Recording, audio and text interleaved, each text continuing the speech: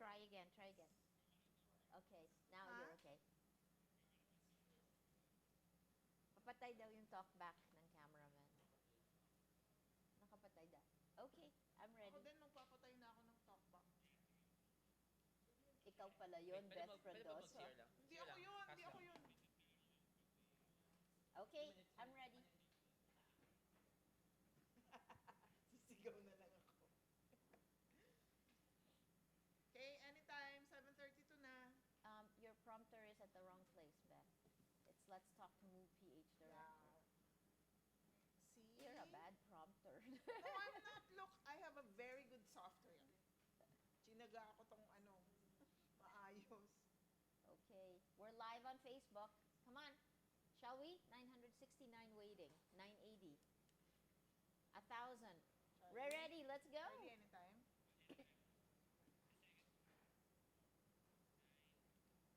Okay na tayo, ready na tayo. 10 seconds. Wait, you don't have a thingy there.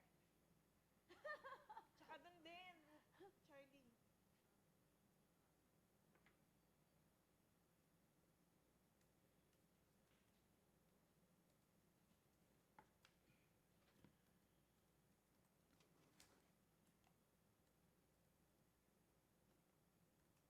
Anytime.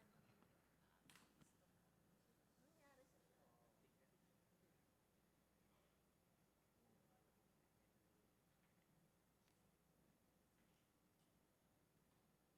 I'm ready anytime.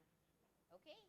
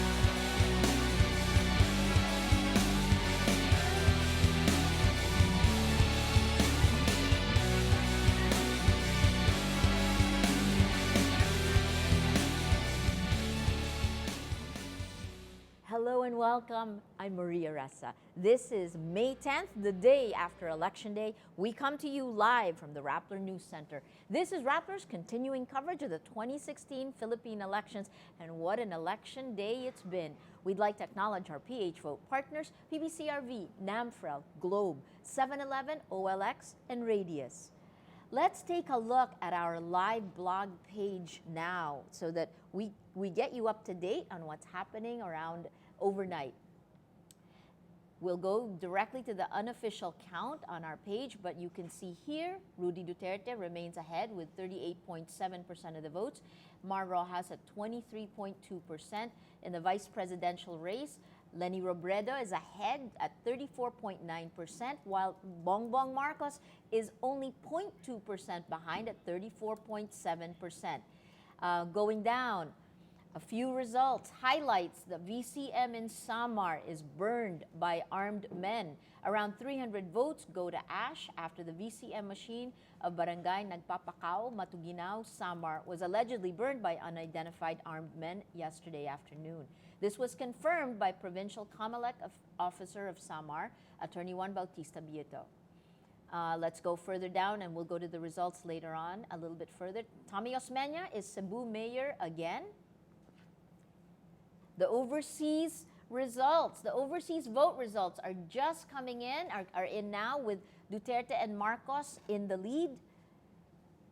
Further down, it's been a tense night, but around 3 in the morning in Manila, Robredo takes the lead in the VP race, trailing by 1 million votes behind Senator Bongbong Marcos. Leni Robredo edged past Marcos in the vice presidential race. And you can see this, Laban Leni trends overnight worldwide while people are waiting for the results. Now, let's go and take a look at the results page. And you can see here, there are many different ways to look at it at Rappler. This is what you get when you click on this results icon here. But what's interesting to me is what happens when we take a look at the map page. Well, first, let's look at the presidential race and rewind it over time, and you can see the performance of each of the candidates. This is Duterte, Rojas, Poe. And what happens if we look at our map view? And all you have to do is to click that, and this will load.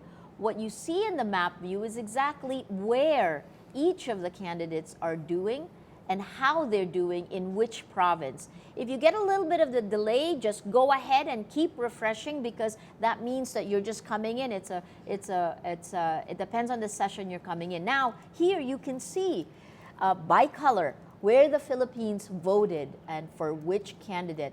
Rudy Duterte is blue, and you can see that he got all of Manila except Makati, which went to Jejomar Binay. Mar Rojas is on, well, we're on Binay. Binay got, it's interesting, he did get the north in this area, and those are really the two parts where he won. Mar Rojas is in these areas, and these are LP, the yellow, and you can see again where it'll go. It'll be more interesting once we compare this with Leni Robredo. The Duterte, of course, he carried Mindanao. Let's look at the vice presidential race in terms of, actually before we do that, why don't we see the transmission status? We have 89.25% of the precincts already in as of 7:38, and you can see when it's red, it means that it hasn't transmitted yet, but the minute you see green, it has. And there are only a few patches of areas that aren't green. You can see here, Nueva Vizcaya, 77%, Abra, 71.94%, but the reddest area is down here. Not a surprise, Lanao del Sur, when we take a look there, it's only 40% transmitted. We can show you later on what happened in Lanao del Sur in 2013. Maguindanao is 69.81% transmitted, Sultan Kudarat, 74.25%, Surigao del Sur, 60.06. This has been unprecedented in the speed of the results, as well as the huge voter turnout, 81% according to the Comelec chairman. Now, that we've seen the transmission status here, let's go to the vice presidential race. And you can see where each of the provinces voted. Lenny Robredo is ahead, 13,150,629, 35% of the vote. And again, this is 89.25% of the precincts reporting as of 7:38 in the morning. Bongbong Marcos is at 13,062,236, 34.7%. Wow, this is only 0.3% difference. This is going to be a very tight race, folks, so tight. Alan Cayetano, 5,388,255, 14.3%. Cheese Escudero in fourth place, 4,531,384. And where did they get their votes? Not surprisingly for Bongbong Marcos, you do see a solid north, including, interestingly enough, Metro Manila, Mega Manila, except for Taguig. And again, not surprising because Taguig is Alan Peter Cayetano. So it went to the Cayetanos, the only part of Metro Manila, Mega Manila. Where is Lenny Robredo? So you see she really didn't get many here except in Luzon, except for this patch, Tarlac. Again, not a surprise, right? Then we go through here. She's got most of the Visayas, except for this patch of blue, Sorsogon, which went for Cheese Escudero. Again, not surprising. That's where Cheese is from. Bongbong Marcos got Samar and Leyte. Interesting. Bukidnon, all these areas, Llano del Sur, Bukidnon, they're Lenny. They went for Lenny, including Palawan, Tawi-Tawi. And the tip of Mindanao, here General Santos City, Cotabato, these areas went to Bongbong Marcos. Where are we on the transmission status in this part? Let's take a look. And again, you have the same place, Llano del Sur's 40% transmitted. This is the reddest area. There are some parts of Luzon that aren't as good as the green. So in this one, you've got Abra, 72%. Transmitted 71.94, Apayao 81.17%. So just a little bit left there. Mountain Province 76.37%. Let's take a look at the senatorial race. The race for senator. Fascinating. Joel Villanueva was the surprise of as soon as the results. Here's the other thing that was interesting. Whoever was at the top of each race, except for Vice President. So Rudy Duterte took an early lead and has been number one since the results started coming in. At the beginning of the vice presidential race, Bongbong Marcos was number one, and then we had this switch early morning Tuesday. Only by 0.2%. That is so close. And then here in the senatorial race, Joel Villanueva, Testas Joel Villanueva is number one with 17,241,383 votes. He's closely followed by Frank Drilon at 17,240,787. Again, not a large difference. Tito Soto is number 3. Panfilo Lacson is number 4. Richard Gordon at number 5. Number 6, Mig Zubiri. Risa Ontiveros, third time is the charm. She makes it in at number 7. Very comfortable. She's actually even ahead of Kiko Pangilinan, who comes in at 8. Emmanuel Pacquiao, you know him better as Manny Pacquiao. He is in at number 9. Sherwin Gatchalian, number 10. His brother, Rex Gatchalian, was the campaign manager, the spokesperson for Grace Poe. Ralph Recto, number 11. And this long name, Laila Norma Lulalia Josefa de Lima, Laila de Lima, the former Justice Secretary, makes it into the final 12. Who is right behind her, and how close is it? Francis Tolentino, former MMDA chair, is behind Laila de Lima, 11,928,118. That's number 13. Serge Osmeña is at number 14, and he really has had tons of experience in the Senate, followed by Martin Romualdez, at number 15, 11,446,423. You can follow that race and you can actually see which parties have taken which parts of the Philippines. So you do see a lot of yellows. The Liberal Party has delivered the senators. Agusan del Sur looks like it's gone to the Nationalist People's Coalition. So you please feel free to browse. Here's the other part. If you want to click and see how each province is done, well, the presidential race, the vice presidential race, because it is so tight. Let's take a look there and see which province are you interested in. Where are the provinces that are, well, we can certainly, this should be easy. In Sorsogon, I like these little things. You can see Cheese Escudero ran away 58.8, 59% of the votes. So this is Sorsogon, the Bicol region. Taguig, Alan Peter Cayetano in Taguig. So you can actually zoom in. Whichever province you'd like to see, all you have to do is click. Alan Peter Cayetano's number 1 in Taguig, not surprising. About 50% of the vote, but followed closely by Bongbong Marcos with 29.9% of the vote and Leni Robredo with 13.8%. Isabela, let's take a look at what happened in Isabela. Bongbong Marcos, 75.2% of the vote. Leni Robredo, 12.5%. So again, you can see more, including the results of the transmission status for each of the provinces. You can do the same thing with the race for senator, and they will change depending on which one you want to look at. Quirino, Cagayan Valley, Manny Pacquiao takes it at number 1. Interesting, right?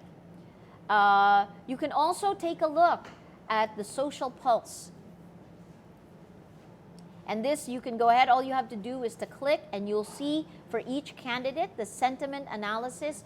These are from Facebook and Twitter, and they're done by our partners at Senti.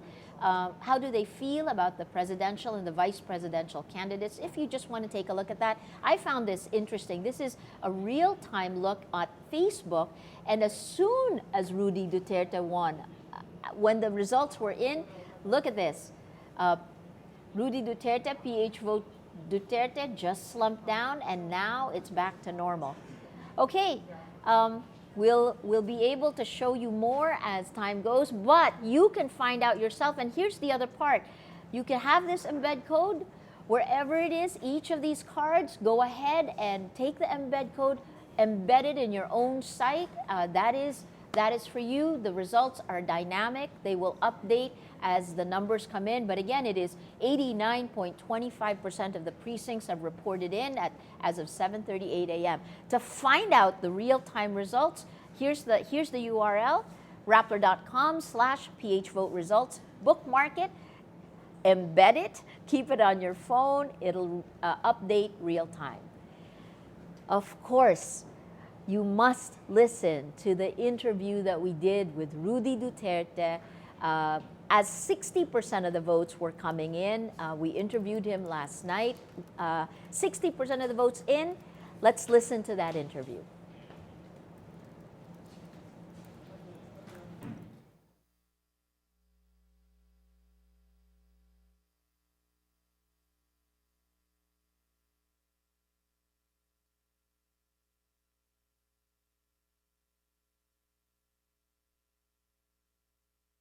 Are you here?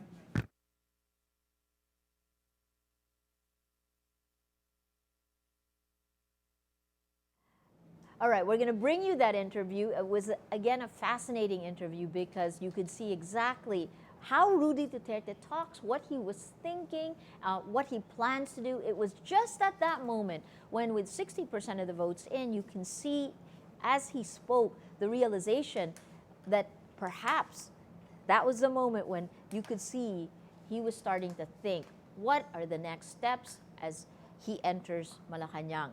While we're putting that, we're getting it together for you. Let's go to Zach Yuson, who will take you through what Move PH, our citizen engagement arm, Move PH. Thank you, movers all over the Philippines. You guys were fantastic. We have over the phone Mayor Rodrigo Duterte. Oh, I think Yes, ma'am. Mayor Duterte. actually now we're hearing Rudy Duterte. Guys, you want to go? Let's go to Zach first. All right, let's go to Zach first. Go ahead, Hi, Zach. Maria. Yeah, so overnight, our movers haven't slept. Pretty Like much us. They've been, yes, like us. Thank They've you, been- movers. They've been going around. They've been trying to track who have been proclaimed at the local level. So they're, these movers are based in cities like Bacolod, in Davao, Cagayan de Oro. So they themselves are very interested in who will be their local mayor, who will be the local councilors, or who will represent them in Congress. And they themselves went out and gathered all of the information. I can pull up some tweets, actually, if you can go to Move. Sure. Yeah. You want to take it? Yeah. So, go ahead. Okay. Why don't you Take take it, this? yeah. Yeah. So there, and they've it's been great. It's interesting to see how people at the local level really take this seriously. They stay up, they wait for the proclamation. We know of several mayors who have been proclaimed at 12 midnight, at 1 a.m. So people have stayed up, and the COMELEC election inspectors have stayed up that late. But you know what I would say, one of the memorable moments for me of covering this was speaking with Karen Karen from Bernadas, yeah. Where was she from? She's from Legazpi City. From Legazpi City, Yeah. and she actually went and got photos of vote buying, Right, evidence right, of vote right. buying, and it was so it was so just blatantly out there. She had photos of envelopes with money attached to them, and then she spoke. It was fascinating to see the impact of seeing this, the very young, idealistic, and she was learning, and it impacted her vote. I found that It'd be interesting sad. to see how she voted, and she was saying that her exact words were "my heart." Like, it was really tugging at her heart to find out that this is the reality on the ground. This is the way it really works. It does, yeah. Well, hopefully it doesn't work that way anymore, but with more people like her. Go ahead, Yeah. go ahead, Zach. Show So what here we have. see, if you can pull up our live Move Twitter feed, we have several people who have been proclaimed. This is Greg Casataya, proclaimed for the House of Representatives. I'm not sure if this is I think this is in Bacolod. And then here pictures of people returning election materials. So again, thank you to our teachers. They were up the whole day, and even after the polls closed, they had to count the number of receipts that they collected. They had to file back everything and give it back to COMELEC. So, claps to them. Here, people have been tweeting the results. Richard Gomez, mayor of Ormoc City, after his second try. So that's interesting. And he said that he'd take a break from showbiz if he gets elected mayor. And he did. Laguna voters here failing to cast their votes because they don't know what to do and where to go. Of course, I think this was a picture of an older Laguna voter. In Laguna, that's interesting, Maria. There are two ejercitos on the ballot. So the former governor, E.R. Ejercito, and his son both filed certificates of candidacy. The son, however, withdrew his certificate, but the name remained on the ballot. So he now is in second place, the former governor, Wow. because the votes were split between the two of them, even if it doesn't count. Wow. And of course, people tweeting Grace Poe concedes. Yeah. That is a very huge. big Yeah. story, and we're going to get reactions to that later on. So our Okay. interns and our movers are working on that. And here, later on, we'll have a phone patch with Derek Alviola, who'll talk about vote buying in Samar and the situation over there. So this is what we're gathering, pretty much reactions from the crowd, and what we're seeing today, this morning, is people waking up to the VP race and following it very, very closely. They want to know, who's going to win, and of course, they have their own candidates. Here, it's been tense. I think at around 2 o'clock, we were up about 2 or 3 in the morning, and that's Yeah. when the tide started to shift in favor of Lenny Robredo. So let's see how that unfolds, and we're going to get reactions from that from the ground. Fantastic. Okay, let's try to see if we can give you the interview with Rudy Duterte that we did as 60% of the votes were coming in, and we were asking him and telling him exactly what the results were. It's interesting, I saw a picture of him on the other side from Davao, and he was like crouched in a chair. He had headphones like this. Listen to the interview. Here we go. We have over the phone Mayor Rodrigo Duterte. Yes, ma'am. Mayor Duterte, Yes, ma'am. Sandali lang. Nag-adjust kami sa sound, ma'am.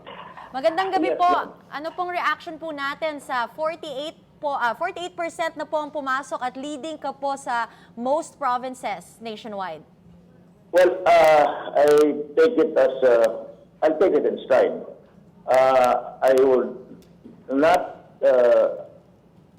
be led to believe that I am winning, although there is the trend that is very clear. But what I've been doing in the past is it's always a 50-50 proposition. Hanggang the last vote ho na hindi pa na bilang, that I am not there until I'm there. Kaya ganon. So, hindi ako nakikinig sa mga statistics or surveys and everything, even the trending and even the counting.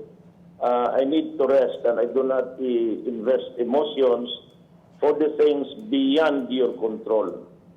Hindi ko naman kontrolado kung talagang manalo ako hindi. I just said, keep quiet, go to the mountains. May bahay ako sa bukid. At any time, kung papunta na ako doon, I'll take a good rest. Sleep it off, yung worries mo.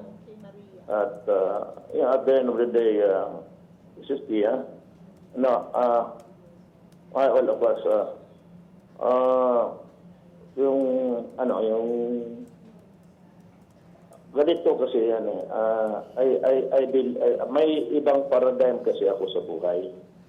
I always I have no I'm a Christian, so I do not have any particular religion now. I always believe in sa Bible. There is the Ecclesiastes 3, which says that there's a seasons of life. Time for winning and a time for defeat. I have never been defeated in my life in an election. Maybe God would give me one. So a time for plenty and a time of want, a time to be gaiety and a time to be sad, a time to be born and a time to die. Ganon yan. Pagka it's in your destiny. Mayor Destiny, I think, is crafted by God and the people. Yan lang po. Mayor Duterte, this is Maria Ressa. It is so fascinating. Kumusta ho? Mabuti, ma'am. 48.53% of the vote in and you are leading by 39%. Ano po ang plano nyo pag nanalo po kayo? Well, inshallah. Inshallah, I will start fixing government. I will have to establish law and order. I have to go after the drugs and the criminals harshly, very harshly. And the kidnappings in this country must stop. As in stop. I would need time to do that. I have some requirements for the president to really act decisively. It could take maybe months and years because itong sa Pulo is connected with the Mindanao issue. But again, I said there will be a time that itong kidnappings must stop all over the country. I would not allow it to happen every day. Ayaw ko talaga, nagsabi na ako, sabi ng iba, wala mo yung the bleeding hearts na ako at diktador ako. Diktador talaga ako sa mga criminals. You can bet your life on that. I will be a dictator for those who are really into crime, especially drugs. But for the others, wala ho akong, you can relax. I'm 71 years old. I really do not know if I can carry on the job until 76 years old if I win. But I pray to God just to give me strength. Simple na ako na tao kayo matakot. Pero galit talaga ako sa droga. I've been telling it all over the end time. Galit talaga ako sa mga kriminal. At yung kidnapping dito sa Mindanao must stop. But dito sa Hulo, give me time because the issues there are maraming variable dyan. Alam mo, it's also connected with the leaders dito sa mga yung ibang tao nila, yung sa revolutionary fronts. So it's a very complicated thing. And you'll just have to concede to me a little bit of your understanding, especially the Filipino people. I cannot stop it immediately. Give me time, and I will do it. Pero yung iba, corruption in government, drugs, I said I'll be harsh. Really harsh. I don't know what's the meaning of that word, but not really cruelty, but harsh. Galit talaga ako. And I would call upon the military and the police to suppress drugs and criminality. you were actually, this is the first time that so much national and international attention came and focused on you, and your words rang around the world. There were two instances at the tail end of the campaign that people thought may derail your run for the presidency. That is what you said about the Australian missionary, the rape joke, and then the billions you supposedly have in the bank account. What lessons did you learn during this campaign? Yeah, Pia, I opened my bank account.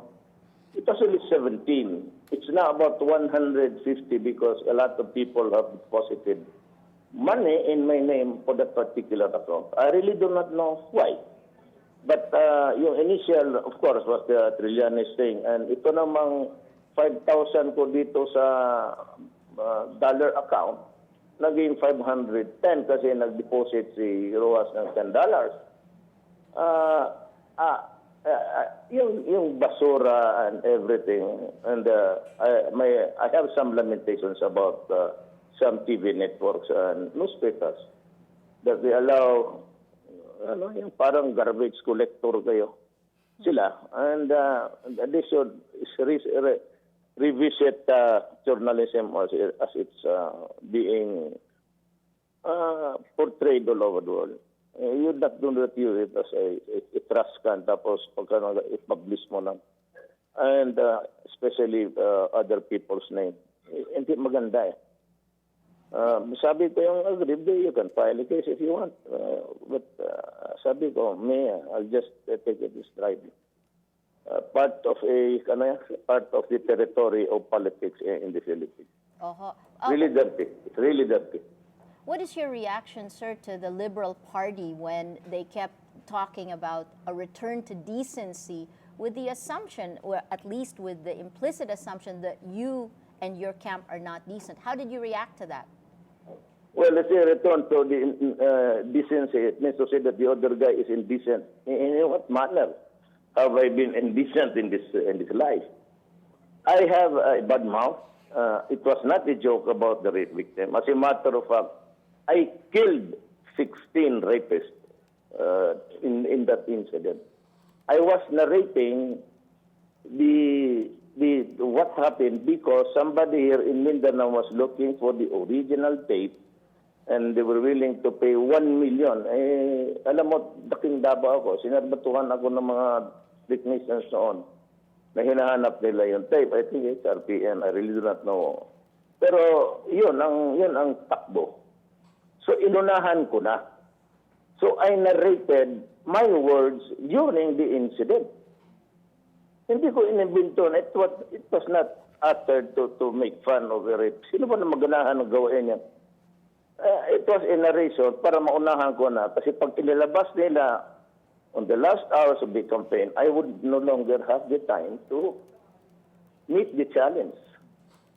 Kasi may sinabi talaga ako, but it was slang. Slang ng Pilipino yung gano'n eh. Mabuti ka pa, gano'n. Mabuti ka pa, kapangit-pangit to, ganda-ganda ng girlfriend. It was really all along slang. And I admit uttering it. But it was not joke. The characterization is slang, but it was not a joke. Okay. Sino ba naman gustong tumawa niya? Wala naman sigurong, I don't know. Pero gano'n talaga ang bunganga ko. Kasi ako, kaya dumating kami dito sa Davao, talagang sagad kami. So, sa long and winding sacrifice to my country. Okay, Mayor Duterte, since we've been talking, actually more results have come in. Now, over 50%, this is Natasha Gutierrez, over 50% of votes are now in and you're still comfortably in the lead. And then on top of that, Senator Marcos is actually leading over Congressman Lenny Robredo. Of course, the vice presidential race can still change, but can we get your initial reactions on a possible tandem with Senator Bongbong Marcos as your vice president? Well, I'm just interested in the numbers of kay Tano. wala ako masyadong, but as a government employee, I can always work with anybody. Walang problema ho yan. But ang akin kasi kay Tano, because he has my trust and confidence. And that is all. It cannot be placed on anybody's character. Ayaw ko rin but kay Alan, I worked with him. I supported his father. Wala pa yan sila sa politika. Supported his sister, pati si Alan sa election. Magkakilala kami. Buhay pa siya. He was a good man. And it was good to him. Kaya yan na-establish namin na pagsasama. Okay, Mayor. But ako, I can work well with anybody. This is not my property. This is the Republic of the Philippines. And whoever is elected by the people to serve the positions, we must work together. Ako, I will not really plead, but I would say na, come, let us talk and we try to establish goodwill so that we can work together. Forget about the hate, kung sino man ang lalabas, and this part of the territory of politics yan. Mayor, this is Maria again. I just wanted to ask you, in terms of moving forward, you've been very clear and you said that it's going to be about crime, but if you were to win, and again, it looks you are very comfortably ahead right now, if you were to win, what would you make sure is done in the first 100 days in office? That the interest of the people will be the number one priority. Fixing government, stopping corruption, and I can do that immediately as president. Then I have to go after the drug problem and, of course, the criminals in this country, the kidnapping. Then I will try to formulate a policy sa akin foreign affairs. I will enunciate a doctrine for my problem natin sa Spratly, including yung how we lost the Scarborough Shoal. And we participate in the economic movement dito sa ASEAN countries, then move forward to other countries. But we must work together with our ASEAN neighbors. And we have to park up the chains of commerce, trade especially, so that we can move forward. I will open investments, if possible, in every region. I'll have economic zones, and they can come, the locators can come, and they'll have the same protection. I guarantee them profits that will be safely returned to them, and maybe we can tinker with the Constitution now about exchanging or amending the 60-40 to make them comfortable. But I may want to say now, Maria, that alam mo, hindi ko talaga tanggapin yung selling of the lands of our country. Hindi ko kaya yan. I will object. I will not sell even half a hectare of the Philippine soil. Ayaw ko talaga. This is really something which I cannot be subject to be compromised. Sharing maybe, but owning lands by foreigners, it's a big no for me. Sir, I need to ask you, it is pivotal because if you win, you will become the first president from Mindanao. And Mindanao... Yes, and from the left. I've And been from a the leftist left, always. the first Yes. from the, so how will you, Mindanao has actually, we've seen the results coming in for you from Mindanao. What will you do for Mindanao? Well, Mindanao is a troubled land. There's an explosion. There is none today. But suddenly there's another one. We have to deal with this problem. And the only way is to deal with the historical problems of Mindanao, because it has radicalized some of the Moro in Mindanao. Kaya sabi ko, but it is connected with the historical injustice also committed against them. We'll have to rectify. I have to talk to them. That is why some people are, castigating me for talking to the NPAs, being friendly to the NPAs, friendly to North. unfriendly to the MI. What am I supposed to do? You cannot build a nation by war and hate. We have to talk to the Moro and we have to talk to the left. Wala tayong pag-asa niya na puro gera lang. Ito mga may ibang sabi ng mga military. They want to, sabi nitong Trillanes, mag-kudita sila. What? Sus Mariusep. These are the guys who can never be leaders. Mayor, You do not fight your enemies for all time. You have to talk to them. And you have to make concessions. Mayor, related... Iba itong revolutionary front. It is driven by ideology. You cannot win over an ideology. This has been going on. It was in the 70s, I was listening to Maria Sison. I am now 71 years old and they're still fighting. What are we supposed to? Ano yung mga military na gunggong na magkudita? Sabi ko, that the word revolutionary lumabas eh. You do that and I will declare a revolutionary government. And I will put all of you inside the prison. Pag ginawa ninyo yan, aristuhin ko kayong lahat, pasok kayo sa kulungan. Mayor, Now, the armed forces will choose the renegades or the Republic of the Philippines, the people. Mamili kayo. Mayor, this is May ako am Natasha. just a player here and it is not forever. But at this time, we must understand that there's a need to build a country. Rebuilding or building a country is not fighting and it is not propelled by hate. That's impossible. No war lasted by going into total war. It lasted because we have to talk. And if there is surrender, well, you have to accept the surrenderies and talk about them and say, can we talk and have a compromise here? Okay, Ganon, hindi yung magkudita ka tapos gera. Well, this gera ito, it started in 1970. How come until now, nandiyan pa yung NPA, tapos kayo pa ang galit? And to think that almost every day of my life as mayor, I've been getting the hostages of the army and the police. As of last week, I had to go to the mountains to fetch a soldier. Wala naman kayong ginawa.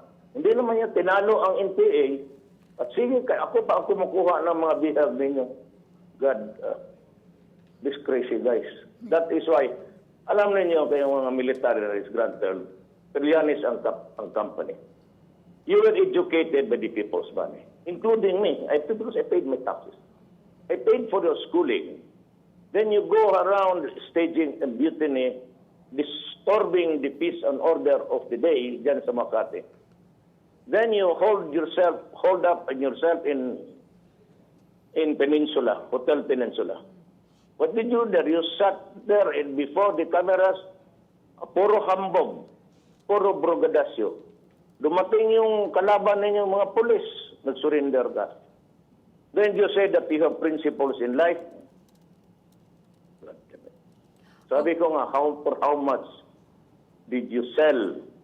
You were an emissary of President Aquino. You traveled to China 16 times. After your last visit, we lost Scarborough Shoal. How much were you paid for that? I'm asking you because I will dig and dig deep. I will order the Department of Justice. Why the back-channeling that resulted to nothing? Nawala pa ang Scarborough. So anong ginawa mo? Anong ginawa ni Presidente? Wala naman siyang sinabi, go to send the smallest craft of the Philippine Navy. At sinabi, bakit anong ginagawa niyo dito? Amin to. Why are you building? And also the landfill, the soil that was used in the landfill. It was from the mines dito sa Pilipinas. It is just a suspicion. I repeat, a suspicion. But yung mga lupa doon sa Tuban, sa Agusan del Norte, doon sa mine ni Congressman Erese, pati si Gutierrez, pati Rojas, that their company, were delivered there sa Spratly Islands, were used by the Chinese to fill up the landfill, to make a landfill and built the structure there sa ngayon nakita. There are missiles there. So, medyo mahirap yan. I will have to deal with China and say, you know, whether you like it or not, that is our territory. That is our exclusive. Huwag kayong, so, whether you like it or not, please understand that is ours. We may not go to war. I will not waste the lives of my soldiers. It will be a massacre, but China has to make a public statement of how we lost the Scarborough Show.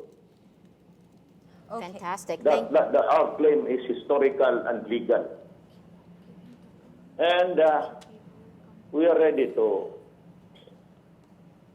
I said, I will avoid war. But I would like to ask America, are you with us or are you not with us? Seems that you are not with us. You're using the Filipino soldiers for just an exercise. If you are really sincere, why don't you send your aircraft carrier over there para matapos na ito lahat? We lost the territory. Then what we do is just to conduct maneuvers and military operations there. For what? For show? Okay, And in the meantime, wala naman na ibalik sa atin. Not an inch of what lost was returned to us. That's the problem with this situation. May nawala sa atin. There was no pursuit. All we do is just to play games, war games there. Yan ang mahirap eh. I'm really disturbed by how we lost this Scarborough. There will be an investigation. And you know, if it is proven right, you know, Maria, that is treason. That is treason. It's going to be interesting to see what happens next, Mayor. Thank you so much. I know that we want to speak to you more, but we're being told we're hogging you. So we need to give you back to the rest of the media that wants to speak with you. But one last question, which is for the others who were critical, who are afraid of a Duterte presidency, what do you have to say to them? It will be the interest of our nation. Everything there. And I said before, and I hope everybody listened also, I will do everything to serve the interest of the Filipino people. Even if it would cost me my life, honor, and the office of the president. Okay. Thank you so much, Mayor Duterte. We're looking forward to speaking with you again. At this point in time, there's a comfortable lead, and it is more than 50. We have 87% of the votes already. Okay. 87% of the votes are in, and you've got more than 39. 40, actually. You've got 40% of it. So, good luck in the next hour or so. We'll speak to you soon, sir. So thanks so much. You just heard Rudy Duterte, and what I liked about that interview was that you could kind of hear him realizing that, oh, he just may be the next president, and you could see that realization. And at one point you can actually see him talking to us and wanting to talk. And the trigger point there was actually when I asked him about Mindanao. For more information about the man who looks set to become president of the Philippines, you've got to go to Rappler and take a look at my screen here. This is called The Imagined President, and it's a 3-part series. We looked at each of the candidates through 3 narratives. The punisher for Rudy Duterte is the ideal self. This is the way Rudy Duterte presents himself. The bully is how his critics look at him, how he's perceived, the worst things that could be thrown at him. And finally, this is the rapture of Rudy Duterte. It is the combination of both of these and really trying to figure out who this man is. This is a series that was done by journalist Patricia Evangelista with Rappler and sociologist Nicole Curato. You'll see them, you've seen them on our air now, you'll see them again later on, so you can kind of see this. Go ahead and read it. In addition to that, you've got to also read the campaign notes of Pia Renada, who has been with him from the beginning. In fact, before he announced that he was going to run for president. This is an interesting thing because this is stripped out. Pia was with him through so many things, had at some point, I mean, this is interesting. She says he isn't Laway conscious. Why? You'll have to read the piece, but you can see here the unguarded moments of Rudy Duterte, like he's late nearly all the time. So this is through Pia's eyes, what it's like to actually cover him. And finally, for me, as early as October last year, we went down to Davao, and this for me still holds. It is Duterte, his 6 contradictions and planned dictatorship. The 6 contradictions remain, and they're still there. We have okay, very good. So contradiction 1 is breaking the law. Contradiction 2, the question, are all killers equal? Contradiction 3, leftist and a dictator. He said this last night. He's a leftist and he wants to be a dictator. 4, he's a womanizer and yet he's a women's rights advocate. 5, he's sexist and he's a gay rights supporter. And in terms of the presidency, last October he was decisive and yet indecisive about the presidency. There's more here. Let me also share this story with you, and you can see the URL up top.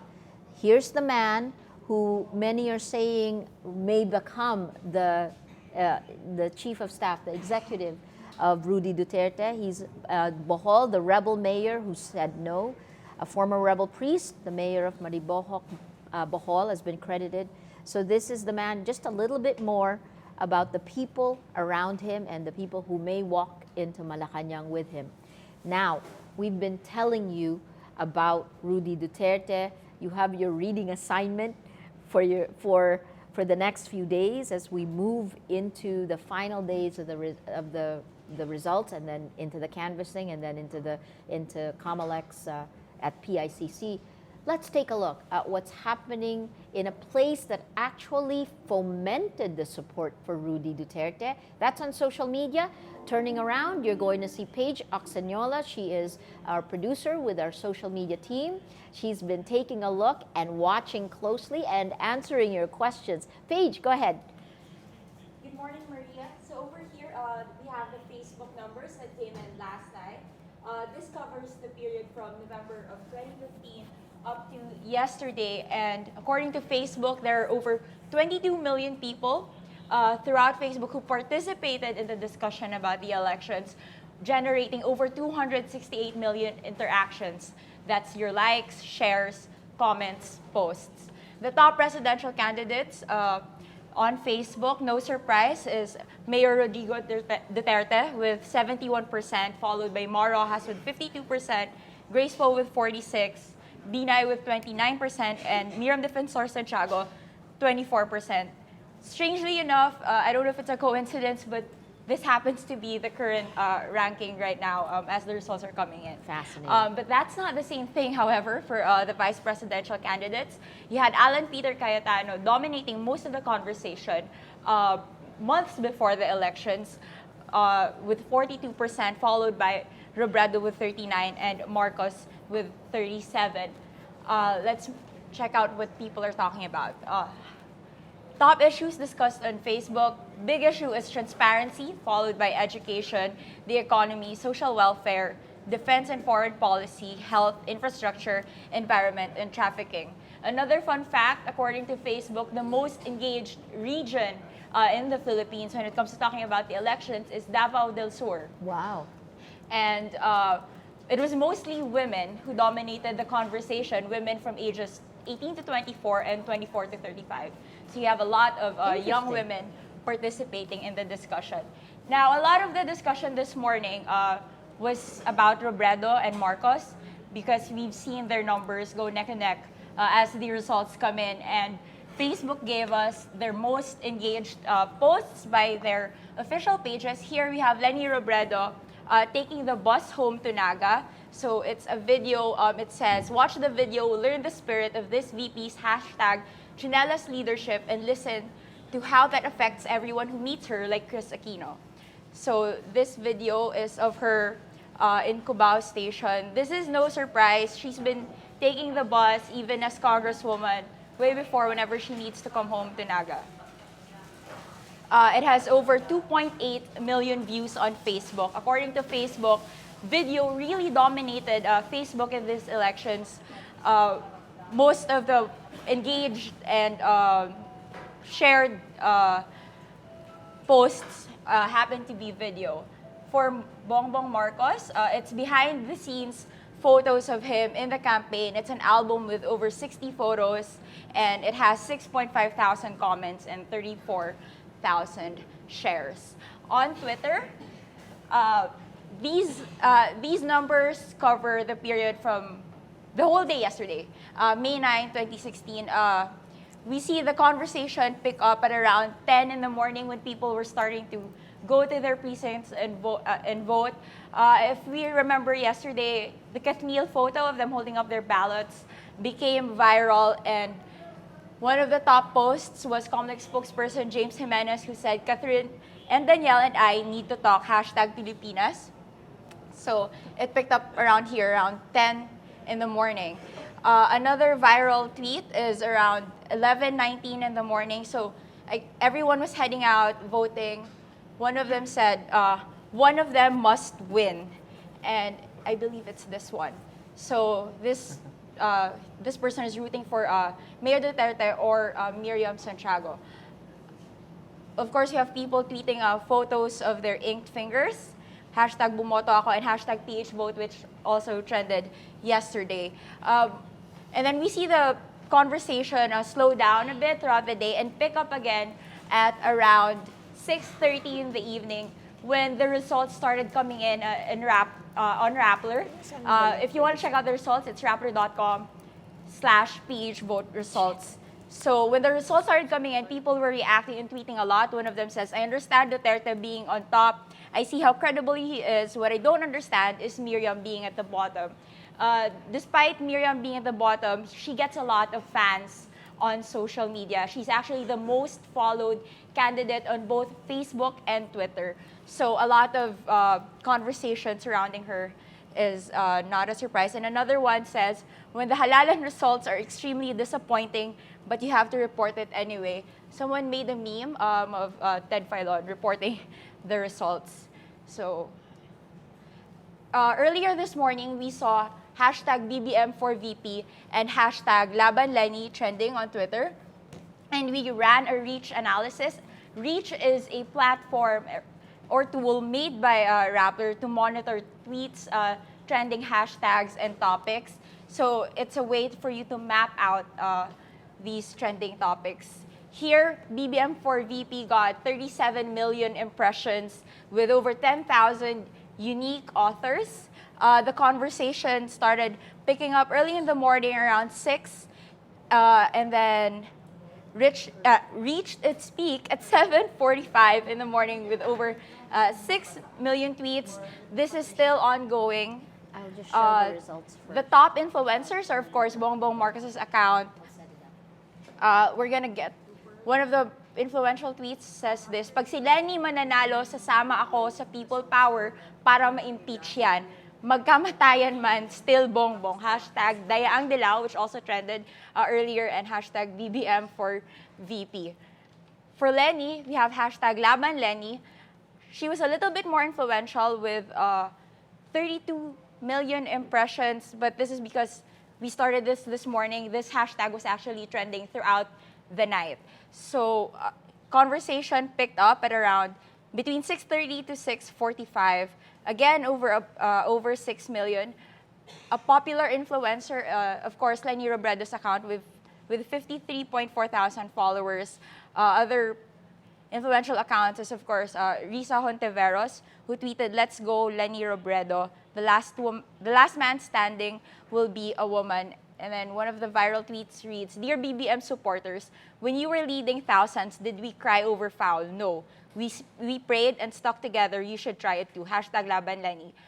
This is because last night when the results were coming in, it was Bongbong who was leading. And then early in the morning, there were lots of Lenny supporters watching the results coming in and praying and watching Lenny inch slowly to the top. So this is the context of this tweet. That's it for social media this morning. Thanks, Maria. Paige. Thank That's you. great. We are watching local elections as well, so we're going to go back to the vice presidential race. But right now, I want you to come with me to look at the race in Metro Manila, in Manila. And this is interesting on so many levels. First of all, Joseph Estrada is the former president of the Philippines. He was ousted, and then he became mayor of Manila, and now he's running again for mayor of Manila. Running against him is Alfredo Lim, somebody who has been in I think Congress. No, mayor. mayor. So he's been for mayor several of- terms as well. Right, Yes. right. So both of them are very, very are experienced, but look how tight the race is for Manila. Here's the other part. If you look at the average annual family income, Manila is the capital, right? So 38.5% for the former President Estrada, 38.2% for Alfredo Lim. Joining us now on the phone is Rappler's Patricia Evangelista. She is covering this race. The top two candidates are fantastic characters with lots of experience. Patricia, what's going on in Manila? Hello, Maria. Hello. It's nice to be back. It's an interesting fight. It's the same race I covered in 2013. So right now we're at the Philippine Sports Commission. We're canvassing, I think, what is left of the 97.8%. It's a very close race because it's a roughly 2,500 margin. In 2013, the margin was described as very slim, at 30,000. Now, I don't quite know what to call this margin, but it's certainly very tight. So this is now manual counting, correct? Not quite.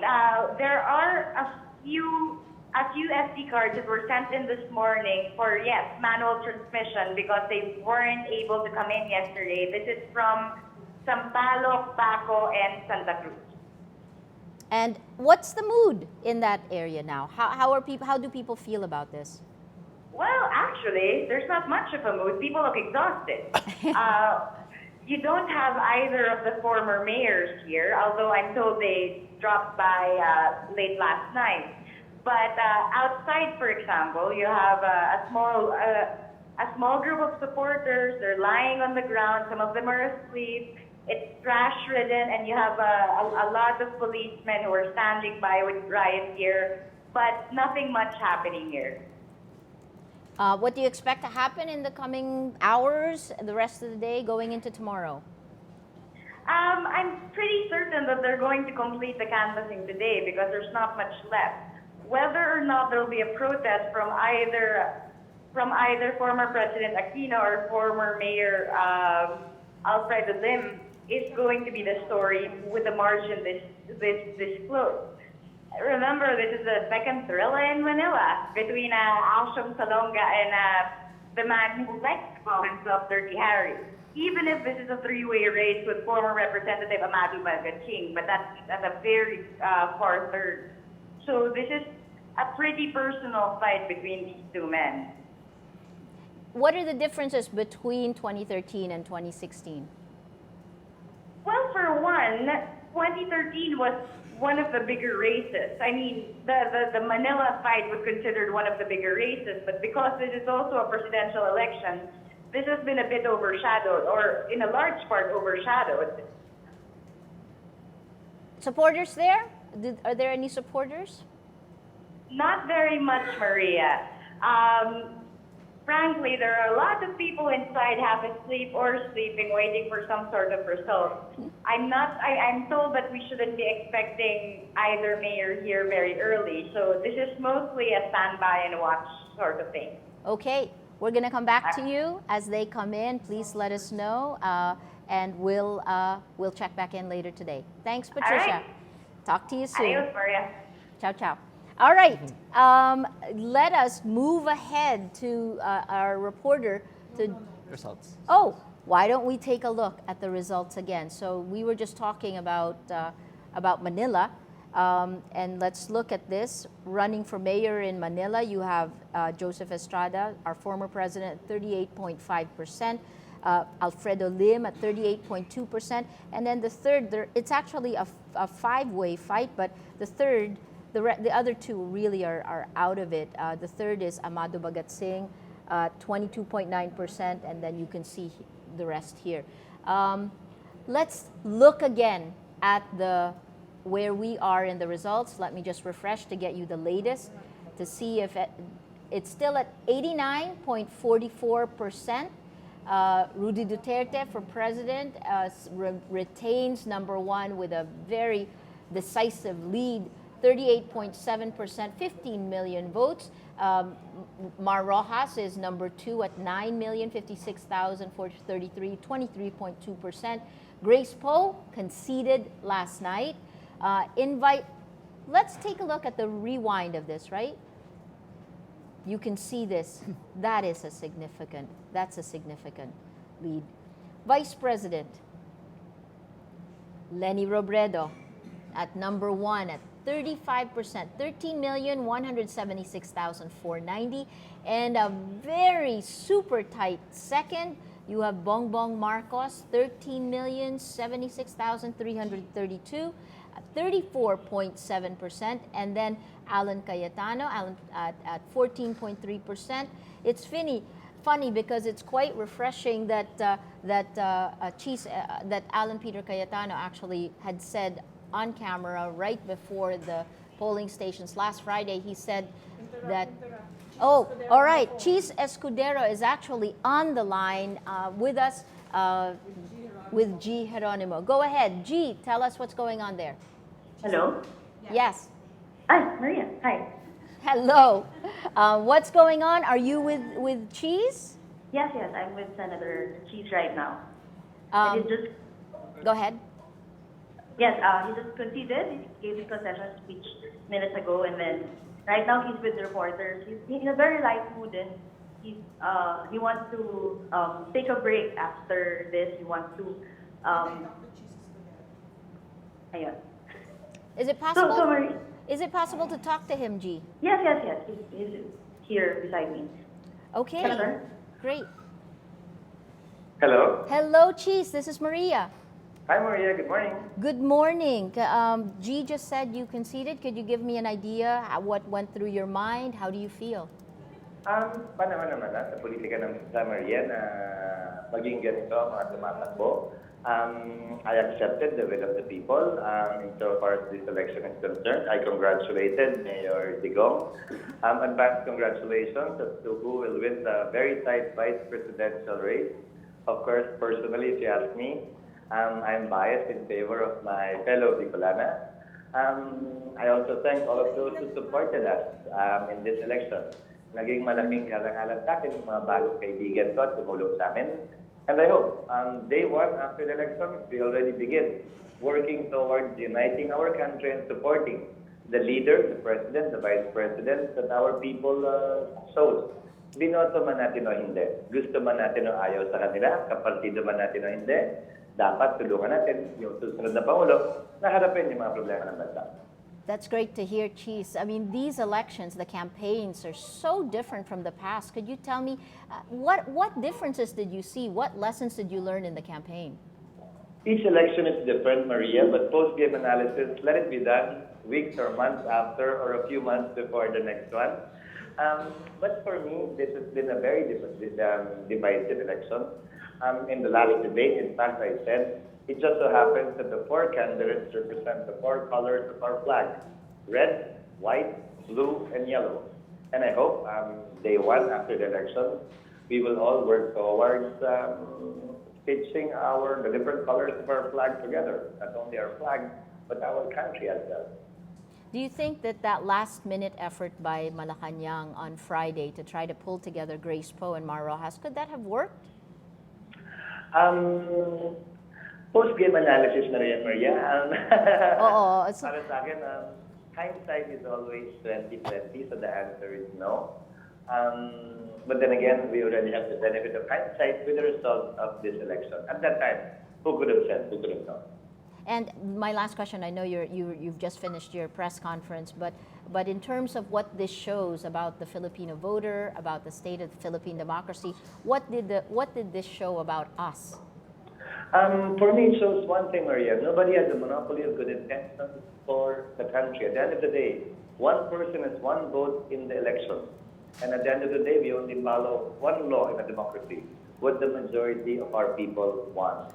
And I think we should slowly but surely, as a maturing democracy, learn to accept and learn to embrace that. Whether it is in accordance with what we think or not, whether it helps the candidate that we wanted to win or not. Thank you. Thank you so much, Cheese Escudero. Cheese Escudero coming to us live from... Thank you, Maria. Good morning. Salamat. Good morning as well. You seem very cheerful for someone who just conceded. Very cheerful, and actually, it's funny. I mean, after such a tough campaign, you've got to feel, Yes. the kind of angst. I mean, Yeah. both Grace Poe and Cheese Escudero threw themselves into the race, and Cheese perhaps far more because he started far earlier. Right. So And he perhaps convinced Grace to run as well. exactly. But like you said, Alan Cayetano kind of accepted his fate a few days before I the polling. I really found that interesting because he was the only one of all of the political candidates to actually, on Friday, I said, well, how would you assess your chances of winning? And he said, it would be a miracle if I win. I mean, and not one of the other political candidates actually said something like that, even though the surveys was very clear. So in Cheese Escudero's case, he was extremely cheerful. And it's interesting because it seems that prior to coming into today's results, they were projecting themselves as the team to beat, or at least Grace Poe was the candidate to beat. And then, Yes. of course, the surveys were saying a different story. And until the final day, Maria, they were still trying to show confidence. Like you said, no candidate had said that they're not too confident. They were Yeah. all saying that, elections will prove them right. And now we're seeing a different story. And again, the themes that Cheese hit in this are the right themes at this point in time of an extremely divisive Yes. elections. And yet he said he and Grace Poe, Grace being the first to actually concede around midnight last night, that for both of them emphasizing that they are conceding defeat, but that they're going to work with the new administration, whoever that will be, and move the country forward. These are good messages for this democracy. I would have liked him to have answered more about the lessons learned, but I guess he said it. That's further down the road, so he's ready for that. Okay, he's also actually rooting. I should have asked him about that. That he's now rooting for fellow Bicolano. Leni Robredo, because they're both there. If you remember in the map, and you can go to the map on Rappler here, the map of Sorsogon was fully for Cheese Escudero. Let's check it out now. If Cheese has, well, it's too late. It's too late. The elections are done. So the unity try, yes. We'll see now how the days move forward. Who's winning where? You can see here that Sorsogon did go fully for Cheese. There we go. And it is, wow, that's funny. Cheese was dancing on the screen, but it was because he took 59% of Sorsogon. Okay, let's move forward in terms of where we're headed next. We're going to, do we have Derek on the line now? Okay, why don't we, while we're waiting he filed a vlog for us about vote buying in Samar, so I hope that we can show that. Okay, why don't, Derek Alviola, a mover, he's been a staunch mover since the very beginning. Let's roll his report. We call it a vlog on Rappler. Go. Proving vote buying is difficult. Every election, we have always been marred with allegations of vote buying, but it's seldom that candidates are held liable for committing this grave offense. Now, how do we know if vote buying is for real if no one person in his right mind would admit to have received bribes in exchange for their votes? Here are two things we learned as we went around Samar for our election coverage. First, the town or city center gets a vibrant local economy a day before elections. This is particularly true in small cities located in provinces. Bus terminals become filled with people from far-flung communities who go to the city center to spend the money they receive from local election operators. We visited one precinct here in Samar National High School and we saw a shoe vendor selling his products in front of the gate of the school. Montoy de la Cruz said that he strategically positioned his shoe products there to attract voters who obtain their money from candidates who are buying votes. This is his first time of doing this. Samar. Okay. That was Derek Alviola. He is a professor at Visayas State University. He is also a mover. Derek is on the phone right now. He is in Samar covering the Eastern Visayas election. Derek, are you there? Yes, Maria, good morning. Good We morning. are still here in Samar Provincial Capital waiting for the opening of canvassing scheduled to start at around 9 a.m. The provincial capital canvassers decided to suspend canvassing around 8:40 p.m. yesterday because none of the two cities and 24 municipalities of Samar was able to transmit results. Even barangays in Catbalogan City are having problems with signal. That is why they had to bring the VCMs to the City Hall to finally transmit results. We talked to Attorney Butch Beato, Samar's Comelec chief, last night, and he personally reported to us that the election process for 2016 is more challenging than in 2013, as they have received several complaints of non-functional VCMs, rejection of ballots from machines, receipt paper jams, and of course, the difficulty of transmitting results. Maria, I believe the transmission problem is very understandable here in Samar, considering the mountainous terrain of the province. Election personnel had to travel several miles from their assigned precincts to the municipalities just to bring the VCMs for transmission because signal is only available in town centers. Another cause of difficulty, according to Comelec Samar, is the new process followed in voting for inmates, as last time they only had to manually vote in jails and immediately count the votes. This year it is different because after voting, the ballots of inmates will have to be transported in their respective precincts where it will be finally counted. For them, this new process is adding unnecessary work to the election personnel. Also, election extended in the biggest polling center in Catbalogan City, that is in Barangay La Paz. As of 8:30 in the evening, 1% was still continuing the voting process and people are still lining up to cast their votes.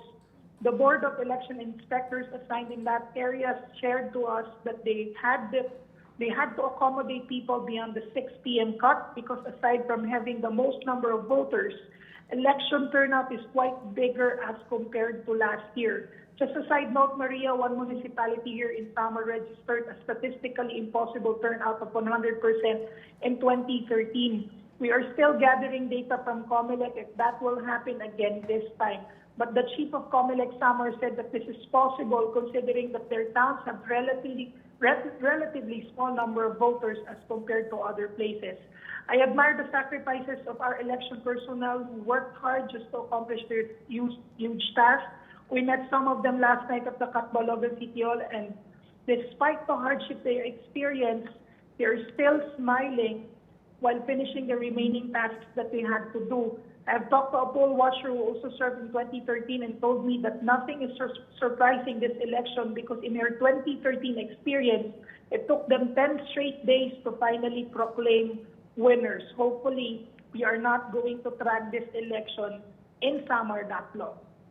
Fantastic. Maria. Derek, it is always good to speak with you. Wait, hold on a second. Stay on the line with me because let's take a look at the results coming in from Samar, right? If you can show this, here are the results. Here is where Samar is here. And you can see for president, Mar Rojas is ahead with 32.6% of the votes at 101,363.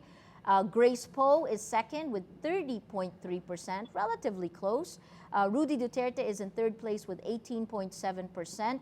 And we only have about 77.25% of the precincts reporting as of 8:39 a.m. So you're right that this is far lower than the national transmission average. The vice presidential race in Samar, Eastern Visayas is for Bongbong Marcos at 37.5% of the vote of 108,056. Lenny Robredo, 36.3%, very close, 104,781. So you're talking about a difference of about 4,000 votes. Cheese, who we just heard, just concede, he's at 17.4% at about 50,000. In the local races, and this I'd like to ask you about, running for governor in Samar. We talked about this a little bit yesterday, but you have Shari Tan is at a far significant first with 57.9% of the votes, 159,437. Emilio Sosa with the Liberal Party at 105,277, 38.2% of the votes. That is with 77.25% of the precincts reporting. Derek, tell me, how has this local race played out, the TANs versus the Liberal Party? I think, Maria, one of the things that we have to look at there is that the contender of Liberal Party is a political newbie. He's a retired army and very, very new to political scene here in Samar. It's going to be very difficult to go against them. This is the second time that Liberal Party is defeated in this province. In 2013, they also fielded another one. They did not favor the incumbent. Did we just lose you?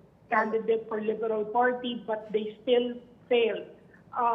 That is the same thing here in Catbalogan City, because the daughter of the mother of gubernatorial candidate Sherry Ann Tan, Milagros Tan, is also winning big here in Catbalogan City in the 2nd district particularly. You can actually cut Samar in two when you're going to analyze Samar's voting population or Samar's voting pattern. You can actually cut them into two, Calbayog City and Catbalogan. But Catbalogan is still a stronghold of the TANs, and I think that is where they're actually getting most of the votes as of this time. Maria, I would like to personally note this because we visited the headquarters of TAN, because I'm also surprised that Rudy Duterte is actually only third place in this particular province. Even if the TANs are allied with NPC, when I went to their headquarters, I saw sample ballots. I even saw posters of Mar Rojas in their headquarters. This is quite surprising because they are not the official candidates of Liberal Party, but they have posters of Mar Rojas and sample ballots of Mar Rojas in the headquarters of the TANs. And probably that is the reason why it propelled Mar Rojas in the local race here in the province. As regards Grace Poe, in her case, NPC is allied to her, and probably that particular machinery brought the votes for her. But in Catbalogan, we are surprised with the results because Mar Rojas is leading here. But when I went to the headquarters, when I saw that the TANs are secretly supporting Mar Rojas, well, probably this is the explanation for all of that. How interesting. I mean, one of the TANs have shifted from the 2013 to 2016 elections, right? They've been the shifting alliances, showing you really how liquid the political parties are. Yeah. Let me ask you a question about violence. How is it? Has it been relatively peaceful there?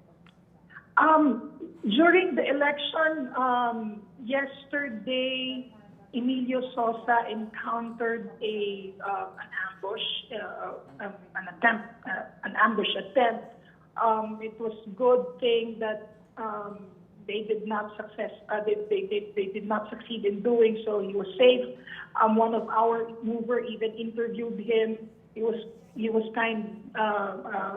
actually down during that time because probably he felt really harassed. But election process here in Catbalogan City is relatively peaceful. Although we are also getting reports that there is an election-related violence shooting incident in San Jorge, Samar. We still have to confirm this. But Maria, Samar is always a hotly contested election area. It's very difficult here to cover for media because of violence. Even before the election period started, we have already recorded 24 cases of election-related shooting. And that is already a message for all of us that this is really a province filled with violence during elections. Well, let me just ask you about the vice presidential race, Derek. It is very close. It's 0.2% away from each other. Bongbong Marcos with a 0.2% lead. He's got 108,056 votes versus Leni Robredo's 104,781 votes. When you talk to people on the streets there, what's the sense that you get? Is it pro-Marcos, pro-Robredo?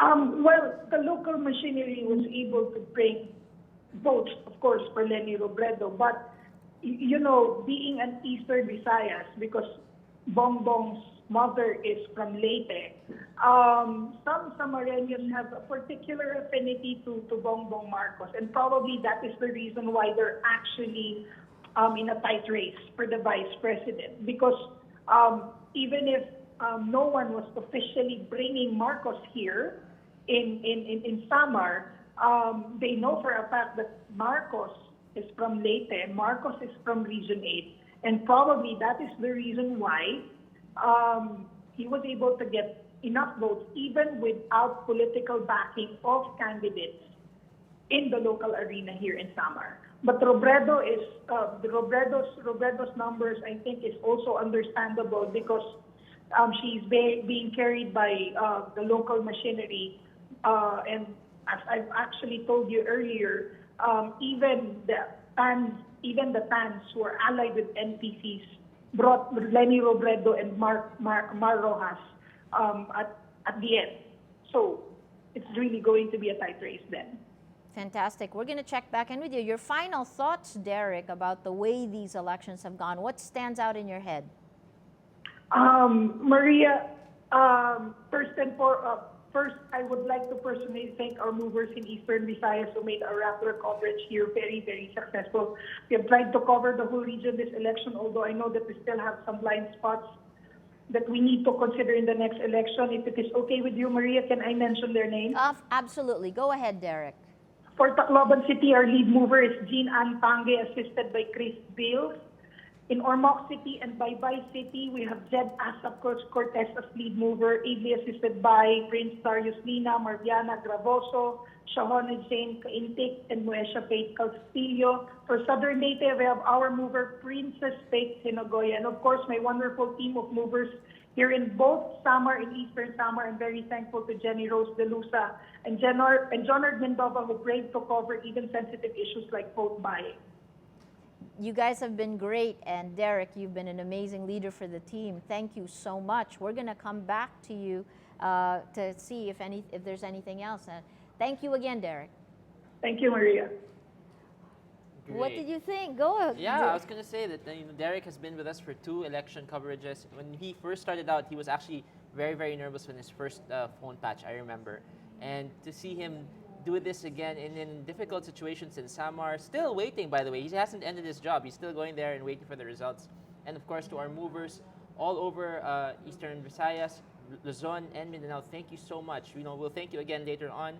Let's all gather again, but thank you for sticking it out with us and sending us updates. Keep on sending their updates, and for everyone else, please send us your updates to move.ph@rappler.com or tweet us @moveph, and we will post your updates on our live blog. Fantastic.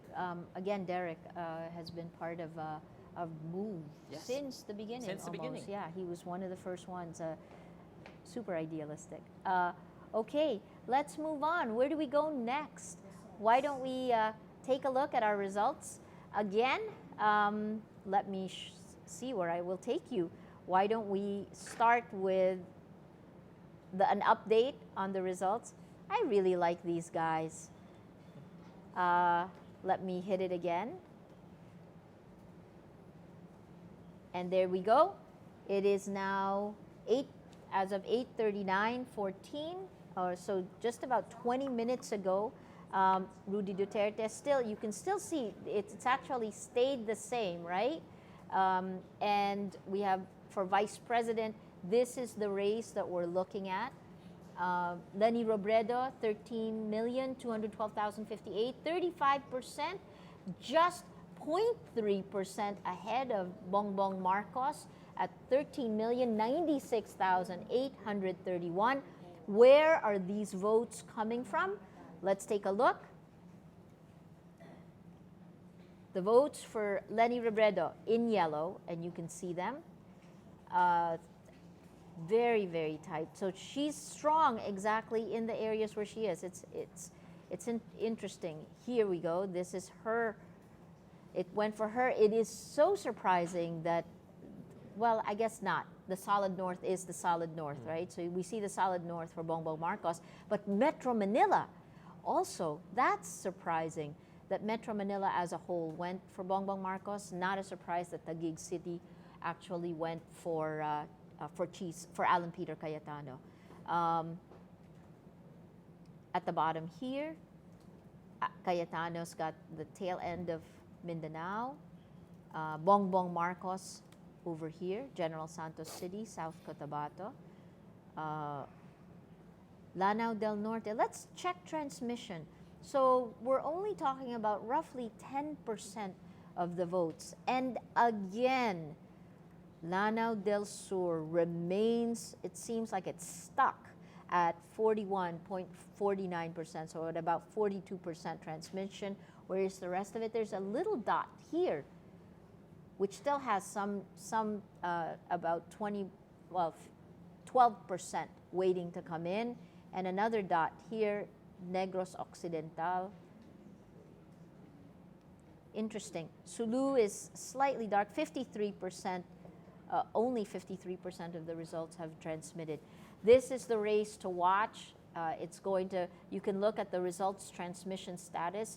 It's pretty much plateaued now as of 9 a.m. If you want to share this, you actually can. All you have to do is to click, and it'll automatically bring you back, right? So when you share that, you'll be able to actually watch it change over time. Okay, let's look again at the senatorial race. How interesting. Frank Drilon is number one. So this is the first time that we've actually had Joel Villanueva unseated from the number one spot by as the senator. big man in the Senate. Yeah, but by very small number. Look at this, 17,291,972 for Frank Drilon. Joel Villanueva at 17,286,503 with 89.69% of the votes in. Number 3 is Tito Soto. Number 4 is Ping Lacson. Number 5, Dick Gordon. Number 6, Mig Zubiri. Number 7, Risa Ontiveros, we will be hearing from her. She'll be coming here later this morning. This is third time's the charm for Risa Ontiveros. She looks pretty set to be in the Magic 12. Kiko Pangilinan is number 8. Manny Pacquiao is number 9. Sherwin Gatchalian is number 10. Ralph Recto at 11. And Laila De Lima at 12.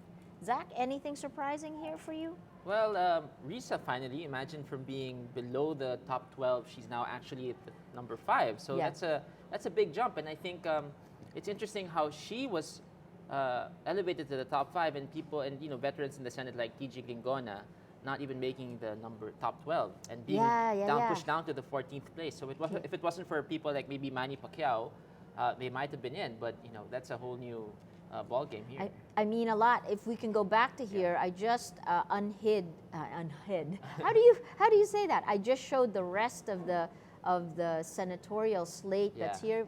Can Maybe you if you show go it? down, then you can see who was pushed down. You have 12, Sergio right? Mena, who was trying to make a comeback in the Senate, but again, because of other newcomers like Win Gatchalian, you have younger people, Manny Pacquiao, and of course Mig Zubiri. He's making a comeback again after having to vacate his seat. It's so interesting. These are very, very familiar names. Joel Villanueva, perhaps not as familiar as some of them, but he came in at number 1, so that proves to you something. And we see Sergio Mena here at number 14, Martin Romualdez at number 15, Trevisto Gingona here at number 17, and Jericho Petilla, the former Energy Secretary, is at number 18. Roman Romulo, 22, and Susan Ople at 23. And former DILG Secretary Rafi Alunan at 26. Greco Belgica, the guy who filed the case at the Supreme Court against the pork barrel funds, he's at number 25. Lorna Kapunan, she didn't make it in, right? But this is her first try at the Senate. A lawyer who worked with Raul Rocco. She's at 29 with about 1 million votes. So it seems like Duterte's poll wasn't enough to bring his Senate candidates into the Senate, at least for the large part, like Rafi Alunan, who really campaigned for him in Mindanao. Correct. Yeah. Okay, what a list. All right, what do you have for us, Zach? Yeah, I think we want to show Grace Poe's Okay, why don't we do this? Grace Poe gave a concession speech that happened about midnight last night, similar to what happened in the 2010 presidential race when Manny Villar conceded before the day ended. Let's take a look. So remember, this happened at midnight after a long, grueling campaign, and then the day watching the results come in. The decision to concede, it's interesting to see that she conceded. Mar Rojas is still there, roughly at about the same place. Let's listen to Grace Poe's concession speech and the press conference afterwards. Ako si Grace Poe at naging kandidato para sa pagkapangulo ngayong 2016. Ay nagbibigay daan kay Rodrigo Duterte na siyang maliwanag na nangunguna sa kasalukuyang bilangan at siyang napili ng nakararami sa ating mga kababayan. Bilang isang masidhing tagapagtaguyod ng reformang pang-eleksyon, matatag ang paniniwala ko sa boses at kalooban ng ating taong bayan. Iginagalang ko ang resulta ng ating halalan. Binabati ko si Mayor Rodrigo Duterte at ipinapangako ko ang aking pakikiisa sa paghilom ng ating bayan at pakikiisa ng ating mga kababayan tungo sa patuloy na pag-unlad ng ating bansa. Ako si Grace Poe. Okay, that was Grace Poe. At about midnight last night, she gave a press conference. She conceded the elections to Rudy Duterte, who had a significant lead at that point. We're going to look at, we just heard from Chis Escudero as well. He conceded this morning around 8 o'clock this morning, yes, I think. Yeah. Now the vice presidential race remains the most heated race in the national level that we're looking at. It is neck and neck. 0.3% difference between Leni Robredo and Bongbong Marcos. The race started out, you can pull this up. The race started with Bongbong Marcos in number 1 as the first results were coming in. And the switch happened, began to turn around around 3 a.m. And then now she's ahead, but by a very slight margin only. And people have been asking, are the overseas absentee votes coming in? And some places, they're still counting. They haven't sent those votes in yet. So we still have to wait for what's going to happen there. But I do think that it's still too close to call.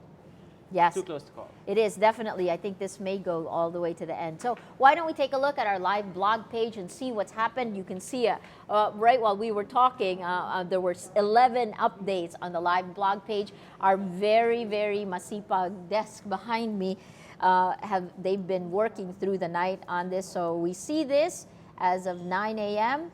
Rappler's Pia Nanada reports that Senator Alan Peter Cayetano conceded the vice presidential race.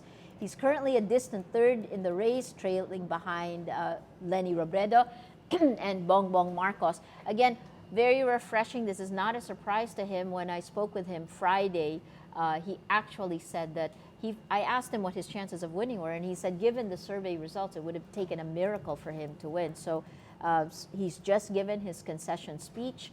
Now, we wait and see and watch the race between Bongbong Marcos and Leni Robredo. Let's keep going down in the live blog page. So that's the first one that you'll see. By the way, at the top of the live blog page, you can watch us. You'll be able to see the live stream. You can watch this on your mobile phone. So it's kind of strange to see me watching me, right? Let's keep going down. Cayetano concedes. Manila mayoral battle. ERAP has a razor-thin lead. And you can see this as of 8:37 a.m., 98.98% of precincts reporting. Gosh, 279,946 for the former president, 277,349 for Alfredo Lim.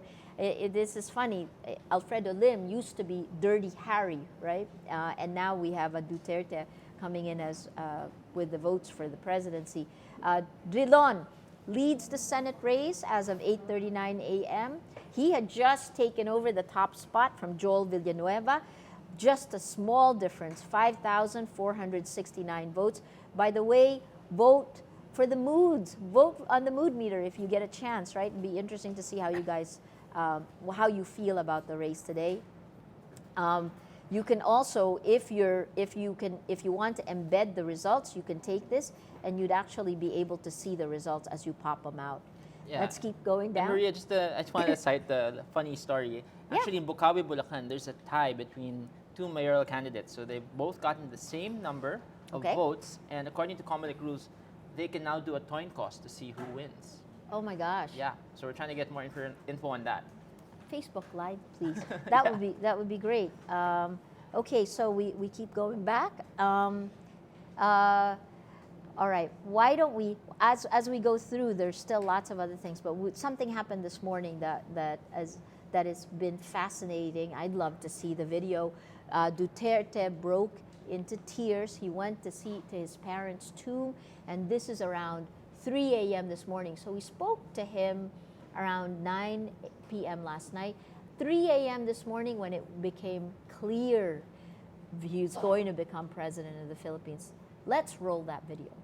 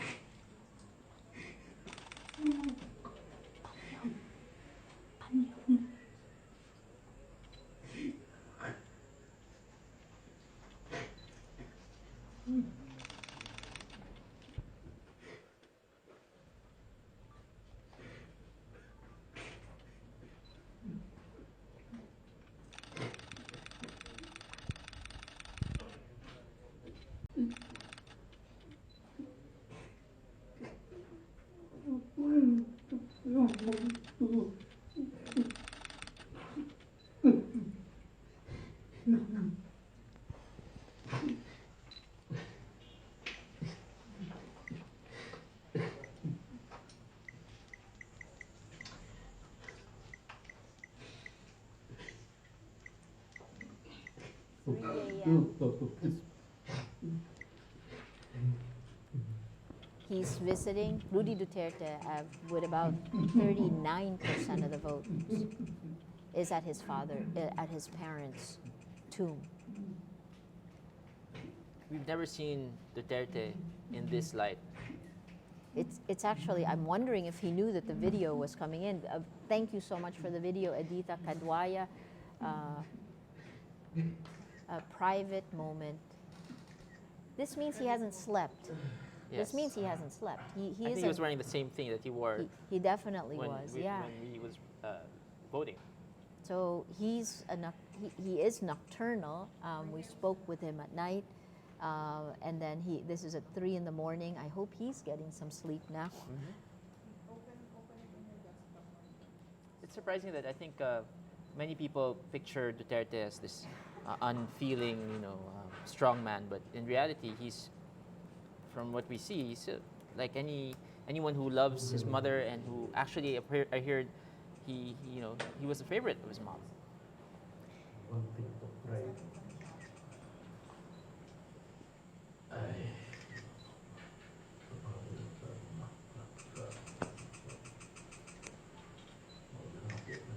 If you want to know more, you can actually read this story and you can pull it up now.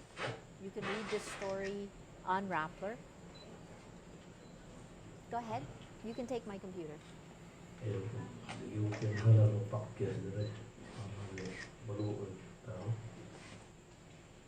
He was saying, tabangi mo po, which I think it means, well, of course, I'm not so sure, but I think it means to help me.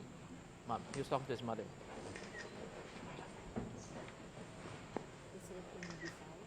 Yeah, I think so, yeah. Tabang.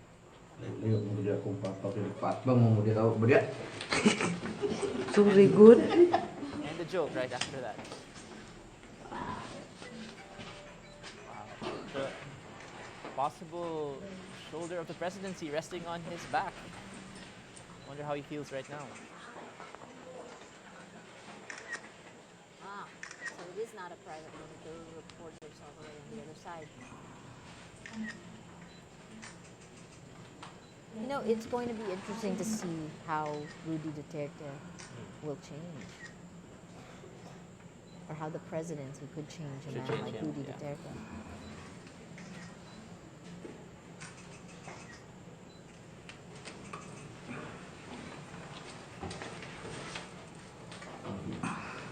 Campaigns are all about imagery and perception, and maybe during the whole campaign he was trying to project an image.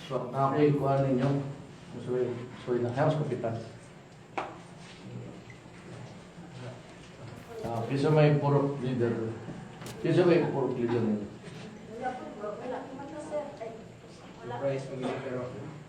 Kanang hari-hari lang dere, kanang tigas. Kanang kisa may inyong tuhuan o wala tanan. Hey, maybe we should ask Niall what he said there. Yeah, Niall. What did he say? What did he say? He was asking who was the leader of the area. So Duterte asked who the leader of that area is, and then? That was the end of the Okay, that was. Okay. Was he saying anything to his mom or to his? I couldn't catch it. Okay, she couldn't catch that. Yeah. Okay, he was mumbling. A Cebuana member of our team just over there. If you want to read more and you want to catch the video, here you go. It's here. You can pull this up. Pull up the story, and you can see the URL up here. Duterte cries at parents' graves.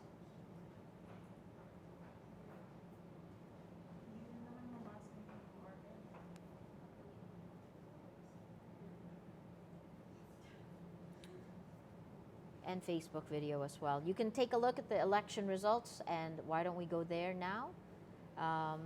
Again, this is still as of 9:08. Okay, so this is updated even more. Let me just make sure that we have the latest one, but it looks like this is nearly 90%, 89.98% of the votes in at 9:08 a.m. Rudy Duterte, comfortable lead, 38.7% of the votes. At 15 million, 23.3% for Mar Rojas in second place. The vice presidential race, far more interesting. 35% of the votes for Leni Robredo, 34.7% of the votes for Bongbong Marcos. Let's go back to our live blog, and you can see here, as of 8 a.m., Chis Escudero, you heard him on Rappler. He conceded his running mate, Poe, his presidential candidate, conceded last night at midnight. This is a call for post-election cleanup. Well, it's funny, in more ways than one, right? Post-election cleanup of the grounds, physically and psychologically and mentally. Sonny Trillanes, who actually came out with the exposés, charges of corruption and against Rudy Duterte. This is interesting. Does it mean that he's going to back down, or is he going to just let Duterte do his thing and then file charges anyway? Interesting. Yeah, but he acknowledges, he says, I respect the will of the Filipino people. They've spoken clearly and resoundingly that they want Mayor Duterte to be our next president. I assure the mayor and our countrymen that I will not be a hindrance to the reform initiatives he intends to push in government. What that means, we'll see in the coming days. But his charges were that Mayor Duterte had 2.4 billion pesos in transactions in several bank accounts. So we see this. Let me see if there's anything else that's interesting at the tail end of this. The VCM in Samar burned by armed men. You heard about that from Derek Alviola earlier. And let's look at this one. This is interesting. Tommy Osmeña is Cebu mayor again. Let's take a look at that. Tommy Osmeña, Cebu mayor again. And this is coming in from Sunstar, but we can look at the results as well. The Commission on Elections Board of Canvassers proclaimed Tommy Osmeña mayor-elect of Cebu City.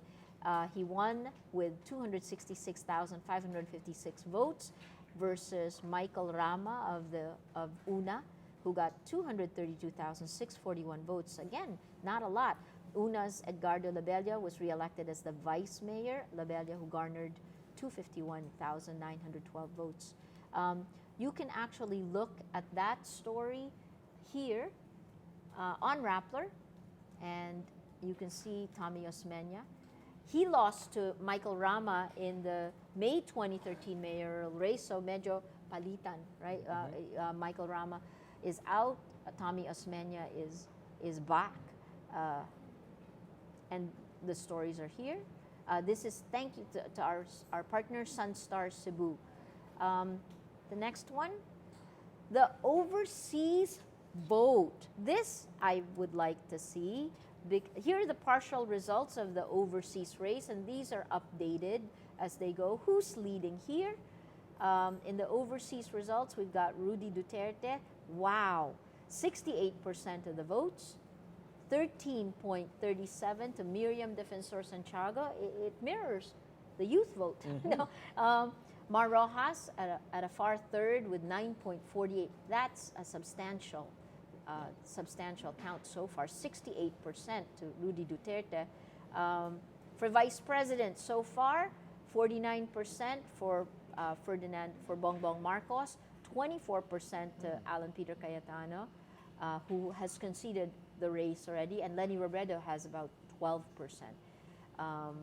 Wow, that's interesting. For the for the senatorial, Manny Pacquiao is number 2. There's no surprise there, I think.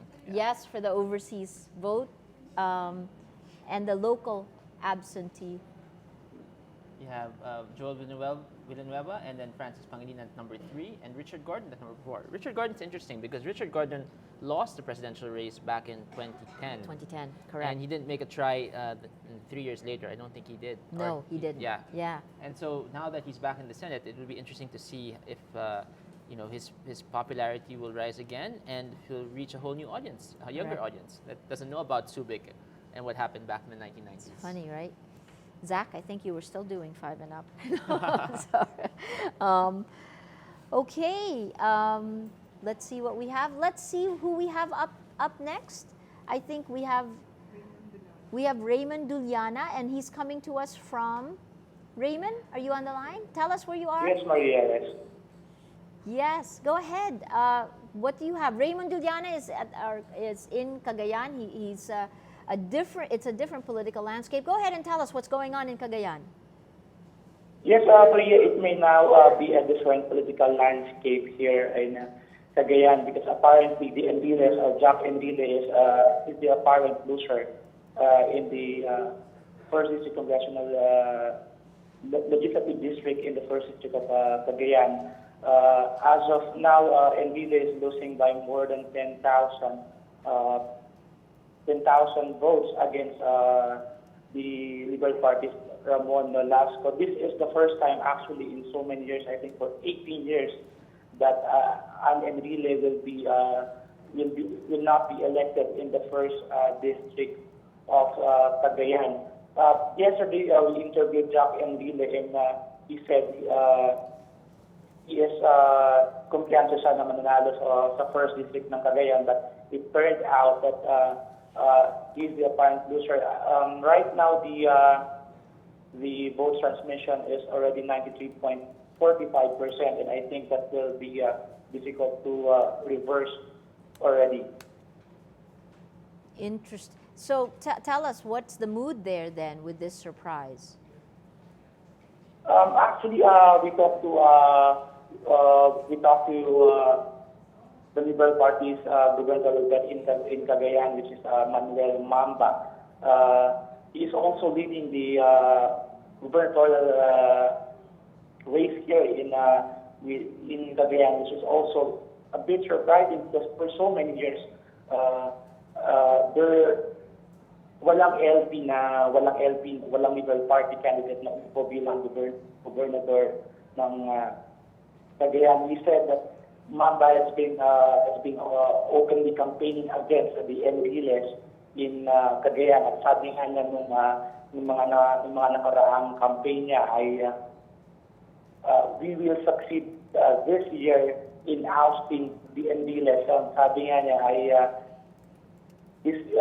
ngayong election daw mawawala na sa power ang mga Enriles, which is apparently naging tama ang kanyang plano sa pamamagitan ng pagtapat kay Enrile kay Ramon Nolasco ng First District. We can take a look at the results out of Cagayan. Raymond, while you're there, go ahead, you can pick this up. We have Governor of Cagayan, Manuel Mamba, is at 37.9%. Cristina Antonio is 34.9% of the votes. And let's look at the race that you just talked about. The representative in the first district of Cagayan is right here, Ramon Nolasco, 53.7% versus Jack Enrile at 46.3%. You said if Jack Enrile does not win, that this is the first time an Enrile would not have been in power for how long? For 8 years. For 8 years. Yeah. 18 years. 18 years, so nearly 2 decades. Raymond, this is Zach Tucson. I have a question. Do you think that the administration or the Liberal Party spent extra time in Cagayan to campaign against Enrile? Because it seems the president made a last-minute stop in Cagayan before the polls opened. Yes, just a week before the election, President Aquino visited Cagayan in Licao City. He's been openly saying that he has put in many projects right Cagayan, including 3 bridges. According to him, hindi niya nakalimutan ang Cagayan para tulungan. It's now time already to elect a genuine leader like Manuel Mamba. I think that has been significant enough to sway in votes from the Enriles to the administration. But as of now, talking about political machinery, the Enriles have still so many leading candidates na nakaaliyado ng mga Enriles. So that will make, I think, the game difficult for the Mamba or for Nolasco, for the Liberal Party here in Cagayan. I see, yeah. Can we just pull up the map of Cagayan and let's talk about the national winners in Cagayan Valley? Yes. So what we have, I've just pulled up the results on the map page. Cagayan at the northernmost tip. You can see Judge Omar Binay, Binay country. Yes, Marbina, yes. Go ahead. Go ahead. Actually, in all provinces in Cagayan Valley region went to Jejo Marbinay. Let's see here, in Cagayan is leading, I think, over 180,000 votes. In Isabela, this is not a surprise because we've been expecting that Jejo Marbinay will have a wide lead in Cagayan Valley against his rivals. Because his mother is from Isabela. Talking about political machinery, he has many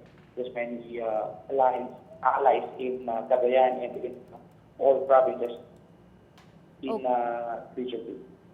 And about the vice president, wow, of course, solid north. Of course, yeah. Yes, talking about the solid north, yes, I think Ferdinand Marcos Jr.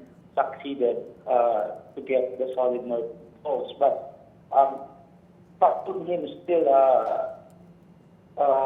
Liberal Party's vice presidential candidate, Maria Leonor, which is, as you can see in all provinces, Robredo is yes, a very far second. 79% of Cagayan to Senator Bongbong Marcos. Yes. Representative Robredo with 11.3% of the vote. And let's just take a last look at the senators. Frank Drilon is at number 1. Ping Lacson is number 2. Interesting. The results are here. So Raymond, tell us. So last question there is, what's the mood now, the day after, with 93.45% of the results in? I think it was a shock for many Cagayanos here. But Enriles, they will not be sitting anymore in office. They have been here for so many years, and it is called an Enrile country, and apparently it is not already. What impact do you think this will have?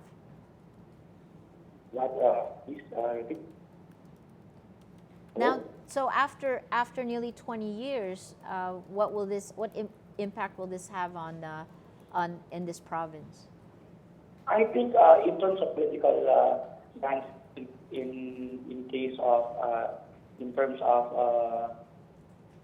the political machinery, there will be a drastic change in Cagayan in terms of politics, especially that the Enriles has been, especially that Mamba has been openly campaigning against Enrile. I think he will now have more time, more power to really sway in or to influence more Cagayano to go against the Enriles. And as he said, let's end their political reign. How interesting. Okay, thank you. That's Raymond Dulana. Thank you so much for your report. We'll check back in with you later on. Thank you, Maria. Thanks. Okay, let's go back and take a look and see if anything has shifted in our live blog. I'm just going to refresh it. We have new results, though, coming in. I'm also going to just double check that for you because we now have, this is interesting. It was in Cagayan that we had 93%. So this stays the same. Let's see if anything has moved on our live blog page. We still have the unofficial results as of 9:08 a.m. Still a tight race. Frank Drilon coming up ahead of Tesda's Joel Villanueva. The Cagayan congressional race, you just heard from Raymond Dulana. The political reign of the Enriles in this province may soon come to an end. Wow, that's pretty big. Juan Ponce Enrile has been around. But I think Pinoy, or at least the Aquino administration under the Liberal Party, had their sights set on Cagayan, or maybe on Enrile. Right. Yes, ever since. So this is an interesting development. 3 re-electionist senators might lose their seats, and you can actually read more on Rappler. That also is a surprise. They're comebacking senators, Serge Osmeña being one of them, and you saw how far down he was Trafisto Gingona III. These are familiar names. They were senators before, but they are outside the Magic 12, 14th and 17th, respectively. That's, again, there seems to be a new win. So let's keep going down. So I hope you don't get dizzy because I'm scrolling relatively fast, right? So unofficial results, we've seen this. Please feel free to go through the results page on whatever story you are on Rappler. When you see this blinking light to your left, all you have to do is to click that, and this window will open up, and you can see the results right here. It's a little bit, we'll fix that, but you can see everything here, including the map and the latest stories from Rappler. You can see now that what we're seeing on the live blog is already up on Rappler. Cheese Escudero concedes. Cebu Police Chief bows to pressure, replaces Dumanyug Police Chief. It'd be interesting to talk to Ryan Macasero in Cebu. There are proclaimed local winners here now. Why don't we take a look at who they are? So these are the results so far. We're updating this as it comes along. Wow, proclaimed winners as of May 10. Lani Mercado, Mayor of Bacoor, Cavite.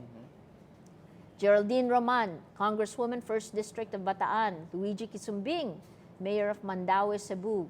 Gia Gomez, Mayor of San Juan, Metro Manila. Richard Gomez, the Mayor of Ormoc City in Leyte. How many times has Richard? I think he ran twice, but the first time was as congressman. And Cristina Romualdez, the Mayor of Tacloban City now. Yeah. Interesting. Gerardo V. Calderon. You can see this full list here. As we come along, go ahead and Lani Cayetano is back as Mayor of Taguig. Of course, Abby Binay and Monique Lagdameo in Monique Makati. Lagdameo are in Makati. So these have all been Rico J. Puno, Councilor of Makati. Tommy Osmeña, you saw that already. Ronnie Zamora, Congressman of San Juan. Yes. Ricardo Cruz. Pia Cayetano, the sister of the vice presidential candidate Alan Cayetano, in her own right, a senator, so she's moving from the Senate to Congress. Women's rights advocate.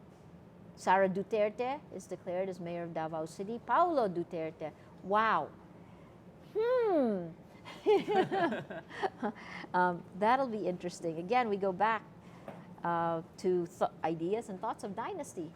Exactly, and although this is not a surprise because the Dutertes have been in power in Davao for a very long time. What's interesting is that you now have a father who could be the next president of the Philippines and could also be the first president from Mindanao. And so if there's anything that is looking ahead for Davao is that they have an ear in Malacanang, a very close ear in Malacanang, if Rodrigo Duterte becomes the next president. Interesting. Vico Soto. That's interesting also. Tito Soto looks set to go into the Senate. He's certainly well inside the Magic 12. His son, Vico Soto, is now councilor of Pasig City. He's quite young also, right? Yes. And named after Vic Soto. Named after Vic Soto. So I think Ryan Macasero is on the line. He is on the line. Oh, sorry, I just wanted to go through this. You can go ahead and see this. Ryan, are you there? Hi, Maria. Yes, I'm here. Hello, Ryan. Tell us what's going on in Cebu while I look for the pages for our results page. Go ahead, tell us. So actually, the elections yesterday were fairly peaceful despite the incidences of election violence. The Philippine National Police Region 7 said that the number of incidences per barangay was only at 0.28%, considering how many barangays are in Cebu. Our movers and interns were watching the precincts, and there were a few mishaps that happened, such as a VCM breaking down yesterday twice. And when the citizens asked, when the voters asked for, they were asked to vote manually, and someone protested, and that delayed the voting there. In Cordova town, the ballots were delivered to a town that was actually about 100 kilometers away. So they didn't end voting until around 11 o'clock. So there were several precincts that had late voting, but everyone was able to get their votes in before midnight.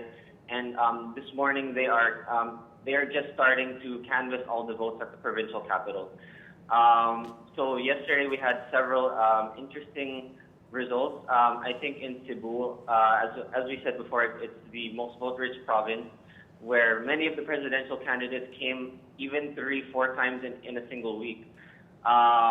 It's really a struggle for the Liberal Party to maintain their hold on the province. A majority of the mayors here, at least 33 of the 44 municipalities, are members of the Liberal Party. And as we saw, they were able to maintain their hold on as mayors of the municipalities, as well as in the congressional races. At least 5 of the 7 congressional districts are still Liberal Party members. But what's interesting there is that voting for the Liberal Party only was up to the local level as for the congressional races and for governor. But for president, it didn't translate to votes for Mar Rojas, despite being the Liberal Party standard bearer. Rudy Duterte still came up as the winner here in Cebu. That's interesting. Ryan, this is Zach. So Yes. for you, are there any surprises or did people predict this outcome? I'm sorry, can you repeat that? Yeah, so for you, is this a surprise that Rudy Duterte made it big in Cebu, but the local positions went to the Liberal Party? Or were people predicting this outcome? No, in the beginning, it wasn't clear that Rudy Duterte was the most popular candidate here in Cebu yet. He started off kind of slow here. In the beginning, when he would come visit Cebu, he would actually complain that none of the leaders supported him. But later on, we saw slowly that that a lot of leaders starting to cross party lines, even if they were members of the Liberal Party or any other party. They started jumping to support Duterte. I think it was after the second presidential debate here in Cebu. And then after that, it just turned into a snowball effect, and the overwhelming feeling here in Cebu is that they wanted to elect another Bisaya to become president. So the movement just became really fast. Everywhere you go, you see Duterte's face. Even the local politicians who have nothing to do with Rudy Duterte, they would put on their campaign posters their own faces next to Duterte's just to ride off of that popularity. I see. And how about what would explain Leni Robredo's win in Cebu?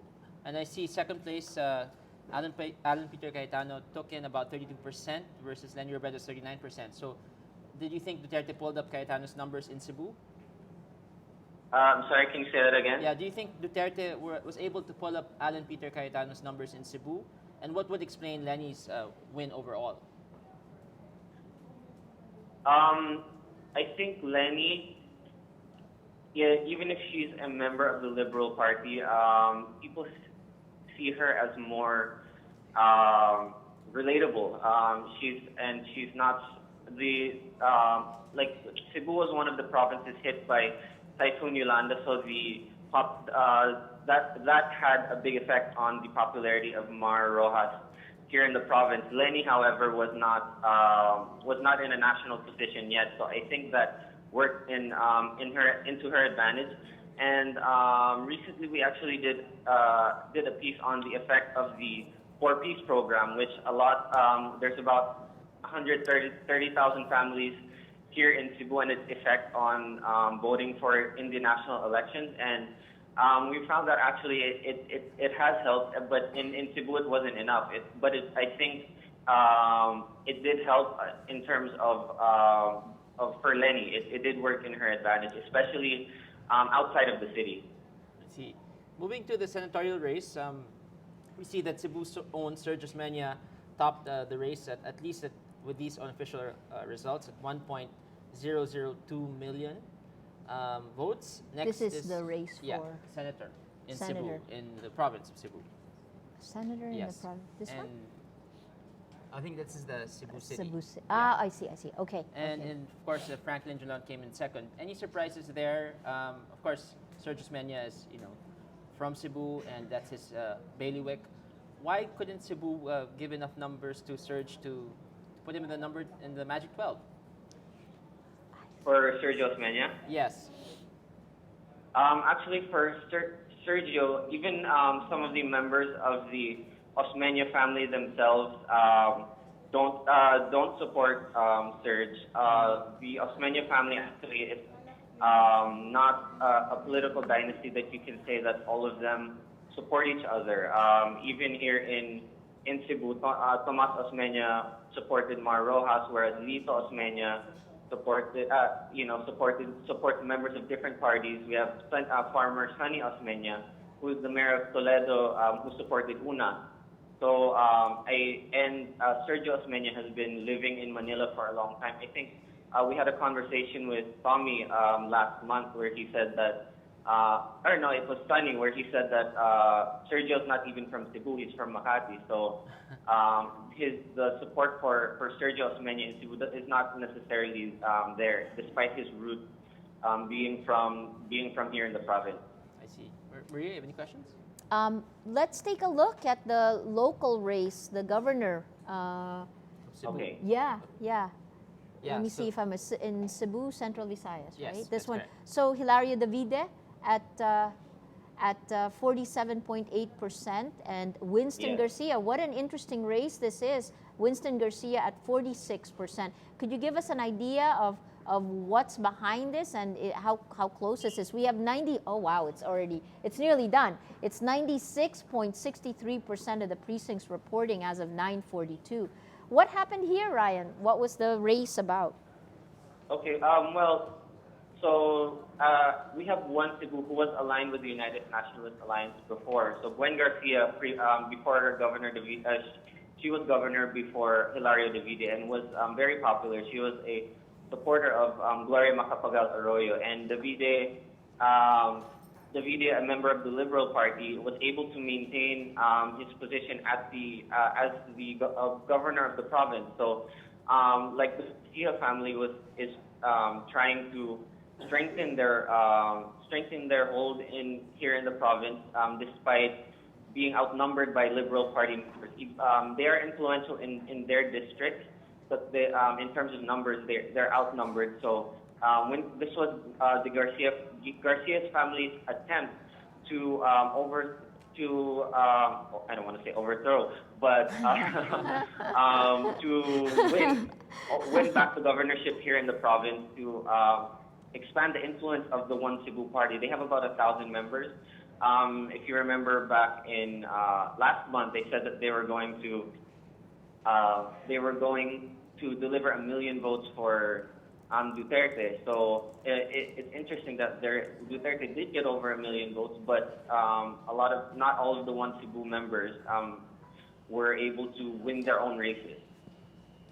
Interesting. Okay. So, Ryan, tell us how it was to cover the elections. And I understand you have interns and movers there who helped you out. Yes, we have about 16, I think. There were 16 movers and interns. They were spread across the province, monitoring for any election violations, talking to the voters. They did a really good job of spotting, processes, and it was really hot yesterday, so they were there the whole time. And so we'd like to thank all of our movers who came to help and really watch this, watch the races in this very, very colorful province. Yeah, great. Thanks. And good job, Ryan. Thank you so much for helping us cover the elections all the way in Cebu. All right, thank you.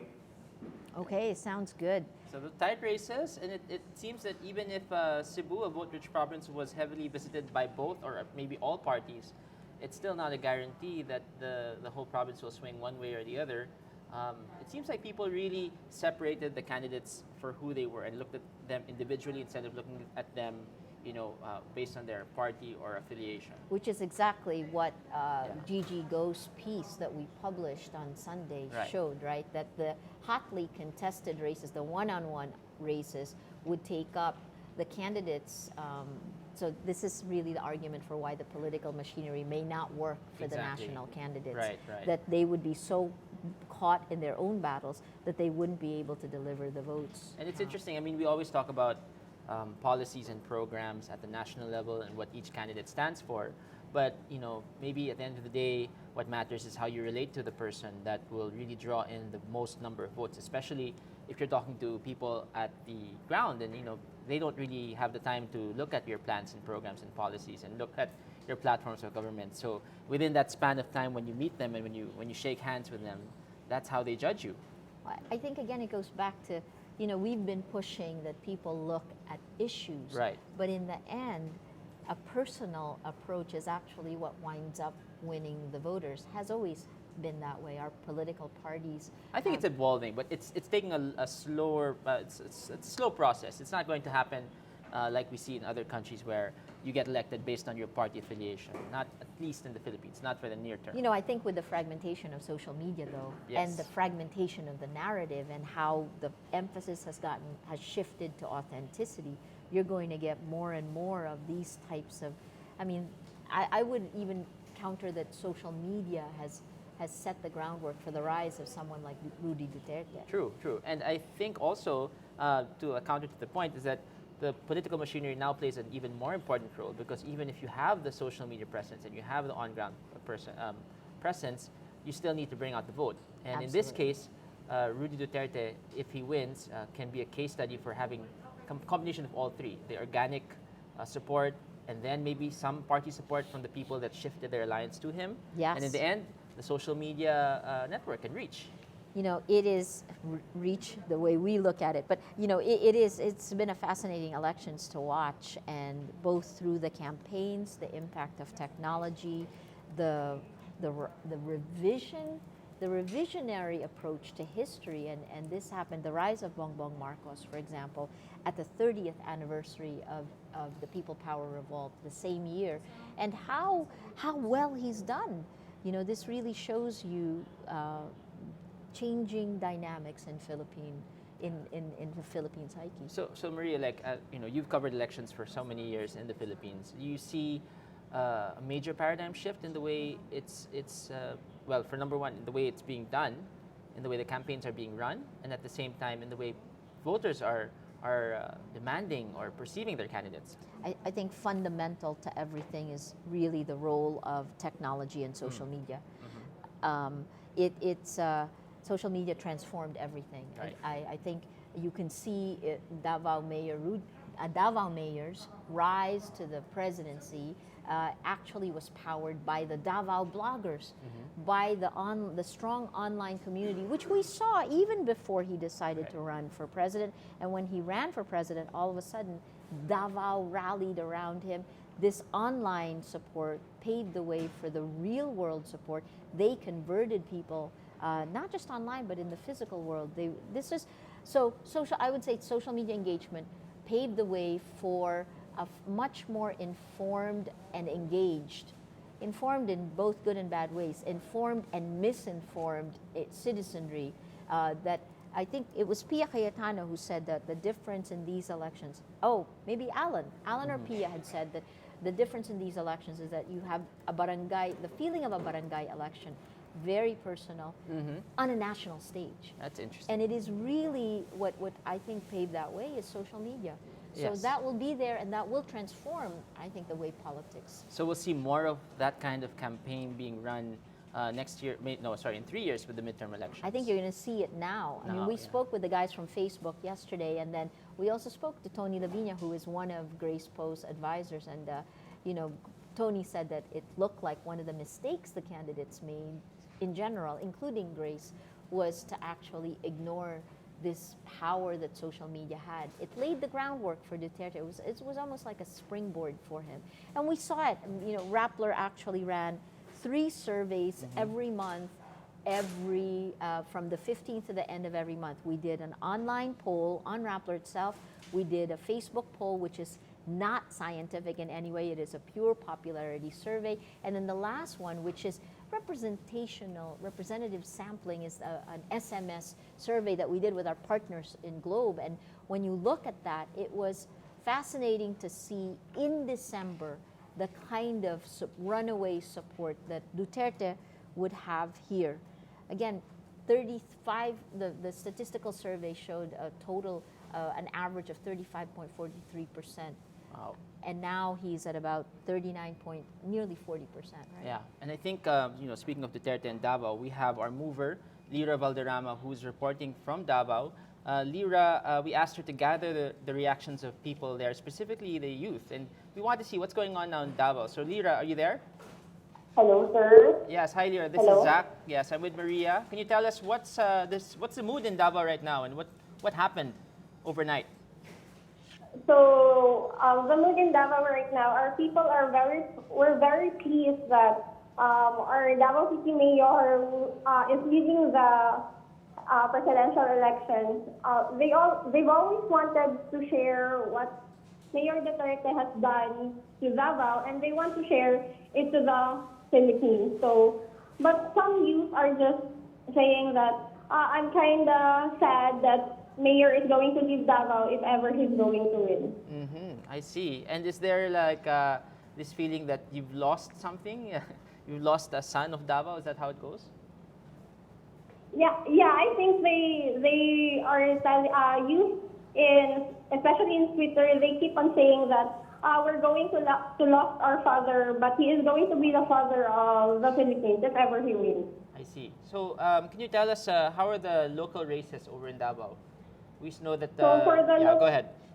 This morning around 7:30 a.m., the City Board of Canvassers already proclaimed the mayoral, vice mayor, and 3 district congressional representatives. So most of the candidates were re-elected.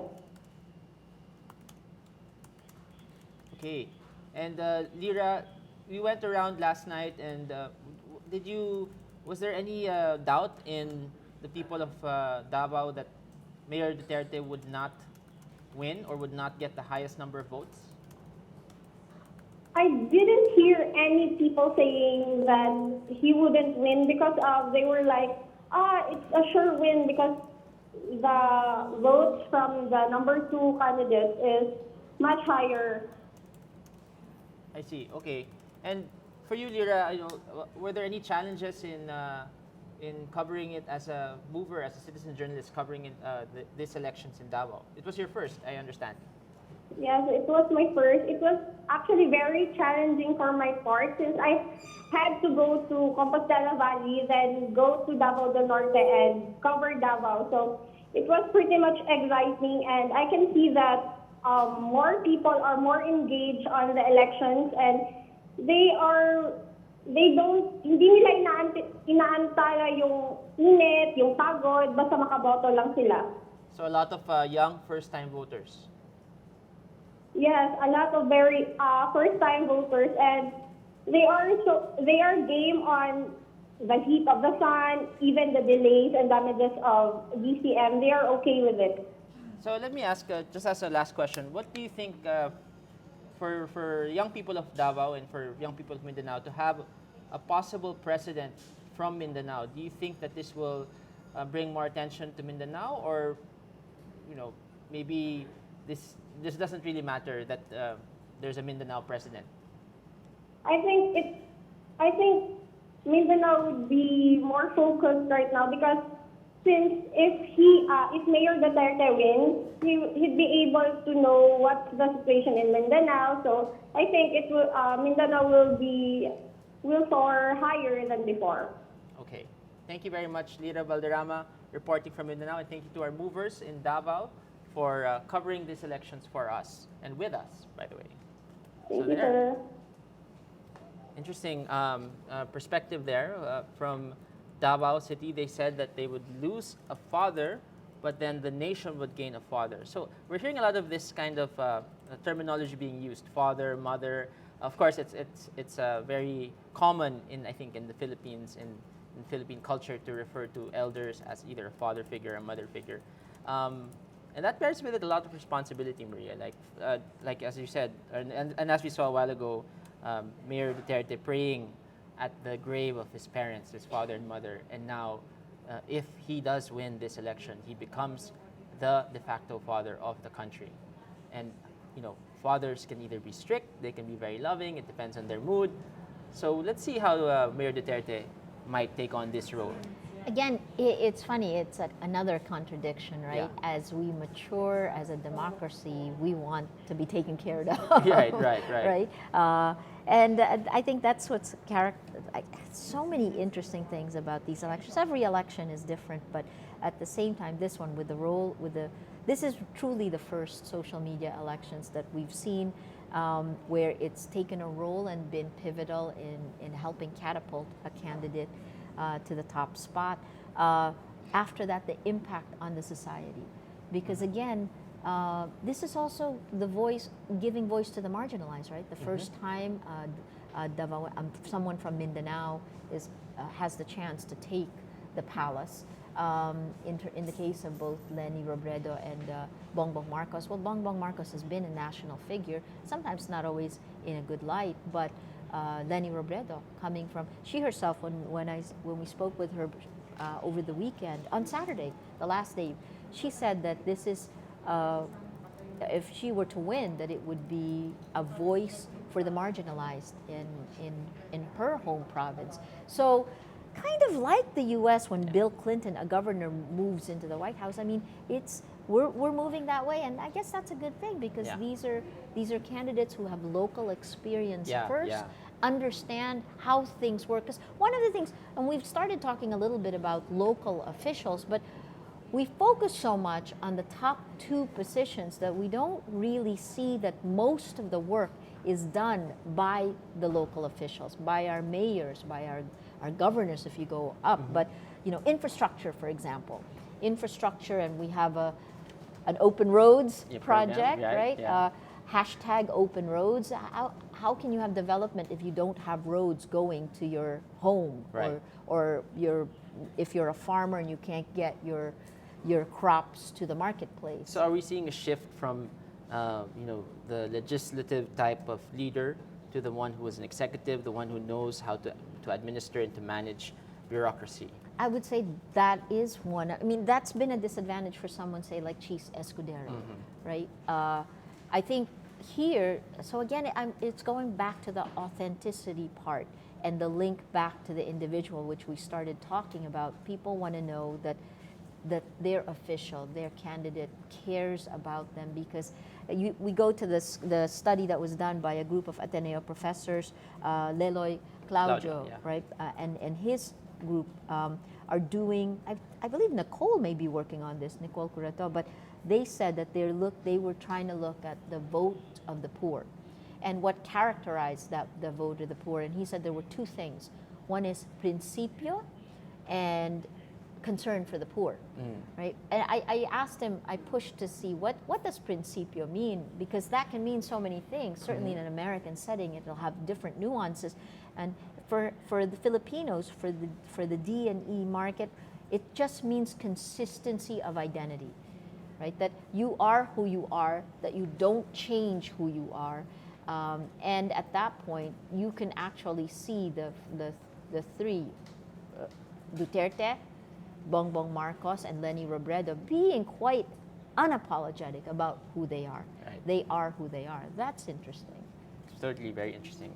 It seems that in the vice presidential results, Leni Robredo has kind of increased her lead marginally by about 0.4%. A while ago it was a 0.2%. Oh, sorry. Good. Yeah. Let's see the results. Can we see them? Can we see the latest results? Go ahead, Zach. Yeah, so here we have votes for Leni Robredo at 286,907. Sorry, 286,907. That's 35%. And then for Bongbong Marcos, you have 13,144,856 at 34.6%.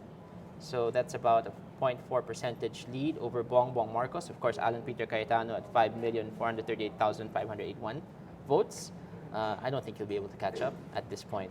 And that is at 90.23% precincts counted. Wow, this is incredibly exciting. 9:38 a.m. I have to say, I was a bit surprised at how fast the precincts came in last night. I was hoping that it would take it longer so that we could actually see in the morning more results coming in. But by 8 p.m. or by 9 p.m. we saw about 40%.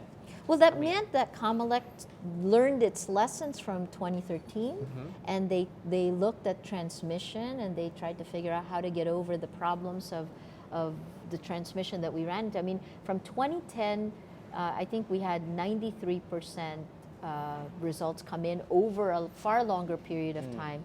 And then in 2013, that actually went down to only 76%. This is Comelec is absolutely correct in saying that this is the best of all three elections so far. And with 81%. With 81% turnout. voter turnout. That is incredible. Yeah. We have to give it to the Commission on Elections for all of the problems that we had running into this, right? Right. So we hear Glenda often talks to herself when she's editing. I don't know. Anyway, so this is 90% of the votes coming in, and the senatorial race. Have you gone over the senatorial race? For the Senate race, it's still Franklin Drilon leading at 17,356,464 votes. Senate race. Yeah, if we can pull up. Can you pull up the Senate race? And coming in second is Joel Villanueva at 17,344,463. It's still a close race for the number one spot. For third, you have Vicente Soto at 16,147,075. And then Panfilo Lacson, Richard Gordon, Miguel Zubiri, and Risa Hontiveros. Of course, you have in the Magic 12, you still have Francis Pangilinan, Manny Pacquiao at 14.8 million votes, Sherwin Gatchalian, Ralph Recto, and Laila de Lima at 13.188 million. In the 13th spot, if he does have a chance to get in the Magic 12, is Francis Tolentino at 12,008,681 votes. And he still needs about a million votes more to break that 13 million gap. So that'll be interesting if he ever manages to do that.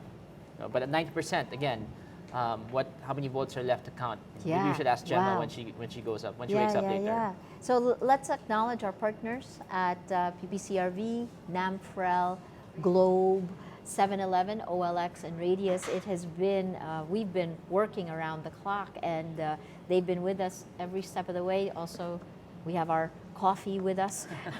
It's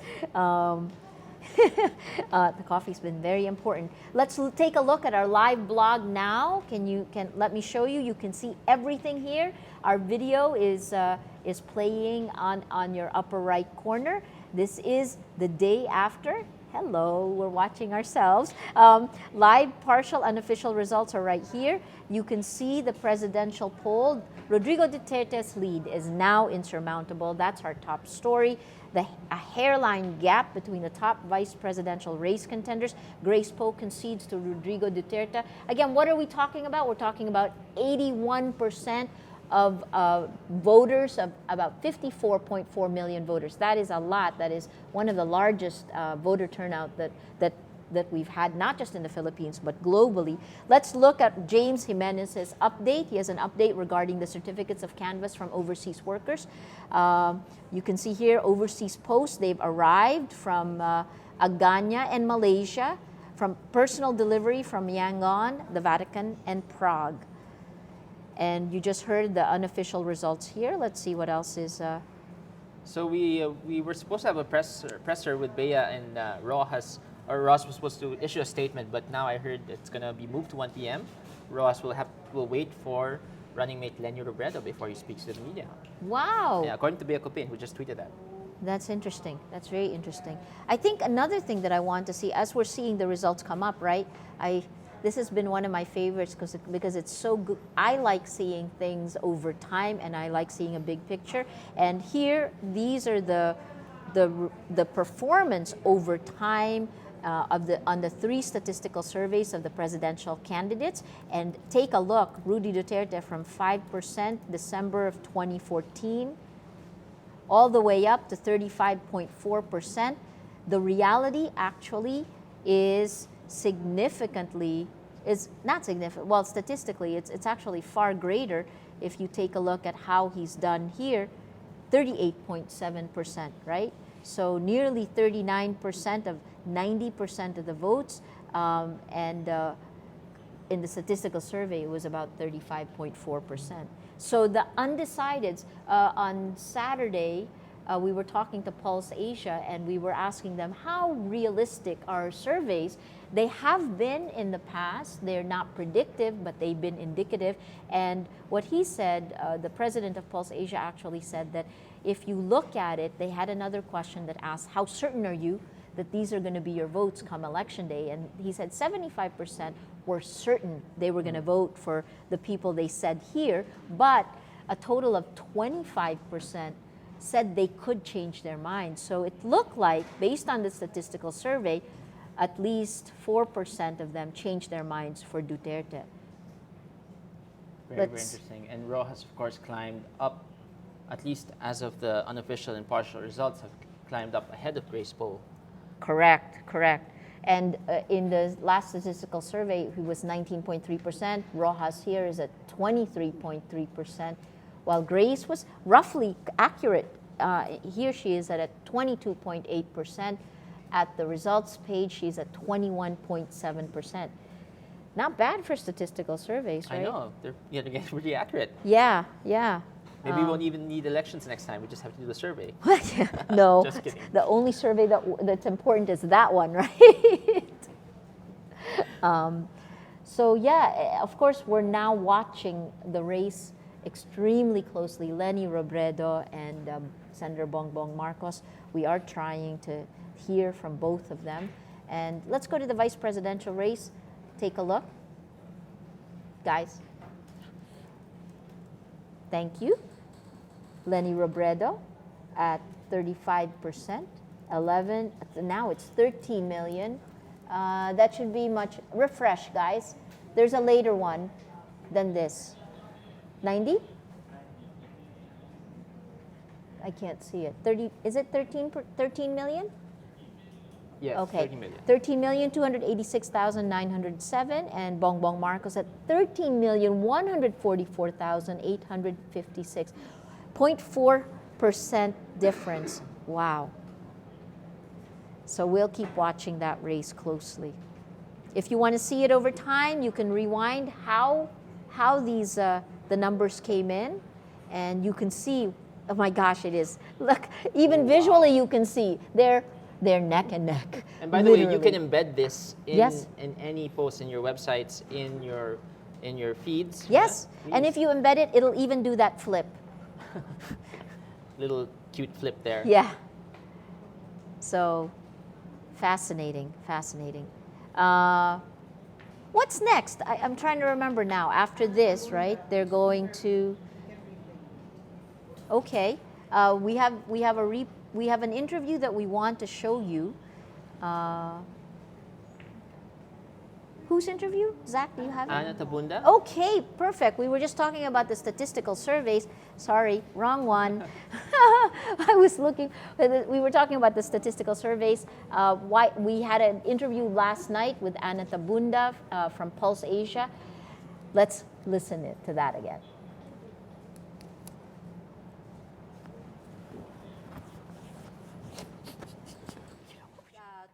Pulse Asia's Ana Tabunda, who is on the line. Anna, can you hear us? Yes, good evening, Natasha. Hi, Anna. This is Natasha. We're looking at results. As of 8:08 p.m., 60% reporting in. We were just discussing how Mayor Duterte seems to have even exceeded surveys. What can you say about this? He is at 38.9% so far in our latest returns. Well, if that trend continues, he will have exceeded. But since we have no idea where this 60% of votes are coming from, we're not exactly clear whether this trend will be sustained. Okay, we do actually have, in terms of locations, Gigi, can you, our national editor, Gigi Go, is also with us, as well as Maria Ressa. So hello, we'll be tossing, Anna, how are you? We'll be tossing questions to you, Anna. But okay. Gigi might be able to give us insight on where most of the 60% of votes are coming from. Mostly Okay. in the vote, Anna, the votes are coming in from the vote-rich provinces and cities. Some of them have transmitted 80% of their votes or more than 60%. Okay. In that case, you will really see a larger percentage going to Mayor Duterte because he has a higher voter preference in or voter support in urban areas and in large cities. If it takes the smaller municipalities longer to transmit, where voter preference for him is not, it's still stronger than for some of the other candidates, but not as strong as urban support for him, you might see his lead narrow somewhat, but he will still be there ahead if this trend continues. Okay. Anything surprising to you so far, Anna, from the initial results of 60% precincts reporting? Anna? No. Not that. Now that you have said it's mainly from the vote-rich large provinces, large cities. No, it's not surprising. But I'm still. We will really know whether one, how good the turnout is. Two, whether there was a shift, still a further shift from the last survey conducted by any of the three survey groups, including us, that were sharing the results. We need to see the 100% count for us to be able to say there was still a shift after those three surveys came out. Anna? Mm-hmm. Anna, this is Gigi. Joel Villanueva is leading the senatorial polls, like he's number one, and this didn't show, at least in the last pre-election surveys that were published. Where could this support coming from? Well, he had already shot up to number 5 in one of our pre-electoral surveys. Well, it's really the messaging that has been getting him higher in the ranking compared to the even re-electionist, some re-electionist senators. And he also, I think, has very good very good network supporting him, both his church and former people helping him from the agency he used to be handling, I think.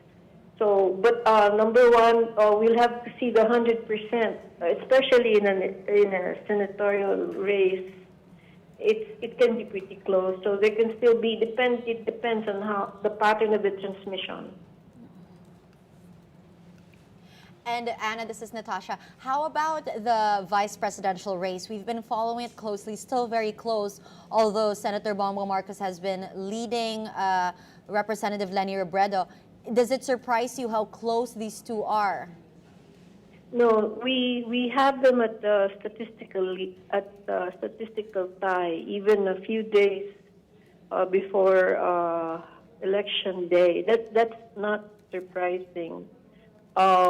We just don't know between the last time we surveyed just how much more voter preference for or voter support for the 4 other vice presidential candidates are going to weaken, because there are signs of weakening for the other vice presidential candidates, 2 of them, in fact, prior to, well, in the last electoral surveys we were looking at, pre-electoral surveys we were looking at.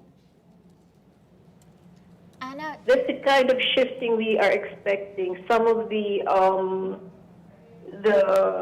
lower-ranking candidates, whether in the presidential, vice presidential race, more consolidation of votes towards two candidates. That's what we're anticipating.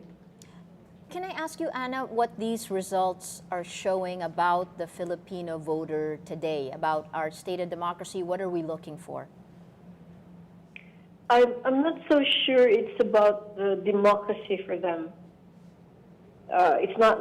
I'm not so sure they're really thinking of. They do want a leader that will address some of the problems, and these are the leaders they perceive will address their problems.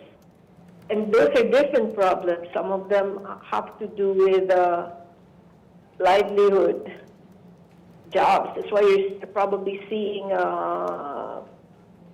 Joel Villanueva's rise, because his position in government was the closest addressing that particular problem. Of course, you have that criminality issue. They're also looking for people who have done or they think have done something or a lot. And of course, there's also what's operating here also is the anti-administration sentiment in some of these areas, and a desire to try some new candidate. What makes these elections different for you? I mean, you've done so many and you've studied the psyche of the Filipino voter. What makes this different? Well, the fact that there were initially several choices for them, for the people.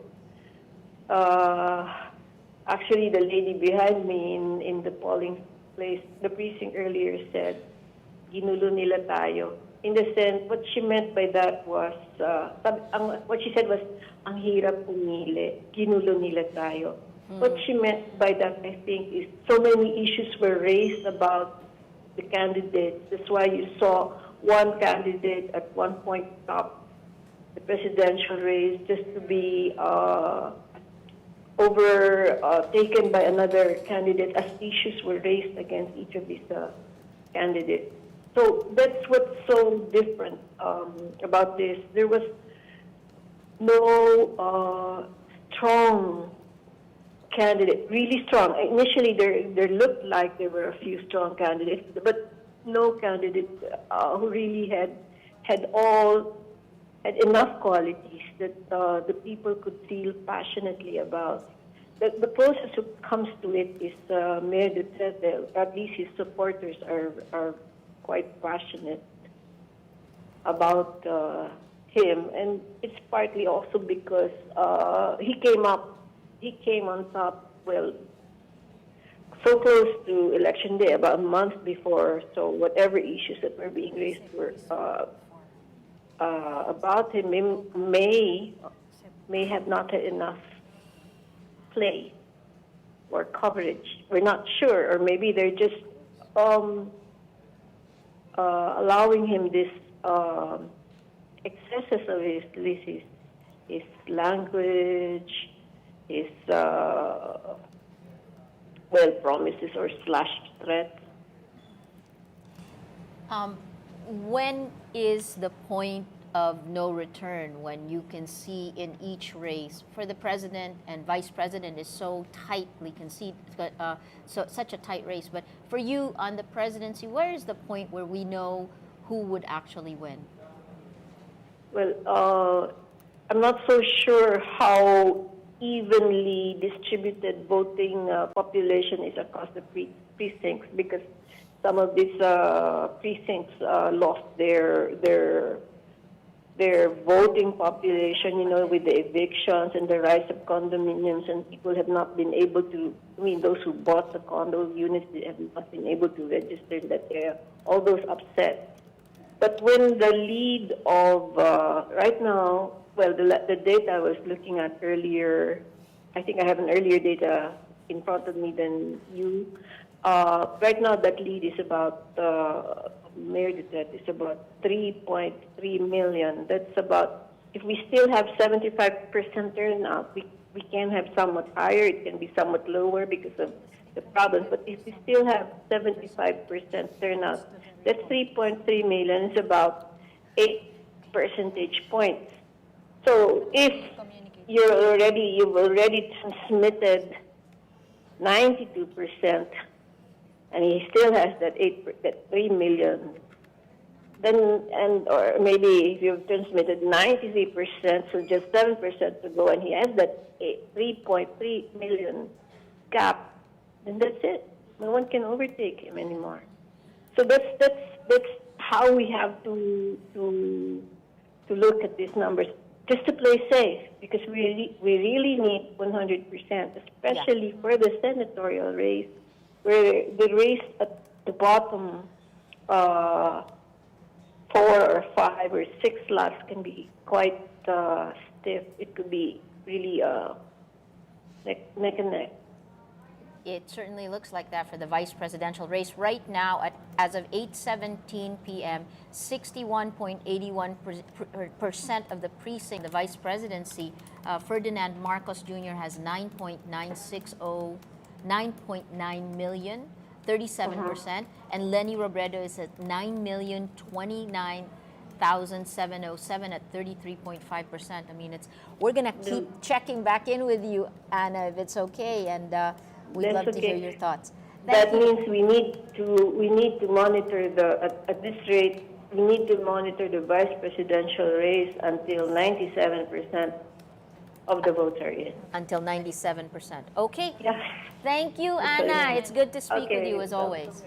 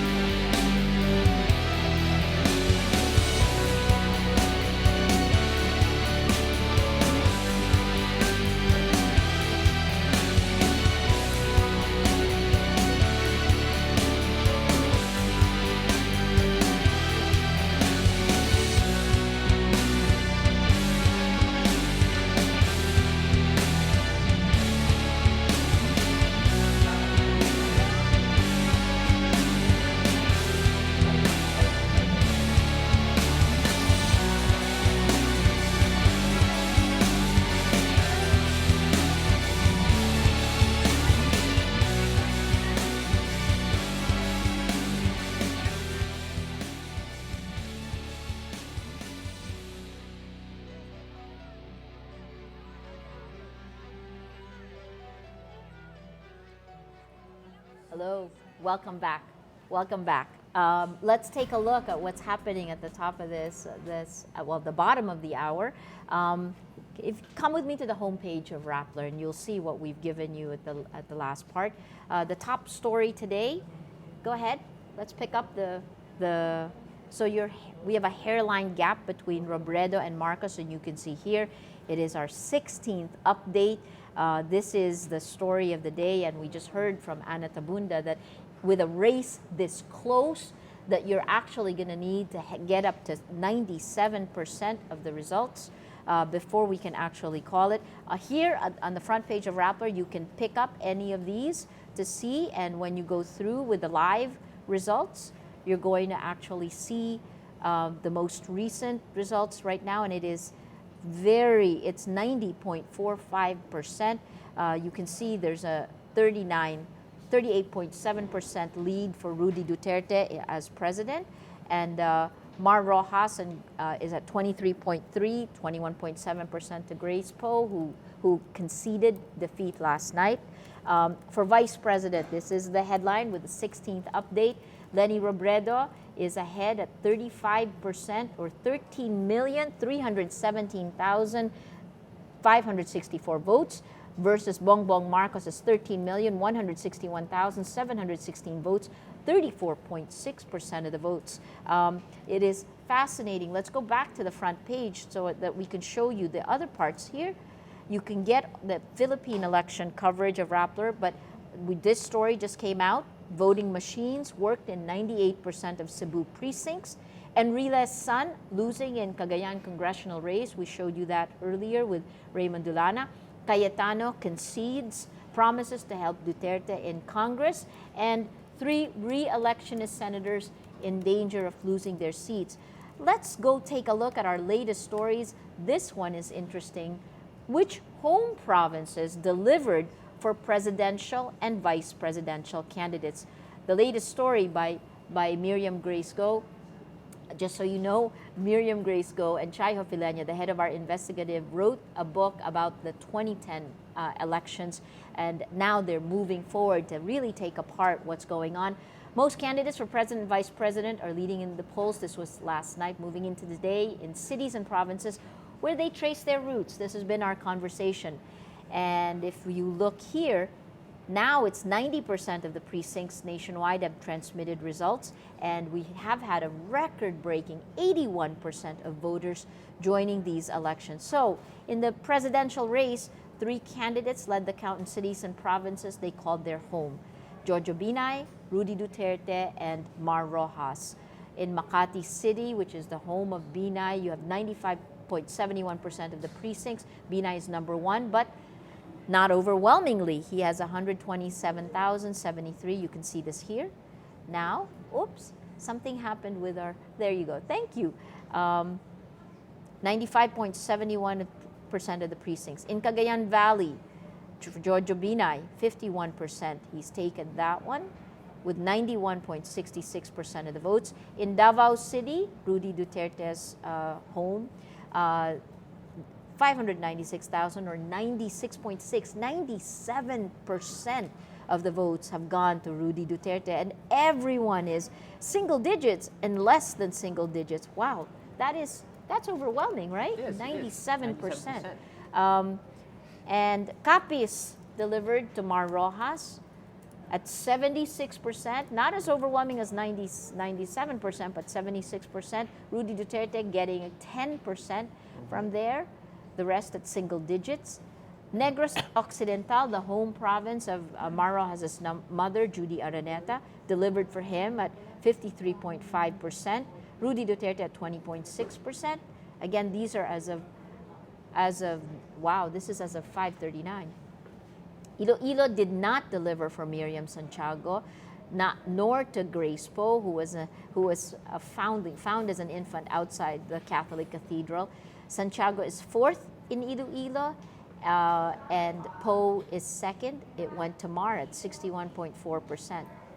And the vice presidential race, We have 4 candidates won overwhelmingly in their home provinces: Bongbong Marcos, Leni Robredo, Alan Peter Cayetano, and Cheese Escudero. We actually saw this in the map earlier. Bongbong Marcos, 97% in his home province, and everyone else is in single digits and less than single digits. That's overwhelming as well, right? The two men, Rudy Duterte and Bongbong Marcos, 97% in their home. In Leyte, Marcos, the home province of his mom, Marcos, topped the poll with about 50% of the votes. Robredo won overwhelmingly in Camarines Sur.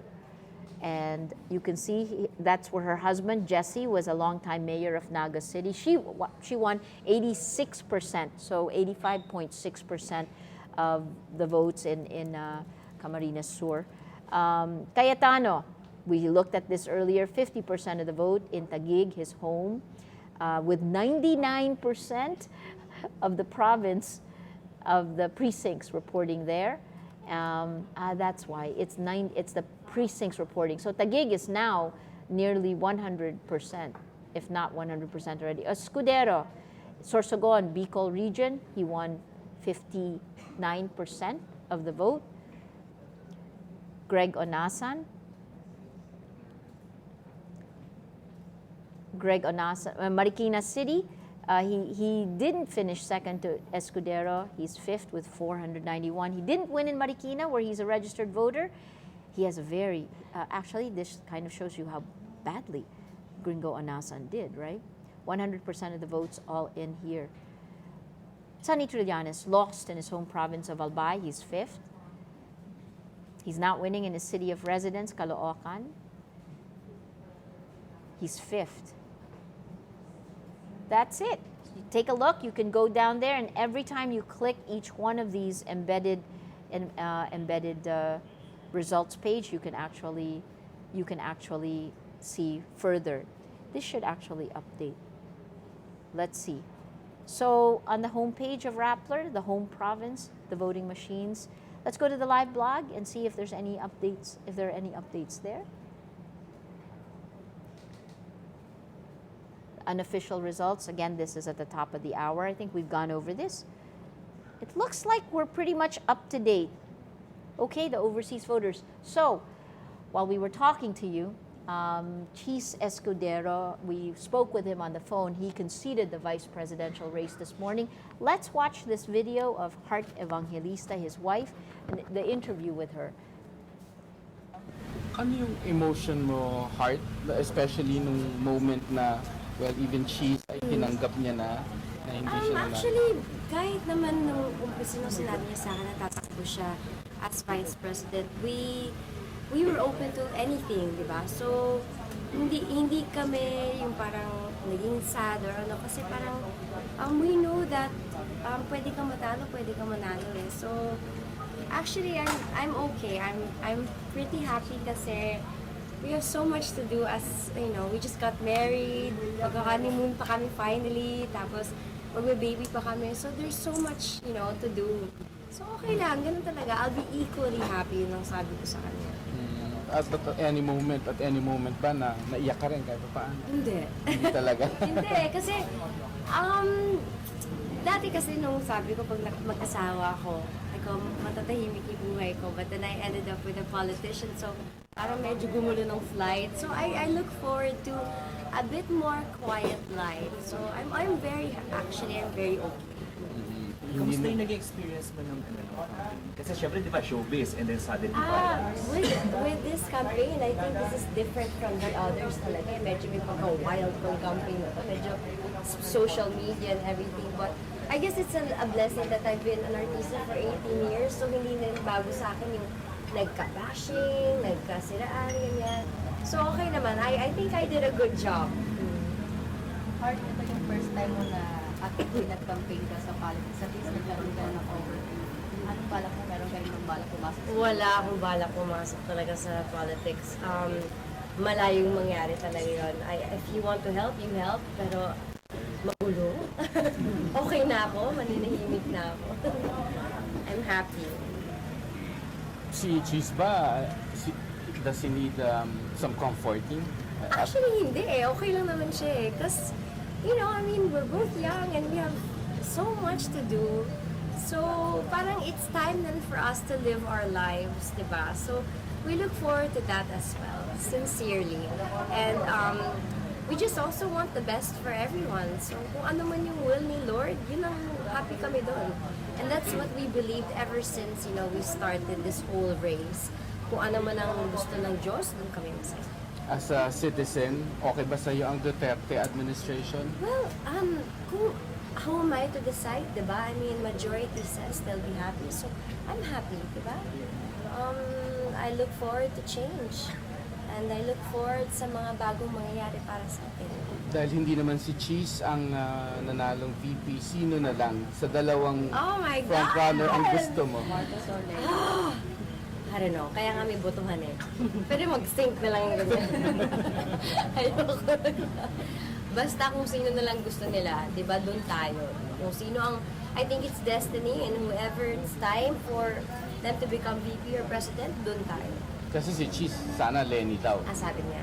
Dahil Bicolana rin kagaya. Okay, kahit ano. Okay, thank you. Soon na ba yung babies tapos yung election? We finally have time to work on that. So, let's go. Thank you. Thank you guys. You were listening to Heart Evangelista, the wife of Chis Escudero, shortly after he conceded in the vice presidential race. That is the most hotly contested now. All eyes are on it.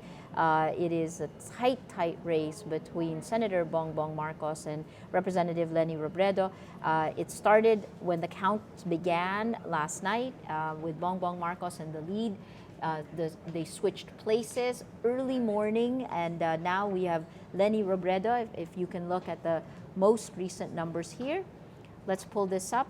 The most recent numbers. Oh, how I like it when they do that. Now, Leni Robredo at 35% with 13,341,232. These are the most recent numbers. These are the most recent numbers as of 10:39 a.m. 90.63% of the precincts have reported in.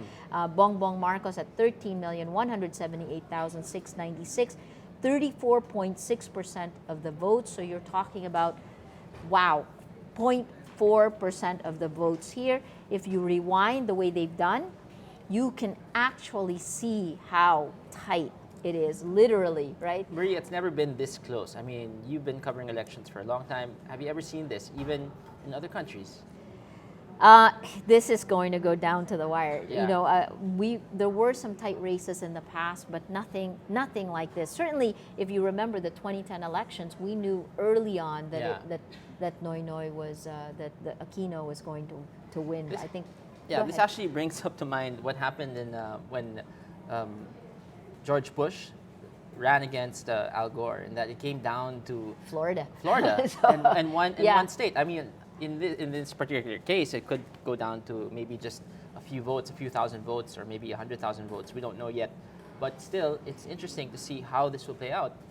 That's certainly true. I think the difference, in fact, there might even be greater transparency in the Philippines because we can drill it down to the individual votes. Again, let's set the stage for what we're seeing this morning. An incredible voter turnout announced last night by Commission on Election Chairman Andy Bautista.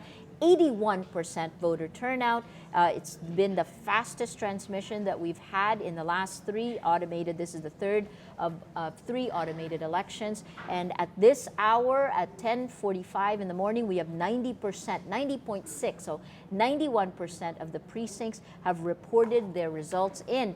Let's go back to G. Geronimo. She filed a quick vlog this morning on what's happening there when Cheese conceded the race. Let's roll that. It's the end of the journey for Senator Francis Escudero's vice presidential bid. Escudero concedes a day after elections here at his home in Sorsogon City.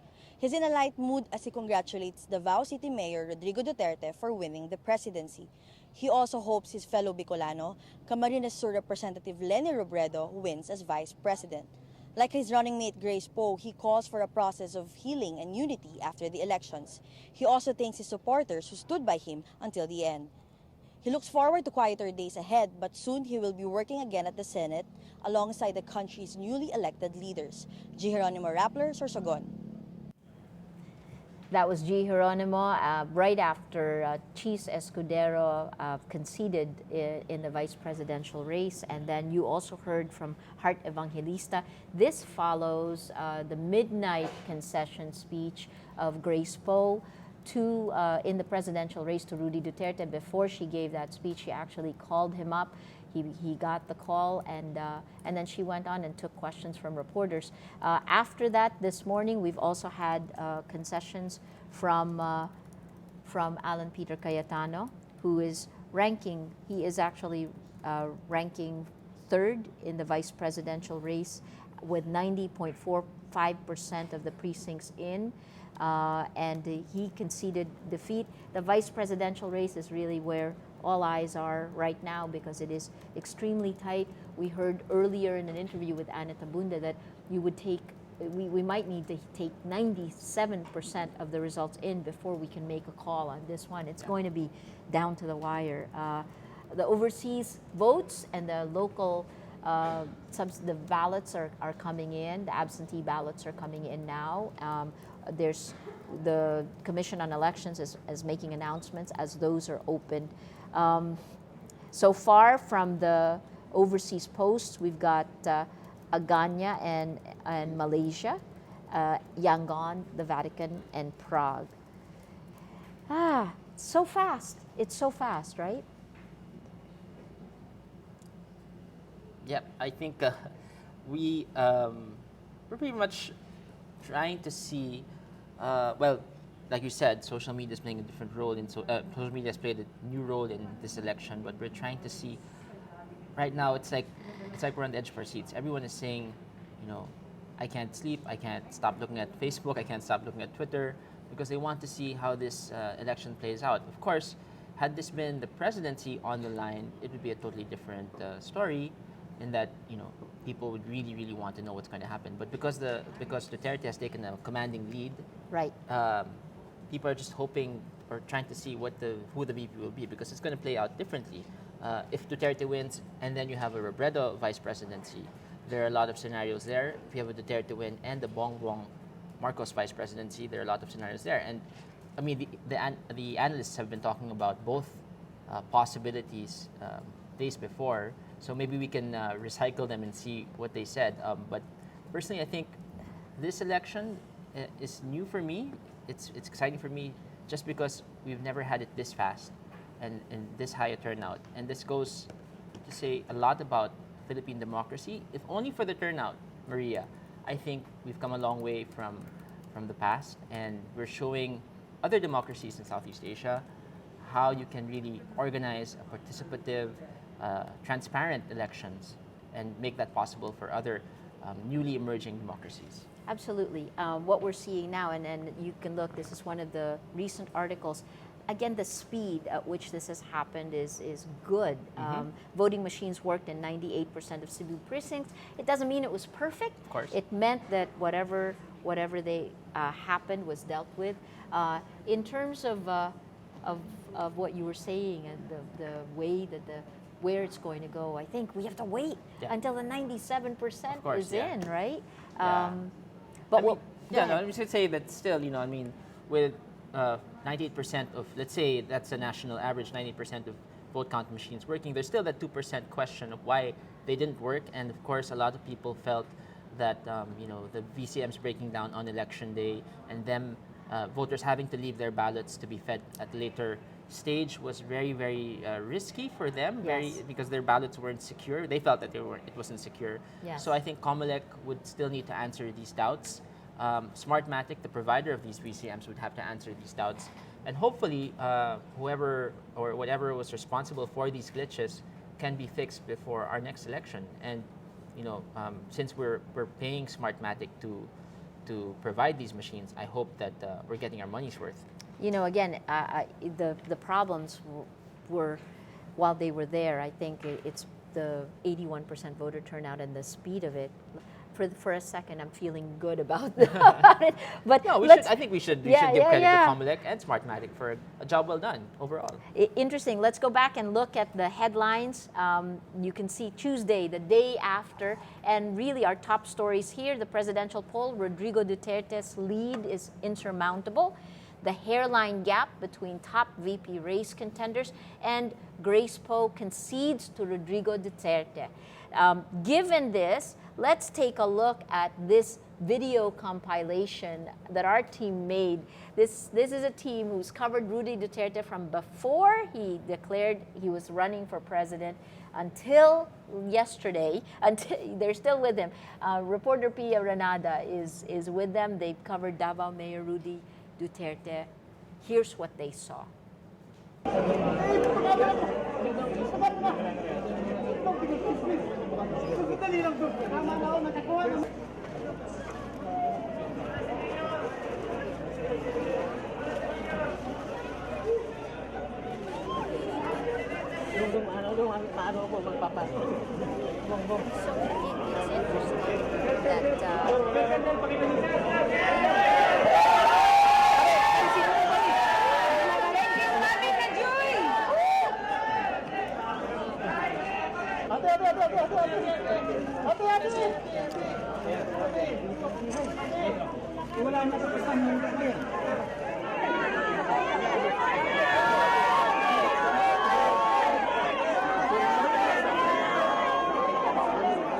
There will be no relatives. There will be no friends. It will be the interest of our nation. Everything there. And I said before, and I hope everybody listened also, I will do everything to serve the interest of the Filipino people. Binigay ni Pastor Bago, Wabo Brown. Binigay pa si Pastor sa akin, Rilo. Yung pagpanalo, pareho kami Brown. Ito ang mga suspectioso kasi. Mato ko. I do not have to, frankly, before the nation, hindi pa ako president. Our next president is telling us stop, change, and give the VIP treatment to the Filipino people. Thank you. I'm hopeful. And I pray to God. If He wants me there, I will accept it. If God does not want me there, I will accept it.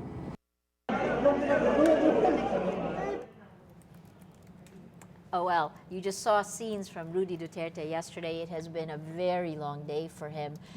You can see that he voted. It's interesting, the video that you saw of him voting was actually picked up by his supporters online and on social media. Look at how loyal his supporters are. They took his pictures and juxtaposed it against the pictures of Mar Rojas voting, surrounded by reporters, and they said, "Sino ang sumusunod sa batas?" It was actually, you could see this moving from the kind of vitriol that was there in the past and trying to still be defensive for Rudy Duterte. And I guess this is the other part that I found fascinating, because all of a sudden we went from this negative ad that came out Thursday night and actually pummeled everyone, this vitriolic smash between Rudy Duterte and his camp and the rest of the world, right? We saw on Friday Malacanang, and we heard this from Alan Cayetano. Malacanang tried to get Grace Poe and Mar Rojas together, too late. And looking at the numbers, it may not even have been enough, even if they came together. Yes, I think most people saw through that attempt and saw through the ad as maybe a last-minute attempt by whoever party involved to try to switch the tide and get the 25% soft vote, as we were talking about earlier. I think, if you were a strategist, a political strategist, doing something at the last minute is a sign of desperation, and that's how they were. And that's exactly what the Duterte camp said. Exactly. About it, So, yeah. In this case, what we saw was really just maybe one final attempt to kind of tip the balance in favor of some candidates, and at the same time maybe set the stage for something else, something larger in the future. Yes. Yeah. But then, of course, those are speculative, and really at this point, what that ad did was really just try to control a narrative, control the message. Did it make a dent? I don't think We so. didn't see it. Yeah, we didn't see it Yeah, at all. certainly not in the results. I mean, if you talk about the undecideds, what Pulse Asia called the undecideds, they Duterte did better than what the statistical surveys had said at that point, right? So he got some of those undecided votes even at the last minute. We've written stories about Teflon Duterte. Right. Was that surprising to you? None of these things stuck. It did. Well, it did a bit. He had to go on the defensive for a few of like the rape joke. He went on the defensive for that, and I think there were several other comments when he attacked. Well, not attacked, but when he made a comment about Australia and was it Singapore to stay out of the issue? Yeah. People attacked him for that, and he kind of had to go on the defensive for that. One thing that's interesting, aside from him being a Teflon Duterte, was that his supporters were always on the defensive as well. On his side. On But his always side, on his side, and also almost. maybe aggressive to the point of it getting a bit testy and angry on social media. But do you see that now? That's a question that I've been trying to figure out. I don't see attacks from both sides. I think we're coming to a reckoning where people are trying to either be calm and await the final results and see what this is going to mean for the Philippines. This is another 6 years of the next president and vice president and senators of the land. So they're trying to weigh out whether they need, what does it mean for them personally? What does it mean for the Philippines? I think what will be interesting is that the leader sets the tone. Right. And that's something we've always known. And the jokes this morning on social media have been that, there's just going to be more cursing. And this is funny because I woke up this morning and I was like, I just had to laugh out loud. But one of the things, the pros and cons of Rudy Duterte, all of a sudden you have somebody who knows exactly which way he's going. In fact, when I was looking at the piece that I did on him, he was so specific. He said 3 things. It was like he had thought about it for years. He said, I will stop corruption, stop criminality, and fix government. Right. If he just keeps on track on those 3 things and make sure that this happens over that 6-year period, that's a significant thing. So yeah, but to kind of argue the counterpoint, that's the same platform that President Noynoy Aquino ran 6 years ago.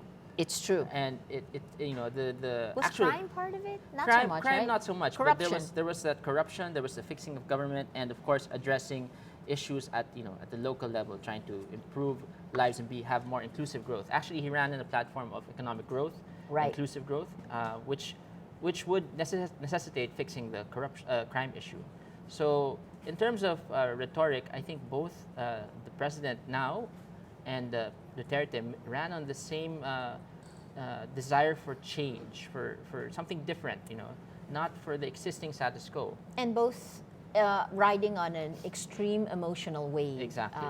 Noynoy Aquino riding on the death of his mother, which happened in August. That carried him through and the discontent nomination. of Gloria Arroyo's. The discontent, 10 years 10 of Gloria years. Arroyo. That's true. So this is funny. We've always voted against. We've always voted against what we have. In some ways, and I think these are studies I've seen where, every president we've chosen is a reaction to the president before. Well, yeah. And the same way that Noynoy Aquino. So Cory was a reaction to Ferdinand Marcos. After Cory, we had a housewife who brought democracy but was largely perceived as not so competent at governance. After Cory, we had Fidel Ramos, a general, the opposite, more regimented, and he did bring in development during that time. His goal of tiger of Southeast Asia, right? After Ramos, the regimented, business-oriented leader, was succeeded by Joseph Estrada.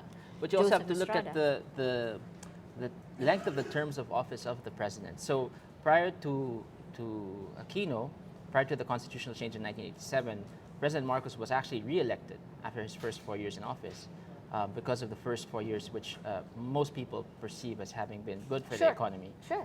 And then, of course, because of martial law, they changed the constitution. They limited a president's term to 1 year, but they lengthened it to 6 years. And so that might have had change in the impact of how we perceive a president's term and continuity. What do you mean? In the sense that after 6 years, we've grown tired of a president. You know, after 6 years, you can only do so much, and you don't want to elect another president for the next 6 years. Absolutely. Right. But of course, that's also the fear of Rudy Duterte coming in, is that he could use the powers of the executive to stay in power for the 21 years that Marcos did, right? But I don't think those things are there right now. But who knows what could happen in the future? It's, I guess, let's compare these election results with the 2010 election results, and you kind of have something similar in numbers. We were just looking at this.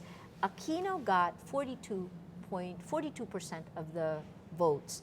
Joseph Estrada, who was running against him, came with 26% of the results. So we have roughly Duterte at 39%. And then you have Mar and Grace between 21 and 22%, right? What's the Manny Villar was at 15%. Gilbert Chodoro was at 11.33%, and then much less going down. So it just proves that every president will be a minority president unless you have has a been. has been and could be unless you have maybe a two-party system, correct, which limits the number of people running. Which actually, Leni Robredo said that on Sunday, didn't she? Right. She said that our system as it stands does not give free rein. And this connects to the amount of money that the political candidates have to spend for television. Although I will argue that the next election, hopefully even the process of politics will change because of social media. Yeah, maybe you see a consolidation in the number of parties and the number of candidates running because it costs a lot more to run a campaign now than it did 6 years ago. Because of the costs of television ads, which is where the air war really has been, and has been for a while, right? True. What else stood out for you about these elections? For me, I think it's, well, you know, the length of, people have been saying we have the longest campaign period among presidential elections in the world. 90 and I think days. the U.S. The U.S., sorry. Because the U.S. has an unofficial campaign period, it's true. I think that affected the standing of candidates. We've seen that if you go back to the polls, you'll see the rise and fall of different candidates depending on what happened. Yeah. Well, let's take a look at other things now. Saturday night, after attending the meeting de Avance, Vice Presidential candidate Leni Robredo took the bus home, like she always does. She took the bus going there. That's a 12-hour ride, right? Well, we had a team following her that weekend going to Naga City. Here's the report that was filed by Caterina Francisco, who was with her each step of the way. The Liberal Party's vice presidential candidate Leni Robredo is back home in Naga City a day before the elections. As she usually does, she opts to take a bus ride. It's usually an 8-hour trip, but because of traffic, it becomes a 12-hour ride. During one stopover in Tagkawayan, Quezon, she makes small talk with other travelers, speaking in Bicolano and asking them about their own trips. She obliges requests for photos, but other than that, there's not much fanfare. It's nearly noon on Sunday when she arrives at the Naga bus terminal, this time greeted by media and supporters. Robredo spends the afternoon at her office at the City Hall, squeezing in some work as Camarines Sur representative. She also tells media about worrying reports of vote buying in various parts of the region. At this point in the race, Robredo needs all the votes she can get. In pre-election surveys, she is statistically tied at the top spot with Senator Bongbong Marcos. Robredo ends her day here at the Carmelite Monastery in Naga, offering prayers for clean and fair elections. Caterina Francisco, Rappler, Naga City. That was Caterina Francisco, who was with Leni Robredo as she went home to vote for the weekend. She is on the line with us now. Caterina, where are you now? Yes. I am still in Naga City. I'm not currently with Camarines Representative Leni Robredo right now. She's actually going to be on her way to Manila this afternoon to give a press conference. Last night, we were waiting for an advisory from her staff as we were asking if she was going to grant an ambush interview or at least provide her reaction on the results that were coming in, of the election results that were coming in. But we didn't get any advisory, and we later found out that Leni Robredo would want to wait for more concrete results. We would want to wait for more Rojas press con happening later today, if I'm not mistaken. And last night was a pretty emotional night for supporters of Congresswoman Lenny Robredo. We saw her trailing behind by 1 million votes in the early hours of the election returns. But then in the early hours of Tuesday, we saw her actually surpass Marcos's numbers and take the lead. Right now, I think she has around 100,000 vote lead over Marcos. And with other votes coming in from her bailiwicks, that number may be expected to increase. Maria. Yeah, Katerina, so tell me, do you have an idea what will be stated in the press conference today? Because Mar, for example, has far lower numbers. Grace Poe, who's in about the same numbers, has already conceded. But Lenny is neck and neck with Bongbong Marcos for the top spot. Do you have an idea what they'll say? I'm sure that it doesn't really come as a surprise for Robredo's camp, because she has been neck and neck with Senator Marcos in pre-election surveys. So it's always been whether she would lose to Marcos or she would win over Marcos. I think she would take that opportunity to thank her supporters. She's always said that in previous interviews that her victory, she would owe it all to the supporters who backed her even when she had very low survey rankings in the early days of the campaign. And I think that Robredo's camp would also take the opportunity to also call for unity among the candidates in the past few months of in the past few weeks of the campaign. There has been a accusation actually from the Marcos camp that the Liberal Party might engage in cheating and vote buying to ensure that Robredo would win the vice presidential race. Correct. In these last 2 days that you were with her, or 3 days, I guess, because you guys left on Friday, right? What was it like? Well, here, I think she even had to wait to vote, right? Because the vote counting machine in her precinct was down. What was she like during this entire time period? She was very calm throughout the entire period. She did not really call attention to herself. When we went around some of the churches, she would request the media to maintain a considerable distance. She didn't want us taking very close-up photos of her with the nuns or her with the priest. She wanted to maintain her privacy, and she wanted to be given a moment with herself and with her daughters. She knows she's a public figure now, and she knows she can't really stop the media from wanting to cover her activities. But she would also strive to get that balance between getting public exposure and maintaining the simple life that she's known for a long time. And what about her family? How her daughters did not want her to run initially, and now they're in this final stage where the prize is within reach. How have her family reacted? I think in the past few months of the campaign, they've already shown that they're with Lenny Robredo 100%. And if you were one of the supporters who waited up all night for the results last night, you would see that it was also the Robredo sisters who were posting encouraging messages on social media. Ika Robredo and Trisha Robredo were telling their supporters, "Thank you for waiting up with us.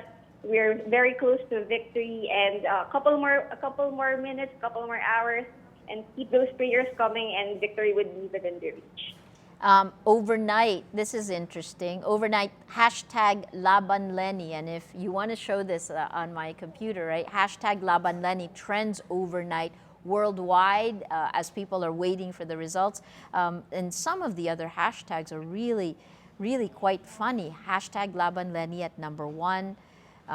Even as the results are coming in, you can see the aside from Laban Lenny, there are other memes that came out. Dasal lang talaga. How did the family react to this overnight support? Based on their engagements with their Twitter followers, I think they found it also funny and supportive at the same time. And the Robredos are actually very communicative on social media. If you look at Lenny Robredo's timeline, for example, there was one tweet there where she told a supporter that she would pray for that supporter's love life. So they're very engaging, communicative with their supporters on social media, and I think that these displays of support really mean a lot to the Robredo family. Fantastic. Okay, Katerina, we'll come back to you as the day goes. Thanks so much. Thank you.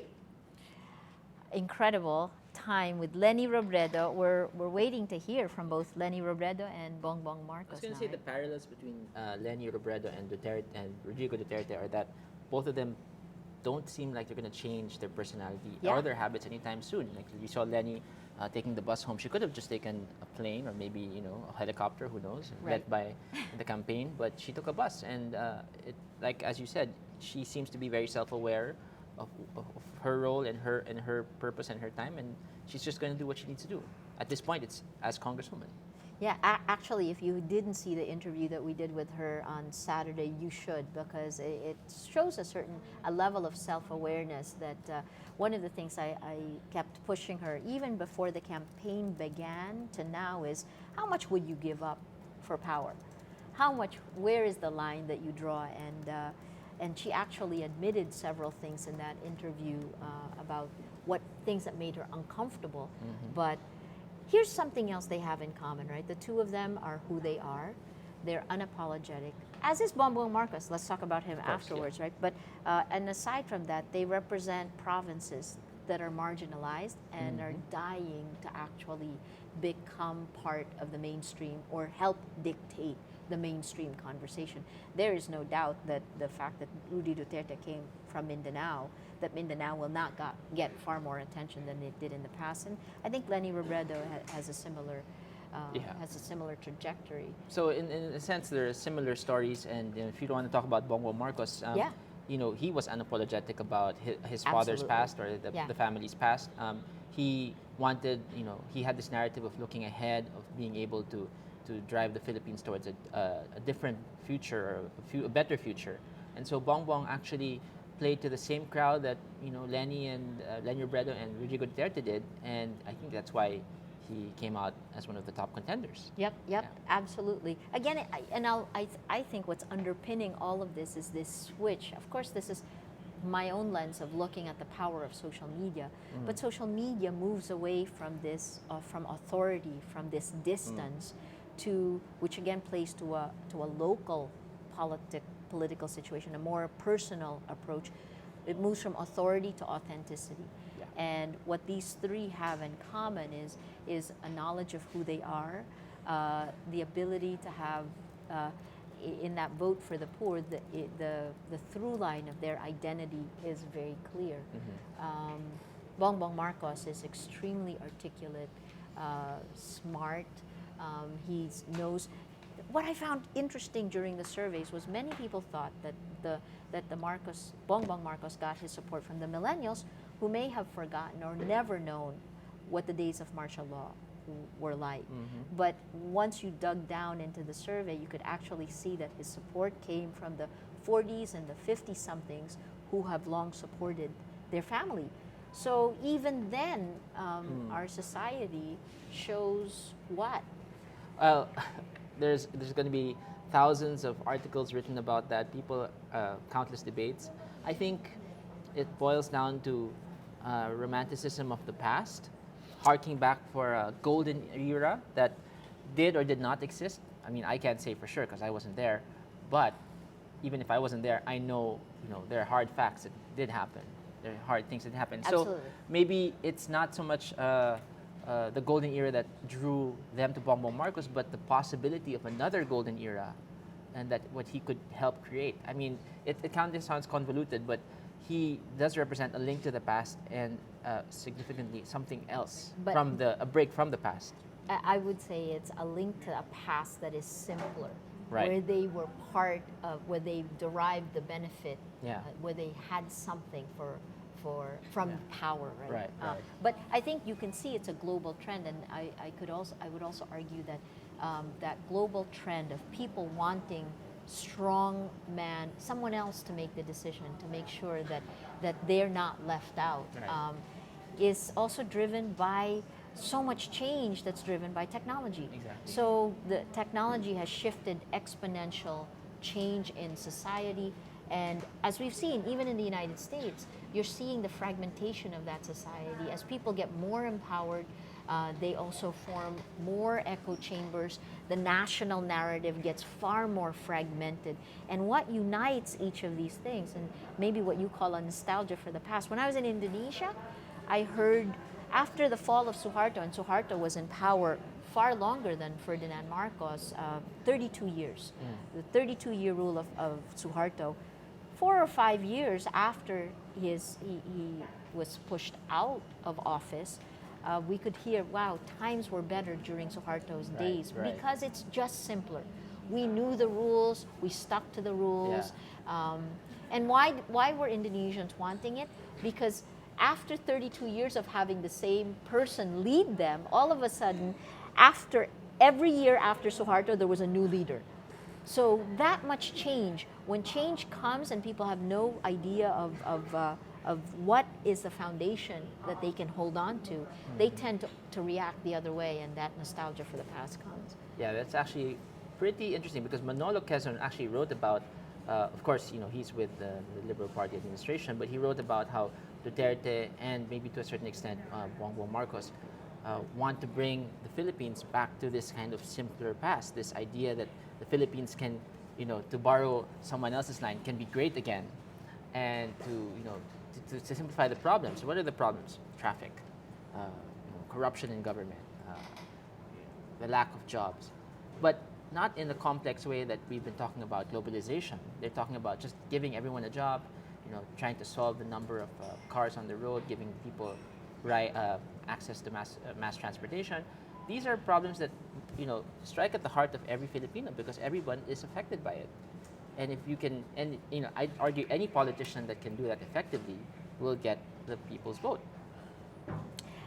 Again, though, I think there are two choices of this strongman leader. I agree with what you said, but I was just trying to follow that train of thought that this kind of wanting to have a leader who will lead you, who will make decisions for you, actually goes against what social media, what technology is forcing each of us to do. We've seen it online, the behavior online, right? This fragmentation forces each of us to have to be more self-aware.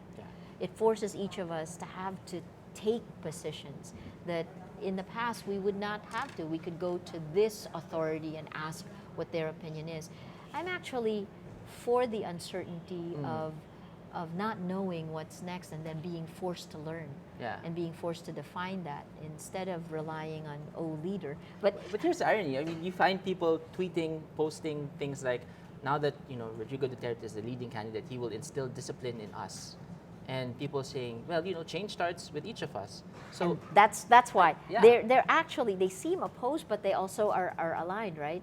And those were the two separate strands I was trying to just figure out when you started this chain of thought. We should go back. Can you go back and go over the results where we are now? Right.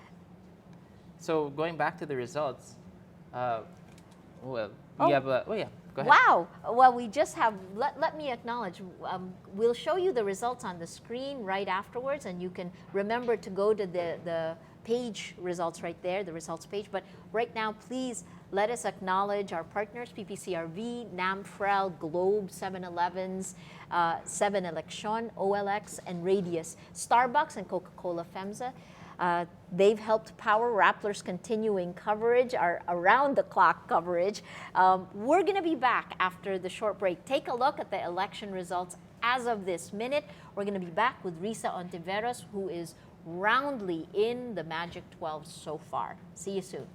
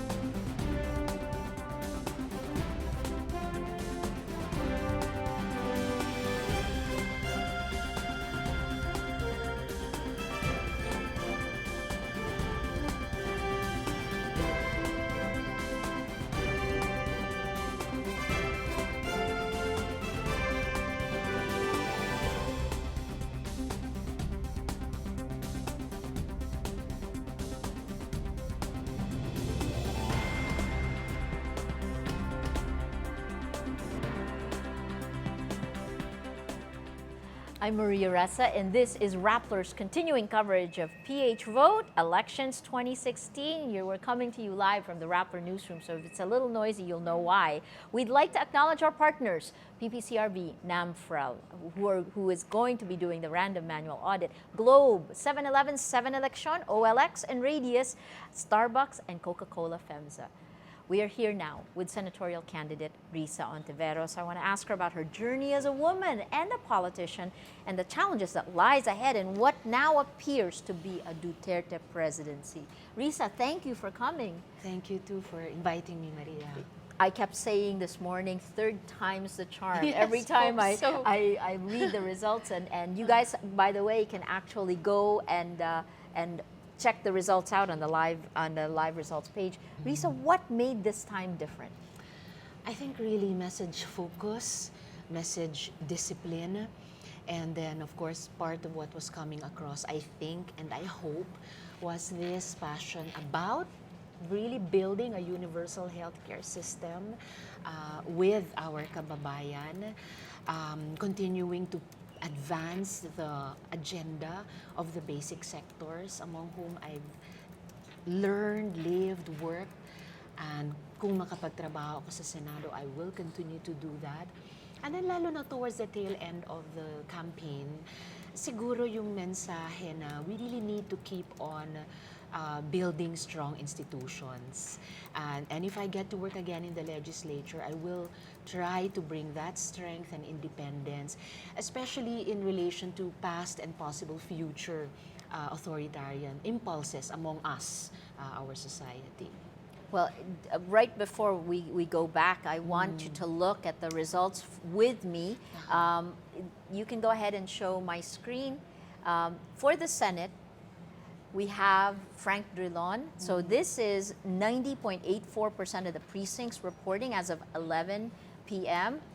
11 a.m. That should be 11 a.m. Frank Drilon is number one. Joel Villanueva, who's been number one this entire time up until this morning, he slips to number two. Vic Soto is number three. Ping Lacson, number four. Dick Gordon, number five. Ana Teresa, this is your formal name. Yes. Mig Zubiri, then Risa Ontiveros is number seven. Manny Pacquiao follows you. You jumped up ahead of Manny Pacquiao. Kiko Pangilinan, Sherwin Gatchalian, Ralph Recto, and Laila De Lima. Hey, Laila. Yeah, coming up, who's coming up behind number 12? Number 13, and there's about 1 million votes separating them. Francis Tolentino, Serge Osmeña is a re-electionist who's coming in number 14, and Martin Romualdez. So this is where it stands right now. In the 2013 elections, we saw different reasons. So you said that part of what actually worked this time was universal healthcare, the types of messaging. Actually, we noticed it. You focused, and you stayed focused on this message. Healthy Pinoy, Healthy Pinas. Right, right. Even during the senatorial debate, you were very focused on this. So, from 2013, we saw you shift several times because you had there are many different Risas in there. So, what was the difference from 2013 to this one, aside from focusing? The difference was that I realized na kahit 3 buwan yan, it's really only 90 days. It's really a short time to introduce myself to many people who didn't know me enough in 2010 and 2013. At saka nakita ng team ko, nakita ng akabayan, from an issue like health, kung saan may track record ako sa House noon, sa PhilHealth noon, you can practically talk about almost any other issue na importante sa ating mga Pilipino. And that showed in one of the surveys during the campaign. It was a top concern of us Filipinos, 60 or 70+%.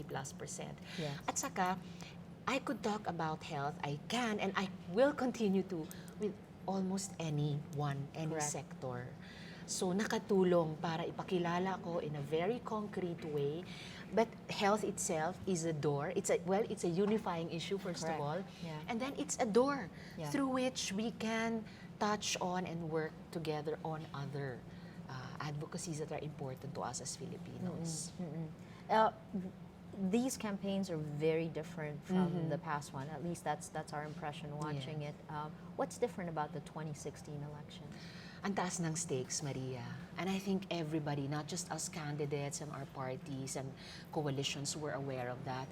I'm sure and I trust na yung mga kababayan natin, yung mga botante natin, alam nila, the stakes were so high. Between pagpapatuloy ba ng ganitong set ng mga reforma, pagpapalawak niya, deepening them, or would it be a more urgent, very gut reaction to also deeply felt issues na maaaring may frustration or impatience na hindi ganap na natugunan. And maybe there was a push and pull between those two things, no? A sense na, hey, kailangan generational yung change na tinatrabaho natin. Maybe one administration is not enough. We need, if it's generational, so what, 20 years? 3 admins? Or, yun na nga, that impatience. Oh, sa 6 na taon, we didn't solve all the problems. So, we need to change our approach. So, medyo merong ganong talaga, merong ganong debate among people. This was also one of the most engaged, and the other analysts have used the word vicious. Unfortunately, yes. Why is that, and how did you handle it? Why is that? I guess tayo bilang mga tao, we can range from, yun na nga, the very gut, the very visceral, very primal take on things, reaction kahit na to each other, to a more, well, civil, dialogical approach. How did I handle it? Well, alam naman natin bilang tao, bilang mamamayan, botante, mga aktivista, you just have to stay in there. Appreciate na people are really coming from how we feel and what we think about things at subukang i-engage in a constructive way. And as you said, like katulad sa Rappler debate, senatorial debate sa UP, just always try to link things back to health. Nabanggit ko kanina, health is a unifying issue. Yes. And I believe it's one of the issues na pwedeng magkaisa ang mga tao kahit na tayo na nag-away nung panahong eleksyong ito and on various issues. It can bring us together as a common concern na pwede nating trabahuin in the next few years. In a way, health can be a healing issue. Yes. Were you surprised by the rise of Bongbong Marcos?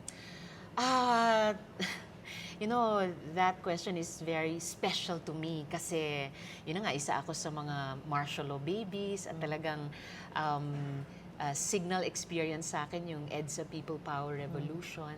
It really, although I was an activist since my teenage years in high school, during the dictatorship, para sa akin yung EDSA talaga, at lalo na nanay ako ngayon, I'm the mom of 4 millennials, as a single mom, solo mom. Parang all this time and until the time of this Bongbong vice presidential candidacy, importante talaga sa akin na never to forget.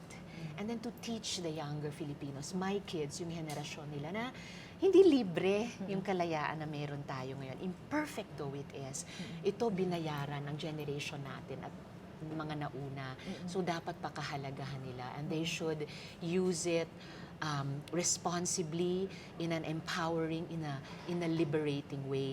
Ganon din ka-high stakes sa akin yung pagbantay sa results ng vice presidential elections. Kaya, like many of us, hindi ako natulog ang alas 3 ng umaga kanina hanggat di naunahan ni Lenny, yung VP count. So, and I'm still hoping and praying that the last man standing will be a woman.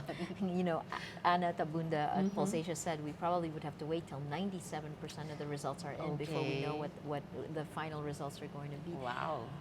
The fact that Bongbong is doing so well, though, like Rudy Duterte, seems to say something about our society. What is that cushion that pushed him up? Why?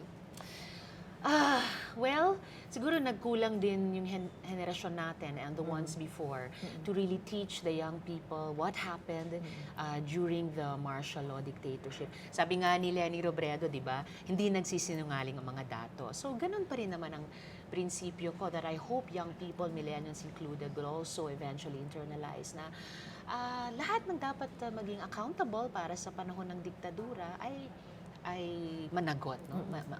Masingil. And then the mayor, I believe he addresses some issues that are really gut issues for our people na kailangan pa nating mas tugunan on such issues.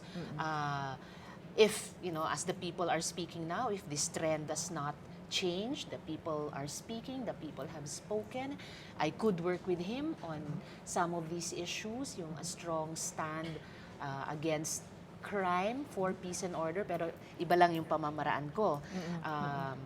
Yung para sa security of tenure, para sa pagbabalik ng COCO levy funds sa maliliit na magnunyog, dispersing development outside Metro Manila. But I would continue to stand for yung non-negotiable dapat yung dignidad ng babae, karapatang pantao.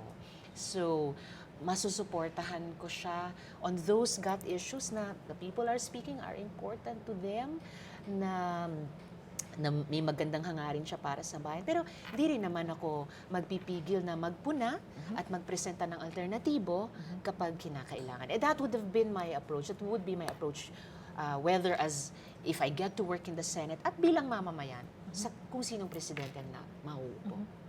Rudy Duterte has never lost an election. Wow. Buti pa siya. From 1988 until now. I mean, he must tap into something that Filipinos want. I guess, yeah. This must be indicative of something. I mean, oftentimes the people we select are we hold a mirror to ourselves. What does he tap into despite something primal, something gut, something very visceral. Something very emotional. Tayo namang mga Pilipino ay isang emotional din na sambayanan. So instructive yung ganyang electoral record pala niya na he has always won an election. And speaking as someone who has lost twice before, instructive para sa akin yon. Both sa mga natalo na dati at saka siguro sa hamon sa amin, sa atin as activists, as politicians, as occasional electoral animals, na may hamon pa rin talaga in terms of voters' education, na yung mas balanseng pagpapahalaga sa the election issues that move our feelings and also the election issues na would appeal to our mind para mas holistic din ang approach natin mga Pilipino sa what's at stake sa eleksyon, paano tayo dapat mag-engage dito. After each election, yun na rin dapat ang mga leksyon na pabaon sa mga bagong administrasyon na uupo na, ito talaga what we Filipinos care about. So dapat tugunan natin yan, silang bagong administrasyon. Do issues ever actually win? I like to believe so. I hope na itong strong showing so far ng Healthy Pinoy, Healthy Pinas ay nagpapatunay that an issue like health can, unite, can also mobilize, at saka can broaden a constituency. I mean, kung makatrabaho ako sa Senado, excited ako na yung mga bumoto para sa akin ay makakatrabaho sa actual work of passing policies to set up the pillars of a universal healthcare system para yung bagong administrasyon mula barangay hanggang nasyonal ay may tamang polisiya at may mandate to set up this system. Tingin ko kasi, and I said this during the Rappler debate, tingin ko realizable ito. It is a victory we can win within our lifetime. You're making me think, because it's such a chicken or the egg. Are people listening to you because of Risa Ontiveros, which makes the issue important to them, or is the issue the one that brings Risa Ontiveros in? And I would actually say it's most likely you. It is personal. I mean, at least that seems to be one of the things these elections have shown. That it is still a personality-driven. We're very personalistic sa mga relasyon natin kahit sa pang-araw-araw. And I believe that informs our behavior a lot also during elections. Pero yun na nga, one of the things na nabasa ko sa social media na natuwa naman ako na isa daw ako sa mga kandidato who's not just a candidate but through me, isang aktivista, na the movement is the candidate too. So sana, kung totoo yan, part ng evolution natin bilang mamamayan at bilang botante na kaya nating appreciate pareho yung messenger at saka yung mensaheng dala. And the messenger is not just a single individual. It can be collectives, party, movement, coalition. Tapos yung mensahe na beyond an individual, beyond an administration, itong mga agenda, importante sa mamamayan, lalo na sa mahihirap. What was it like to campaign with the Liberal Party? And this is a tough thing for someone like Mar Rojas, which is, you know, you have to stay with the status quo and yet change at the same time. What was it like campaigning with the Liberal Party? Yun naman ang sinasabi ni madalas ni Randy David, kina-quote niya si Althusser, isa sa mga paborito niyang political scientist, na to establish combat positions within the state. Ibig sabihin, dahil importante sa atin yung gobyerno, sinusubukan din nating makapasok doon. Para saan? Also to advance the changes we want in society. So, I am so proud to be fighting beside Secretary Mar and Rep. Lenny. Lumalaban kami ng marangal, ng tapat, and I'm proud na ang partido ko, Akbayan, we have been in coalition with the Liberal Party the past 7 years. Sinusuportahan, nakikiisa sa kanila sa mga reforma, lalo na yung civil at saka political reforms, yung mga anti-corruption, transparency and accountability. At the same time, tulad ng ugali ko sa kung sinong presidenteng ipoproklama ng COMELEC, disagreeing with them in principle on other issues. So, ganun din yung karanasan ko, campaigning for the third time bilang Akbayan, bilang bahagi ng Liberal Party slate. Na-appreciate ko na since 2010, si President Noy at yung partido niya have been the best space to fight for reforms. Isang spasyo rin na malaya ako, malaya ang Akbayan na magpuna. And ngayon, I'm still rooting that the last man standing will be a woman. Let's go to that. The feminist side of you, the woman who stood up when it was still dangerous to stand up against the church and fight for the reproductive health bill that became a law, the feminist who's there. How do you react to a Duterte presidency? Para sa akin talaga, non-negotiable yung dignidad nating mga babae. Our bodily integrity. So rape is not, never, ever a joke. It's not a joke for women who are victimized by and survive it. So, para sa akin, tuloy yung laban para gawing mas gender sensitive yung ating lipunan, yung politika natin, yung eleksyon natin, our governmental institutions, the work to advance women's participation, representation, and leadership. Also in the economy. At saka yung pagbubuo ng kultura na talagang pantay dignidad natin. Babae, lalaki, ano man ang sexual orientation at gender identity. So LGBTs as well. The contradiction of Rudy Duterte. I mean, this was the piece I wrote in October where, you know, the man he's sexist and yet he fights for women's rights, at least in Davao. The words that he says, our leader will have an impact on our culture. Yes. What do you think will happen? Who will change?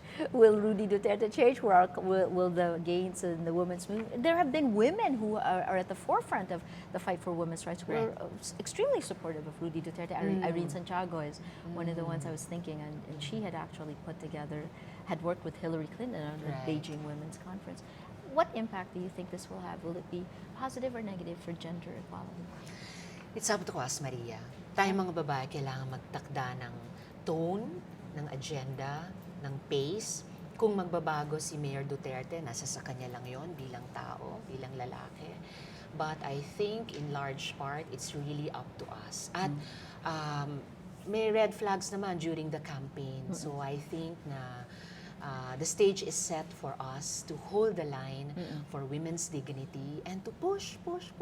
Not just vis-a-vis Mayor Duterte, pero yung buong lipunan natin na hindi talaga katatawanan, kundi isang pinaka-precious dapat na ugali nating mga Pilipino, yung pagrespeto sa mga babae. Duterte's slogan is change is coming. Change really is coming anyway. Every day. Yeah, change is really, I mean, with social media, that's changed the pace of campaigns and how people can reach you. How do you see the things that have happened in this campaign, the divisiveness of it, the vitriol of it? We've not seen this in the debates. The candidates really, the debates were a good thing in general, right? But now the candidates have to come at it, and they're the going supporters. Yeah. So, and the supporters, exactly. So where do you see this heading to? I mean, is it really possible to get over that kind of vitriolic campaign and move forward to a better future? It's always possible, and wala naman tayong choice kundi to hope, di ba? Diyos ko, otherwise ba't pa tayo nandito? Of course. Mag-quit na tayo, di ba? So since, sabi ko nga, may mga laban na sadyang hindi binibitawan, isa na doon yung, well, first of all, to realize that, we waged very passionate campaigns, and to also realize na we hurt each other in the process. Yes, it's always possible to heal from that. Many societies aside from us who have gone through as bad or even worse electoral contests, basta magsisimula sa acknowledgement, and then kung saan tayo dapat humingi ng tawad sa isa't isa, gawin natin yon, and let's make amends. And the amends have to be concrete. Kung gaano ka-konkreto yung pananakit natin sa isa't isa, that's also how the only way we can heal. And it's both from the personal level to the institutional to the cultural. So yeah, we can do it if we set our minds to it. Pia Cayetano said that these campaigns, this is the first time she saw the barangay local politics move into the national stage.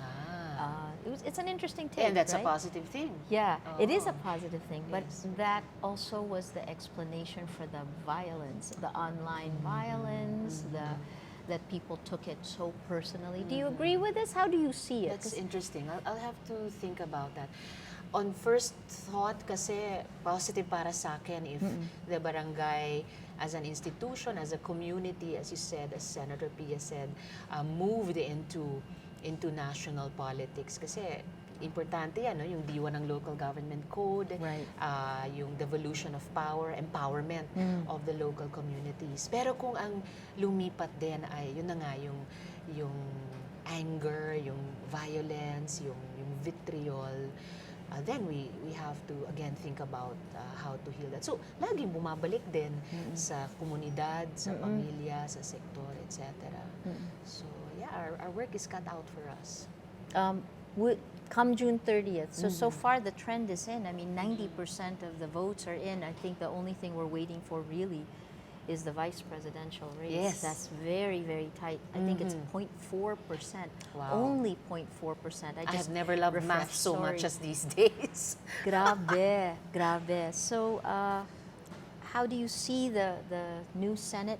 Here's the senators to be, at least in terms of the results, with 90% of the results, it's not, it looks pretty much done that you would be in the Senate. How do you see the composition of this new Senate, and how will it change from what we know today? Well, kailangan ko pang tignan yung posibleng 12 namin na papasok with the 12 to be retained. But yung isang tingin ko importante sa Senate, sa Congress as a whole, ay both in response to the authoritarian tendencies that have clearly remained from the past, at saka yung posibleng resurgence ng mga tendencies na iyon anytime in the future, importante talaga to continue repairing and strengthening the institution. So importante talaga, Maria, that the Congress, the legislature, be strong, be independent, kaya niyang i-engage yung executive in a constructive way at every possible moment. Kaya din niyang i-check siya, as is its mandate, its duty on behalf of the people. I-check any overreaching executive at sabihin, hindi yan ayon sa mga batas natin o hindi yan ayon sa mandate natin bilang mga taong gobyerno. And if I get to work in the Senate, I would try really my best to bring that strength and that independence to the institution. Let me see if we're getting any questions from social media. SM, you guys want to send me? So on my feed, I see a lot of people tweeting what you said. On Duterte, what does he tap into? Something primal, something gut, something visceral, something emotional. Let me see. So, guys, if you have any questions, please send it. We are both on social media at Risa Ontiveros. Your last thoughts, Risa? I mean, this is, I think it's exciting. Yeah. It's super exciting right now until we know who wins in the vice presidential race. But your thoughts moving forward, you've gone through a grueling campaign period. How do you feel and what do you see moving ahead? I'm so tired, but I'm so energized. I'm sad, excited, happy. Siyempre, I expected a different outcome. I hoped for a different outcome. Mas yung pagpapatuloy ng pagbabago na binubuo na natin in the past 6 years. Pero, as I said, kaya kong respetuhin yung anong sasabihin ng ating mga kababayan, yung ating mga botante. And I think the shape of the next 6 years has largely changed. Mas challenging in a way. Iba yung tenor. Pero we've gone through perhaps worse times. We fought well during those times. We survived. At dun sa mga panahon na yon, we built ourselves and we generated the raw material to engage in citizenship and governance as we're doing now. So I continue to look forward with hope, same passion as before, at maasa talaga ako na, people are in this for the long haul. So, habang buhay na to. And no matter what comes our way, eto tayo at whatever point in life we are, ito yung bansa natin on the regional as well as global stage. And whatever dreams we have for our country, iba man yung pangalan niya during the campaign, I really believe lahat tayo mahal natin si Inang Bayan. So we'll struggle through our mistakes and inadequacies para, to push forward a better future that we had wanted at the start of the campaign and that definitely we can still work for from this day on. Fantastic. Fantastic. Thank you so Salamat. much. Marami. We've been speaking with Risa Ontiveros. As you can tell, she is firmly in the Magic 12, doing one step better than Manny Pacquiao in the results. You can see the results again. We're going to actually take a short break, and when we come back, you're going to have a new anchor. I'm going to say goodbye for a short while. Stay tuned. Give us about 5 minutes, and we'll be back. Thanks.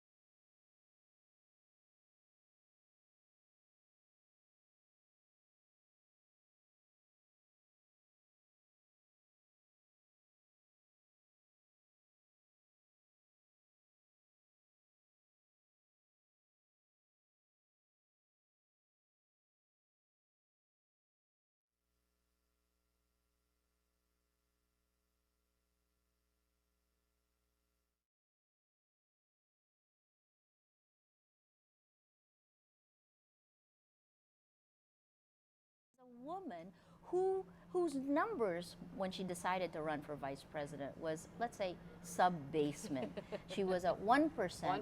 and has had I was number 6 of 6. number 6 of 6, and she's had a phenomenal rise, and now is at a statistical tie for first, ready to win, statistical tie with Senator Bongbong Marcos. Joining us in the Rappler studio is Lenny Robredo, Representative Lenny Robredo. Thank you for coming. Good morning, Maria. Thank you for having me again. No, it was great to talk to you before the campaigns began, and then now that we're in the last 2 days. Last 2 days. Last 2 days. Last day. Today is the last day we're allowed to campaign. The meeting that Avance Yeah. today, right? So I guess at the very beginning you talked about this line for yourself, finding this balance between waking up every day and living according to your conscience, right? It's been a real challenge. I do realize that national elections is so different from local, in the sense that while local elections are more physically daunting, because you have to go from one house to another. National elections is actually always trying to balance between traditional and what you actually believe in. It's more difficult to maintain that black or white thing. Interesting. And there are so many gray areas in these elections. It's not like local where you could afford not to depend on politicians. With local elections, you can do it on your own. Like what I did in 2013. Of my 8 mayors, I had only one supporting me. Of 186 barangays, I only had 25 barangay captains supporting me. But it was all doable in the sense that I had all the time in the world to be more personal in my dealings with constituents. Right. But that's not the case here, because the country is physically difficult to navigate. I would have wanted to physically have interactions with all our constituents for them to be able to know about me firsthand, but it's not at all possible. You have to depend on local politicians, and that's a difficult thing as far as I'm concerned, because I'm very new in politics. I don't know how to deal with all the nitty-gritty of politics. It's been beneficial that I belong to a political party, in the sense that all the political stuff is being done for me. I couldn't have done it myself, because I always have the tendency to push for what I believe is the right thing. So right now, as I have said, the gray areas have become wider. And the difficult thing for me is how to stay the course. Fantastic. Well, I'm gonna come back to this at the end, but I want to know what you think is behind your phenomenal rise. I think people appreciate that they see me for who I am. It's been to my advantage that I haven't actually been so into politics after 3 years of being a congresswoman. I think people appreciate the fact that you're authentic, you're genuine, you're candid most of the time. That even if you belong to a particular party, you are still honest about the limitations of people around you.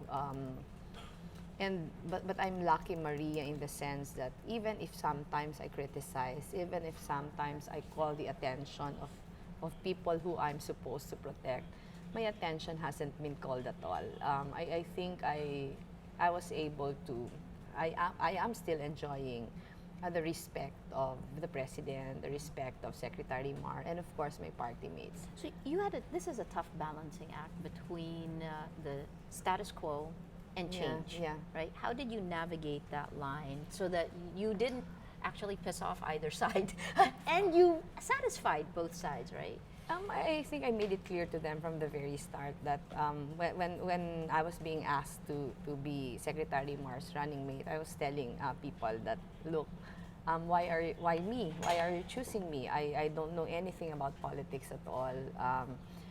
All my life I have been like this. All my life I have been my own person. I think I did the right thing in laying all the cards on the table. When I first talked to Senator Bam Aquino and asked him if he could be my campaign manager, we had a serious talk. I told him these are the things that I'll become comfortable with. I will not be okay with this. I think I made the right choice when I had Senator Bam, who is confident enough to give me all the space that I need. There are so many things that we didn't have to do, which traditional politics dictated us to do. But making my own path was actually an experiment.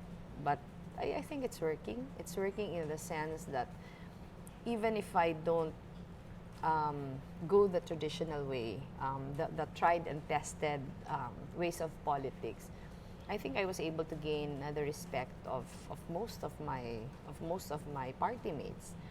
I have been in the receiving end also of complaints, in the sense that why are you doing this when in fact the party has this? But I think I was able to more or less made my point. That I'm always well intentioned when I'm doing things.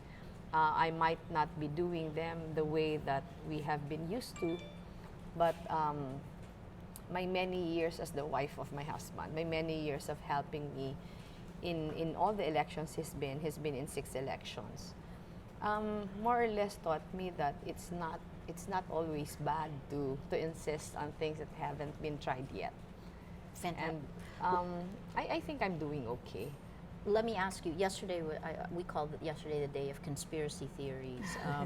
In your race, actually 2 vice presidential candidates came up with different conspiracy theories, all of which we've reported on Rappler, right? Yeah. But the one that is specific to you is about Bongbong Marcos saying that there is a plan by the Liberal Party that if Duterte wins, if Lenny wins, that they would impeach Duterte so that Lenny can become president. That's unfortunate because first of all, there is no such plan.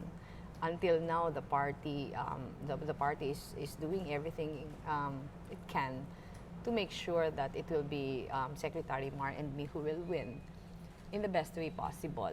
When I say trying everything we can, yung tama lang. I have been through so many elections, and I can say to anyone straight on the face that I'd rather lose than win an elections rigged with so many anomalies. I think Senator Bongbong was trying to court the support of Mayor Duterte supporters, but it's unfortunate that he had to use me. There is no such conspiracy. I've always told people that while I would have wanted my own president to win, it's part of the job description that anyone who wins the presidency should have my utmost commitment. If I become vice president, the level of commitment that I'm prepared to give Secretary Mar should be exactly the same level of commitment that I should give Mayor Duterte or Grace Po or Vice President Binay should they win the presidency. Kaya I don't know where this is coming from. I was telling reporters yesterday who told me about the conspiracy theory of Senator Bongbong to make a plea to Senator Marcos that if he wants to court the voters of of Mayor Duterte, to do it in a way that magpakatotoo lang. I am sure he knows that there is no such theory, and I cannot for the life of me imagine how he can make up such things. There have been many attempts to discredit me. There was even a Facebook page quoting me as having said that if Mayor Duterte wins, I will resign. There is no such thing. I haven't said that at all. This conspiracy theory is unfortunate in the sense that even if it is Mayor Duterte who wins and if I become vice president, he can be assured of my utmost support. But you were caught in an unguarded moment, and in fact, you were caught on Rappler in an unguarded moment where you said it would be difficult given the differences in values. Is that No, correct? I think the context of that is that I was being asked about the rape, the rape issue, Yes. and I was telling the reporters that all my life I have been advocating for the upliftment of the dignity of women, and if it is true, I haven't seen any of the interviews of Mayor Duterte, and if it was true that he made the utterances in the way that the public perceived him to have made them, it would be difficult in the sense that we will be coming from two opposite points of view as far as respect for women, dignity of women is concerned. But you know, Maria, sometimes when somebody thinks very differently, it would even be more beneficial if another would be working with him, believing in exactly a different perspective, in the sense that there will be a sort of a balancing act. I hope that if that happens, I will be a big influence on the way he looks at things. Fantastic. The other conspiracy theory yesterday came from Senator Cayetano, Alan Peter Cayetano, and he said that there is a conspiracy in Malacanang to harness Rojas and Poe, Mar Rojas and Grace Poe, to come together, because he said the only way Duterte would lose is if the other candidates come together, but it didn't seem like it was happening. This was verified by President Aquino. Could you tell us more about what's happening now? I think there is some basis to that, although I wouldn't exactly call that a conspiracy, in the sense that this is tactics. Yeah, the president was very open about how he felt about these things. I think he made an interview when he urged Secretary Mar and Senator Grace to come together for the sake of the nation. I think all this is coming from the fears, whether founded or unfounded, about the possible repercussions of a Duterte presidency. And I think anyone naman is parang is allowed to do things like this. Of course. The way it sounded, I didn't watch the interview. I saw it only on Twitter. The way it sounded naman was not as if the president was forcing Secretary Mar and Senator Grace to agree on something. He was just floating the idea of one of them giving up or coming together to make a stand for what they think would be right for the country. Do you see this happening? No. Honestly, no. I saw in the late night news the response of Senator Grace. Yes. Telling us that she was not amenable to discussing anything with Secretary Mar. I laud Secretary Mar for reaching out, but of course that will be all up to both of them. If they would in fact agree on something, I think we don't have enough time to make all this happen, even if there is a window on the part of Senator Grace, considering that elections will be Monday already, and today is Saturday. Today is Saturday, the last day of campaigns. I mean, I'll ask you this question. There are lots of questions coming in on social media now, but this one, it connects to our conspiracy. What are your thoughts on the charges of alleged cheating plan of the ruling party? Ako Maria, I have not heard of any cheating plan, and if there is ever one, I would not be a party to it. I would oppose it vehemently. I don't think anyone who comes to power through cheating has any reason to be there. These elections is all about giving voice to the people. These elections is all about making the people decide who they want to lead us in the next 6 years. And if we will win the elections through means that are not right, I don't think we have the mandate of the people. A leader who does not have the mandate of the people does not have any right to lead us at all. So at Step Up Flores, that was your question on Twitter. She just responded to that. In terms of Your thoughts. So we started before you campaigned, and we talked about how it's changed you. Yeah. I guess now, what lessons have you learned? A lot, Maria. But you know, even if there have been so many lessons in this campaign, like you can't really depend so much on politicians in the sense that they have their own fights also to conquer. The best way still is to go straight to appeal to the hearts of the people. The power of every local government official is still lies in their constituency. So if at all, the real power really is with the people. It is difficult to depend on anyone.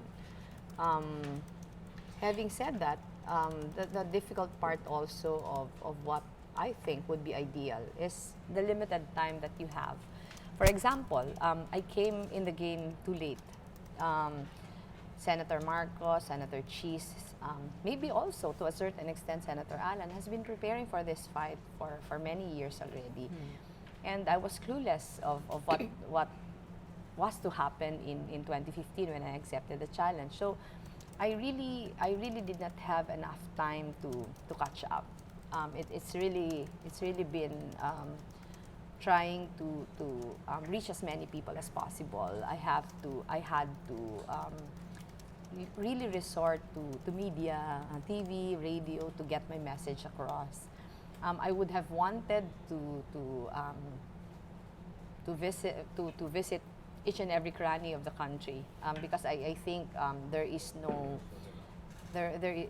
better way of talking to the people than face to face. Than face to face, allowing them to see you for who you really are. But because that's not possible, I have to depend so much on TV ads, radio ads, and it's difficult in the sense that it's very expensive. I think we have to rethink already of the amendments that we have to make with regards to our election laws. Because this particular system does not breed clean elections at all. I am afraid of things that will come in the future if we do not change the system of elections.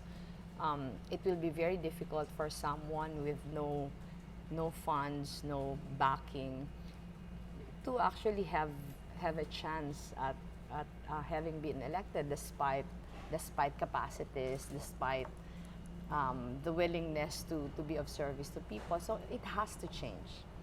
And let me ask you about your running mate, because at this point, actually, I guess your candidate for president, he has not enjoyed your rise. So even though you said you started campaigning late, this is a phenomenal rise. I mean, surprising, and you are the only woman among the vice presidency. That last line from the debates resonates. I think that was one of the reasons you won. That was an afterthought, but it was a deliberate afterthought in the sense that it was an opportunity to, I've been advocating for women empowerment for the longest time, and it was an opportunity. So while it was an afterthought, I had to make sure that I would be able to state it before I end my closing statement, in the sense that it was to overemphasize something that I have been fighting for so long. I think partly based on that statement, the Rappler editors gave that debate to you. Why has Mar Rojas not done better?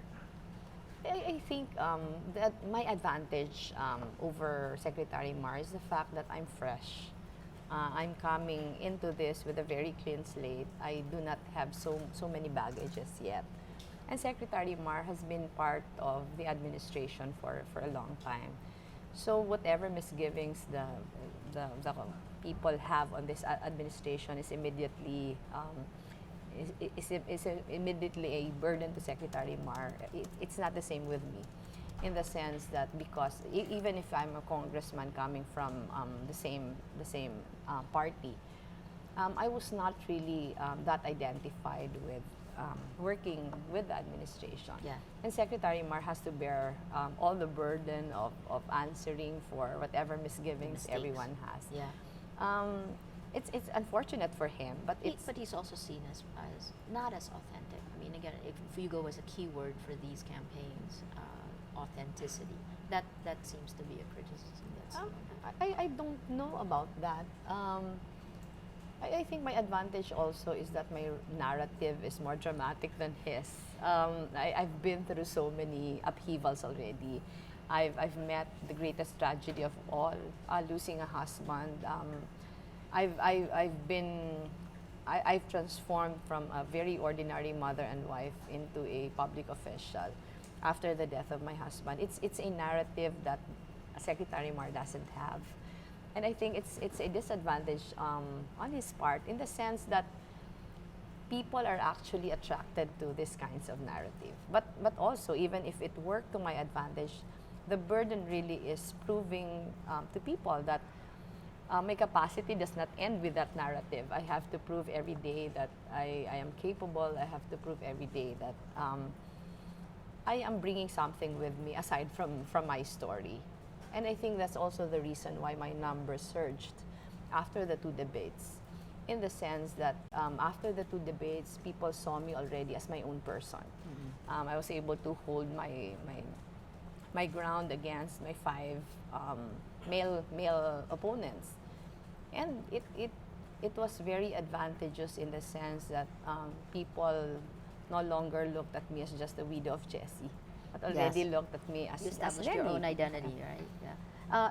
In terms now, let me throw some questions from social media. Thank you for your tweets and your Facebook posts. This is from Twitter at Vanunu. If elected as vice president, would you let anyone or any political entity influence your decisions or actions? I cannot really say, but it's something that I pray for every day. My history has been okay in the past 3 years, in the sense that I was able to fight for everything that I think was right, even if it doesn't exactly jive with the party stand.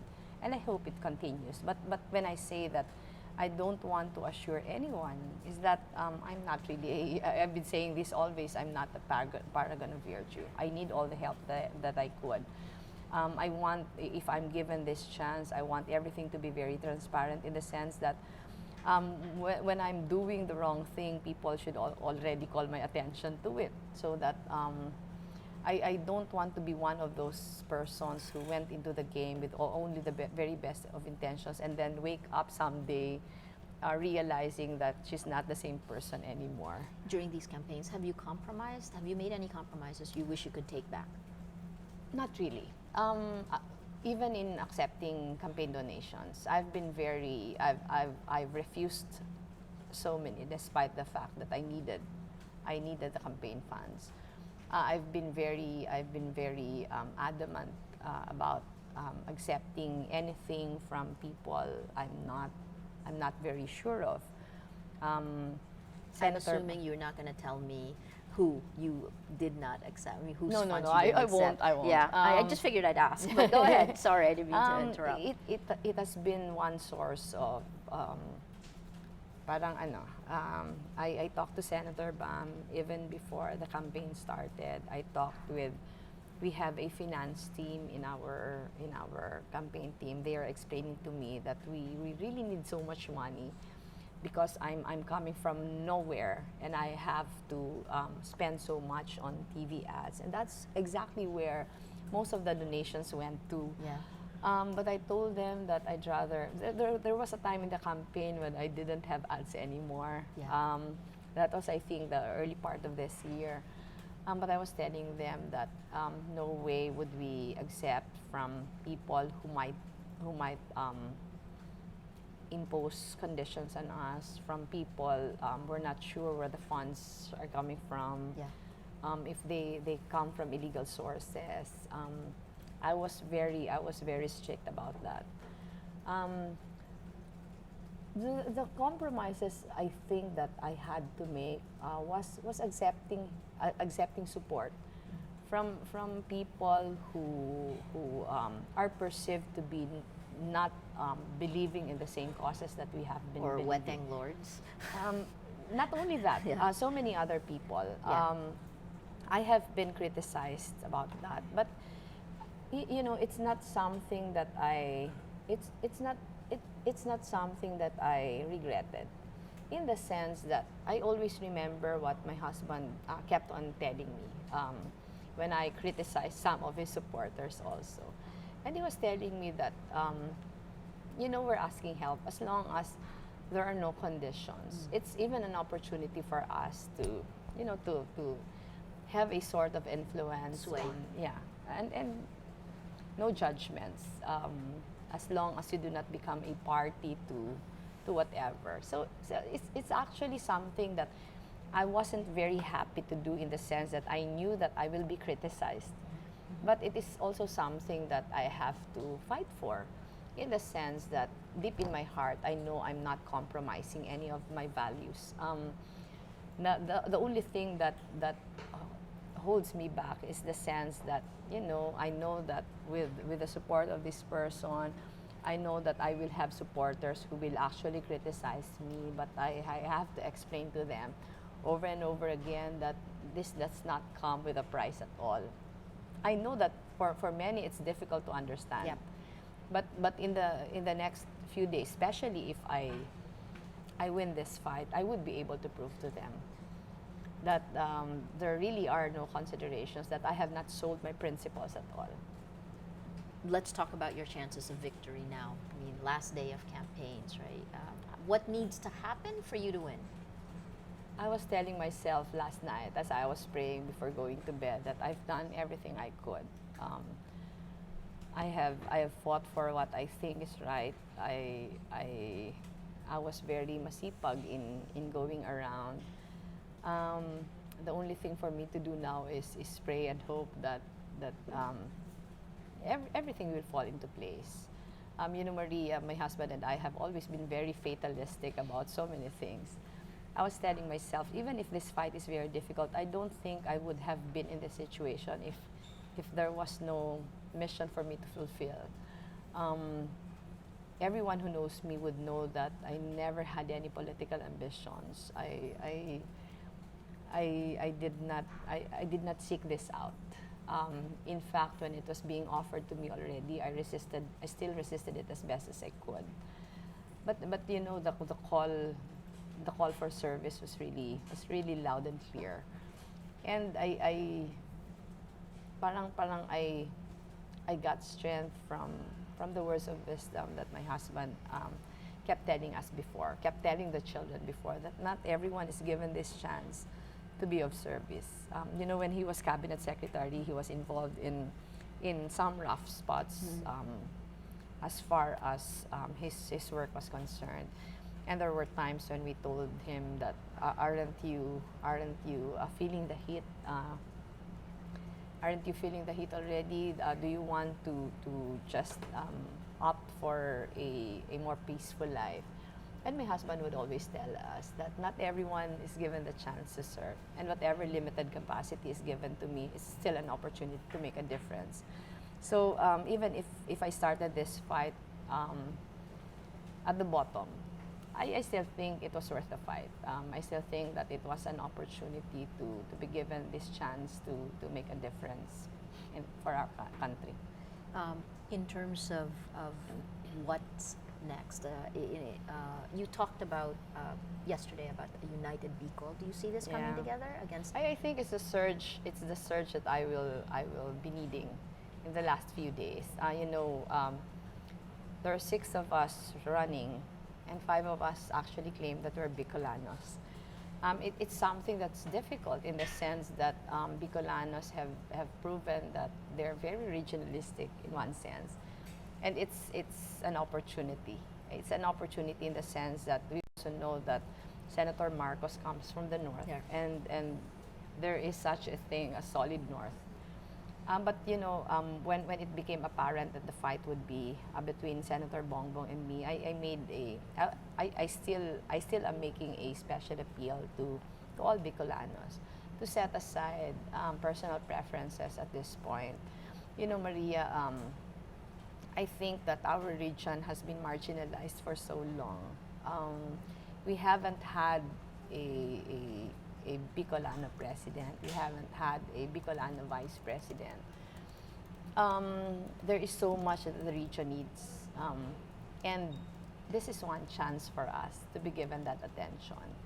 So my appeal is that if you rally behind, if Bicolanos rally behind me, it is actually giving our region a chance to compete with the other regions. If you look at all the indicators, as I have said, we have been in the fringes for so long. And this chance doesn't happen every 3 years. This is, I think, except when Senator Rocco ran for president. This is only the second time that we have an opportunity to have someone there. It's not just about me anymore. It's about this opportunity for us to be given that attention. So my last question, actually, I ask you to pull out now, given what you've known, these 2016 elections are actually fascinating to watch the campaigns. It's, I think, the most divisive elections of all. I guess this, how would you describe both the campaigns first, and then after that I want to see how you see the country? You know, I'm to be very honest about it, Maria, I'm not actually very happy about how the campaign has turned out.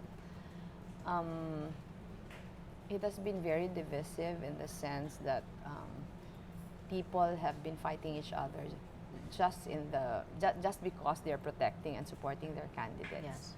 Yes. It's scary in the sense that we don't really know if this continues after the elections. You know, we each have our preferences, but the way we have articulated our preferences is quite scary in the sense that when you look at social media now, I hope it's just in social media, but when you look at people in social media now, everyone is fighting everyone, and I don't think everyone is screaming. Yeah, I don't think there's so much hate. There's so much hate out there. I don't think it's what we need. So I think after the elections, everyone should join hands and ask for healing for the country. Whoever makes it should lead everyone in trying to forget everything bad that happens in the last elections and already look forward. I hope that anyone who wins these elections would be very magnanimous about everything and would already put the interest of the country foremost in the agenda. And to call on everyone to unite and look at the future together, because it's scary if this continues after the elections. You know, when President called for unity, I think he was also afraid of what will happen. But you know, this is also to make an appeal to our supporters to have a healthy respect of the preferences of everyone, because at the end of the day, we're all Filipinos. If this country succeeds, it's all for the good of all of us. If this country doesn't, we're the ones to bear the burden of it all. So there's really no point in making this very personal.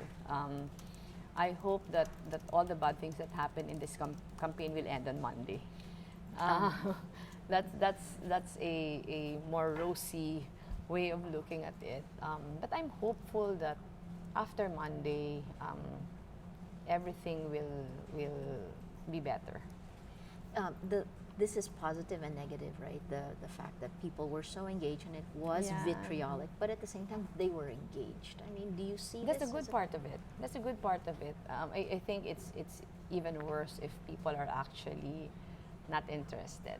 I think it's the beauty of social media, in the sense that people feel that they have a stake in these elections. People do not just accept crap from anyone. People are actually interested in issues that each of the candidates are fighting for. I think to a very large extent, social media has been very crucial in educating everyone about every candidate. I think that's the beauty of it all. But you know, as in anything, for every advantage, there are 10 disadvantages. And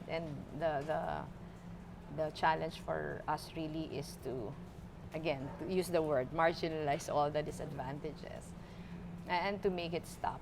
In Right tech words, after. it would be we need to optimize. Yeah, yeah. You know, I think social media has done tremendously well in unifying all the you know, disconcerting voices of everyone. But the unfortunate thing is there is also so much abuse online, Yes. and it has to end. Well, hopefully there are test cases now that have been Yeah, filed, yeah. right? I asked you what you thought about the country, but maybe even better, let's end with this question. Um, Today's the end of campaigns. Tomorrow is a quiet day. People vote on Monday. What do you want people to think? What do they need to look at for the country? I want people to think that this elections is not about any of us candidates, but it's all about the future of the country. You know, we have been so engaged, we have been so into it as far as supporting and pushing for our own candidates is concerned. But at the end of the day, we're just pawns here. The interest of the country is really at the core of these elections. So when they go to their respective polling places on Monday, I think foremost in our minds and in our hearts is the question, who will best lead the country? Because the future of our children would be in the hands of whoever would win in these elections. It is not anymore about Mar Rojas or Mayor Duterte. It's no longer about me or Senator Bongbong. But it is about who will best lead the country forward. Fantastic. Okay, thank you. Thank Lenny. you. Thank you, We've been Maria. speaking with Representative Lenny Robredo. She is now in a statistical tie for first place in the race for the vice presidency with Bongbong Marcos. It is the last day of campaigns. Watch closely, think clearly, and make sure you vote on Monday. I'm Maria Ressa. Join us. We'll be live at 12 with Cheche Lazaro, and we'll continue through the next 12 hours. Thank you, My Marcia. gosh, thank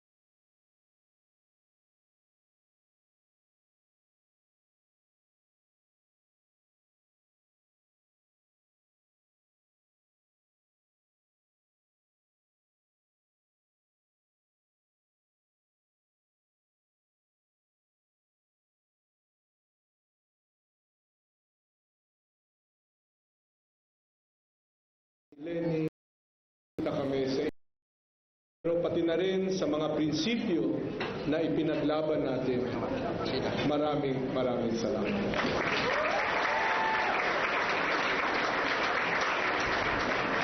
Sa mga kababayan natin na habang kinakamayan ako, tiningnan ako sa mata at sinabihan ako ng God bless you, ipaglaban mo kami, huwag mo kaming pababayaan. Maraming salamat sa inyo.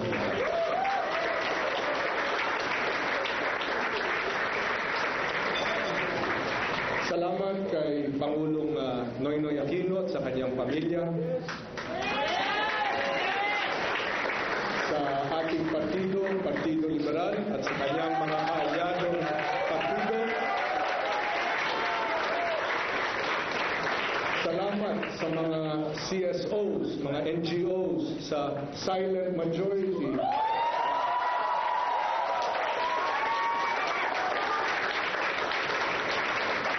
Sa mga ordinaryong mamamayan, sa lahat sa inyo ng mga volunteers, sa aking pamilya, aking misis, si Corina, sa ating mga kaibigan, sa lahat po na tumayo, to all of you who took up the cudgels, who shared in our aspirations, na nakasama kong tumayo, maraming salamat sa inyong lahat.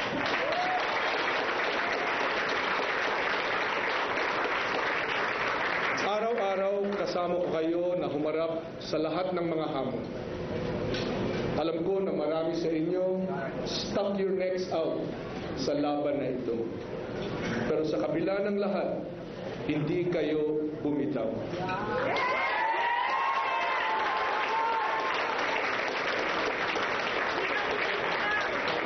Nanindigan kayo, sinamahan ninyo ako hanggang sa dulo. For that, I am very grateful.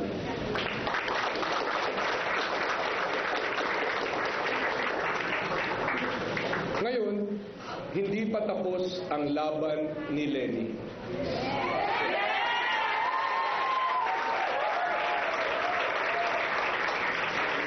Angat siya, lumalaban siya.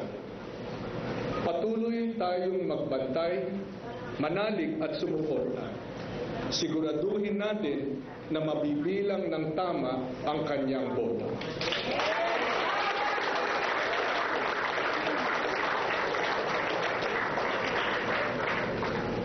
At habang ginagawa natin ito para kay Lenny, simulan na natin ang pagbuo sa minamahal nating bansa.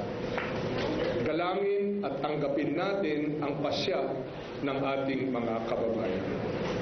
Ayon sa unofficial count ng COMELEC, malinaw na si Mayor Rodrigo Duterte ang magiging susunod na Pangulo ng Republika ng Pilipinas. Digong, I wish you success.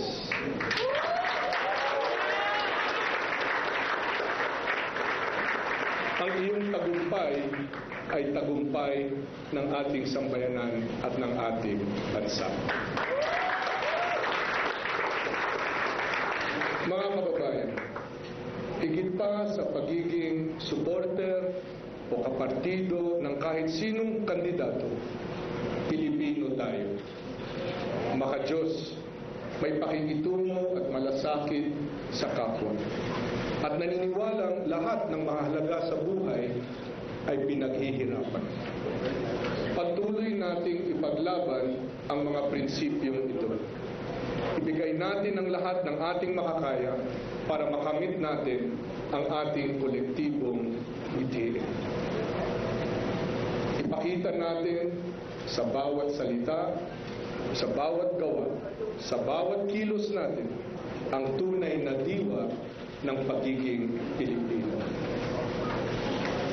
I read somewhere that it is not the battle nor the conquest that we remember most, but the soldier who stood beside us, na tumutuo sa atin, who we treasure the most. Sa inyong lahat, Maraming salamat.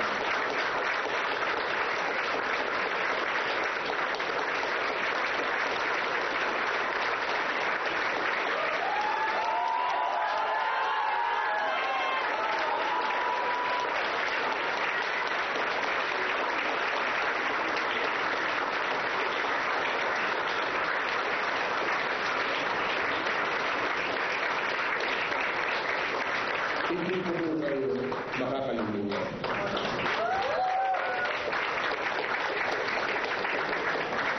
Mga kababayan, isang walang kapantay na karangalan na maging tagawagayway ng inyong bandila.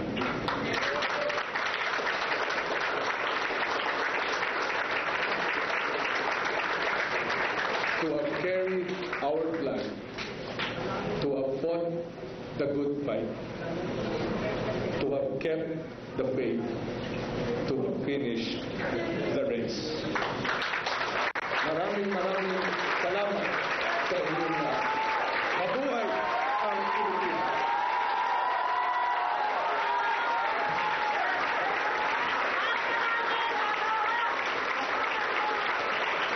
I love you all.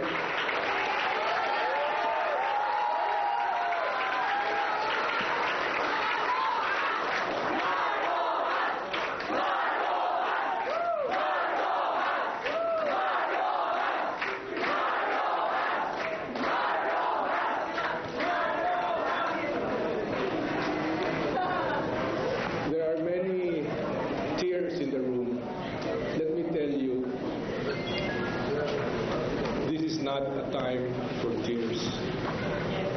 For our country, we have had a peaceful, successful transfer of power. It's not about me. It's not about anyone. It's about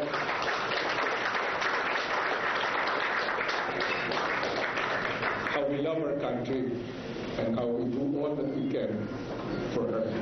She's the only one we have. Maraming salamat po.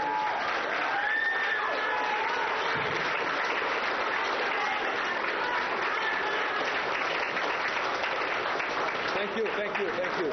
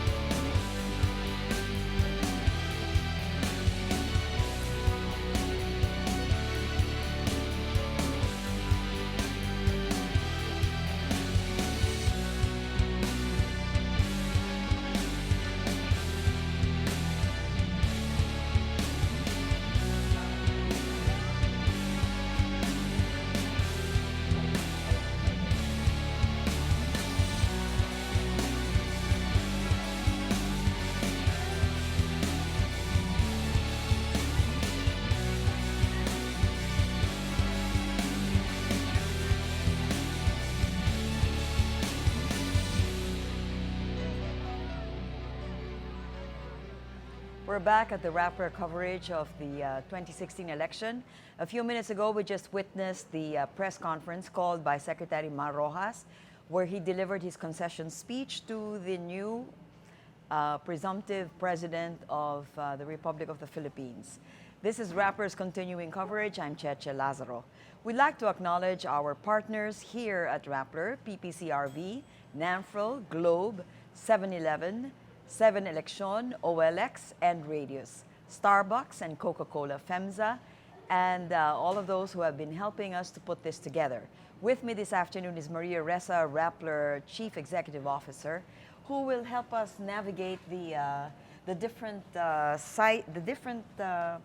posts that Rappler has about the elections. My first question, Maria, is how far gone or how far into the count are we now? Well, if you take a look right now, we are at 91.33% of the count. And right up front, Rudy Duterte has 38.7% of what's been transmitted so far. Mar Rojas at 23.3%. Leni Robredo for Vice President at 35%. Bongbong Marcos at 34.6%. And we've seen that 0.4% difference between them the last maybe 3 or 4 hours. It hasn't moved since then? Not much, no. And Leni Robredo is at 13,426,097 votes. Bongbong Marcos at 13,240,924. It's a very close contest and too early to call.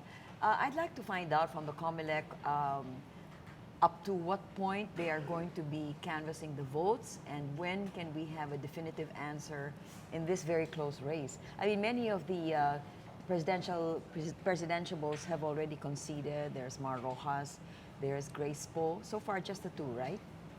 Yes. In the vice presidential race, you've already heard from Trillanes and Cheese Escudero. Okay. Can we go to Paterno Esmaquel at COMELEC and find out from Pat what is happening at the COMELEC in terms of the count? Pat? Hi, Cheche. Kanina nagbigay ng briefing si COMELEC Chairman Bautista. Maganda yung binalita niya dahil ang tinatarget ng COMELEC noon na transmission rate ay 90%. Ngayon, umabot na sila as of 2 hours ago, 95.15% according to COMELEC Chairman Bautista, transmitted to all 3 servers in 17 hours. So dito, sinabi niya na medyo nagpasa na nga nila yung kanilang target na transmission rate for the unofficial results. Pero kailangan din natin tandaan na kahit nagko-concede na yung mga kandidato at nakikita na natin na malinaw na yung resulta sa unofficial results, kailangan pa itong i-canvass ng Congress. Dahil sila lang ang pwedeng mag-canvass at mag-declare ng official winners para dito sa presidential and vice presidential race. Ang pwedeng i-proclaim ng COMELEC sitting as a National Board of Canvassers ay yung mga senatorial candidate and party list groups na mananalo.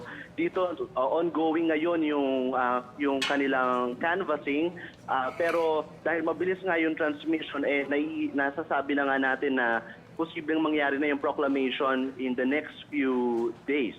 Okay, Pat, sinabi mong 95.15% na ang na-transmit. Yes. Kailan hihinto ang COMELEC at masasabing kompleto na o meron ng katiyakan ang mga numero? Well, ang ginagawa nila as much as possible, lahat, yung 100% pa-transmit. Ang talaga makakapigil lang yung poor signal at saka iba pang mga problema tulad sa Okay, Pat, nawala yata sa linya si Pat. So he's saying that 95.15% has already been transmitted. Maria, how does that impact the very close race between Leni Robredo and Bongbong Marcos? Well, you know, we heard last night from Ana Tabunda of Pulse Asia, who said that with such a close race, you would need to get at least 97% to be able to see how how far it goes. And it's interesting, Paterno said that it's 95%. What we have right now still coming in from Comelec is only at 91.33, but we're slightly delayed from what they have at the Comelec. Okay, so it's still too early to call or to make any conclusive statements about this very, very tight race between the Bongbong Marcos faction and the Leni Robredo faction, right? Paterno, Yes. are you back on? Okay, yung 95.15%, iintayin nilang 100% transmission. Yung bang sinasabi ng Comelec? Yan ang pinakamagandang target. Hindi nga nila inasahan na makakalampas sila ng 90% dahil nung 2013 elections, 76% lang yung na-transmit sa buong bilangan. Kaya ngayon ang inaantabayan na natin kung aabot ng 100%. Pero syempre maraming analyst na nagsasabi na yung natitirang 5% pagdating sa presidential race medyo negligible na dahil kahit nga sina Marojas at si Grace po ay nag-concede na kay Mayor Rodrigo Duterte. Okay. Itong 100%, ano ang projection nila? Kailan ito makakamtan? Ang kanilang projection sana ngayong araw, sinabi rin ng Smartmatic na May 10. Noon sinabi nila na posibleng May 10 maka 100% sila. Walang masyadong may mga taong hindi naniwala doon, pero tignan natin kung aabot nga ng 100% today ang unofficial results. Okay. Meron ka bang mga bagong numero na maibabahagi sa amin ngayon? Well, mamaya inaantabayan na natin yung resulta ng official canvassing ng senatorial and party list votes. Ibabato ko kaagad sa inyo kapag meron na tayo ng mga official tally, Cheche. Okay. Patuloy ang pag-canvass nila ngayon. Akala ko ba nag-recess ang PICC ba ang nag-recess at mag-reconvene o pareho ba silang patuloy na nagka-canvass? Well, actually, yung dirty work talagang ginagawa na rin naman ng mga staff. Tuloy-tuloy naman yun. Yun lang yung formality lang kung saan yung mga Comelec members ay aakit ng stage to formalize the proceedings. Yun yung inihintay natin ngayon. So, magpapatuloy naman yung prosesong yun ngayon lalo na dahil mabilis yung pagpasok ng mga data. Okay. Maraming salamat, Paterno Esmaquel sa Comelec. He's there to monitor for us what's happening. As he said, 95% has now been achieved in terms of transmission, but they're still waiting for the confirmation of the numbers before new numbers are given out. In terms of transmission, Maria, where are the areas that have not been transmitted as of today, as we speak? It's interesting you ask, Chet. We can go to our map now and see exactly where the transmission are. So this is telling us who is winning where, but if we turn it around, we can see the level of transmission. And based on this, we can see the redder it is, that means that it hasn't transmitted enough. The provinces that are green are the ones who have high transmission areas. And based on this, we can see here, this is slightly brown, so we have transmissions that aren't quite as high as the greens. That's in Abra at 82%, Kalinga 77%, Mountain Province, and Nueva Vizcaya. But the one that stands out is really this one, the always problematic province. Lanao del Sur, precincts transmitted are 48.36%. This looks like it's the precinct, this province has had the least transmission. Okay, do we have any feedback on the overseas votes and the absentee voting results? We do, and I guess let me take you now to our live blog. The live blog coverage is here. The headlines today, Rodrigo Duterte's lead insurmountable, a hairline gap between the top VP race contenders, and Grace Poe concedes to Rodrigo Duterte. But there's one further down. The latest thing just happened right before we went on air, which is this one. Rojas concedes, Digong, I wish you success. Coming down, you can see Bea Cupin just posted this. 100% transmission in Manila. That's been reported by Patricia Evangelista. All SD cards in Manila have transmitted results. And the results so far, Estrada at 283,149, Lim at 280,464. But That's another very close fight. But has it already been conceded because it's 100% transmission? Gosh, that's a good question. So far, not yet. Only that it's been 100% transmission. We also had Onasan concede. This is midday today. He also put a Facebook post. How interesting, he also conceded on Facebook. That you can concede on Facebook. He yes. said to Mayor Rudy Duterte and our national and local candidates, please accept our prayers and congratulations. May Almighty God grant you the wisdom, courage, compassion, and vision to help heal, unite, and lead the Filipino people. That's a very nice statement from Onasan. And then going further down, Mark Villar wins the third term as Las Piñas representative. And as we scroll through here, Estrada arrived earlier today around 12:30 at the Manila Canvassing Center. Going down, the palace also made a statement. The people have spoken. This is based on the election result. It's a statement from the Palace Communication Secretary, Sunny Coloma. Our people have spoken. Their verdict is accepted and respected. And you can read the whole thing on Rappler. I think that's so far the latest. Okay. But when we get back later on, we can probably ask Paterno what the overseas vote has been like and the absentee voting. I'm sorry about that. I will find it. It is here. Okay. It's interesting that although they voted ahead of time and they had a larger window from which to vote, their results have not been reported separately as of now. Not yet. As we Partly speak. because they're being brought in, as in literally brought in. Some Physically brought in. Some were brought in physically by people who hand carried the results. And one of those, I remembered from this morning, it's from the Vatican, for example. Yes. Others came by air pouch. You mean they were not transmitted electronically as the other results were transmitted? No, they weren't. I'm still looking for it, but as soon as I find it, I'll let you know. Okay. The other profile that's interesting to find out is in your map that you uploaded earlier, you were showing which areas in the country voted for whom. Yes. Can we look at that again and Sure. see what... this is the transmission map, right? This is the that transmission we have map. up Let me on the bring it back screen. to you. And now when we talk about who voted for whom, you've color-coded it. That's quite interesting. Yes. So this actually shows you Rudy Duterte is in blue, Rojas is in yellow, Poe is in light blue, Jojo Binay in orange, Miriam Defensor Santiago in red. And if you look at this, you can see that these areas are Jojo Binay up north, Yes. Mar Rojas in yellow here, but take a look at Duterte's, which basically big chunks of Mindanao. Big chunks of blue.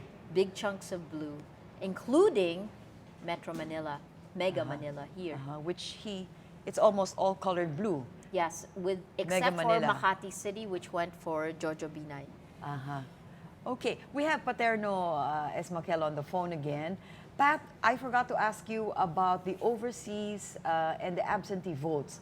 Have these votes been counted? Hello? Yes. Have the votes of the overseas Filipinos and the absentee votes, have they been counted? Okay, the absentee votes includes votes of journalists who have not been, who did not vote on the regular. You voted earlier, I right? did, yes. How many days earlier? My gosh, about a week earlier. A week I earlier? think. Yes. And you were able to vote for the full slate? No, only the national candidates. So we could go as far as party list. We can go from president, vice Senatorial president, list? senator, and party list. Okay. Pat, if you're there, you can jump in anytime to let us know how far gone we are in counting the overseas workers' votes and the absentee votes. Okay, so we're not connected with Pat yet. Now, these overseas votes account for what percentage of the voting population? So this is the largest that we've had in recent years, and it goes up to as high as 1.8 million votes, and that's, we've never actually had it that high before. I'm still looking for this. And I the know that it was- turnout was also reported as high? Extremely. This is both overseas and now the highest that we've ever had. The last 2013 was at around 75% voter turnout in the Philippines. This time around, it was at 81%. Okay. There was even, COMELEC is quite proud of the fact that 81% was the voter turnout. Correct. And comparatively, it is high compared to the last 2 elections. Yes. And they're also saying that this has been the fastest transmission time when compared to the last 2 elections, Correct. right? And that's actually true. And it's also now transmitted.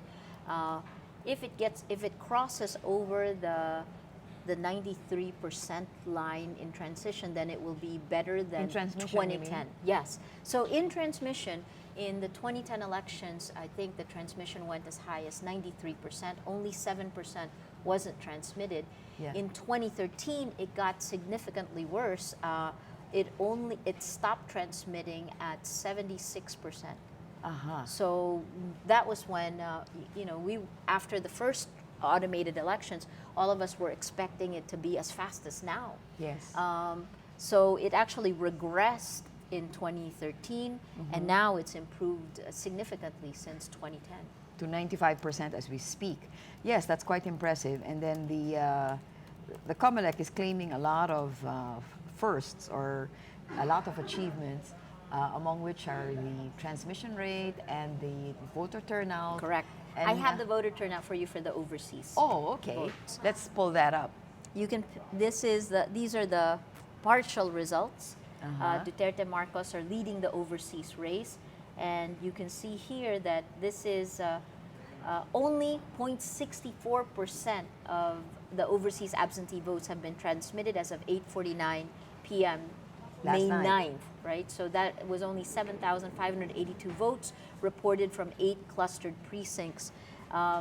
So at this point, Rudy Duterte is number 1 at 68.23%. Miriam Santiago at number 2 at 13.37%.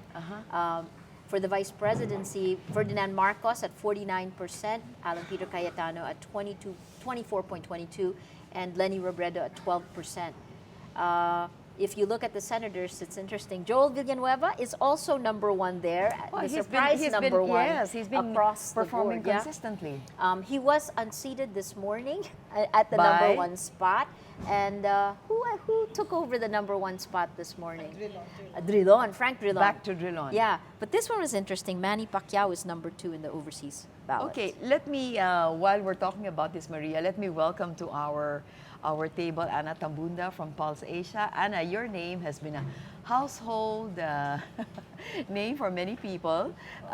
Looking at the surveys as either as a guide or as a red flag for many of the people who were involved in the campaign. How would you say the results reflect or do not reflect your survey results? Well, to a large extent, they reflect the results. But there were, of course, some last few day movements or shifting that we had anticipated. Because You had anticipated? Some of them. Okay. Because not to the extent that we're seeing, but we were anticipating further weakening of some of the vice presidential and presidential candidates. The trend was already in the data. What did you expect and what were you predicting at the last survey that you released? Well, we were expecting, for example, that the voter support for, let's say, Binay could go down further. Yes, as well as Were there exacerbating circumstances or did you... No, it was just a combination of the quantitative data, which we handle, as well as the qualitative data we were hearing about. I see. And we had actually taken extra precautions in the sampling design to try and capture the support for VP Binay in the far-flung rural areas. And initially we were capturing that. So I was telling some of our subscribers that they would see VP Binay go down more slowly in the surveys we were conducting for ABS than in the other surveys. Oh, those are very interesting points, Anna. Thank you. But before we discuss that in greater detail, we have Bea Cupin, who has been following Mar Rojas this whole time. As you know, a few minutes ago, Mar Rojas had called a press conference and had delivered his concession speech.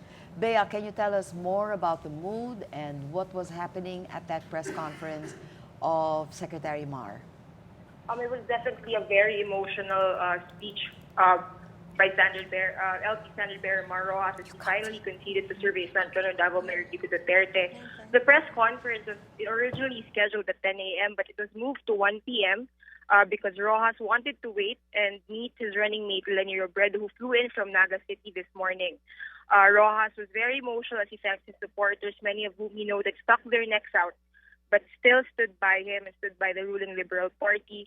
I think one thing that stood out in his speech is that he emphasized that Lenny's fight was not yet over. Lenny Robredo is, of course, leading the VP, the unofficial results, but it's a very close fight between Robredo and Senator Bongbong Marcos. His voice cracked a little towards the end, but he tried to regain composure. But supporters, I saw a lot of very familiar faces, people from his DALG stint, even his DOTC stint, even from his Congress group base as Cato's representative. I saw several cabinet secretaries who were also there. Of course, there are these cabinet secretaries such as Secretary Mon Jimenez. They're actually part of the Rojas campaign. People were crying. It was a very emotional moment for everyone earlier. Okay. Bea, was Lenny at the press conference with Rojas? Actually, we're mobile right now. We're going to Lenny's separate press conference. But as far as I understand, they met right before the press conference. Lenny Robredo flew in straight from Naga City, went straight to the LP headquarters in Cubao. We're not sure exactly what transpired in the meeting. We expect Congressman Robredo to talk about it later during her own press conference. Okay. Mar seemed very calm from where we sit, and in fact was smiling a lot. You said there was a lot of crying, but what we heard was the cheering. He was actually calling on his supporters to stop crying and to I guess what he wanted to say was everyone should focus on the count for the vice presidential race. Again, the Liberal Party is really focusing at this point on the VP race. It's a very close fight. Sources earlier indicated that Rojas was actually ready to concede as early as last night, but he held back because he wanted to monitor Robredo's standing in the unofficial count.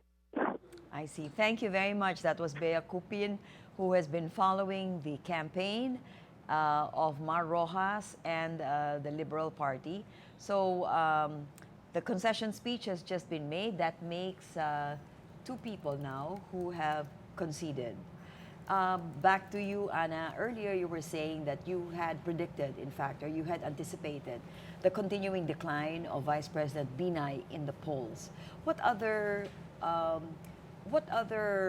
events did you anticipate?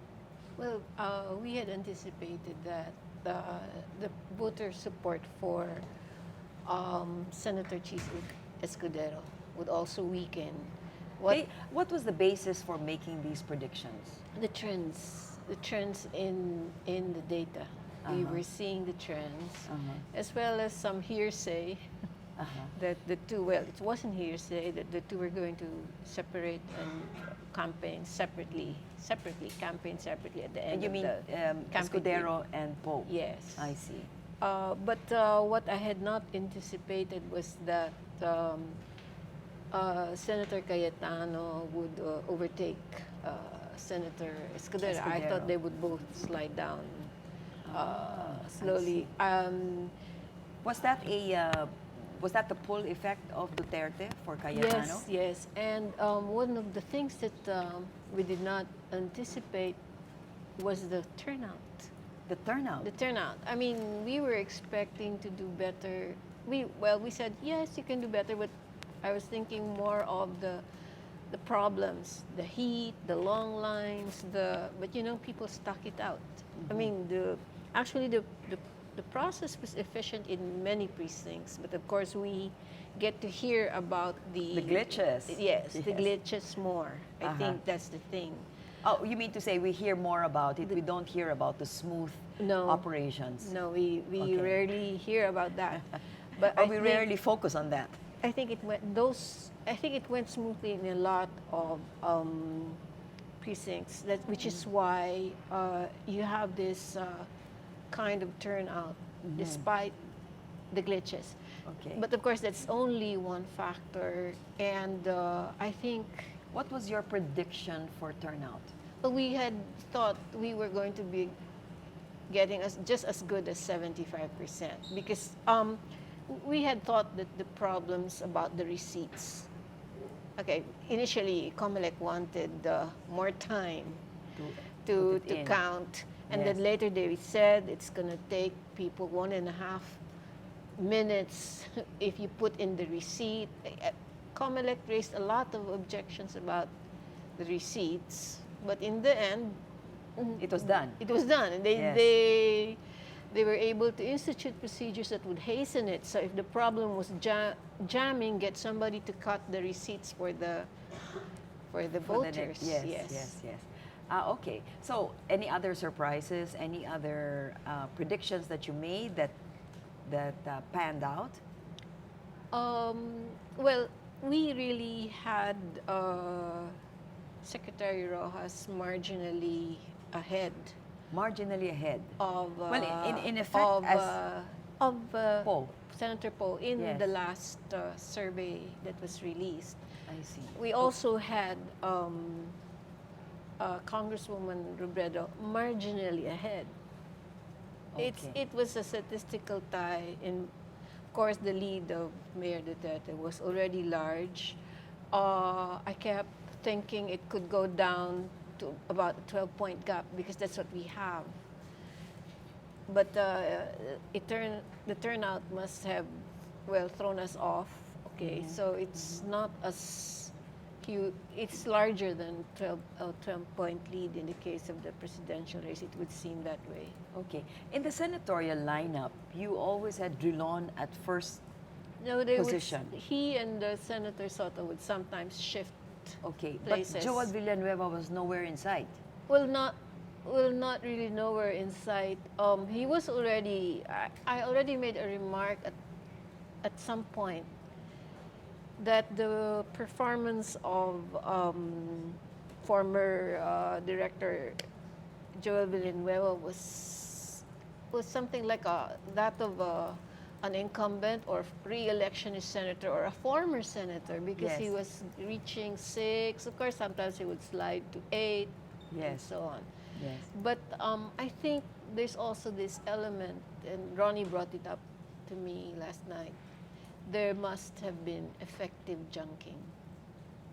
Effective junking?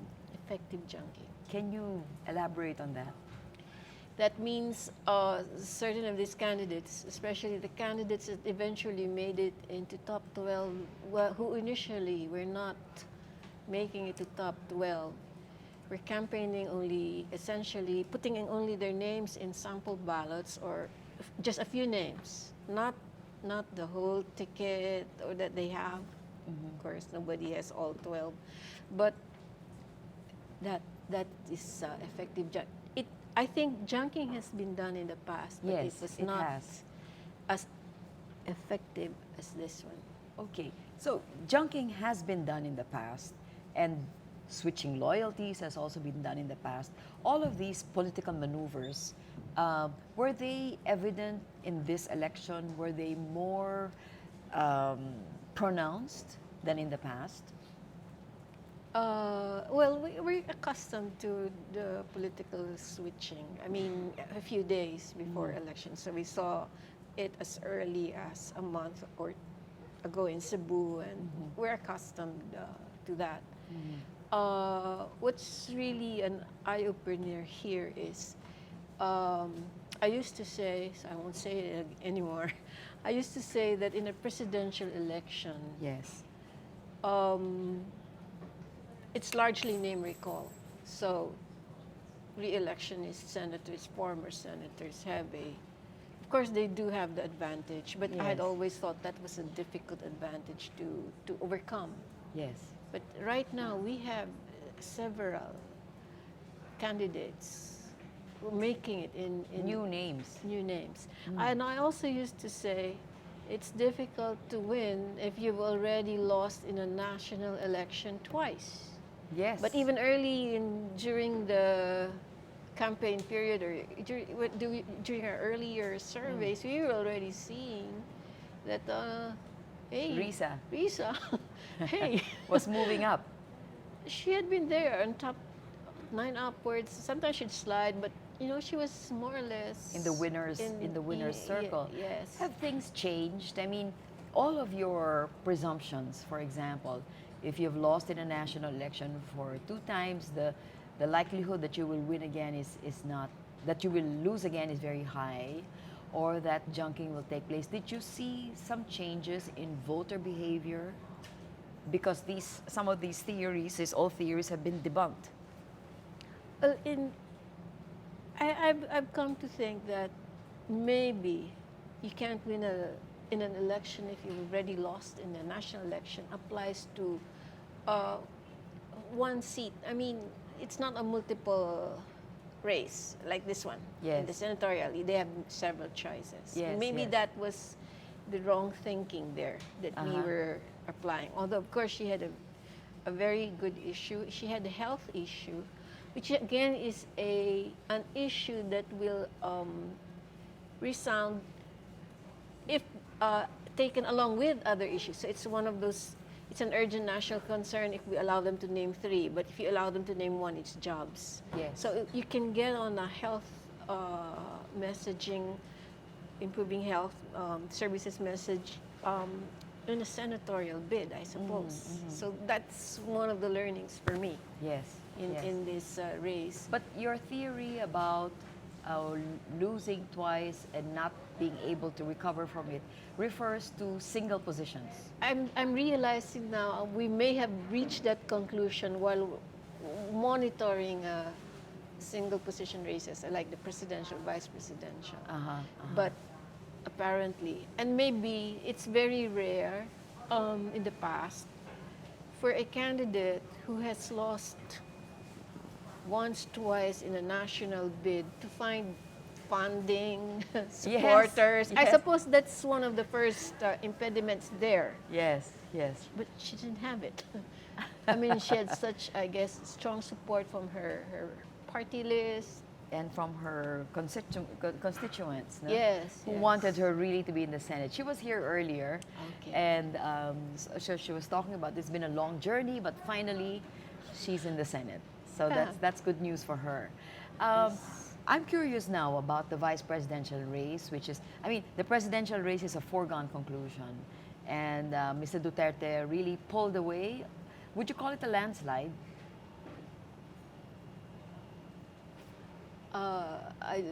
I don't have any technical definition of a landslide to lean on.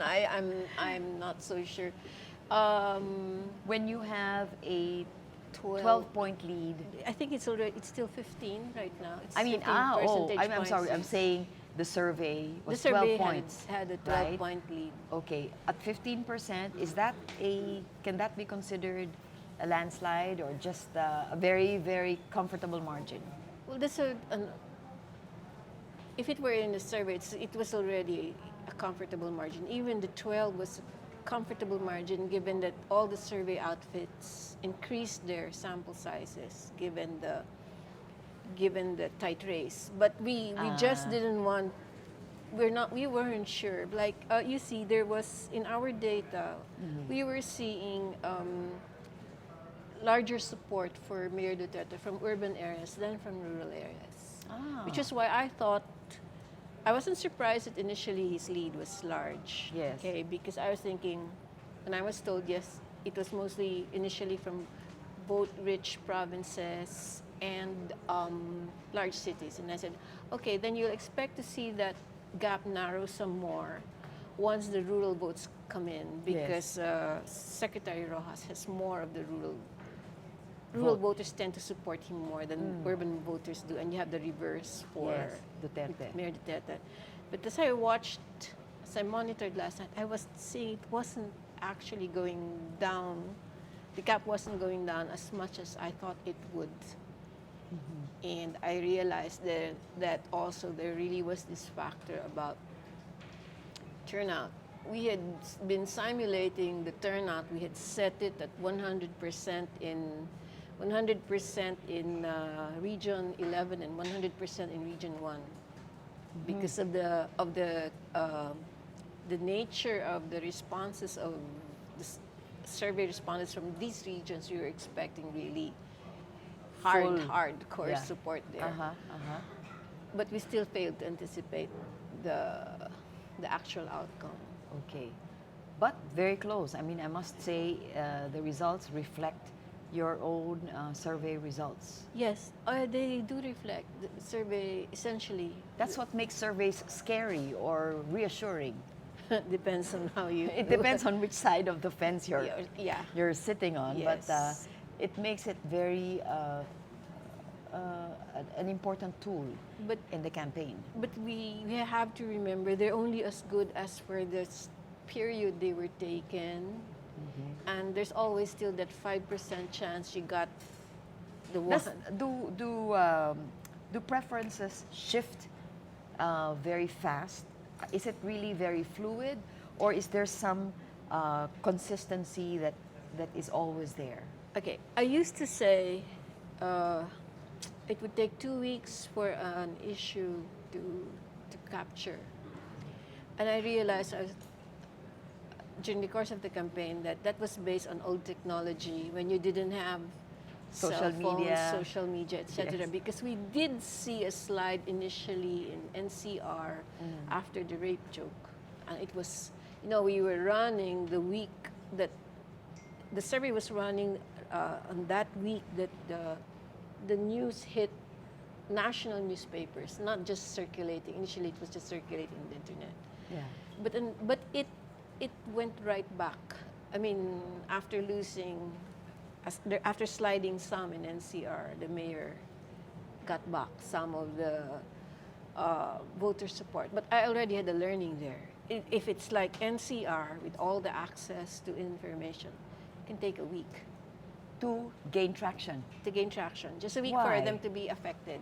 But it's a simple issue. It's not as complicated as bank account, SAL, and that's a little different. That's more complicated. This one was about a joke. Yes. And everyone has experience knows this issue. Yes, but if, for example, bank account, SAL-in, you're saying it takes longer It for could that take longer to gain traction. Yes, it could take longer. Because? It's more complicated. It's more difficult to understand? Yes, it's not as simple as a rape joke or cursing somebody who shouldn't, who deserves respect. It's And not yet as you simple as say that the cursing or the rape joke also takes time to gain traction. Even if I just heard it a few minutes ago and the survey person is in front of me, it doesn't affect me right away? It could take time, or it could take time before you have a sizable enough number of people reacting, so you can actually measure it. Because our sample sizes are not that large. I see. And the move of the survey companies to enlarge their sample size was because of the tight race, you said? Yes. We were seeing that. The funny thing, there's also another learning for me here in my own discipline, in the sense that we normally say, okay, we have problems, we're seeing it's tight, let's increase the sample size. That way we'll break the tie. And for a while, we were not seeing the tie. You were not seeing it break. It's that way, survey after survey, and you realize this is a really tight It does not race. have anything to do with the sample size? You could probably really make it big, but it's going to be so costly. You don't have enough time to process it, to do it on a weekly basis. But it just gave us the idea that this race is really tight. Tight as in single-digit numbers, or just a few 100,000? Because the best we could do was, at 4,000, the best we could do was 1.5%. percent error margin. And for us to say you're statistically ahead, you have to get more than 3 percentage points in the gap. And they were, what? 1, 2 points. 1, 2 points. Speaking of which, we now are faced with a very, very tight race. Yes. Where it's just, it's a hairline Yes. lead. I don't know if It could easily shift. It could easily shift. Earlier, in an earlier interview with Rappler, you did say that you need 97% At of the that time, votes I was in looking at the lead of Mr. Marcos. Mr. Marcos, Senator Marcos at that time was in the around 3 percentage points range. So I was just trying to say that you need the remaining uncounted ballots will just have to exceed the gap. So if the gap was 3%, I said, then you need to have 97, so that even if you give all the 3 points to the candidate who's second, the other still has an edge, you're sure. So you Yes. need all. Yes. But this one, it's less than a percentage point difference the last time I looked, which means we need it up to 99 point something. Well, percent. Comelec says they're now at 95. Still more, we need more than 95. You need more than that. So it's really going to be a race to the finish. Yes. A race to the finish. My Yes. God. Yes. This is heart-stopping for both camps. Yes. Because both camps don't have a comfortable lead Yes. on which to base a claim of victory at this point in time. Is it, are we treading on tenuous ground? Because I don't have data on them, I'm worried about the OAB. Overseas? Overseas, yes. I see. I don't have any data on them. I don't have any idea how they will go. Yes. And they're Well, right there are a now, lot. Maria was telling us earlier that the OAV vote seemed to be in favor of Mr. Marcos and Mr. Duterte. But of course, that was just, I think, 40% in. Not everything has been tallied. Not everything has been brought in. So we don't know exactly where we are in what position we're at this time. That's the one that it's an unknown to me because we don't. It's too costly to try and measure. So you did not do any surveys in the overseas market? It's too expensive. Yeah, then we're we diaspora and because we're all if, over the place. If we do internet, there's a self-selection bias. There's a type of person who will answer. Okay, And some will not. Some will not. So that's not going to be representative of the OAVs. Okay. So it's going to be a lot But of problems. Anna, that market is enlarging almost exponentially. But that market used not to participate.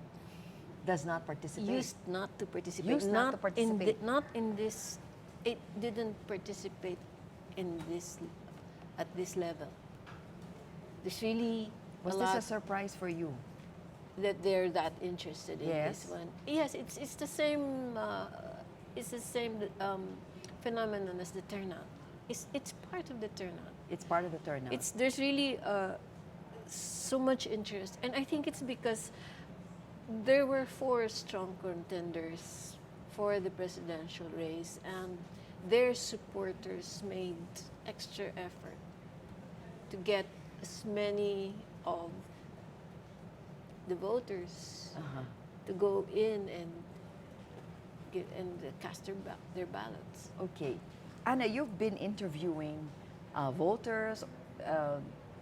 Of course, non-voters are not part of your survey sample, but you've been interviewing voters. Have you seen sociologically a change in their attitudes, in the way they view elections, in the kinds of choices they make? Well, what we did see was they were shifting from some of them. These candidates had their real core supporters. Yes. But there were those who were really shifting based on what issues are being raised against some of the other candidates, or even against their own candidates. So there was a lot of shifting there. This thing about there's a shift towards a preference for authoritarianism. I'm not so sure about that. I mean, there's still a difference between a strong leader and an authoritarian leader. That's still different because it's difficult for me to imagine that they want their rights Trampled upon. circumscribed, or it's more like they want. It's very it's human nature, or even let's talk about kids. They want the other kid to be disciplined, but don't Not them. necessarily. Yes, not necessarily them. Okay. So those who don't smoke think who throw cigarette butts in the street should be disciplined. Those, so I don't really think it's about that. It's about they want a leader who will address their concerns, has the will to address, and they do see that some of these candidates have done something for their constituents in another office as a public official in some other capacity. But it's curious that you say that you observe that these voters don't want an authoritarian leader. They want a strong leader. I think they want a strong leader, but I don't think they necessarily want an authoritarian leader. Not all of them. Okay. Certainly not 38%, 39%, whatever that figure is coming out to be.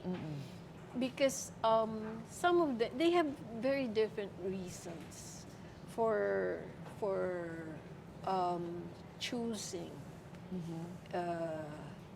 their presidential bet. Some of them are really looking to, criminality addressed. Yes. Some of them are thinking that once you address the peace and order issue, you will be able to have, more investments and so on. Some of them are just, I like this guy, he can understand me. He's like me. I like him, he's funny. Yeah. So they're coming from all sorts of perspectives. Sentiments, so right? Yes. So it's, one candidate that was very interesting was Cheese Escudero. He started out with very high marks and stayed there for a long time, and then he dipped. What happened there? well, for one thing, he got, like Senator Poe, he got entangled in this disqualification issue. Yes. He got entangled? I What do you mean, he was part of it. talking about it. He was trying to defend Senator Poe. Yes, Okay. yes. And Okay. we didn't see him projecting his own message that much earlier. He didn't even have as many ads initially. Yes. He yes. was just trying to help initially Senator Poe. Okay, but he dipped because he lost steam. He was very popular. I mean, I remember his survey results were rather high. Yes, he was really Up there, near positioned. 40, near Yes. 40% initially. Yes. But you see, he was not talking about what he was planning to do, what he had done, right? In the meantime, alternatives were getting to be known better. And these alternatives were, of course, Senator Bongbong Marcos and Congresswoman Leni Robredo. They have known Cheese. They know him to be a good talker. They know him to be, he used to be part of the opposition. That's also possibly it. He isn't exactly opposition now. Yes, yes. And so that's what spelled his narrative did not pull through in the face of all of the other alternatives. Yes, he I didn't see. have a clear You message. know, Rappler, let's take a break here for a while because Rappler talked to Cheese Escudero earlier. I wonder if we can pull up that interview and play it so that we can watch what Cheese had to say about this election. Okay. Oh, okay. Before we do that, Anna, we have Patty Pachon, who is following the press conference of Bongbong Marcos as we speak about this very, very tight race. Patty, are you on the phone? Patty, would you like to join us here and let us know what's happening up there? Currently ngayon po, at ang pa-press con dito sa kampo po ni Bongbong Marcos dito sa headquarters niya sa Daluyong. Ang ina-expect kasi natin dito yung kagaya din ang sinabi ni Congressman Jonathan de la Cruz na campaign advisor niya. Kasi kahapon parang nag-insinuate sila ng pandaraya dun sa election returns. So, tinawagan nila kahapon ng madaling araw yung COMELEC na sana hindi i-publish yung mga unofficial results kasi maaari itong magdulot ng kaguluhan dun sa kapag lumabas yung official results tas hindi magtali. Okay, so nagpe-press conference ba si Senator Marcos ngayon tungkol dyan sa pandaraya na sinasabi nila? Hindi pa po. Ngayon po mangyayari pa lang yung press conference. So, ito lang yung ina-expect natin kasi ito din yung statement kahapon ng kampo niya through Congressman Jonathan de la Cruz.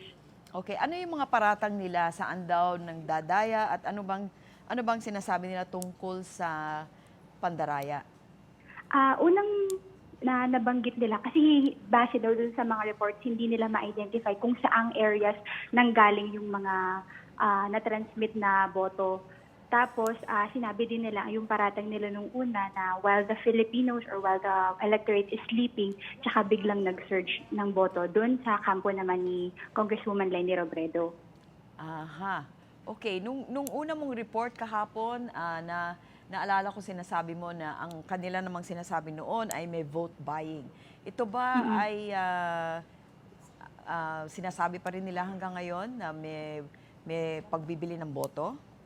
Apo, wala pa pong nababanggit tungkol doon. Basta ang kahapon, ang nabanggit lang nila ay yung transmission lang po ng boto. Wala pa sila. Siguro baka banggitin nila dito sa press conference if yun pa rin yung sa tingin nilang paraan ng pandaraya. Okay, Patty, keep us updated on this. That's Patty Passion. Nasa Ilocos ka ngayon, Patty, o nasa Mandaluyong? Dito po sa headquarters po ni Senator Marcos sa EDSA Mandaluyong po. Okay, maraming salamat, Patty. Keep us updated on this accusation or this doubt that has been planted about cheating because they're saying that through the night, the numbers of Leni Robredo spiked. Did you make this observation too, Ana? I was expecting that. You were expecting that? You see, Leni's voter support from the rural areas is much stronger than her urban support, and Senator Marcos has the reverse.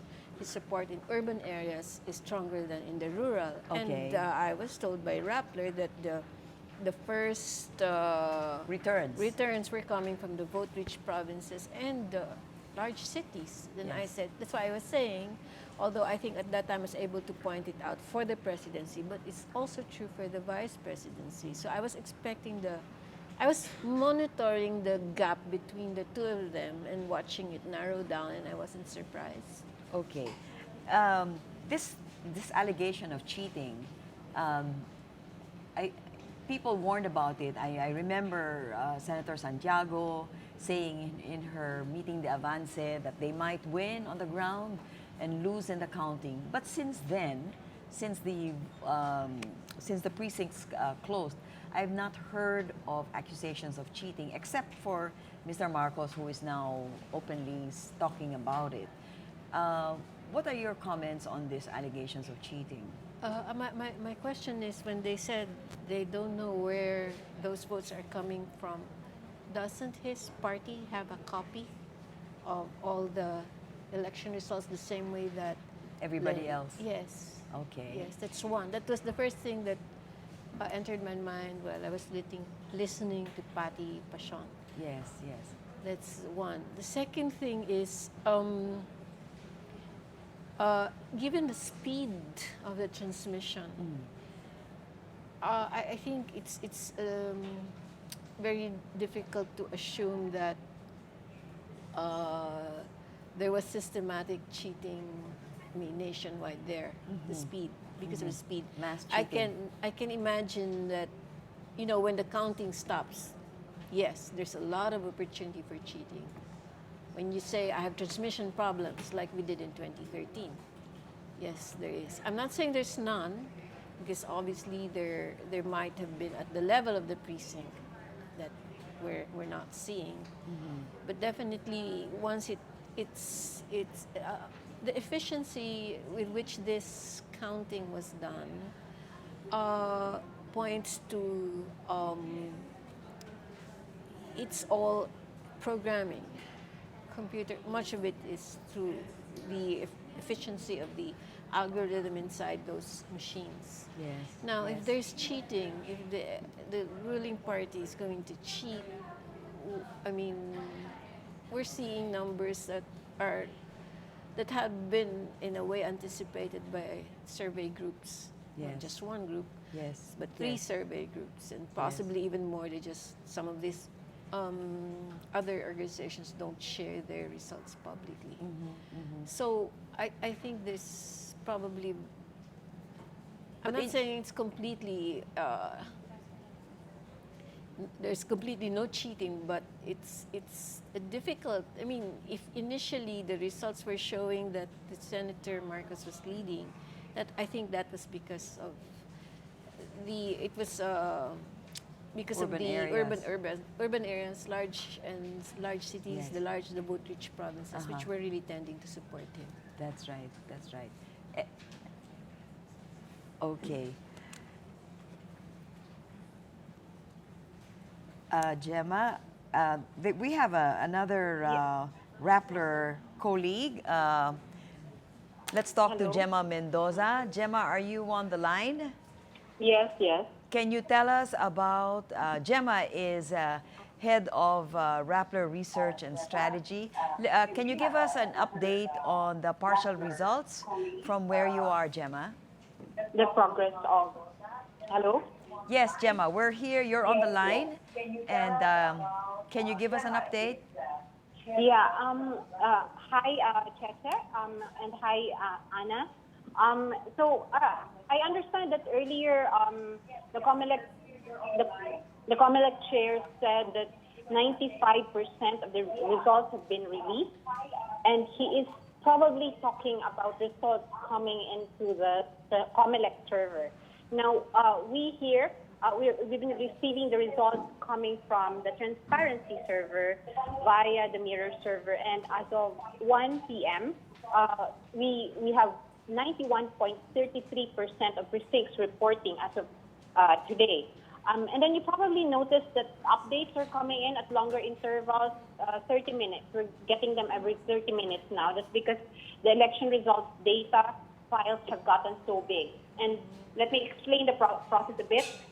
Both counting machines transmit to 3 servers, the COMELEC server, the municipal and city canvassing servers, and the transparency server. And then Rappler and other media watchdog groups source the data via the mirror server, which gets data from the transparency server. What we notice is that this is a faster transmission compared to the past 2 years. Definitely faster than 2010 and a lot faster than 2013. Okay. In 2013, if you recall, Gemma? Yes? Gemma, we'll interrupt you for a few minutes there because there's a press conference ongoing at Malacanang with Secretary Sonny Coloma. Let's go to that now. Pili ng ibang mga tao ang papasok na administrasyon. Sir, related to your opening statement, may mga nagsasabi na yung boto raw po sa pagkapangulo ay protesta dun sa mga hindi nagawa, but at the same ng administrasyon. But at the same time, lumaban naman yung kandidato ng administrasyon, and si Representative Leni Robredo is doing okay din naman po dun sa race niya, and yung ibang cabinet secretaries ay okay din naman po dun sa senatorial race. So how do you explain the voting that came out vis-a-vis this analysis na pwedeng protest vote yung sa presidential race? Ulitin ko na lang, no? I will start by reiterating some of the relevant portions of the President's Election Day message. Ito, no? Sinabi niya, bawat isa sa atin, anuman ang kalagayan sa buhay, ay may tag-iisang boto upang direktang maghalal ng mga susunod nating pinuno. Ito ang bubuo ng ating kolektibong desisyon ukol sa kinabukasan ng ating bansa. Tapos ay sinabi din niya, ipakita po natin sa buong mundo na gaano man kalalim ang ating mga damdamin at paninindigan para sa ating kandidato ay kaya nating magsagawa ng isang eleksyong mapayapa, maayos at tunay na sumasalamin sa diwa ng demokrasya. At panghuli, sinabi niya, sa demokrasya lahat ay nakakapagdesisyon. Sa huli, pagkatapos ng halalan, naway matigil na ang bangayan. Igalang at unawain natin ang anumang pasyang bunga ng pagsasama ng tinig ng mas nakararami para sa ating lahat. Kaya kung unawain natin yung kanyang sinabi, ang nais ng Pangulong sabihin, ang bawat isang Pilipino ay mayroong tinig sa halalan. Mas importante kaysa yung mag-generalize ay unawain yung individual prerogative ng bawat Pilipino na maghayag ng kanyang pananaw at ng kanyang saloobin sa pamagitan ng pagboto. At kapag pinagsama-sama yung mga individual na pasya na yun, ang patakaran lamang natin ay dapat ay magwagi yung may pinakamaraming boto. No? Sa aking personal na pananaw, hindi makatuwiran na mag-characterize lang o mag-generalize. No? Dahil marami naman talagang dahilan. No?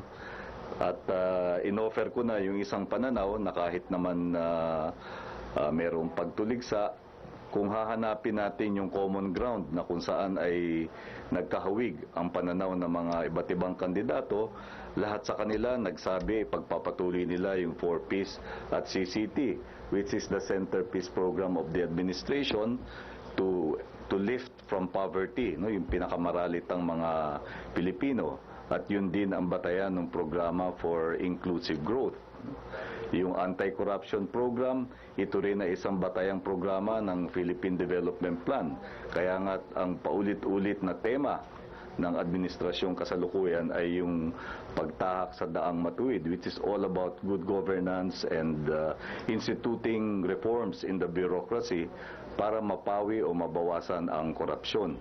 Kaya sa akin palagay, kung susuriin natin, in the main, yun namang mga itinaguyod na plataforma ay tinukoy din at patuloy na tinutukoy ng administrasyon at tanggapin din natin yung realidad na hindi naman yun lahat mareresolba o mapapawi sa isang termino lamang. Doon sa isang broadsheet kanina, nakita ko meron silang nilista na 5 prioridad. Nauna na doon yung crime. Sino namang administrasyon ang hindi lalaban sa kriminalidad? Ang magagawa lang natin ay bawasan ito, palakasin yung kapasidad ng komunidad at ng kapulisan na pigilin ang kriminalidad. Yung unemployment ay patuloy din naman itong tinutukoy, no? At patuloy natin sinisikap na ibaba ito sa pamagitan ng iba't ibang programa. Yung investment para sa ekonomiya, talaga namang continuing responsibility din ito. Kaya siguro mas mainam na lang na tignan natin na ang lahat ng mga mahalagang reforma o programa ay kinakailangang maipagpatuloy. At hindi ito dapat magkaroon ng arbitrary or abrupt ending. No? Dahil kailangan din namang maipagpatuloy ang mga mabuting na simulan at mapatatag yung mga naitatag na ng mga reforma. Thank you, sir. Next question. We'll have Royces and then Benji again. Good afternoon, Secretary. Yes, good afternoon. Sir, hindi pa naman po official yung resulta, pero dahil leading po yung vice presidential candidate ng administrasyon, this early may mga nagpapakalat na po na tungkol dun po sa sinasabi nila na Plan B in case na siya nga po yung mahirang na vice president. At ang plano daw po ay yun nga, i-impeach ang Pangulo po si President Duterte. Ano pong masasabi niyo dito? Masyado yatang malawak na imahinasyon ang ginagamit sa ganyang mga senaryo. No? Kung pwedeng pakiulit kung ano yung mga elements ng kanilang plano dahil wala naman akong alam na ganyan. No?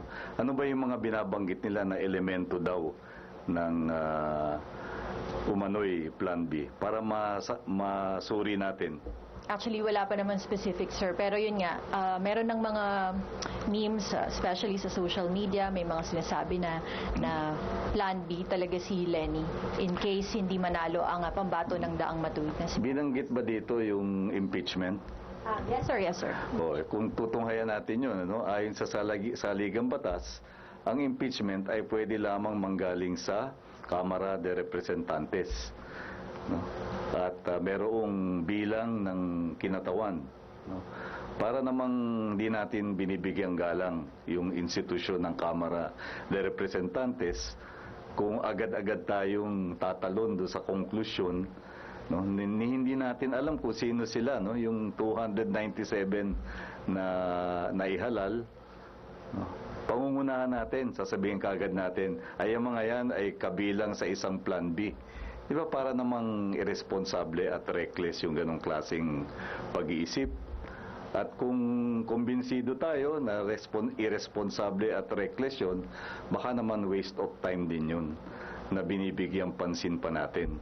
Samantalang meron namang mga mas makabuluhang suliranin o paksa na pwede nating harapin. Sir, may we know po kung ano po yung general assessment or assessment direktiba ng Pangulo? Kasi kahapon po, gaya po nung sinabi nyo sa inyong naunang pahayag, nag-monitor siya dun sa presidential situation room sa Bahay Pangarap. Ano po ba yung kanyang naging assessment at saka yung reaction na rin po dun sa naging turnout? Unofficial and... Well, bago doon sa nangyari kahapon, na ipabatid din sa inyo na nung nakaraang Sabado ay nagpulong yung security cluster. Nung pagpupulong ng Sabado ay tinunghayan ni Pangulo lahat ng mga preparasyon para sa seguridad on election day itself. At nakita naman natin yung daloy ng mga kaganapan kahapon, kung paano na ipairal ng ating pambansang kapulisan at sandatahang lakas yung peace and order at seguridad. Ayon doon sa briefing na binigay ni Acting Chief of Staff Gloriosa Miranda, ay mayroong ilang mga insidente na aking na-enumerate na rin doon sa panayam kanina. Pero wala tayong masasabi na kapag pinagsama-sama ito ay nagkaroon ng malaking epekto, o ito ay nakabalam sa pagkakaroon ng maayos na eleksyon. Pangalawa, ayon kay Chairman Andres Bautista ng COMELEC, natamo natin yung turnout na humigit kumulang 81% na ayon sa kanya ay pinakamataas doon sa naganap na automated election simula ng 2010, 2013 at ngayon ay 2016. Kung hinggil naman sa kaayusan ng halalan, bagamat marami-rami din yung mga report tungkol sa mga nagmalfunction na BCM at yung mga ibang glitches, natunghayan din natin yung statistics na dahil ang involved dito ay halos 1 milyong BCM, ay napaka-negligible o napakaliit ng percentage ng mga malfunction at technical glitches. So lahat ng mga bagay na yan ay tinunghayan ng Pangulo at siya naman ay in general ay nagpahayag ng kasiyahan. He was satisfied with the preparations that were laid out and that were in place. Tandaan natin, nung Sabado ay nagdaos ng mga malalaking meeting de avance sa iba't ibang lugar ng mga aktibong supporters ng mga kandidato at lahat naman yan ay naidaos ng walang insidente. At yun din mismong halalan natin ay mapayapa at naging maayos, kaya si Pangulo naman ay nagpahayag ng kanyang satisfaction sa mga security forces natin sa kanilang isinagawang mga preparasyon at aktwal na pagkilos on the ground para tiyakin yung pagdaraos ng maayos at may integridad na eleksyon. last na lang. Sir, si Pangulo na rin po yung nagsabi na yung election na to is a referendum ng daang matuwid. So, nakausap niyo po ba, natanong niyo siya, or sa observation ninyo, paano po niya tinanggap na medyo malayo po kasi yung agwat ng kandidato ng daang matuwid dun po kay Mayor Duterte. Although, yun nga, medyo git-gita naman yung laban ng pagka-VP at leading yung kanyang kandidato. Royces, no, kung magbabalik tayo doon sa aking opening statement, tinukoy ko na rin yan, na kung susuriin din naman natin ang mga binanggit ng iba't ibang kandidato na nais nilang itaguyod na programa ng pamahalaan, yung buod ng prinsipyo, yung diwa ng daang matuwid, ay napapaloob naman sa kanilang mga inanunsyong plataforma at sa kanilang paglalahad ng mga programa de gobyerno nila. Kaya hindi naman makatwiran na sabihin na hindi matagumpay, no? O hindi o walang saysay yung mga ginawa ng ating. Okay, that was the press conference of Secretary Sani Coloma from Malacanang. We now move you on to another press conference being held by Senator Bongbong Marcos at his headquarters in Mandaluyong. And our reporter, Patty Pasion, is there. Let's take a listen in. Kasi pagkasama yung balotan, nakasama yung mga balotan. So, kailangan tapusin muna yung local fight para magkaroon ng proponento bago magka-transit for the national campaign.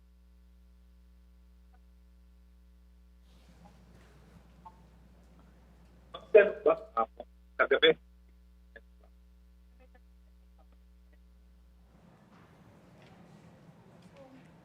Okay, while we're trying to fix the audio feed there, we have Jonathan de la Cruz, who is with Bongbong Marcos. And Jonathan, can you give us some updates on the Marcos camp? What is happening there?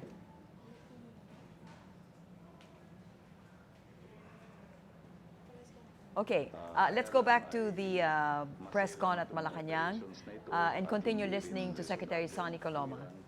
Na tinatalakay yung mga operational details. No? Pero makakatiyak ang ating mga kababayan na buong tapang at buong sigasig na tinutugis ng mga puwersa ng Republika sa kanilang military at law enforcement operations ang mga kriminal at bandidong elemento na iyong nabanggit. Are we positive enough, or this government is positive enough na you will give results bago bumaba si Pangulong Rene Aquino on this matter, sir? Terrorism? Buo yung determinasyon at pagsisikap. Kaya lang hindi din naman makatwiran na magbigay ng forecast o ng specific target dates na ma-achieve yan dahil hindi nga ganun kasimple. Sabihin na lang natin na hanggang sa kahuli-hulihang minuto ng administrasyong ito ay gagawin yung nararapat, gagawin ng pinakamahusay at pagkatapos ay isasalin yung responsibilidad. Okay, while we're waiting for other press conferences to pull through, let's continue talking to Ana Tabunda of Pulse Asia. See, she was, and your organization was in the limelight for the whole time that the campaign was going on. And now that it's done with, we were talking about the voter and how he has changed or not changed. What were your observations about the voter and the tendencies that he had during your surveys? Well, actually, they were, some of them were saying they had great difficulty choosing their presidential candidate this election season. Okay. I think it had to do with no one candidate had all the qualities that they were looking for. So initially, except for the core supporters of these various candidates, initially they were not that passionate, which is why we were thinking that the turnout was going to be lower than in 2010. But you did say earlier that they had a core. Where the core, what does research call them? Are they hardcore? What do they call them? Well, we just call them core supporters. They were immovable. Yes, and this is the remarkable thing about the supporters of Secretary Rojas. They just stayed there. They just stayed there. They stayed there. He didn't go down. Of course, people kept saying he didn't go up. Well, he did later, some. Yes. He did some, but he stayed at 22. I mean, it was amazing that he had that 20 since September. Okay. More or less 20, sometimes 17, 18, 19. Go down, up. Yes. And he had it. But They wasn't that stayed. true of all 5? No. I mean, initially it would seem like somebody had a core of 30. Then it went down to 20. Of course, because as issues are raised. So that's not core. Well, it's the core is being eaten up. So eventually Eroded. Eroded, yeah. Yeah. So eventually it's down to what you're now seeing, 13 in the case of that candidate. So there are, of course, they will shift, okay? Some of them will really shift depending on the issues raised and some of the statements made by the candidates themselves. Yes. But you know, Anna, it's curious that you say depending on the issues raised. It's always been, I guess, an hypothesis that the Filipino voter is not issue conscious. That we don't vote on the basis of issues. We vote on the basis of province mate. We know them, classmate, cousin of so and so. Is that still true, or is that Personality? changing? Yes, still a lot about personality, but the issues bring out the responses of the candidates to their responses to these issues. So the personality comes up. I see. Okay. That pre-debate footage of another network. Yeah. That helped boost support for Mayor Duterte as well as erode support from another candidate because they were actually watching the presidential candidate's behavior rather than listening to them talk about the issues. They were watching. That's another curious point because some of the comments you heard being bandied about was that this candidate, for example, Duterte, the presumptive president, was real. There was nothing fake about him, as opposed to other candidates where there was a disconnect between what they said and what they did. And certain images were created. Did this impact heavily on the choices that the voters made? Yes, it caused some voters to shift away from certain candidates. Yes, they like candidates who are authentic. Authentic. The definition of authentic is? Well, one, the person is himself. So what you see is what you get. But of course, some of these candidates are actually what you see is what you get. But I don't believe that some people are that emotionless, I guess. Yes. It doesn't strike the masa that's him. That's what you see is what you get in Mar. I guess they don't believe that. I don't know. But that's what they're looking for. They're looking for that affinity also. Okay, so in the case of VP Binay, he was poor once. Okay, he may not be poor now, but at least he knows what we're going through. Yes. And then in the case of Senator Po, I think it's really more the affinities with the adoptive father. Yes. And then in the case of Mayor Duterte, he really does know, like VP Binay, he knows how to talk to them. How to connect. Yes. What were you most surprised about in that whole run that you had, running those surveys? What were the biggest surprises for you? Well, we did know that we have voters who will vote even if there are corruption charges. Okay. We knew that even from the past. Is there explanation for that? Some of them. Corruption doesn't stick? No, what they say is, lahat naman sila ganyan. Lahat naman sila At least ito may ginagawa para sa mga mahirap tulad ko. They have something like that. They've always Okay. had that. So you can be somewhat corrupt, but if they're getting some services, It's okay. It's okay. You have voters like that. Yeah. Okay. What was interesting was what was coming out from the quali, not quant surveys, that it would seem they also assume they assume politicians can lie, especially about, promises. Yeah. There's a point where they will say, but he lied. Nagsinungaling siya sa amin. It mattered to them. Telling a about- lie mattered to them. About certain things, like about mothers. Selectively. Selective lying. Meaning, we were so poor, I couldn't bring my mom to the hospital, and then suddenly I inherited something from my mom, something like that. The inconsistency. And okay. The interesting thing there is, they don't mind about the large-scale corruption, the amount of money, but that particular one, some of them anyway, not all of them, so those who eventually shifted, they took it personally as being lied. They took it as being lied to personally. I don't know at what point they make those those conclusions. Yes. Do you understand the voter more now, or are you more confused about them? I understand something about them because of the quality, because we don't have enough time, Did you do a lot of qualitative studies? Not us. It was us. We just, okay. We were just listening to the qualitative researchers that were being done. Yes. What did the qualitative researchers focus on? Essentially,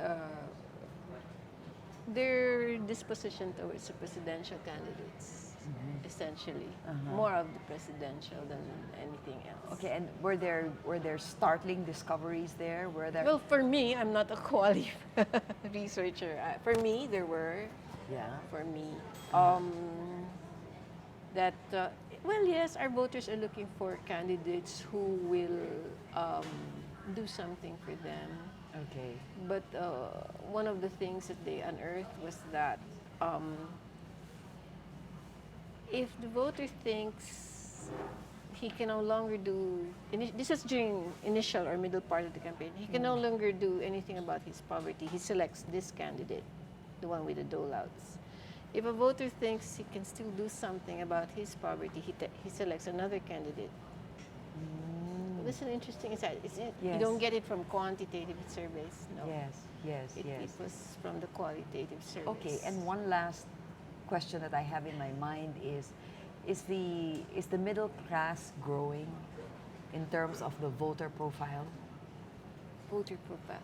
I know the middle class is growing. It's the socio-demographic distribution. Yes, the middle class is growing. Yes. We have a larger class D1. That's the middle class. Lower than what you would call a middle class. These are those in the service sector. Yes. Yes. But this is the D1 is the group that is moving into the middle class. They can move in. They're like lower middle class. Yes. But when I say middle class, I'm talking about those who have a job, those that can afford. They all have jobs. They have jobs. They'll probably have motorcycles rather than cars. Yes. But they can have a washing machine. Yes. And they're probably saving up for a house, not yet. Well, the low-cost housing. Yes. They can be saving up for low-cost housing because they definitely own the land on which their houses are standing. Yes. These are the ones, D1. They're growing.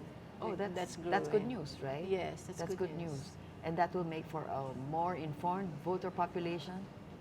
Would you say our voter population is better informed and better educated about choices they can make?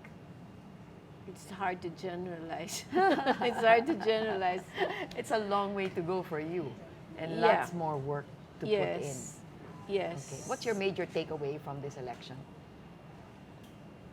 We really need bigger sample sizes. I worry about our succeeding surveys. we're going to go back because it's our own resources. We're going to go back to 1-2. What if it's not a presidential race? It's not that tight.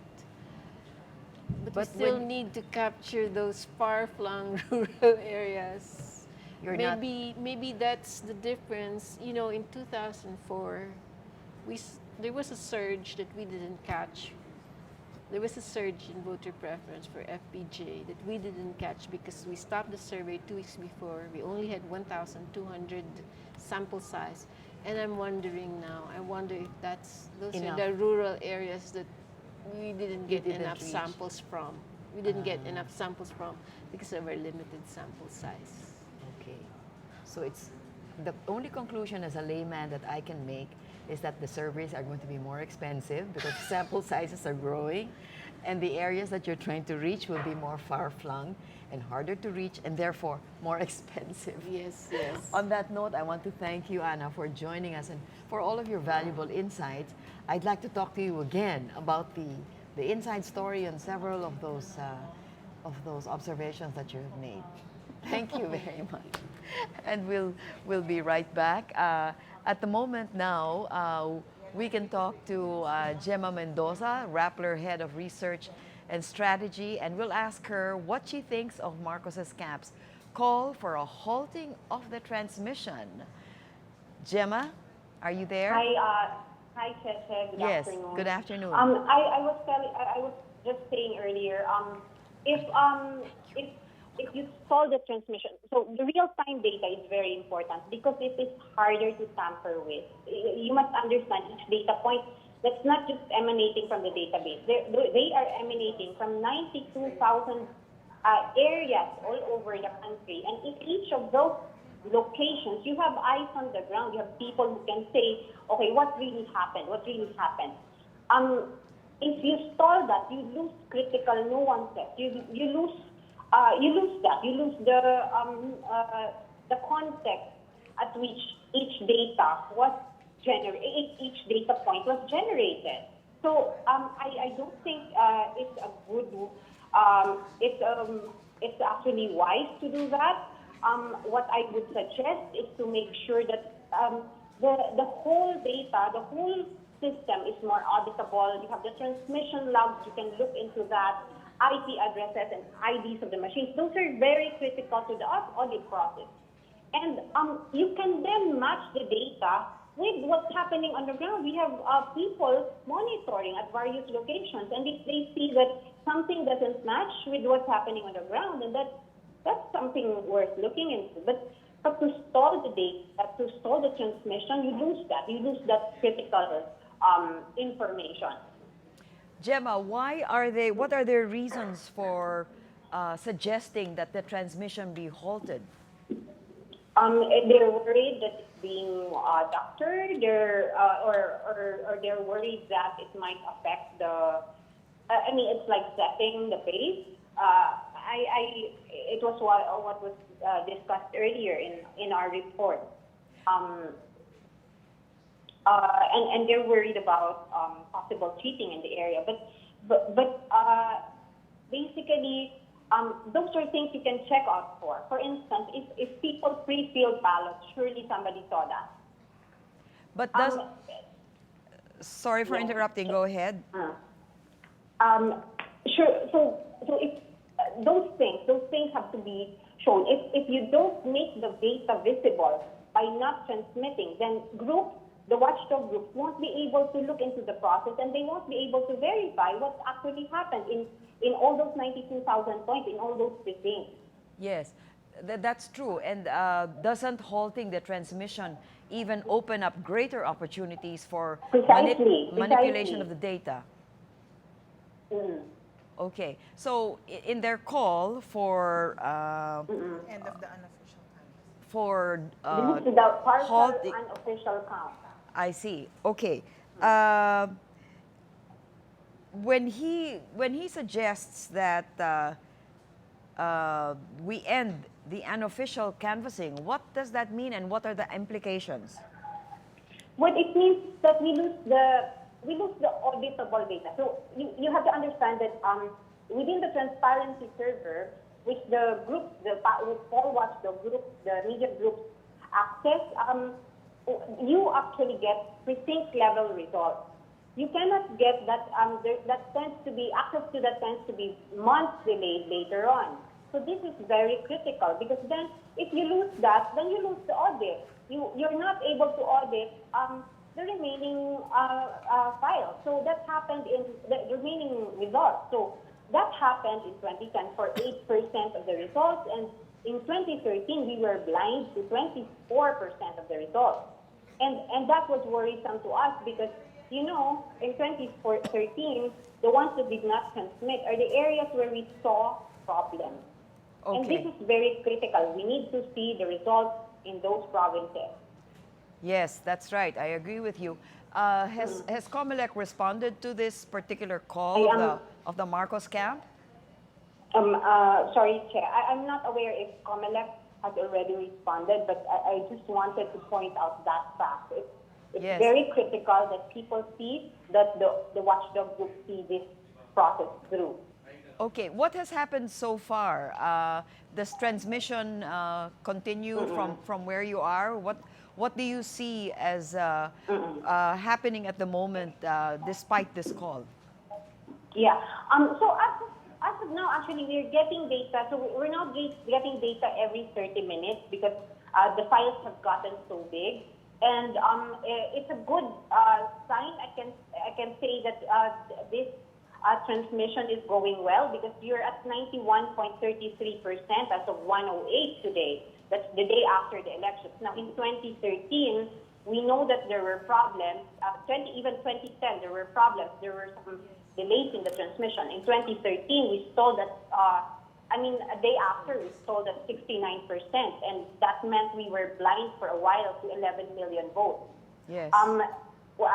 More than 2 days later then, we started receiving results again, but we ended up with 76% of the precincts results. So like a quarter of the results, we were blind to a quarter of the results. So it's a good sign. I would say that the COMELEC, this is the reason why I took note of this, because they actually promised to target 100% transmission, and they seem to be delivering on that promise. They seem to be delivering on that promise, and Metro Manila right now is 99% complete. In 2013, there were glitches in Taguig, and Taguig basically did not transmit half of the results. So we're doing well. I'm just concerned that they're raising this now. Yes. And we hope that the COMELEC does not listen to that. Okay. Yeah. Yes. Well, keep.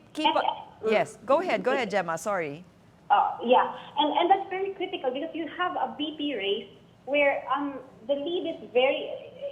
We called it last night a hairline lead. In fact, we were when we saw the votes coming in, we looked at where the differences were.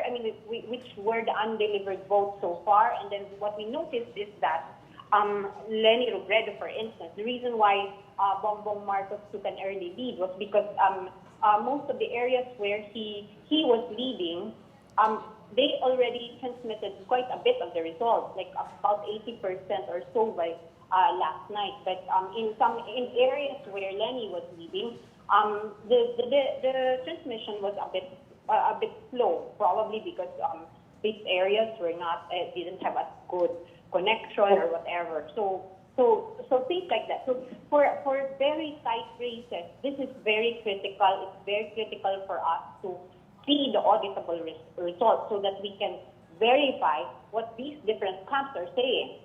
Yes, that's right. You're right on the button there, Gemma. In fact, earlier, Ana Tabunda of Pulse Asia was telling us that the earlier results when Bongbong was leading the count was because the results that had been transmitted were 100% from the urban areas where he is strongest. Yes, precisely.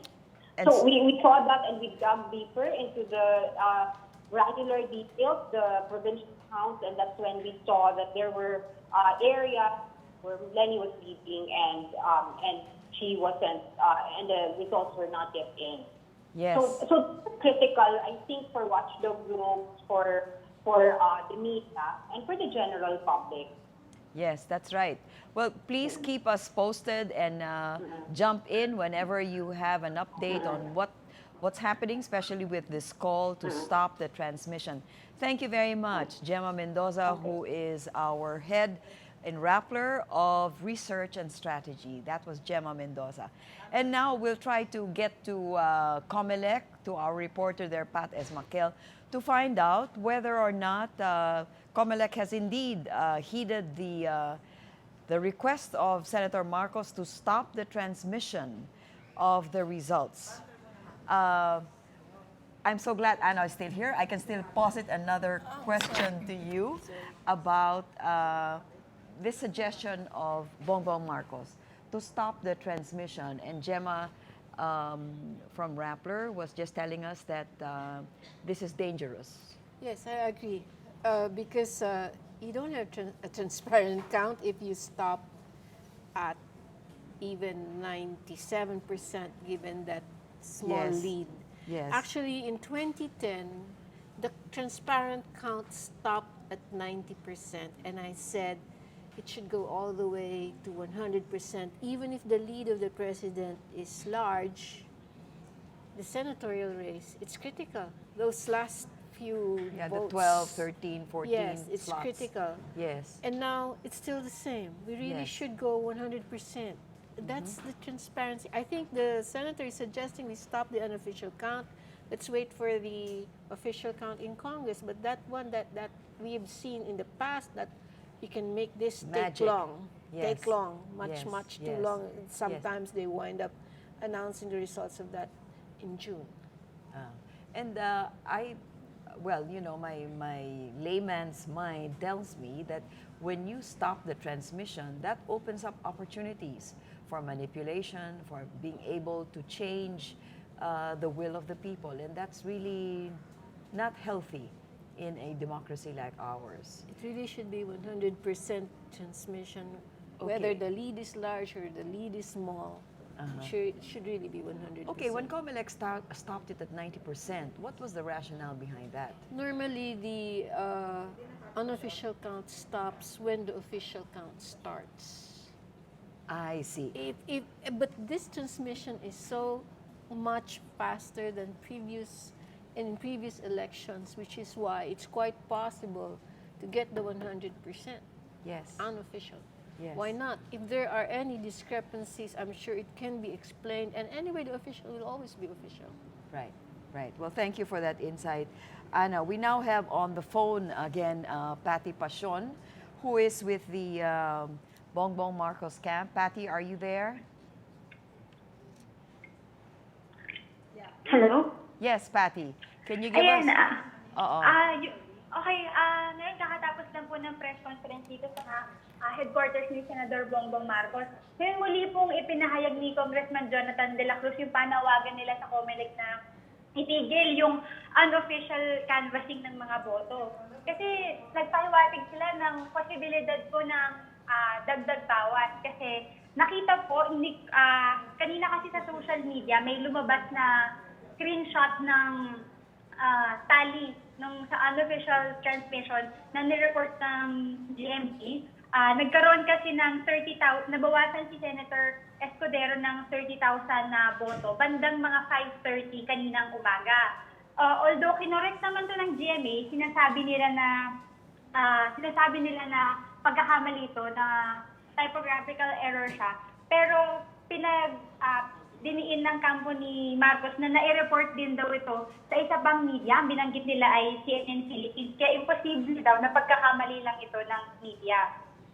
Tuloy ngayon, nangangamba sila sa posibilidad ng dagdag bawas o double count, lalo pa at hindi kompleto yung transmission nitong umaga sa ibang lugar na mga binanggit nila na La Union, Nueva Ecija at Lanao del Norte. Okay, pero bakit nila sinasabing ipahinto ang transmission? Hindi ba ito ay isang pagkakataon na maaaring baguhin ang mga numero kung ihinto ang transmission? Kasi confident po yung kampo ni Marcos na mananalo si ang senador sa base sa nagiging quick count nila. Kaya ang sinasabi nila, ihinto daw ang transmission para, kasi sa tingin nila, magkaiba ang magiging resulta ng unofficial transmission na nangyayari ngayon at yung official na pagbilang ng COMELEC. Dahil unang sinabi nila kanina na kinonfirm daw ng social weather station na mananalo si kinonfirm ng social weather station na tama yung quick count nila na malaki pa rin ang lead ni Senator Marcos kay Congresswoman Lenny Robredo. Okay. Kung may kumpiyansa sila na mananalo sila at meron silang mga taong nandun mismo sa mga lugar na yon na pinanood yung bilang, ano ang takot nila sa pag-transmit ng mga makina, ng mga resulta? Pwede namang i-check, di ba? Yun nga sinasabi ni Gemma Mendoza sa amin kani-kanina lamang. Yung takot nila, kasi yung nakikita nilang trend na noong bandang, yung nakita nilang trend na nung bandang 5 p.m. to 10 p.m., yung number ni votes ni Senator Marcos ay papataas. Tapos nung 11 p.m., parang lumiliit na lang yung lamang niya kay kay Congresswoman Lenny Robredo. Doon sila natatakot, and especially yung delay nga daw sa pag-transmit ng mga boto. Okay. Ano pa ang sinabi ni Senator Marcos sa press con niya maliban sa kanyang panukalang ihinto ang pagbibilang o pagtatransmit ng resulta? Okay. Actually, hindi nagpakita si Senator Marcos, mga representative niya lang, no? Pero yung mga representative sila, nanindigan sila dun sa quick count na ginagawa nila. Dahil yung quick count daw nila, nakita nila na si Senator Marcos, he will not win by an impressive margin, pero they are very that he will win. Kasi yung daw quick count nila, ang basis nila to, ay mga certificate of canvass na nakuhang kopya ng mga lawyers nila na pinadala dito mismo sa headquarters nila via courier. Okay, so lahat naman ng kampo meron silang kopya nung resulta, di ba? So alam nila kung ano ang lamang nila at gaya ng sabi nila, yung kanilang quick count ay lamang sila kay Congresswoman Robredo.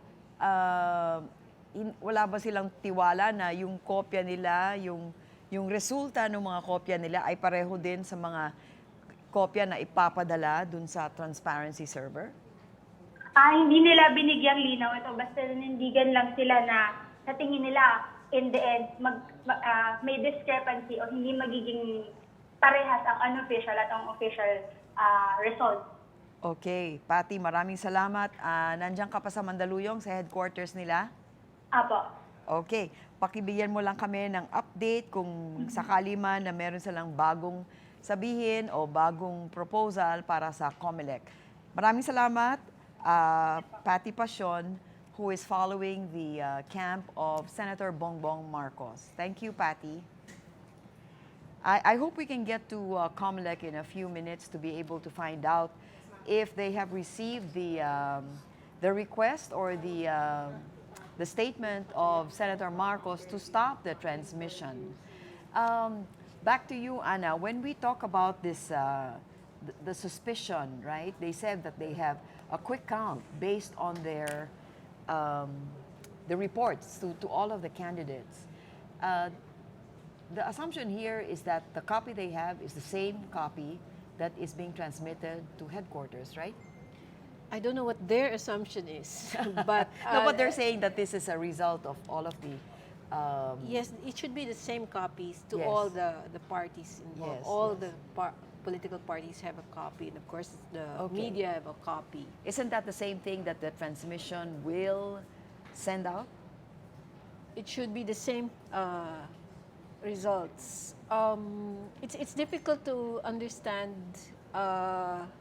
where the supporters of Senator Marcos are coming from. But I think there is this fear that there is manipulation of the data.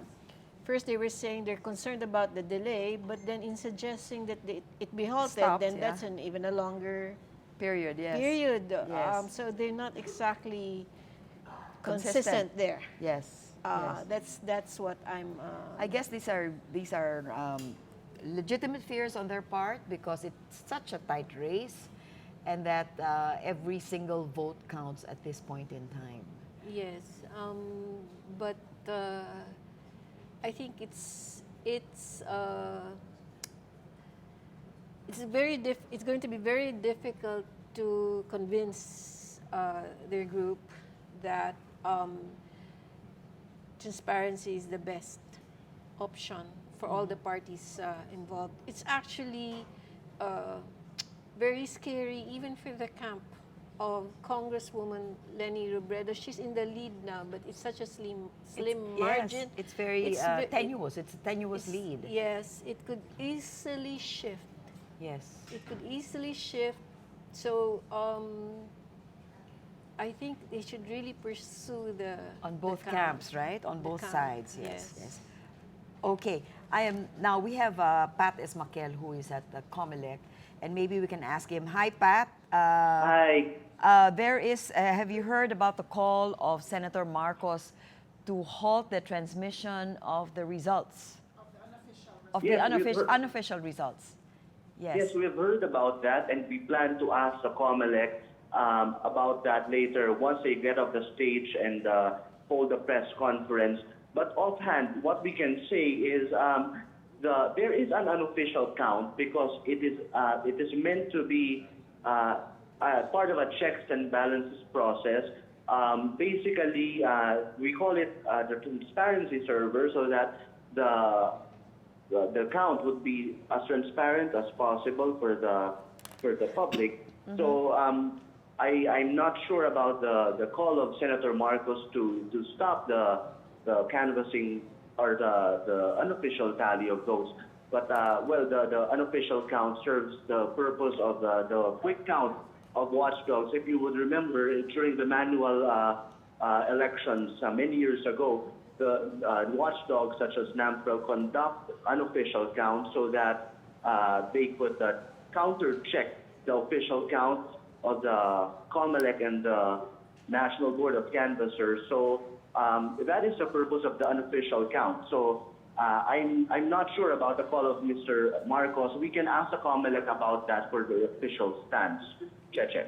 Yes, that would be a point of clarification, whether they're going to heed a request from a candidate to stop the transmission of the unofficial results of the elections in certain precincts. I guess they're really referring to specific areas that have not transmitted yet. Can you tell us at this point what the completion of the transmission, at what percentage is COMELEC at? Well, the COMELEC Chairman Bautista said a while ago that they have transmitted at least 95% of votes to the three servers of the COMELEC for the election. So we are just waiting for around 5% more for the transmission of results. Cheche. Okay, so they are going all the way up to 100% transmission. Yes, they are going for 100%. Before they were just going for 90%, but since they have already breached that internal target of theirs, they say they might as well go for 100% transmission this year. Unlike in 2013, they just managed to transmit around 76% of votes for the whole counting period. Yes, and as we were talking to Ana Tabunda of Pulse Asia, she suggested that 100% would be a safe, the complete transmission would be best, considering that we are now locked in a very tight race for the vice presidential post, and the protest that we have heard from Senator Marcos, or the complaint that they should stop transmission, is real, and COMELEC will have to deal with this specific request. Yes, yes. And during the mock canvassing a few weeks ago, they actually managed to transmit 100% of votes. So if we would use that as a benchmark, 100% is really possible, barring, of course, problems in cell phone signals and Philippine geography. Cheche. Have you received any reports of difficulties in transmission or inability to transmit? we have yet to get a full situation report from COMELEC, but their official line is the transmission this year is much better than in previous years. Thank you very much. That's Pat Esmaquel from the COMELEC, who has said that they are now up to 95% as of this hour for transmission. And the objective of COMELEC is to move up to 100% transmission, which has been suggested by our guest here from Pulse Asia, that is the best option to take. Yes. Right? Yes. And at 95%, I hope they can get that done by today, so that by tonight we have finished with the count, with the unofficial count. Let's and hope are just for that. And are just waiting, yes. But this has been record breaking in terms of the speed with which the reports have come in, correct? Yes, this is the best election, I mean, I've seen, including the manual.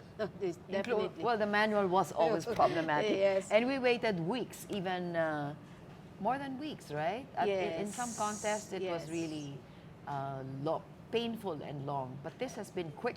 This has been the best. And my only concern now when Pat mentioned about geography, I realized I just hope we can really get the 100%.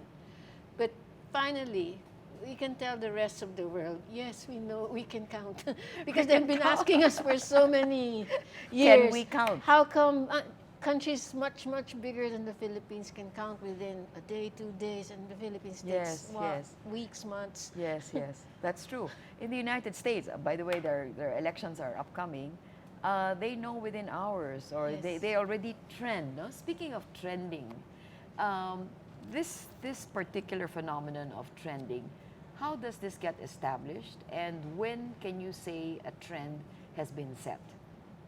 In the States, it says the political term is a very specific application because they have different time zones. So if one state releases the results of, let's say, election there, and it's broadcast, comes like 4 hours later, it can affect. That's what they mean by when they have when trending has a negative connotation. That's what it means. That's what it means. But we have only one time zone. Yes. And we start counting on all the simultaneously. All the election precincts are closed down. So there's no such thing as trending for us? Not the way it's used. But there's another use to it when we say there's trending. When we can see the trends for the voters, like a downward trend, an upward trend. For some, the voter preference, we see it across. Is there a threshold with which you can say when it reaches the threshold, this is a trend, or below this threshold, it cannot be called a trend? No. The trend is established by 3 consecutive measurements pointing in the same direction. So if 3 consecutive surveys show a voter preference going down, that's a downward trend. If 3 consecutive surveys are showing it's going up, that's an upward trend. I see. That's just so, what it is. So 3 is the magic number. Yes. Okay. So thank you very much. On that note, again, a second goodbye to you. Thank and you. An expression of our appreciation for the generosity of your spirit to come and share with us your knowledge about surveys. Now you can have a good night's rest. Yes, I've been getting them. You've been getting them. Thank you very much. Ana Tabunda from Pulse Asia, who joined us to let us know about her different insights into what has been happening to us.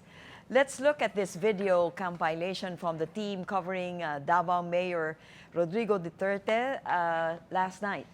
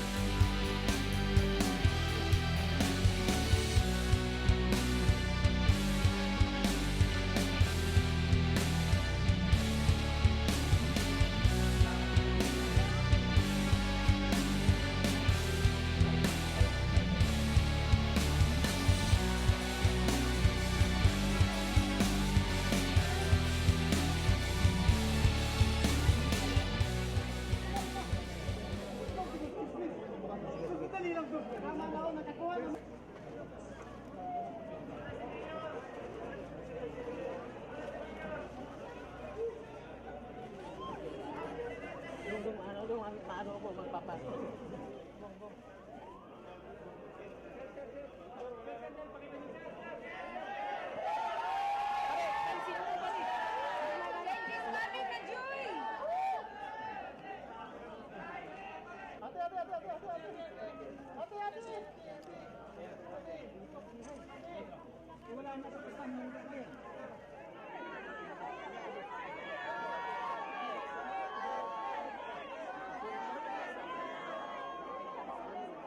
There will be no relatives. There will be no friends.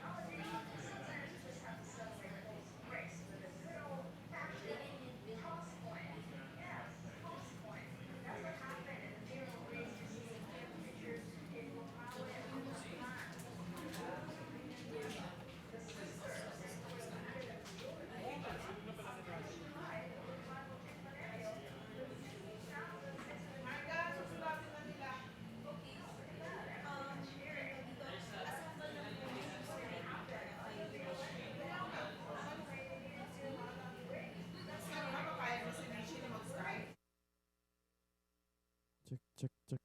Sorry, mali. Mali pala yun. Check, check, check. Sige. Noki. Noki. Noki. Noki. Noki. Noki. Noki. Dinig mo ako? Okay, sige. Ayos tayo. Oh. Ano susubukan mo?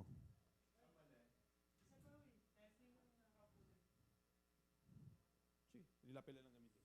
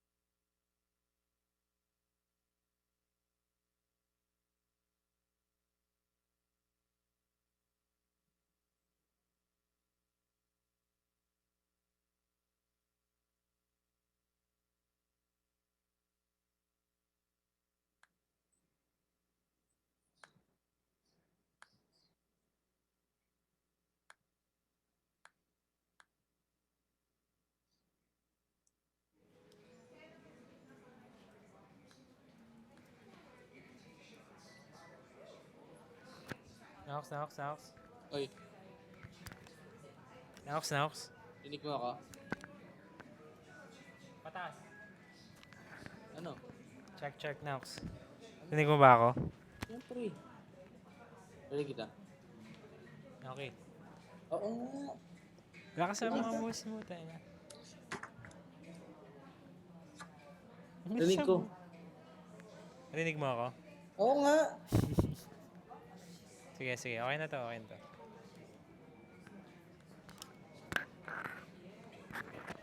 Ron, ba't parang ang baba ng level? Oo. Sige na, okay. Mic check.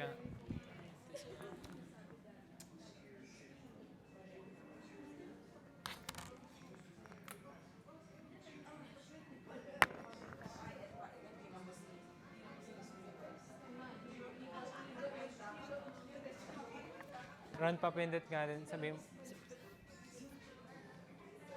pasagot nga yung kay na okay. May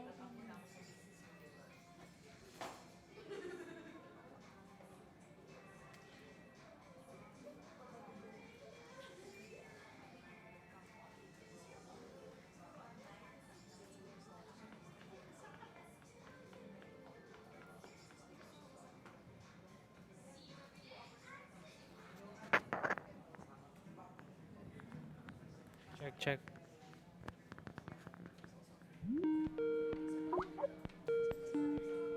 Sagutin mo yung ano, yung green na video. Hindi yan. X mo muna yan. Close mo na yan. Labo nga sila ng kape sila.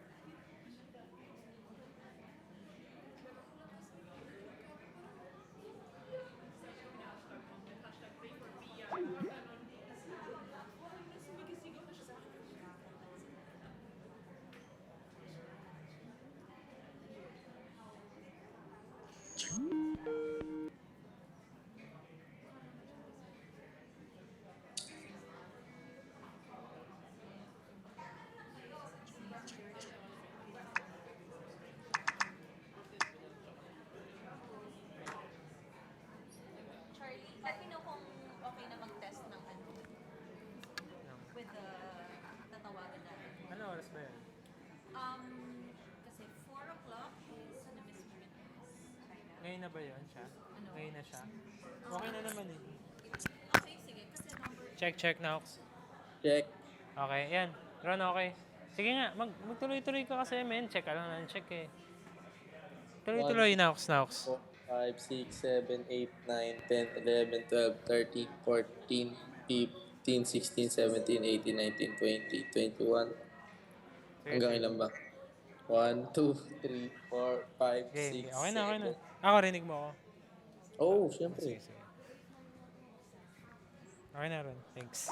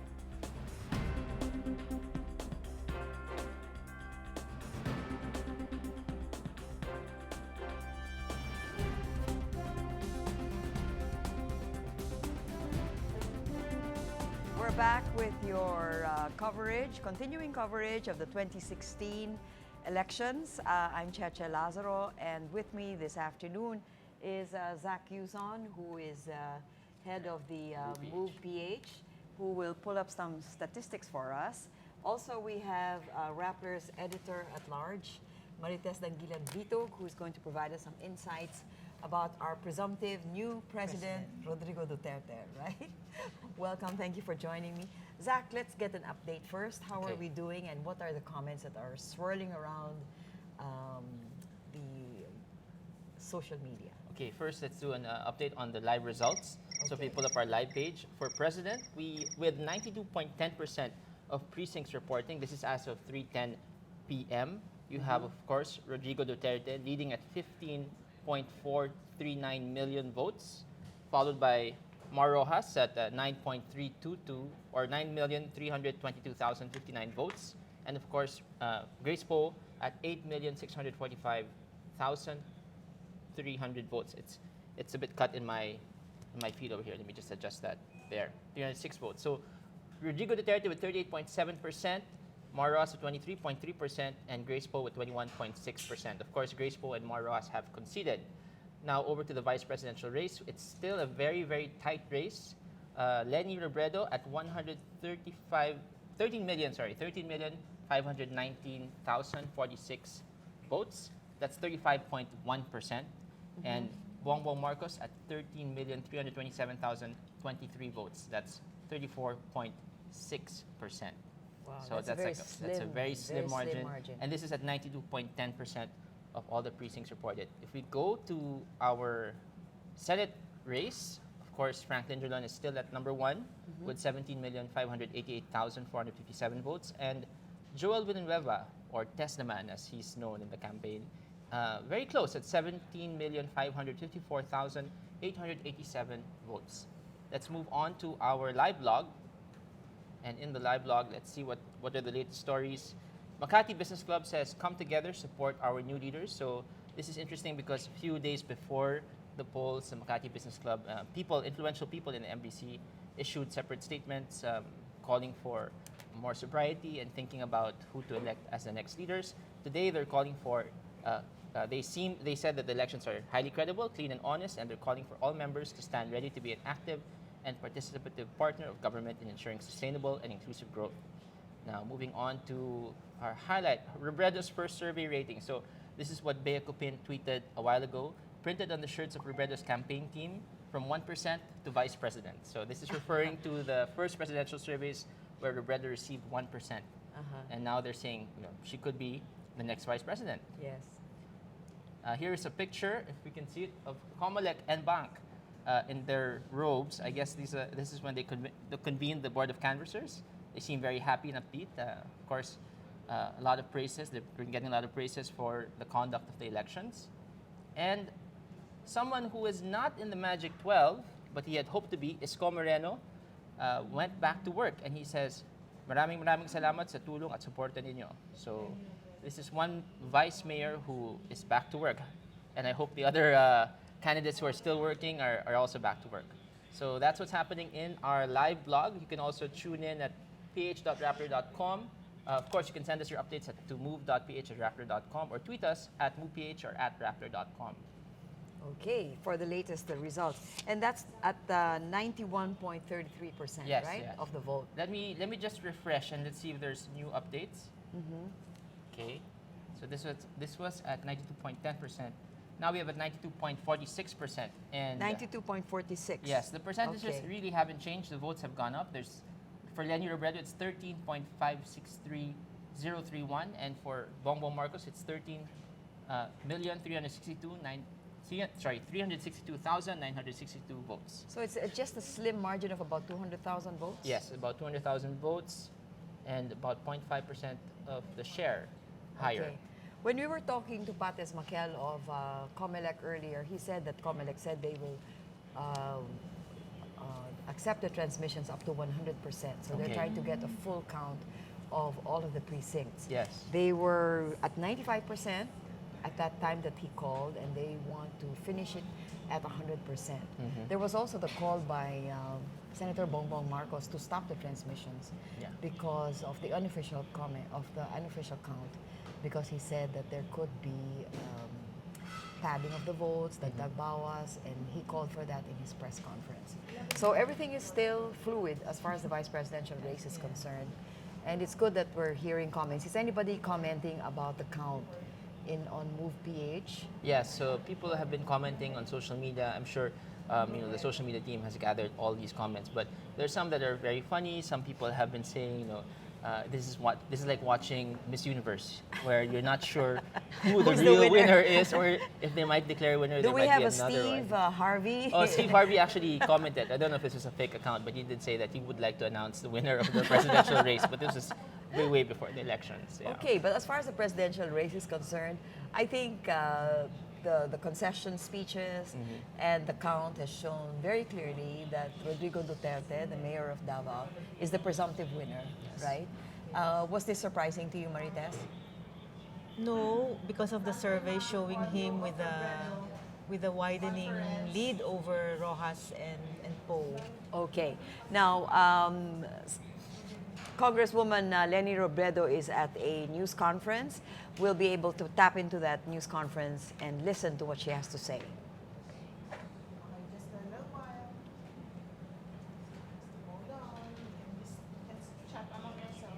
Okay, while we're waiting for that news conference to kick in, you were saying that you expected this because the survey results reflected it. Exactly, but there was 5% undecided plus 20% soft votes. So I thought that there may be slight changes, but apparently it applied to the number 2 because Mar was always third in the surveys or next to Grace Poe, but now he surged sort of last minute and became into the number the second 2. slot. Were you surprised by that? I was surprised, but I noticed, I mean, this is not scientific, but in my neighborhood, in our subdivision, the last week before the elections, a lot of houses put up tarps of Mar and Leni as well as Duterte. So it looked like the two of them were they were fighting against each other, and I didn't see a single Poe tarpaulin. One maybe of Be Nice. Po, huminahon tayo. Hintayin natin yung official na count ng COMELEC. At kung ano man yung lumabas dito, sana respetuhin natin lahat. Ito po ay para din sa ikatatahimik ng ating bansa. Para po maiwanan natin yung naging masalimuot na eleksyon. Na marami sa atin nagkasamaan ng loob, nagkakagalit. Kinakailangan po ng ating bansa na mula po sa araw na to, magkaisa na sana tayong lahat. Kalimutan na po sana natin yung mga madidilim na bahagi, mga madidilim na araw na pinagdaanan natin. At sabay-sabay, titingnan na po natin kung paano tayo magtutulungan para sa ating hinaharap. Maraming salamat po. Magandang hapon. Okay, that was a brief statement by Congresswoman Leni Robredo, our vice presidential candidate who is now locked in a very tight race with Senator Bongbong Marcos. The COMELEC has now been able to transmit 92.46%. Well, they say 95%, but according to Zach, our statistics and our data reflects 92.46%. So we're getting on Twitter that Leni Robredo said, hindi pa tapos na yung election. Parang napakahirap naman yatang magdaya na halos wala ng human intervention yung pagboto. Pangalawa, lahat po kaming kandidato, meron kaming mga watchers sa bawat presinto. Interesado po ako malaman, kasi wala pa po ako naririnig na official statement from COMELEC, kung meron bang mga reports sa kanila na may pandarayang nangyayari. Kasi ako po, kagaya nila, interesado din ako malaman. Kasi kung meron man, ako po mismo yung mauunang magkontra sa kahit anumang klaseng pandaraya, kung meron man na nangyari. Pero ngayon po wala ako ma-imagine na paano klaseng pandaraya at paano ito gagawin. Hindi po reason yung hindi naman kayo masyadong kilala or sikat para manalo sa ganung halalan. Siguro po nakita natin yung paglalakbay ko.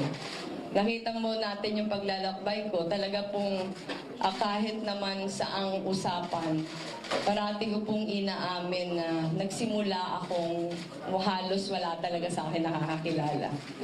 Pero alam naman po lahat sa inyo kung gaano ko pinagsikapan ipakilala yung sarili ko. Nagsimula po ako, alam nyo to lahat, nagsimula ako pang-anim sa anim, 1%. Pero yung 1% po natin, paunti-unting umakyat. Alam po natin na bago natapos yung buwan ng Abril, ay statistically tied na tayo kay Senator Marcos. Pero ako po, kahit yung nahuhuli pa ako, never na gumawa ako ng allegation na yung mga nauuna ng dadaya. Palagay ko po unfair yun, gagawa ako ng gano'ng accusation na hindi ko naman kayang i-substantiate. Kaya sa akin lang, totoong hindi ako kilala noon. Pero sa haba ng 7 buwan, siguro naman po, yung mga surveys at yung resulta ng eleksyon, nagpapakita naman na hindi nakagaya nung nag-uumpisa tayo. Ma'am, can we just get your reaction? May sinasabi po si Senator Bongbong na gusto nang ipatigil sa akin, nire-request na ipatigil yung unofficial tally kasi nga araw po may trending, may sinasabi. To preempt the kasi para preempt yung comment. Ako po, hindi ko alam kung may basis ng pagpahinto.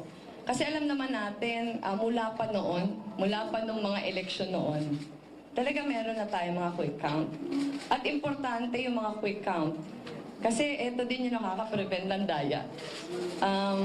Mas mabuti nga po, mas marami yung gumagawa ng sariling quick count para parang sort of check and balance ito ng mga, di ba? Parang hindi ko alam kung anong basis niya may allegation. Kung ang pagpatigil ba may allegation na may pandadaya? Kasi kung meron pong allegation na may pandaraya, gaya po ngayon, makikita natin sa social media, maraming accusation na nandadaya tayo. Pero wala namang detalye kung paano tayo nandadaya. Kaya sa akin po, interesado ako. Interesado po ako malaman exactly paano. What do you want to tell Senator Bongbong at this point? Ako po, bago naman nag-eleksyon, yung resulta ngayon, faithful sa surveys eh. Alam niyo naman yun. Iba-iba yung surveys na ginawa. Merong SWS, merong Pulse Asia, ABS-CBN. Kung ano yung resulta ng eleksyon, very, very faithful sa surveys. Kami po, meron din kami internal surveys. Sa internal surveys namin, nangunguna din ako. Sabi niya, sila meron din.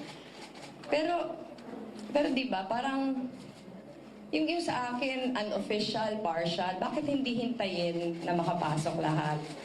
Kasi nung nangunguna nga siya, nung from 5:55 until 9:30, kahit siya nangunguna, syempre, ano din kami, I'm sure yung mga supporters ko dito, marami na yung hindi nakakakain, marami na yung, in fact, kahit nade-depress na kami ng mga anak ko, natatawa na kami sa mga sinasabi na okay lang po sa akin, ibibigay ko na yung love life ko, basta manalo lang si Lenny, okay na po sa akin na kahit bumagsak ako sa exam, basta ang gusto ko sabihin, ine-emphasize ko to kasi there was a point in the quick count na tayo naman yung kulelat. Nung kulelat tayo, nade-depress tayo, pero hindi tayo nagbabato ng unfair na accusation. Never nating sinabi nangunguna yan si Senator Marcos kasi nandadaya yan. Kasi I think napaka-unfair na accusation na nagsasabing nandadaya na hindi mo naman sinasubstantiate. Kasi ang dali lang sabihin Ang dali lang sabihin na nandadaya. Currently, Secretary Marcos, this afternoon, what did you tell? Actually po, binisita ko siya kasi dumating ako before lunch. Dumating ako from Naga, binisita ko siya.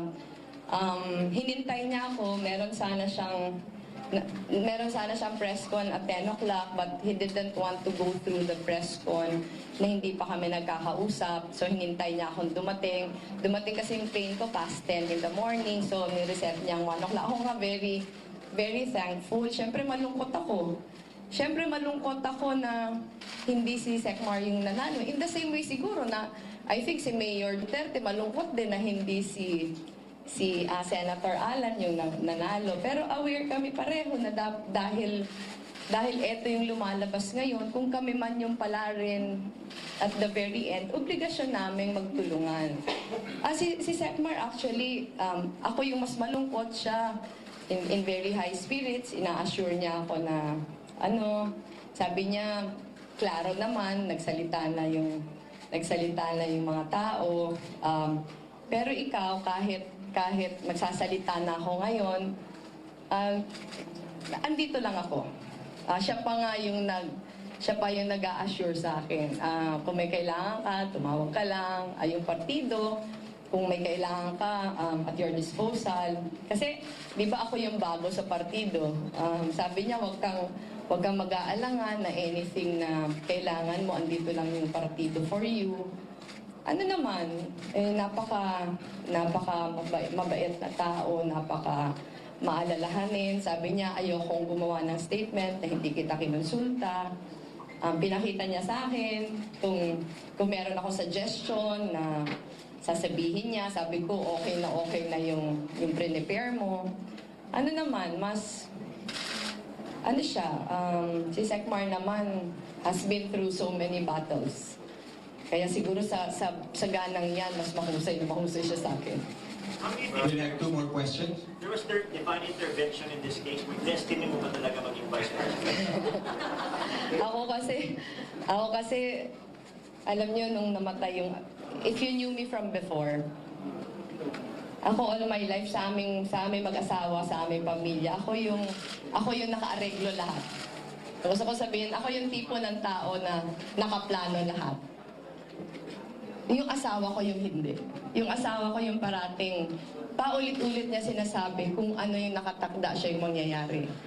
Nung namatay siya, parang doon ko naintindihan kung ano yung sinasabi niya. Na kahit anong plano mo, kung ano yung nakatakda, yun yung mangyayari. Kaya kahapon, syempre marami kaming expectations because of the surveys. Nung natatalo na ako, tinatanong ako ng mga anak ko, Mama, bakit zen na zen ka pa din?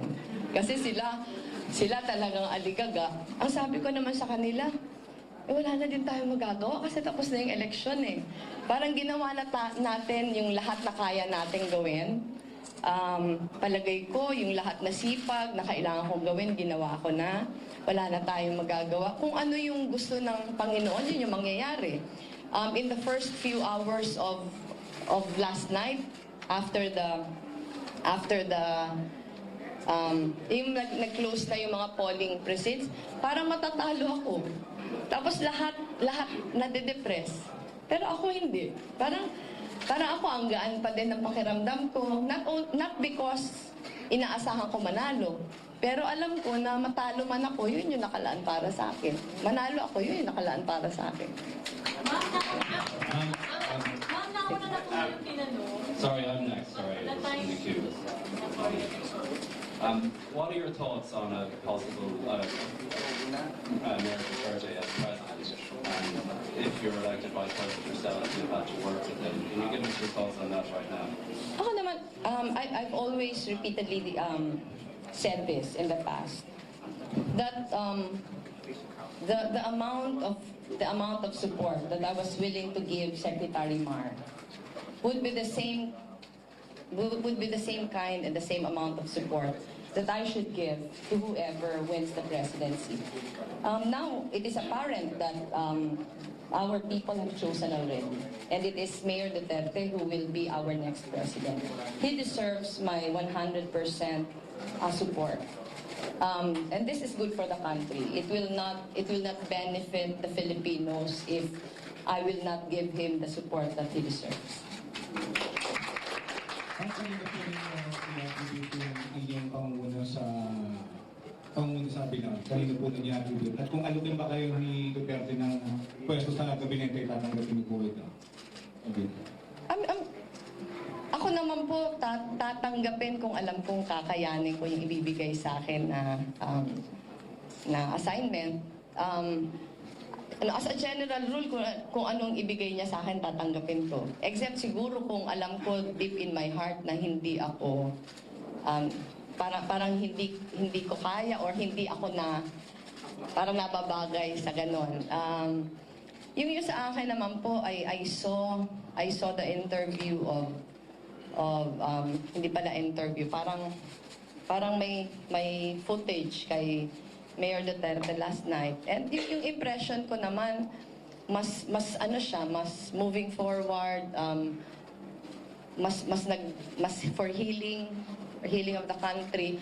Ako, I have very high hopes. Ako tingin ko naman dahil kami yung binigyan, siya yung binigyan. At kung ako manalo, ako yung bibigyan ng pagkakataon na makitrabaho sa kanya. Ano to? Yung sa akin, yung lahat na as much as possible, walang iringan, kasi ano yun nandito naman kami para sa bayan. Hindi kami nandito para sa partido namin. Pag kami nag-assume, parang iniiwan namin yung eleksyon Iniiwan namin yung mga personal namin. Binibigay namin ng buo yung sarili namin para sa bayan. Pero kung kayo po mapipiliin, ano po yung posisyon na mas gamay po ninyo na alam po ninyong pakikinabangan ng mga Pilipino? Ako po, yung nag-usap kami ni Secretary Mar noon, sinabi ko sa kanya na kung tayo yung pala rin, sana yung ipaasikaso mo sa akin yung pag-mainstream ng mga existing na mga anti-poverty programs on housing, on nutrition, yung maraming anti-poverty programs. Hindi siya cabinet position. Pero sinabi ko kay Secretary Mar, marami kasi ako sa karanasan sa pagsisilbi sa mga mahihirap at nakikita ko na ang dami pang pwedeng i-improve sa mga sistemang binibigay. Dahil yung pakiramdam ko, yung mga proseso natin na existing ngayon, masyadong service provider oriented, hindi client oriented. Kaya sabi ko, ako dahil for a long time ang tinutulungan ko yung mga kliyente, alam ko kung paano i-improve. Kung bibigyan ako ng pagkakataon, kahit siguro first 2 years ng panunungkulan, magugustuhan ko yun. Pero again, syempre sa batas naman natin kung ano yung, hindi naman ako makakapamili. So, syempre depende din yun kay... Ma'am, 2 questions. Sinabi po niyo na you will continue to be supportive of the President, and I think in this case, it's gonna be Mayor Duterte. But where do you draw the line? Alam po natin na meron ng history si Mayor Duterte ng mga human rights violations or mga allegations ng extrajudicial killings. Ano pong stand niyo dito? Ako naman po, hindi naman ako compromising pagdating doon. Ibibigay ko yung buong suporta ko, pero kung hindi yung suporta hindi nag-e-extend dun sa mga bagay na hindi naaayon sa batas. Yun po, I will stand my ground. Kahit siya yung aking Pangulo, pag mali yung ginagawa, hindi naman po ako magto-tolerate. I think I have proven this many times, kahit po nung kabahagi na ako ng partido, hindi naman lahat ng oras na sang-ayon ako sa mga pananaw. At ano naman to, very freely na-express ko yung pakiramdam ko. At ako ay nagpapasalamat naman na sa lahat na oras, binigyan ng respeto yung aking pananaw sa mga bagay. Ma'am, last reaction na may mga nagsasabi po na isa na namang biyudang nakadilaw ang nakatalo sa isang Marcos. Ano pong reaction niyo dito? Palagi ko nagkataon lang naman. Medyo hindi naman siguro to sinasadya na ako yung kinuha para lumaban sa isang Marcos. Parati tayong nahahambing kay President Cory. Siyempre, honor naman yun sa akin, considering yung binahagi niya sa ating bansa. Pero palagay ko, ibang-iba ako. Yung pagkapareho lang siguro namin dahil naluklok kami sa pwesto dahil namatay yung aming mga asawa. Pero tingin ko mas maraming sinakripisyo sa akin si President Cory. Nag-ascend siya sa kapangyarihan, sa ibang panahon. Mas mahirap yung panahon na pinasok niya. Nung pumasok siya sa laban, nung nakipaglaban siya kay President Marcos, marami pa tayo mga karapatan natin ngayon na hindi natin tinatamasa noon. Kaya mas mahirap yung naging laban niya. Palagay ko parang napaka-unworthy naman para sabihin ko pareho yung pinagdaanan namin. Yung kinamatay ng asawa niya, while pareho tragic yung pagkamatay ng asawa namin, tingin ko mas mahirap yung pagkamatay ng asawa niya kasi dahil yun sa kasamaan ng tao. Yung asawa ko naman namatay kahit very tragic yung death dahil sa aksidente. Mas mahirap yung kanyang pinagdaan niya, yung battles na hinarap niya mas mahirap. Kaya parang napaka-unworthy para sa akin na iahambing sa kanya. Siguro nagkataon lang na yun nga, pareho kami byuda ng mga asawa namin na matagal na naglingkod para sa bayan. How are you prepared to follow nyo ngayon dahil masyado pong malapit yung this last community sa Senator Marcos? Yung sa akin po, kasi wala na din talaga kami magagawa. Tapos na po yung botohan. Yung pinaka-hinihingi na lang po namin, yung mga hindi pa nakakapag-transmit. Yun nga po, sana matransmit na kaagad. Kasi hanggang hindi pa po natatransmit, syempre yung pangamba parating nandyan. Bakit hindi natatransmit? Halimbawa po, dun sa sarili kong distrito, merong isang bayan na sobrang taas ng botong nakuha ko. Hanggang ngayon po yung buong bayan, hindi pa natatransmit yung result kasi nasira yung SD card. At naghihintay pa po kami hanggang ngayon ng kapalit from COMELEC. Yung mga ganong pangamba na hanggang hindi pa siya naisasubmit sa COMELEC, marami pang pwedeng mangyari.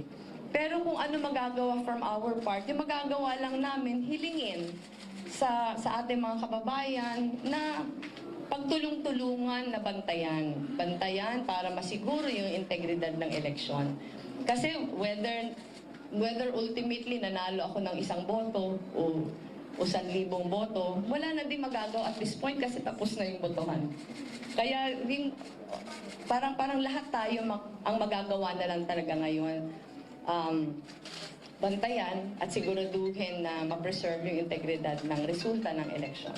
Ma'am, are you ready if Senator Marcos will kneel you before the electoral tribunal, yung mga kung mag-electoral protest siya, ready ba kayo? Oo naman. Ano naman tayo, pag pumapasok tayo sa ganitong laban, handa naman tayo for any eventuality. Ako nga, kahapon, binibiro ko yung isang kasama namin habang nasa Naga ako. Sabi ko, bakit ba napapansin ko na yata na yung lahat na nangyayari sa akin, kailangan ko munang paghirapan ng grabe bago ko makamtan. Lahat na yung pagiging abogado ko, yung pagiging biyuda ko, yung pagpanalo ko ng congressman, tapos ito na naman. Parang nothing is really handed to me on a silver platter. Talagang dapat pagdusahan muna lang. Siguro it makes the victory more sweeter. Last question from Hong Kong media. As a potential vice president, what's your opinion about the relationship between China and the Philippines in the future, and especially for the South China Sea issues? Thank you. I think most of this will depend on the policy direction, foreign policy direction of the president. But I've always been very vocal about making sure that the Philippines will protect its own sovereignty while maintaining very good relations with our neighbors, in China particularly. No more questions. Thank you.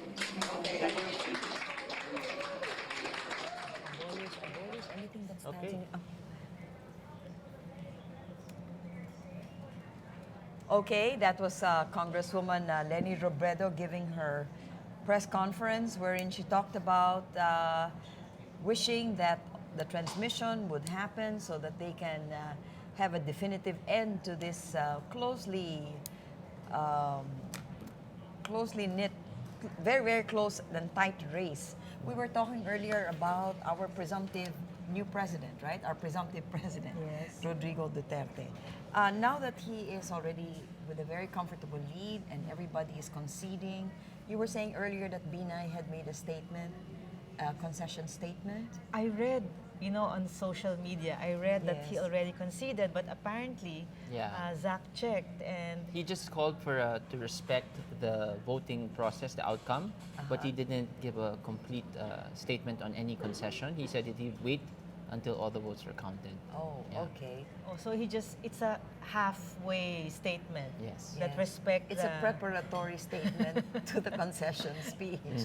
But his daughter won as mayor of Makati. Makati, So yes, yes. I was wondering if the son-in-law won as congressman. I think he did. I think it was a sweep in Makati. Okay, Yeah. so Campos, is this Campos? Yes, the husband of Abi Binay. Yes.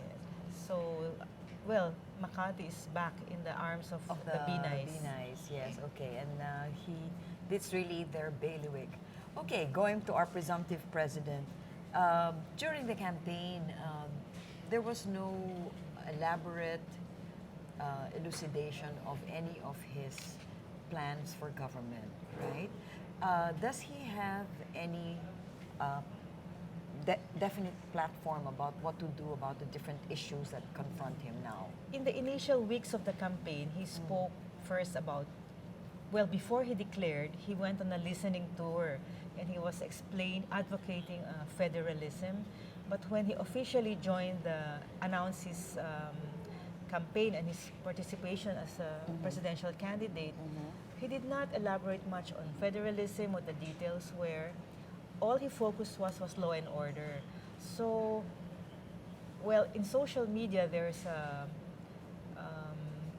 blog spot that talks about his platform, but until we confirm that it's authentic, it's difficult maybe to comment. However, since he's been a single issue person, yes. Now I think what the public really wants to know now is who will be his cabinet members, because then we will see the policy directions. And I think at this point he should already be preparing, maybe he is, a search committee to fill up the cabinet, as well as maybe present us already a comprehensive program of government. Okay. Well, even at least for 100 days. The first 100 days. Or the first 6 months, because he said he has to curb criminality from 3 to 6 months. 6 months, yes. He gave himself that self-imposed deadline. In some of his press statements, he has alluded to some members, or he has mentioned specific names, no? Among them, Hermogenes Esperon, a retired general who was chief of staff of the armed forces, I think during the time of President Arroyo, if I'm not mistaken. He also mentioned Carlos Sani Dominguez, who is a former agriculture secretary under the time of President Cory Aquino, and then went into the private sector. And he also mentioned Jess Dureza, who was the spokesperson of President Arroyo. Okay. And the other one is Mayor June Evasco of Maribojoc, Bohol, who is really a very good friend and trusted person. Mayor Evasco is a former priest, a former rebel, NPA rebel, a former political prisoner. So it will be a very interesting group. A mix.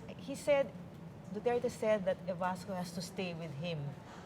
So I What does that assume mean? maybe somebody like an executive secretary or chief of staff.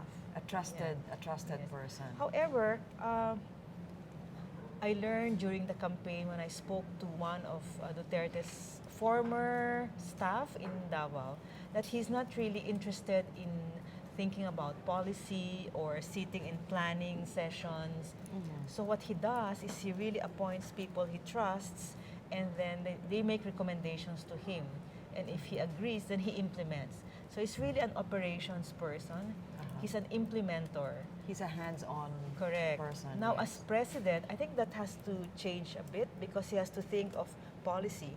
Because curbing criminality is not just getting rid of them, the way maybe the Davao death squads, or the police supposedly, function. or the police. He has to think of our prosecution, the judicial system, of the prisons, how to rehabilitate, or maybe what's his approach to the prison system.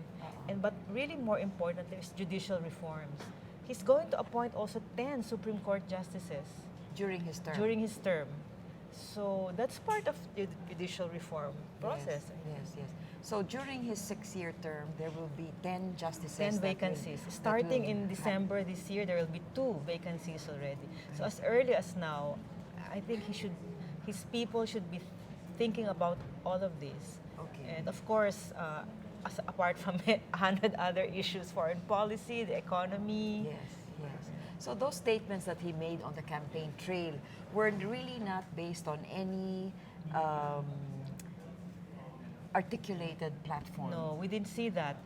But in this recent, today, his spokesman called a press conference, Peter Tu Lavinia, and he said that one of the major plans is to amend the Constitution.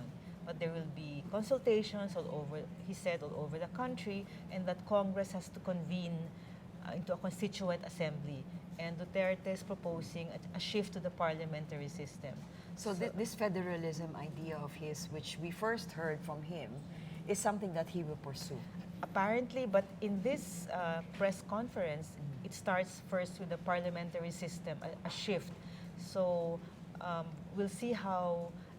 It's strange that it was the spokesperson who said it, but maybe they're putting up already a program. Some form of a cabinet. That It's pretty interesting because I remember President Aquino also had pressure to convene a constitutional convention to amend the constitution, but he outrightly said it wasn't the right time. So now that without any formal declaration that he is the president, they're already talking about possibly amending the constitution and increasing the percentage of foreign ownership of land and businesses. Opening it up, no? Yes. Opening Economic up for provisions, political provisions.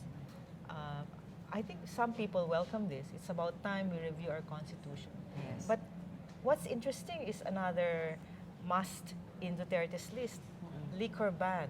Is that nationwide? A liquor ban? Yeah, the spokesman announced it. They're proposing a liquor ban starting at 1 a.m. On what's it, a permanent policy? I don't know, because that's what they did in Davao. Because according to Duterte, there is a relationship between drunkenness and criminality. So I don't know what the details will be. So you can. Well, apparently some people have told me that in Davao, you're not allowed to sell liquor beyond a certain time and up to a certain period, but you can still consume it at home. At home, or maybe when you go out. I'm not sure if it's a total liquor ban. You can be caught for drunkenness. Possibly, yes. Yeah. As a matter of policy, this will be a. It was floated by the spokesperson. I see. So let's see how it will be implemented throughout the Philippines. What are the other interesting points that struck you about Duterte in his campaign speeches? You know, the public's perception of Duterte's speeches are, first, they're quite long, quite lengthy, but it moves from topic to topic. There's no one thread that pulls the whole speech together. But in those threads, there were certain allusions or references to policy. What were some of these threads that you observed? I tried to read the transcript of his speech before the Makati Business Club because it was a major speech. Yes. But he strayed from the prepared text. So, and then he really went back again to law and order, and increasing the salaries of the police, and he's showing his bravado about his fearlessness. He can kill or authorize the police to kill and provide them with pardon letters so that they will not be hounded by pardoning himself as well. Yes, so right.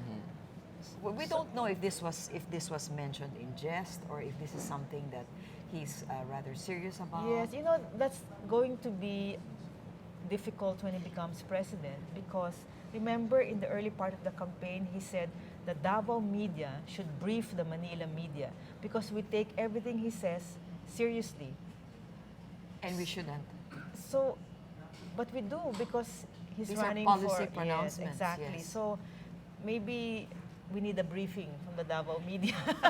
Although he did say he would change his tone a bit after he was sworn in. He would stop swearing. Maybe he'd stop making these side remarks that would turn out to be, well, we don't know if it were policy pronouncements. Quotable by the John, what was that? John Oliver show. Lampoon. Right. Have you seen? What? We hope that he changes. Have you seen any change from? I mean, it's just been 2 days since yesterday. Have you seen any changes? Well, at least he called for unity. Yes, and then he criticized the media.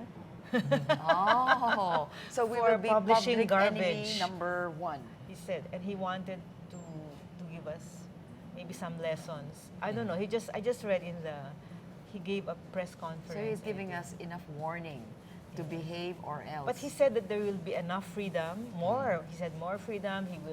He advocates the Freedom of Information Act. That's good. Yeah, so I think he just was venting his frustration about media coverage of him during the campaign. He said they need to also get his side. I think he was referring to the properties, the list of properties, because it included his entire family, not just himself. Yes, yes.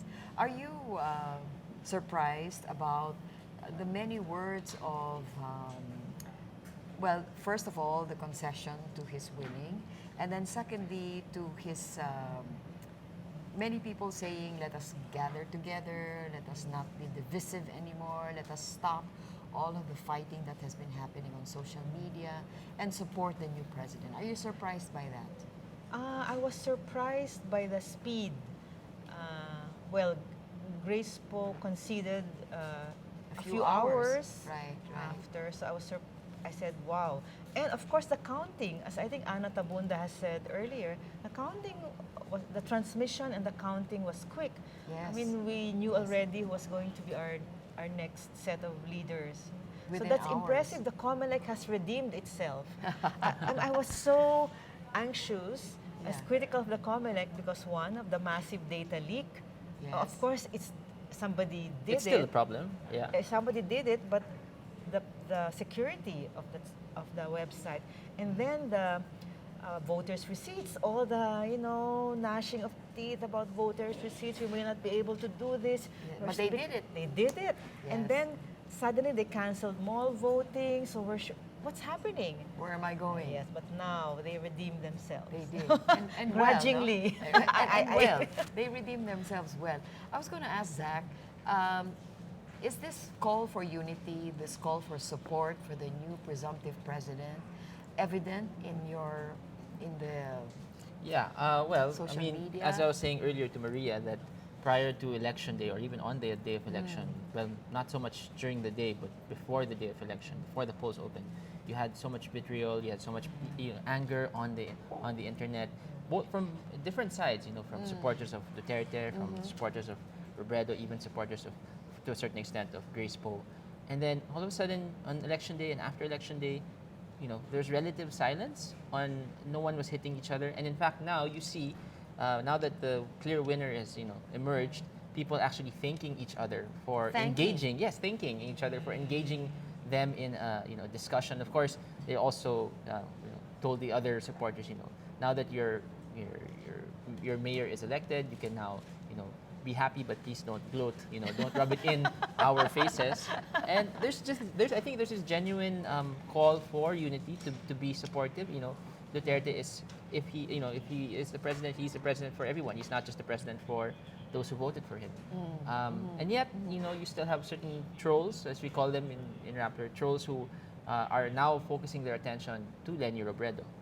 And like as what she mentioned, there's this accusation that Leni Robredo, or the camp of Leni Robredo, the Liberal Party, is somehow trying to cheat its way to the top, or that there is this plan B to get rid of Duterte if Leni Robredo wins. So there are these stories. There was a Facebook account that was created, supposedly of Leni Robredo. She denies that it's a fake account, and there's still that I would say that tension on social media.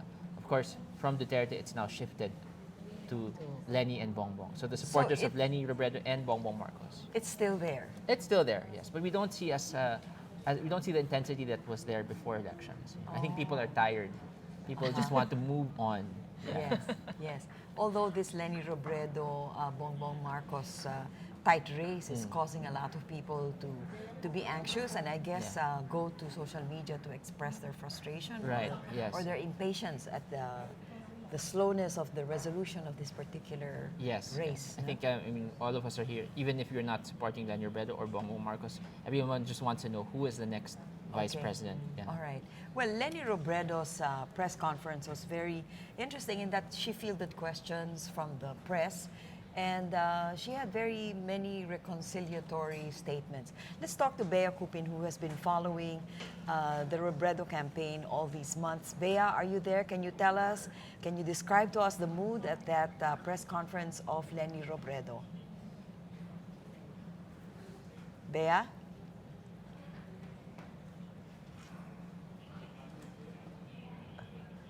Okay, while we're getting Bea on the... Oh, we're there. Bea, are you there? Hi. Yeah. Hi, Bea. Yes, Can you describe to us the mood at that press conference of Lenny? Her supporters were very upbeat. They kept chanting "Laban Lenny" as she entered the hall where she held the press conference. But Lenny herself, I think she was very level-headed during the press conference. Actually, this is the first time she faced media after the polls closed, and hours after she met with her standard bearer, Manuel Rojas II. Now, in the press conference, Robredo bellied to fake claims, fake news, rather, spreading on social media. First, that she is supposedly going to quit as vice president should Davao Mayor Rodrigo Duterte win as president, and that the LP is supposedly planning to impeach Duterte. That's why they want Robredo to win as vice president. She also hit her chief rival for the vice presidential race, Senator Ferdinand Marcos Jr., for insinuating in media and in the public that the LP and Robredo, they're rigging the election. She called on the public, and Marcos included, to wait for the official results and to respect those results. Shasha? Okay. Were the people who were at the press conference were mainly supporters of Lenny, who were there to find out how she felt about, or how she feels about this tight race. I noticed that she was very how do you call it, calm, and did say she would accept. That would be a good way to describe her. She actually admitted that at the start of the unofficial count, she was nervous. Her word was nakaka-depress, because I think when the count started, she was trailing behind Senator Marcos. And she used this example to highlight how unfair it was that the Marcos camp is now accusing her and the Liberal Party of cheating. She reasoned that, when she was trailing behind Senator Marcos, they never accused his camp of cheating the election. But I think what shocked the most from her statement earlier is that she emphasized that they're not saying that they've won the race, they're not saying that they're losing the race, but what they're saying now is they want to wait for the official COMELEC count. It's a very tight race, and whatever the results are, they will respect those results. Shasha? Thank you, Bea. That's a very accurate description of how she reacted to the many questions that were posited to her during the press conference. Is there anything else you want to add about this press conference? What impressed you the most? Of course, she was asked about how she would work with a Duterte presidency. She reiterated, that she's willing to support whoever, if she wins the vice presidency, she will be willing to give her 100% the same commitments that she gave former DL Secretary Mar Rojas. Again, she's debunking these claims that she plans on stepping down as the vice president. She was also asked what sort of cabinet position she would prefer. She did answer the question. She wants it's not really a cabinet post just yet, but she wants a role that would consolidate and institutionalize anti-poverty measures of government. But again, she said it really all depends on the front runner of the presidential race, Mayor Rodrigo Duterte. She did not specify any position. Was any position suggested to her? She's been, at this point, the position that she has in mind is, she describes it as someone who would institutionalize anti-poverty measures. I think that would include the CPC, the 4P program rather. But this is something that she's discussed with Secretary Mar Rojas in case they both win the presidency and the vice presidency. Now again, Robredo was quick to emphasize that it really all depends on the next president. In this case, it looks like it's going to be Mayor Rodrigo Duterte. It depends on him what kind of role he wants to give her should she win the vice presidency. But she also told us that she would accept the position depending on how it depends on if she thinks she can actually do the job well. Chacha? Okay, I also noticed that she referred to Secretary Mar quite often. In the earlier presser that we listened into, where Secretary Mar was saying that he had delayed the press conference because he had talked to her, did she refer to what they talked about? I think she didn't really give it.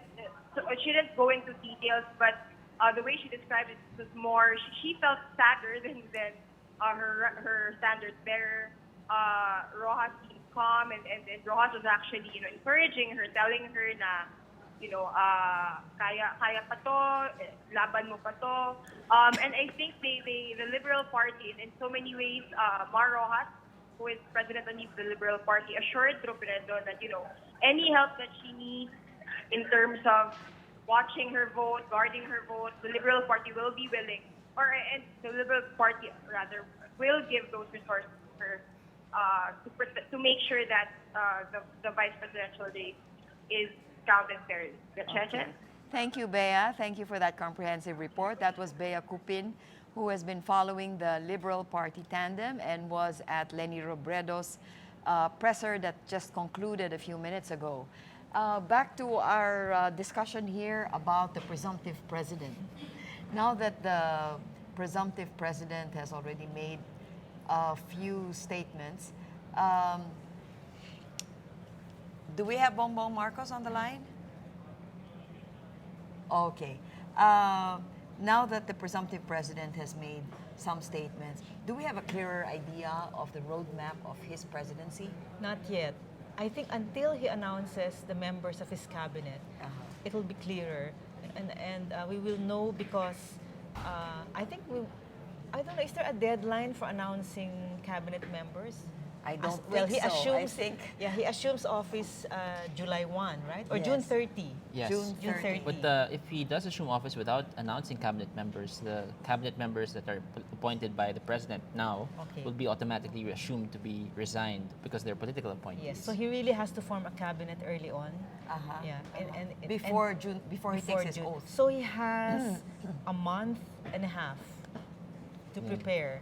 I heard him say that he will ask someone to present to him a short list of cabinet member suggestions, names of possible cabinet members. Yes, then I understand also from people who have worked with him that he really doesn't like to engage in long planning sessions. So I think it will be useful. Well, if his style of leadership or decision making is such that he will convene a search committee, then that's good as long as they expand their bench, because so far it's very limited based on his early announcements.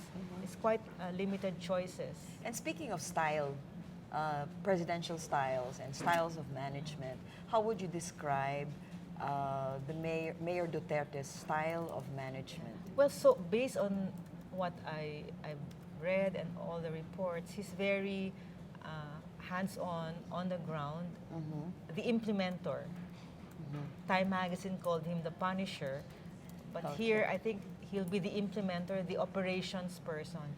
So he will need a very good policy team. I don't think he likes to engage in concepts or to think about issues in terms of concepts and strategies. So we want to know who his policy team will be. In terms of strategies, you're saying he's very hands-on. So, like when he ran Davao, as you mentioned earlier, Cheche, he would go around Davao at night, no? Yes, when everybody is asleep, and he would go around. I think that was part of his going after criminals. In terms of style, we have an article written by Pia Ranada, which I think is a very illustrative of Duterte on, from what we see, differently from what we see on TV. Yes. She wrote 10 things I learned about Duterte on the campaign trail, and it includes interesting anecdotes like how he likes to, operate, as we said, at night, work in the afternoons, and I think that's his time. He doesn't really. That's his work time. That's his work time. He's late 90% of the time. So I'm not sure. And Pia makes a clarification to say it's also because people like to approach him and shake his hands, and he gives the time to have a selfie with these people or shake their hands. So that's why he's sometimes late for his sorties. He doesn't mind sharing his food, which is interesting for anyone. I think not all of us will be willing to share food with different people, especially not relatives. And well, that's it. He isn't laway conscious. So these are kind of things that we're learning about Duterte that we didn't learn before. You know, I'm kind of worried about a person who wakes up at noon to be a president of a country. Well, we did have a president who was of that that nature. 1998. Yes. Okay. Who would start his day in the afternoon. So I think that has to change. And what we need to see also in Duterte is to have more discipline in when he gives his messages, his speeches, and in terms of he has to stick to the script. Yes, and scheduling. Yes. He cannot be late all the time, you know, and he has to be very really. He tends to just let things flow. Don't you think that in keeping with his personality, that this will be a radical change? If in the past we have been used to presidents who arrive on time, who give speeches according to the plan, who do things according to traditional ways of doing things.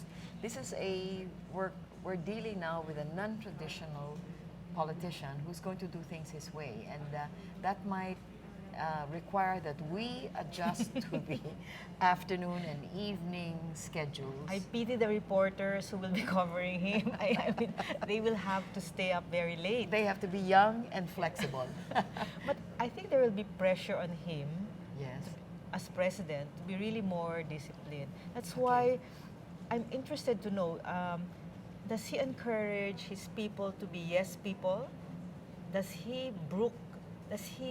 Can he take criticism? Because he has to take that from the people who work with him so that he will change.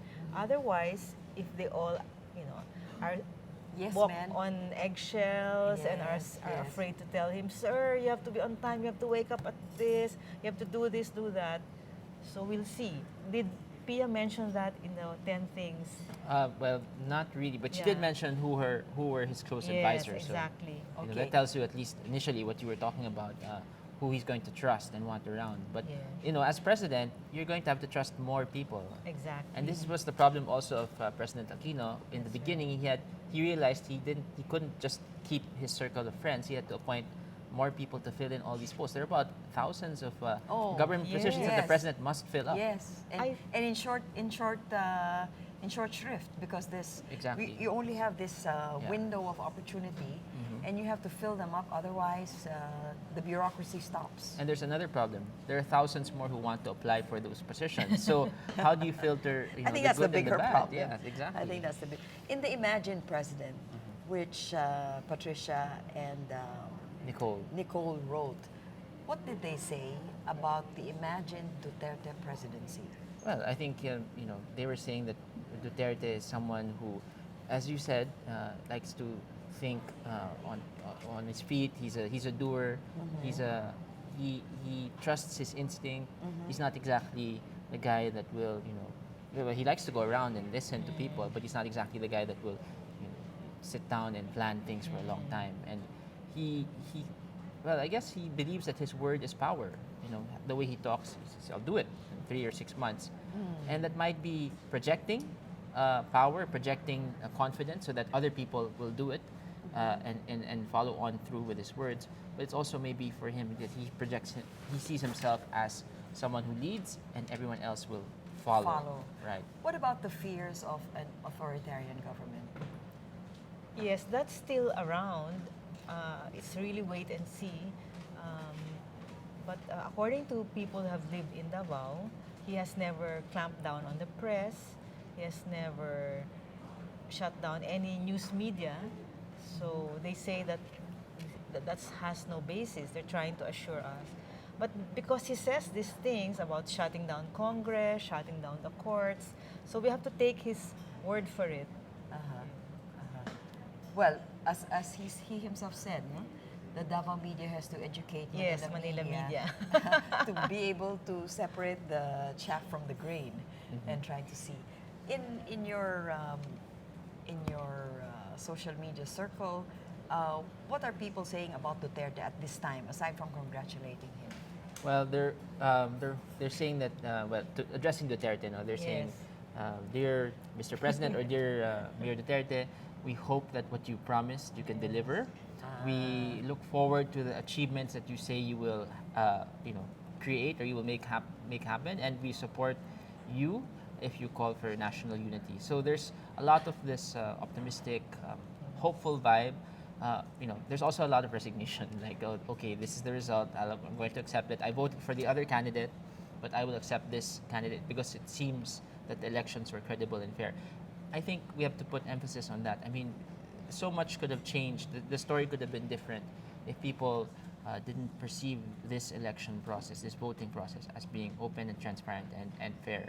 So I think the speed by which the votes were tabulated, and of course that there were no major untoward incidents, really helped condition the minds of people to accept the results so far. I heard in an interview with priest Father Lucas that the church, or maybe speaking for most of the church, that their stance is vigilant collaboration.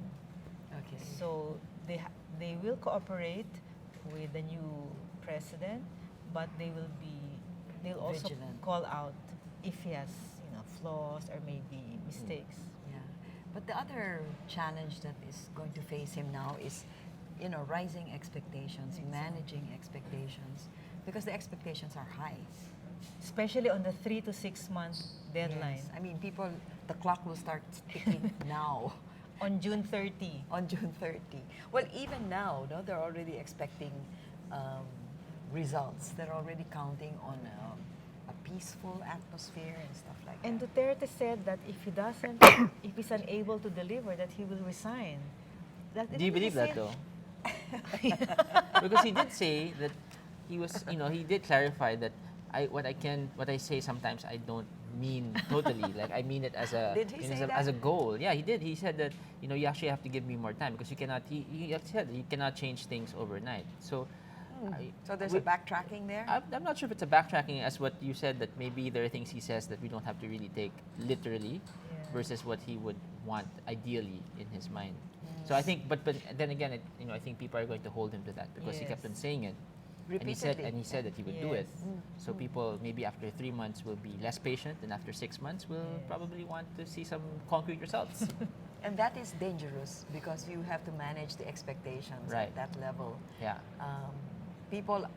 People elected him with high hopes, Right. and then it cannot be dashed so quickly. Right. Otherwise, he doesn't have the honeymoon period. It's not even by 100 days he should already show results. Yes, that's already 3 months. Correct. That's right. Correct. Yeah. And the people who didn't elect him would have higher standards and higher expectations, right? Or more cynical. Maybe. Well, and also what others are watching is his relationship with the Communist Party of the Philippines. Yes. Because I think Joma Jose Maria Sison issued a statement saying he's coming home or he wants to talk. So that's also being monitored, And how he will conduct peace talks with the left. And MNLF, Nur And the Miswari also MNLF. endorsed him, in a video too. Yeah. Well, I hope that he succeeds in that point Yes. because if he can achieve peace in Mindanao, that will be a quantum leap from what has been achieved in the past. And I think I'm hopeful, and I think we should remain hopeful that he can do that. What about foreign relations? Whoever will be his foreign affairs secretary will really be putting out fires, I think, unless he controls what he says. But that's why we're looking forward to whom he will choose as foreign affairs secretary. This is the thing though about Duterte.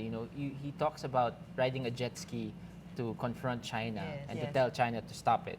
Yes. But that's when he talks about it in public. But he actually had I think it was a one-on-one or a town hall with, I think it was Karen Davila or one of the talk show hosts, and he actually gave a nuanced understanding of what China wants versus what the Philippines and its allies like the United States want. So he said that China wants bilateral talks with the Philippines, but the U.S. would never allow it. So he also understands intricacies, and I'm wondering, like, what side will he present to the public, and what side will he present to to the partners, to our allies, and of course to China? Will he be the tough-talking Mayor Duterte, or will he be the more nuanced, executive leader who understands that he cannot always talk tough in diplomacy? Yes. Yeah, because he issues so many sometimes Conflicting. conflicting statements. Like he said, he wants to do business with China, and then he even said, "Why should we insist on our claim?" And then he says, "Okay, pursue arbitration, and then engage in multilateral." And he said that he would never sell a piece of land or give it away. Yes, so. Hello, Mr. President. Can you please clarify? If you were the reporter, you'll do a lot of clarification. Yes, but you yes. said before that this. So it's going to be a challenge, I think, to cover him. Yes. But right now, our foreign relations are a little bit on the precarious side because of this China question. He did say Alan Peter Cayetano would be his foreign affairs secretary, but now that Senator Cayetano has lost his bid for the vice presidency, he can still appoint him if he waits a whole year, correct? But he's going to return to the Senate Yes. since he still has his unfinished term. Yes, So I think he will play a significant role in the Senate under a Duterte presidency. Maybe Senate President? Perhaps. Challenge. And also what's going to be, Senator we Driman. have to watch out for is how PDP Laban will evolve or maybe become stronger after Duterte assumes office, or even now. Will we see them really organizing? Yes. Let's see how PDP Laban will fare. Somebody asked me, will they be the new power brokers? I don't know. I don't think so, because they have been weakened through the years, and it's only now that they're going to be in power. And yeah, that's true. And in the Senate race, they don't have a PDP Laban. It's only Senator Coco Pimentel. Right. Who else? No, I don't think. Yeah, I think it's Okay. Coco Pimentel. So that will be Okay. interesting to see who will some senators or congressmen shift to Their the ruling loyalties. party. Their loyalties, yes. Well, that should be interesting. That's a whole new topic Yes. to discuss. Well, right now we have Pia Ranada on the phone, who has been covering Mayor Duterte in Davao. Pia, we have a few questions about Mayor Duterte and how he's going to proceed as the presumptive president. Can you tell us what is the situation there now? So right now, Duterte has decided to take the day off from any meetings, any interviews. So we just heard from Peter Lavinia, his spokesman, today at the Royal Mandaya, where there's a media center, that he's declining all interviews and he's taking a day off. So he's basically at home and he's with his family. And we've also tried reaching out to his family, and I think it's probably been discussed that they're sort of hibernating today until tomorrow, when they'll resume meetings. Like we've heard, they'll be meeting tomorrow to form a transition committee to discuss how he'll be transitioning to Malacanang, planning his inauguration event, even how to select his cabinet members. Any names coming out of the Duterte camp about the cabinet members that he would like to appoint, Pia? He did mention former AFP chief Hermogenes Esperon Jr. He said he didn't name any specific position, but he said he would surely be in the cabinet. Then also, he mentioned Arthur Tugade, who was the former Clark Development Corporation president. He wants him for DTI, I think. And then, of course, Alan Peter Cayetano, he's mentioned before that he plans to give him the DFA or DOJ position. Also, Jesus Dureza, possibly to lead the peace process in Mindanao in his cabinet. And let me just think of another one. Also, Sonny Dominguez for either Department of Finance or DOTC. Okay, did he mention Mayor Evasco? It's a name that has been appearing in some reports.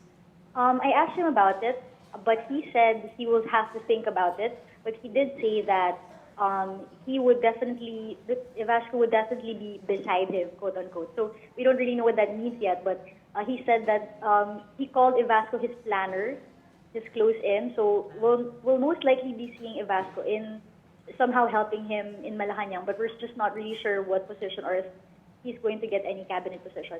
Okay, has any plan of government or any platform been issued by the Duterte camp that we can look at? During the campaign season, yes, he's had many pronouncements about, for example, his priorities. Like his budget priorities will be number one, education, number two, agriculture, number three, health services. And then he's also been mentioning recently that he wants to put off major infrastructure projects until after maybe 2 years of his presidency. So he wants the first 2 years to be focused on social services, providing food security to all economic classes. And he also mentioned that while he'll put off infrastructure projects like mega dams and the like, he'll continue with Metro Manila infrastructure, mainly for transportation. So that's a priority project for him, infrastructure? Yes, especially for Metro Manila. And for agriculture, things like farm-to-market roads, small irrigation facilities as opposed to big dams. And of course, he's mentioned his anti-crime promise, the 3 to 6 months deadline. So that's also definitely part of his campaign platform. Zach has a question for you, Pia. Hi, Pia. Yeah. Hello. Hi. Did Mayor Duterte mention anything about the John Oliver sketch and what the foreign media are calling him? They're calling him the Philippine Donald Trump. Did he mention anything about that? Before he was asked what he thought of Trump, like who his favorite presidential bet in the United States election is, and he said he prefers Hillary to Trump because he called Trump a bigot. That's interesting. He called Trump a bigot. Yes. Oh. He doesn't like how he treats minority groups because if you remember, Duterte is very proud of his anti-discrimination ordinances in Davao City. Like he's very proud of the fact that he's assigned deputy mayorships to indigenous groups to represent these groups. So he's saying that he doesn't like Trump calling minority groups the way he does, insulting minority groups. Okay, speaking of the minorities, has he mentioned any women in his cabinet? No, that's the thing, not yet. But I remember before he did mention possibly giving Grace Poe the tourism tourism post. But now it's not really cropping up. So maybe he wasn't so sure about that when he mentioned it. Okay. There's another point of curiosity is you've been watching him the whole 3 months and the last 2 days. Have you seen any changes in the presumptive president?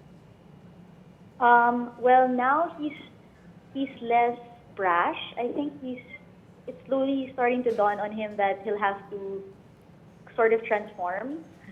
So he was, for example, last night he was saying that he would lessen his cursing and he would behave more as a president, and that he would in fact use the next few days to make up sort of make the most of the time he has to be his normal self, because by June 30 he'll have to sort of change his personality a bit.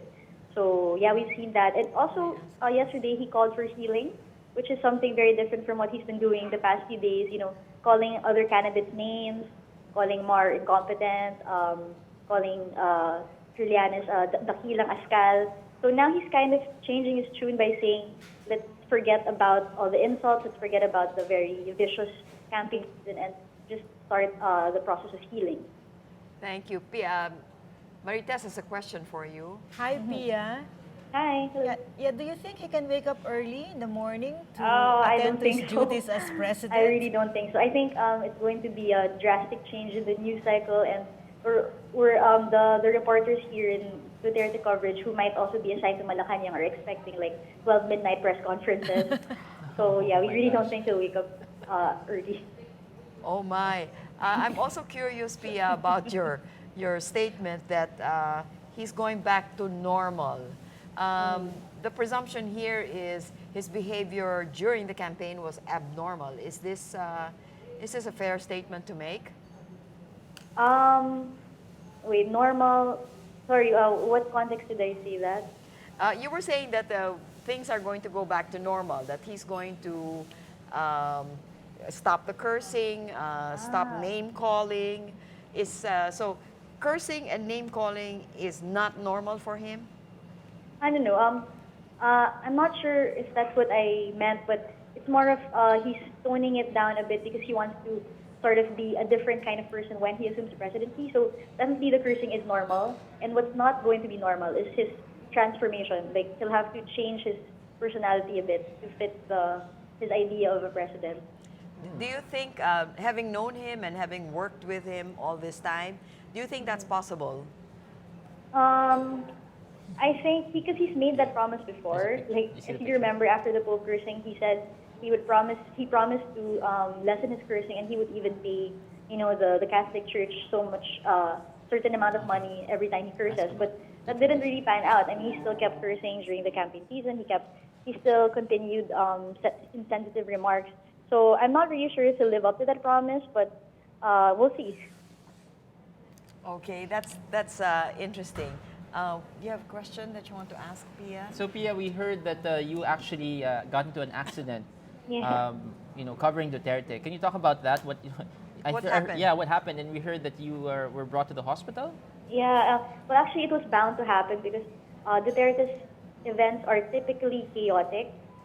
Number one, because of the supporters, they really are hard to control, and there's always a stampede when he arrives at any event, and it wasn't any different yesterday during the election. So basically, what happened was there was a stampede because the people wanted to see him to his car, and I was, of course, doing Facebook Live for Rappler, and I didn't see where I was going, and apparently, because there were so many people in the area, I couldn't see the fact there was a hole in the ground. There was like a canal, so my leg went through the hole. It was stuck there, and then the stampede just kept moving.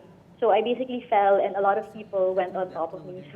So like my leg got squashed, and I got a lot of bruises, and I started crying because it was so painful. But after a while, I think when they saw that I was on the floor, the mob went away, and then I was helped up. I was carried to a safer place, and then later that day, apparently Duterte heard about it, and so he brought me to the hospital where he basically had my leg checked up, and they gave me a cold compress. So he was there with you in the hospital? Yeah, it was actually very gallant of him. I thought because he brought me there with his car, and then he even got his doctor to look at me, and then because he felt responsible because it happened in Davao, and it's like his security. He also blamed them because he blamed the security for being too aggressive towards media. So I think he felt responsible for what happened. You were in the way, and you got the good shots. You were actually right there beside him. So we're glad that you're better. Marites, I think you have a question. No, Pia, you just wrote this story about the transition team. How is he preparing for his transition? Yeah, that story is now we can see on the video. How is he preparing for this transition? Okay, so tomorrow he's called a meeting with campaign manager June Evasco, and they will be selecting 5 members of this transition team who will basically be in charge of number one, vetting, recommending cabinet secretaries for the cabinet, and also planning the transition to Malacanang. So they'll be coordinating with Malacanang for protocols, also sending out invites to the inauguration event, sending out greetings to groups like embassies, civil society, development organizations like JICA, World Bank. So as early as now, they're starting to plan it on a more concrete level. Tomorrow, I think Duterte will choose who the 5 are. We're not really sure who they are yet because they're not giving names, but Duterte is supposed to sign a document that will formalize this transition committee, and I think Evasco will be on top of those efforts. Maybe just another question. Remember, he did sign, or what is the waiver still valid to open his accounts? Is he still letting the public see what he has in those bank accounts? Would you know of any update? I don't think so because for the whole bank controversy, he wasn't really very open about the most crucial part, which was the bank history, the transaction history. So I'm not sure if he's going to continue with that, but he did say that he is very supportive of the Freedom of Information Bill. And if I remember correctly, that waiver wasn't notarized, so I'm not sure if it holds any weight, really. Okay, Pia Renada, thank you very much. Anything else you want to add to give us more insights into our presumptive president? Well, I'd just like to invite Rappler viewers to stay tuned on Rappler. We're going to have more updates in the next few hours. Of course, we don't really know yet if Duterte will show up here. We've been told he's not, but we're we're also getting the mood of Davao, like how they're feeling now that their mayor might become the next president of the Philippines. We're going to be getting video footage from Mara Cepeda and Adrian Portugal, who are right now going around the city, getting man on the street interviews with people who, how they feel about their mayor right now. Yeah. Thank you. Thank you very much, Pia Renada from Davao, reporting to us live about the Duterte camp. And back to our discussion here, now that the presumptive president is going to be forming his cabinet and the transition team, it looks like they're tackling this basic challenge to get into Malacanang. At least now we're seeing some updates, some work going on, and picture of the photo of Duterte with the Dominguez brothers, Carlos, Sonny Dominguez, and Paul Dominguez, who have both served in government, so they're very familiar. And they both were in cabinet positions. So I think their presence will help in the transition of Duterte to Malacanang. Yeah. I think it just remains to be seen. It's really a bit early. I mean, last 2013 we found out the election results about 3 days after the voting. So this has all happened really fast, and I'm sure for him, Duterte, is a bit winded by all the changes that have to take place and all the decisions that have to be made. In fact, I think being president really gets to you because you have to make a million decisions. Remember what Barack Obama said, that he decides to just wear one suit every day, so that he doesn't have to make that decision of what to wear.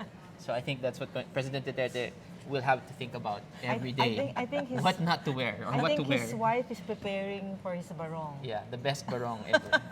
That's interesting. Speaking about first ladies, during the campaign, he did say that his first lady will be his daughter. I wonder, we forgot to ask Pia about that. But his daughter won as mayor of Davao.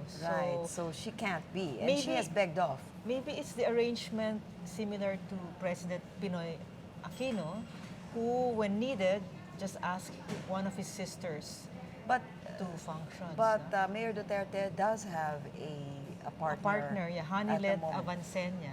Yes. So I was wondering why maybe she'll be the one to be presented in official functions.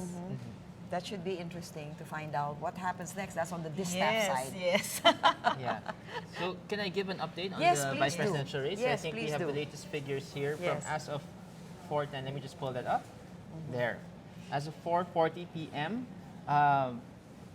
Lenny Robredo leads Bongbong Marcos by about 200,000 votes. So it's a bit higher now. It's still the same 0.4 percentage lead.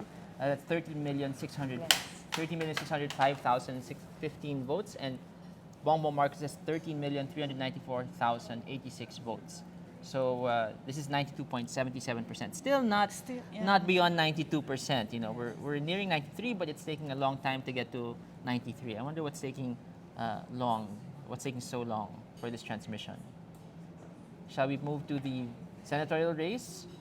Although we pretty much know who are in the top 12, at least for now. We have Franklin Drilon, Joel Villanueva, Vicente Soto, Panfilo Lacson, Richard Gordon, Miguel Zubiri, Risa Hontiveros, Manny Pacquiao, Francis Pangilinan, Sherwin Gatchalian, Ralph Recto, and Laila de Lima. You know what surprised me about the senatorial race is the performance of Villanueva and Gatchalian. You didn't expect them. And then the defeat of Serge Osmeña. Yeah, TG Kingona was really not doing so well in the surveys. But I was surprised that old names, like with strong name recall, didn't make it. So interesting. It bucks the trend that you have to have a good family name or last name to get into the Senate. And factor. Emmanuel Joel Villanueva is new, same with Gatchalian. So it's a brand new names. But maybe the network of his father, brother Eddie Villanueva, may have helped. About Gatchalian, we still have to look into what made him tick. Well, I do recall that Gatchalian would travel around with Vice President Binay on several occasions. I don't know what purpose. I guess it was to get his name out there. And of course, the Gatchalians come from a very they have a very solid business in Valenzuela, Yeah. a family business. Isn't the father the plastics king? The plastics king, yeah. So it's interesting to look at how he campaigned and ran his campaign. You know, another person who had a very strong media presence was Martin Romualdez, who is not anywhere in any of That's the lists. right. Right? Yeah. If we go down after the 12, you can see their standing. So someone like Francis Tolentino, who was a relatively unknown prior to his stint at MMDA, was able to get the 13th slot. So Who that's are also 13, 14, 15? 13 is Francis Tolentino, 14 is Sergio Osmeña, and then 15 is Martin Romualdez. Yeah. And then you have Isko Moreno at 16th place. So very interesting. I thought Jericho Pitillo would actually perform well coming from the Visayas. Why did you think Well, that? he was, of course, he came across as very articulate, and he was the Department of Energy secretary. So, you know, he had that national prominence, but it didn't translate into actual votes, maybe from the north and from Mindanao. Yeah. Even if he did promise to address the energy crisis in Mindanao. Well, that's interesting. And do you have any report on the transmission? What percentage are we now? So transmission is at 92.77%. There's still places in, let me pull up the map. Yes. There's still places in parts of the Philippines where you have less than 60% of transmission. So if we pull this up, we can see for the presidential race, you have Lanao del Sur at 62.35%. Let me pull that up here. And you have Surigao del Sur at 61.64%. And in Surigao, you have Duterte as in the lead. And for Lanao, you have Duterte as well. So these areas have less than about 65% of transmission, while most other areas are above 95% transmission. So even for the vice presidential races, we're still waiting for results from those Yes, areas. for the vice presidential races in Lanao again, let's go back to Lanao. Lanao del Sur is projected for Robredo at 50%, and the other town was Agusan, I think, also for Robredo. And now, they haven't been able to transmit. At 50%. Only 50%. Let's go to, see. 92, well, sorry, Agusan for the vice president is at 92.3%. Let's go to Camarines Sur. Yes, which Congresswoman Robredo was saying has not been transmitted. Well, now it's at 99%, and she's gotten 85.6% of the vote of there. That vote. So that really, I think that's about 658,000 votes for Leni Robredo. So if these bailiwicks of what you call it are really transmitted, then maybe we'll see a spike or increase in the number of Leni Robredo. What about the Ilocos votes? Yes, so people were asking, were the North votes counted earlier than the rest, or did they transmit earlier? We can actually look at the timeline. Maybe Gemma, we can get Gemma on the phone later to see, you know, what were sent in earlier, what were transmitted earlier. But for the North, you know, most of them have been transmitted. In Nueva Vizcaya, you have about 79% of precincts transmitted, and Bongbong Marcos is, of course, there he's 69%. Yes. So maybe about a 30% vote. I don't know how many votes that is. In Kalinga, in Mountain Province, all of these are not traditionally Marcos country, but they're in the north. So, you know, lower transmittal rates in the rest of the country. I don't know if they're vote-rich provinces, if they'll really make a difference in terms of the overall count. But for Ilocos Norte, 96.67%, and 96.8% of the vote went to Bongbong Marcos. Very, very little, almost, well, single digits for the rest for vice president. Yes. So that's very interesting. How about the ARMM area, Yes. Zach? For vice president? For vice president. So ARMM, again, a bit lower, 77.56% in Maguindanao. But what we were finding is that ARMM went largely to Leni Robredo. So who is that? Let's see, Lanao del Norte, 90%. Going to Basilan, we have 84.36%. And Sulu, again, another area where there is a lower than national average, 63.04% precincts transmitted. But largely, they have gone to Bongbong Marcos at 59% of the vote. That's about 89,716 votes. The 59% is, where is this again? This is in Sulu. Sulu. So the rest of ARMM went to Leni Robredo, but Sulu went for Bongbong Marcos. I I see. Okay, and that hasn't been transmitted yet. No, the 63% has been transmitted. I see. Yes. Okay. And All Cebu is right. pretty vote rich in that sense because they tend to vote by affinity, by family membership and clan membership. So you'll see a spike maybe in those numbers for Bongbong Marcos. Okay, good. So far, we're getting results on the transmission reports, as Zach has just told us. We spoke to our correspondent in Davao, who told us about Duterte, that he is getting ready with his transition team, and that soon they will be probably giving us data on who will form that transition team in preparation for moving into Malacanang. Things are moving pretty fast, aren't they? Right. And there's a lot of work to be done, but they seem to be doing the groundwork. According to them, the mayor is taking a day off today, probably to be with his family. The other point we were discussing is who's going to be First Lady in Malacanang when they finally move in. Well, you could choose not to have a First Lady. That would be interesting. But I think because he's living with Hanilet and they have a child, so I think it's logical that, that she be the First Lady. It would be like in France with the Yes, current the socialist Prime Minister Hollande before he separated. It was a journalist that was his Yes. that was his partner. We missed covering a first lady in the past 6 years. Yes, we did. Yeah. And we thought that during that 6-year period we would cover a first lady, and we didn't. So he has successfully dodged that question. He arrived and he will leave single. Yes. That reminds us, no? This is the last month and a half of his presidency before he moves So we out. will have to adjust to covering a first family. That's true. Okay, do we have any more reports? Can we get back to perhaps to Pat to find out if there's any progress at Comelec on what's happening there, if we're getting any more transmission reports, and how far they're gone into the count there, and if they're going to be able to achieve the 100% that they're aiming for before the day is over, right? Wow, that's a few more hours. I know. Well, we're just about 24 hours from when the polls closed. And if they can achieve it in 24 hours, this would be some record of sorts, right? Yeah.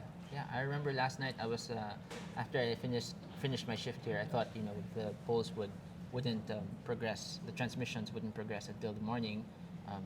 But they were Foolishly assuming that people wanted to sleep, but no, people wanted to get the counting Well, done. you weren't sleeping. Rappler wasn't It was sleeping. very difficult to sleep. By the time I left, I think slept around 9 p.m. We were about 50% transmissions. So it was really Already. fast from 6 p.m. to 9 p.m. 3 Yes. hours. Yeah. Yes. Okay, Paterno is on the phone. Pat, is there any progress in the transmission reports from Comelec? Yeah, malalaman pa natin maya-maya kung yung progress ng transmission. Sa ngayon, yung canvassing ng votes para sa senatorial candidates and party list groups yung nagaganap. Nagpapamigay sila ngayon ng mga copy ng certificates of canvass paunti-unti. Ang meron ako ngayon ay yung dun sa 2nd District of San Juan. Ang voter turnout doon ay 81.71%. At meron ditong listahan ng mga senator, ilalagay natin maya-maya lang sa Raptor, Cheche. Okay. Dun sa tight race ng Vice President, any movements there on that field, in that area? Yeah. Na-monitor natin kanina yung PPCRV.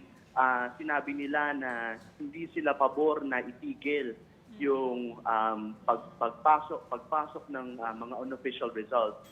Dahil yun nga ay isang mode of transparency. Maya-maya inaasahan natin na magbibigay ng press conference si Comelec Chairman Bautista tungkol dyan. Kaya mas malalaman natin yung official stance ng Comelec.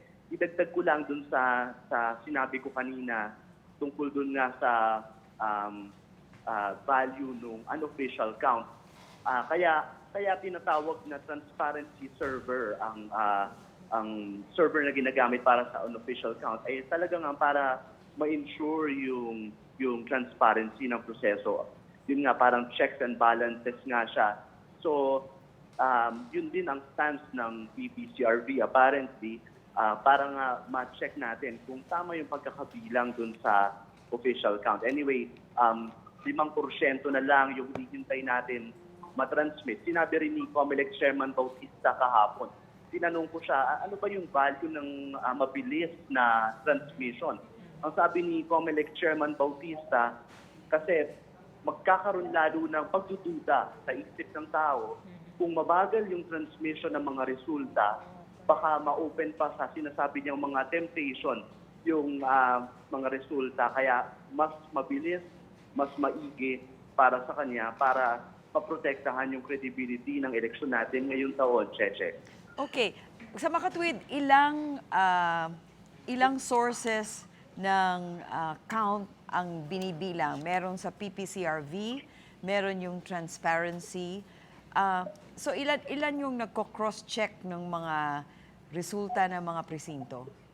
So basically, meron tayong 3 server na tumatanggap ng mga resulta. Yung 2 sa 3 yun ay unofficial results ang makukuha natin. Yung isa ay official results. Yung 2 unofficial results, yun yung tinatawag nating transparency server na accessible sa mga media group katulad ng Rappler. Meron din tayong tinatawag na COMELEC Central Server. Ang pagkakaiba kasi niyan, yung para sa mga unofficial results, yung mga boto galing sa vote counting machine, diretso yan doon sa 2 unofficial servers, yung COMELEC Central Server and Transparency Server. Ngayon, para doon sa official results, medyo mas bureaucratico yung pag-akyat ng mga resulta dahil na kailangan step-by-step process para nga official. So, mula sa vote counting machine, lilipat sa City Hall, lilipat sa Kapitolyo, lilipat dito sa National Board of Canvassers for senators dito sa COMELEC, at para sa presidential and vice presidential votes, doon naman yan sa Kongreso maitatransmit, Cheche. So kaya mas mabagal ng kaunti itong unofficial results kasi nga gusto nilang mas step by step o mas bureaucratico yung proseso para rin mas official yung makukuha natin. Pero yung unofficial, kung hindi naman sira yung makina, kung wala namang sira sa sistema, dapat yung unofficial results should be as good as the official results. Yung nga lang, may formality lang na kailangan hintayin, Cheche. So far, Pat, yung unofficial results are dovetailing with the official results? Yung official results for senator, binibilang pa dito sa PICC. Medyo mabagal. Ito nga yung kakabigay lang sa aming mga reporter, yung Certificate of Canvass para sa 2nd District of San Juan. So ang involved na voters lang dito ay 58,199 voters. So kung dito natin masusukat kung gaano ka bagal yung official process kumpara dun sa unofficial. Although marami na rin silang kinakanvas na hindi pa binibigay yung papel sa mga reporter. Pero mabagal, mas mabagal talaga. Kaya hindi pa natin makuha yung big picture. Siguro by the end of the week, dito sa senatorial, makukuha na natin. Now, when it comes to the national votes, kailangan yan i-canvas ng Kongreso pa. Kaya yung para for President and Vice President, so medyo mas magtatagal pa ang proseso, Cheche. Okay, sa inyong estimate, gaano katagal pa bago lumabas ang official count ng presidential at vice presidential race? Well, ang best case scenario na nakikita dito ay last week of May. Ang worst case scenario siguro ay first or second week of June. Basta ang kailangan dapat syempre na ituklaman na ng Kongreso ang magiging Pangulo bago manumpa ang bagong Pangulo sa June 30. Aha. So matagal-tagal pa itong prosesong to. Yung official results. Pero yung unofficial, malapit na kung hindi magloloko ang signal at kung ipapadala ka agad yung mga natitira, medyo malalaman na natin. Okay, mamaya, bago matapos ang araw, kaya? Okay, on that note, sana. Maraming salamat, Pat Esmaquel sa COMELEC. Thank you. Okay, with that, I think we can rest our case for the moment while we are waiting for the unofficial results to finally come in. It seems like a long period, end of May, first week of June. For the official. For the official results to be concurred with by the COMELEC, yeah. And some people are saying they miss the old days when you actually had to wait for the results to come in. I guess it. This is too fast? This is too fast. It heightens the anxiety too quickly. There's no slow burn. No, I think I prefer this. It's Yes. much faster. So on that note, I want to thank Zach for joining me here, pulling up all the stats and giving us the latest. Marites, thank you for your insights. I hope that the next time we see each other, we have a complete cabinet and we have a complete platform for where we're going in our next government under Duterte. Maraming salamat. Shall we say it now, the Duterte presidency? The Duterte presidency. Yes, well, the presumptive Duterte presidency. And to all of you, thank you for joining us. Please keep it here at Rappler.com because we will be coming back with this continuing coverage of the 2016 elections. I'm Cheche Lazaro. Thank you and good afternoon.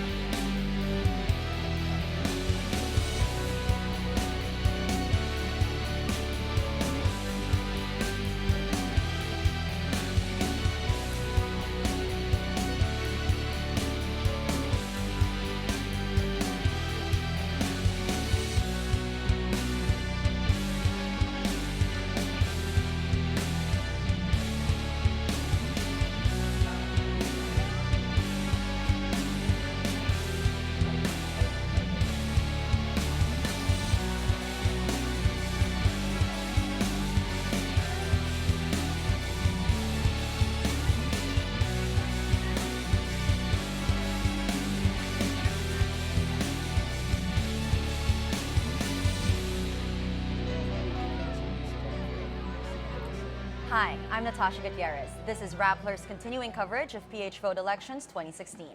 We'd like to acknowledge our partners PPCRV, NAMFRL, Globe, 7-Eleven's 7 Election, OLX, Radius, Starbucks, and Coca-Cola FEMSA. With us in the news center is DLSU Political Science Professor Richard Haydarian and communications expert Clarissa David. Welcome.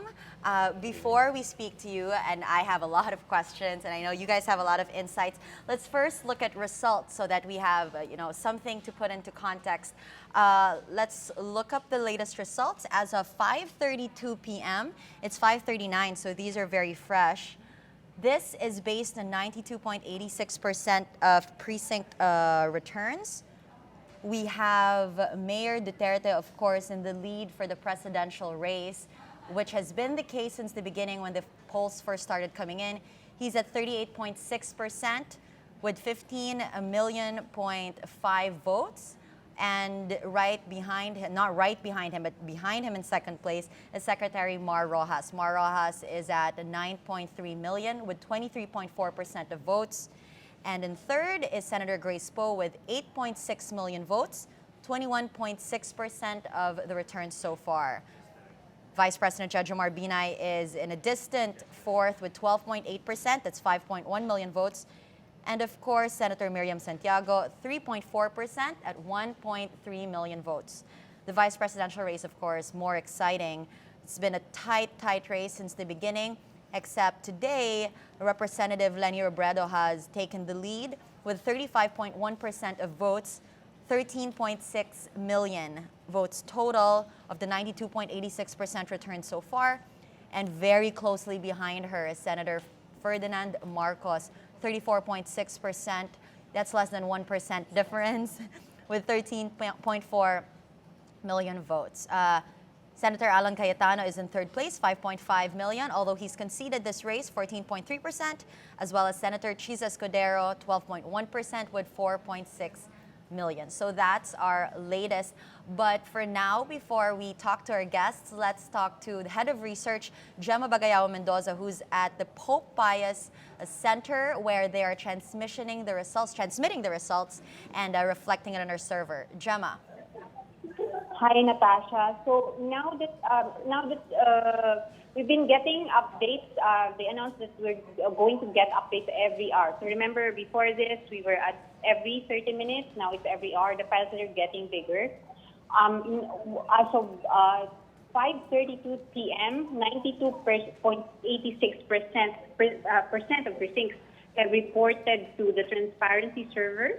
And then we also noticed some progress in Lanao del Sur from 48.36% of precincts reporting as of May 10. As of 1:08 p.m., at 4:40, we have 62.35 precincts reporting. So you're talking here of still almost 40% of votes for Lanao still out there.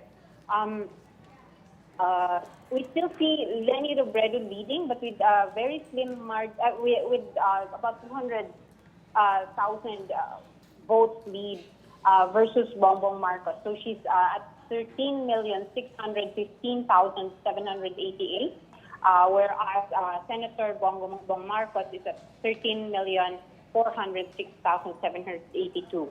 I'm not sure if you've been looking at it, but you may have noticed that in the senatorial race,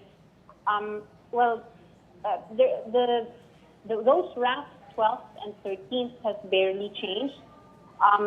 Laila de Lima is still number 12 at 13,443,072 votes, whereas number 13 is Francis Tolentino at 12,222,487 votes. So about a lead of 1 million, roughly 1 million. And we're looking at votes out there. So we're looking at something like about 1 million votes for the OAV, still not yet received. Overall, we're looking at about 4 million, roughly 4 million still for equivalent registered voters for untransmitted precincts. Maguindanao is at 77.56% precincts reporting as of 4:40 right now. Okay, Gemma, can you tell us which precincts, and it's up right now for our viewers, which precincts are we still waiting for specifically to return their results? So you're waiting for the OAV, the votes for the overseas absentee voting. This is, and then you are also waiting for about 500,000 votes still. Well, precincts representing roughly 500,000 votes still for the entire ARMM.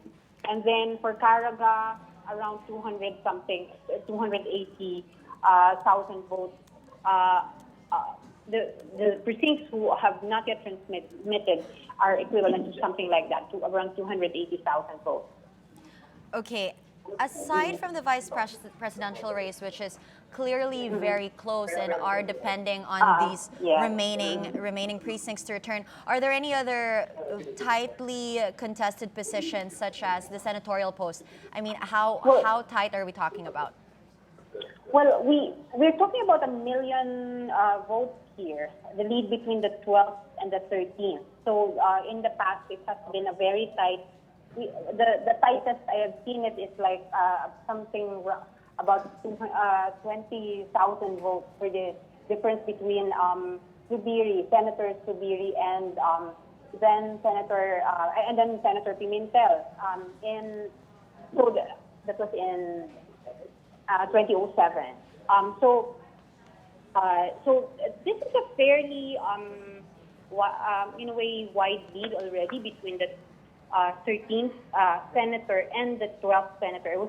I was monitoring this because I thought there might be changes still in the distribution, but so far I have not been seeing any changes in the votes in the ranking for the 12th and the 13th since earlier this morning. You're right. That's actually the exact top 12 we had yesterday as well. I guess some positions changing around. Now, the Commission on Elections had originally said they were expecting 90% of precincts. Right now we're at 86%. Clearly, COMELEC has exceeded its own expectations. About what type of percentage are we looking at by end of day today? I know they're coming in a little slower, but have they said anything in terms of their goals? They promised us that they will try to hit 100,000. So of course, we're looking at between 90 to 100,000 because of the tight race. And we think they should still do it. It seems that they're delivering on their promise so far. We're still getting the results. It's a good, I would say, they did fairly well this time. Around this time last, in 2013, by this time, the results we've started seeing a slowdown in transmission. Although, if you look at it, you really need to expect a slowdown in transmission at this. It's not really a slowdown if you look at it, because you're basically just getting the remainder of precincts that have not yet transmitted.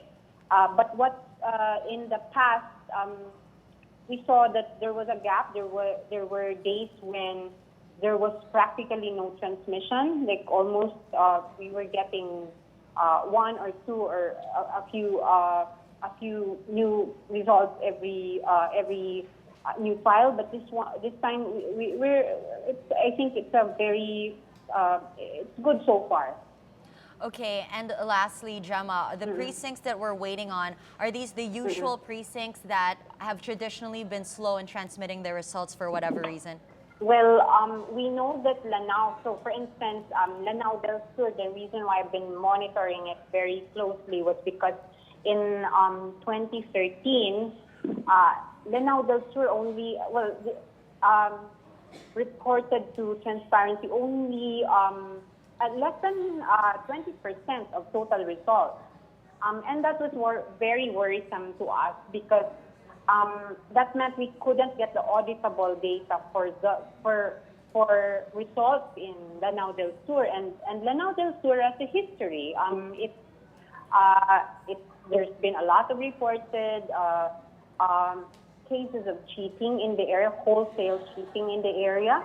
We've done a lot of reports on that, and then, Maguindanao, you're at 77%. Earlier, I was also worried about Maguindanao because there has been previous reports on about the area, and in 2013, it was also one of those that really did very poorly in transmission. So I think in a way the COMELEC delivered on its promise to I mean, we're roughly at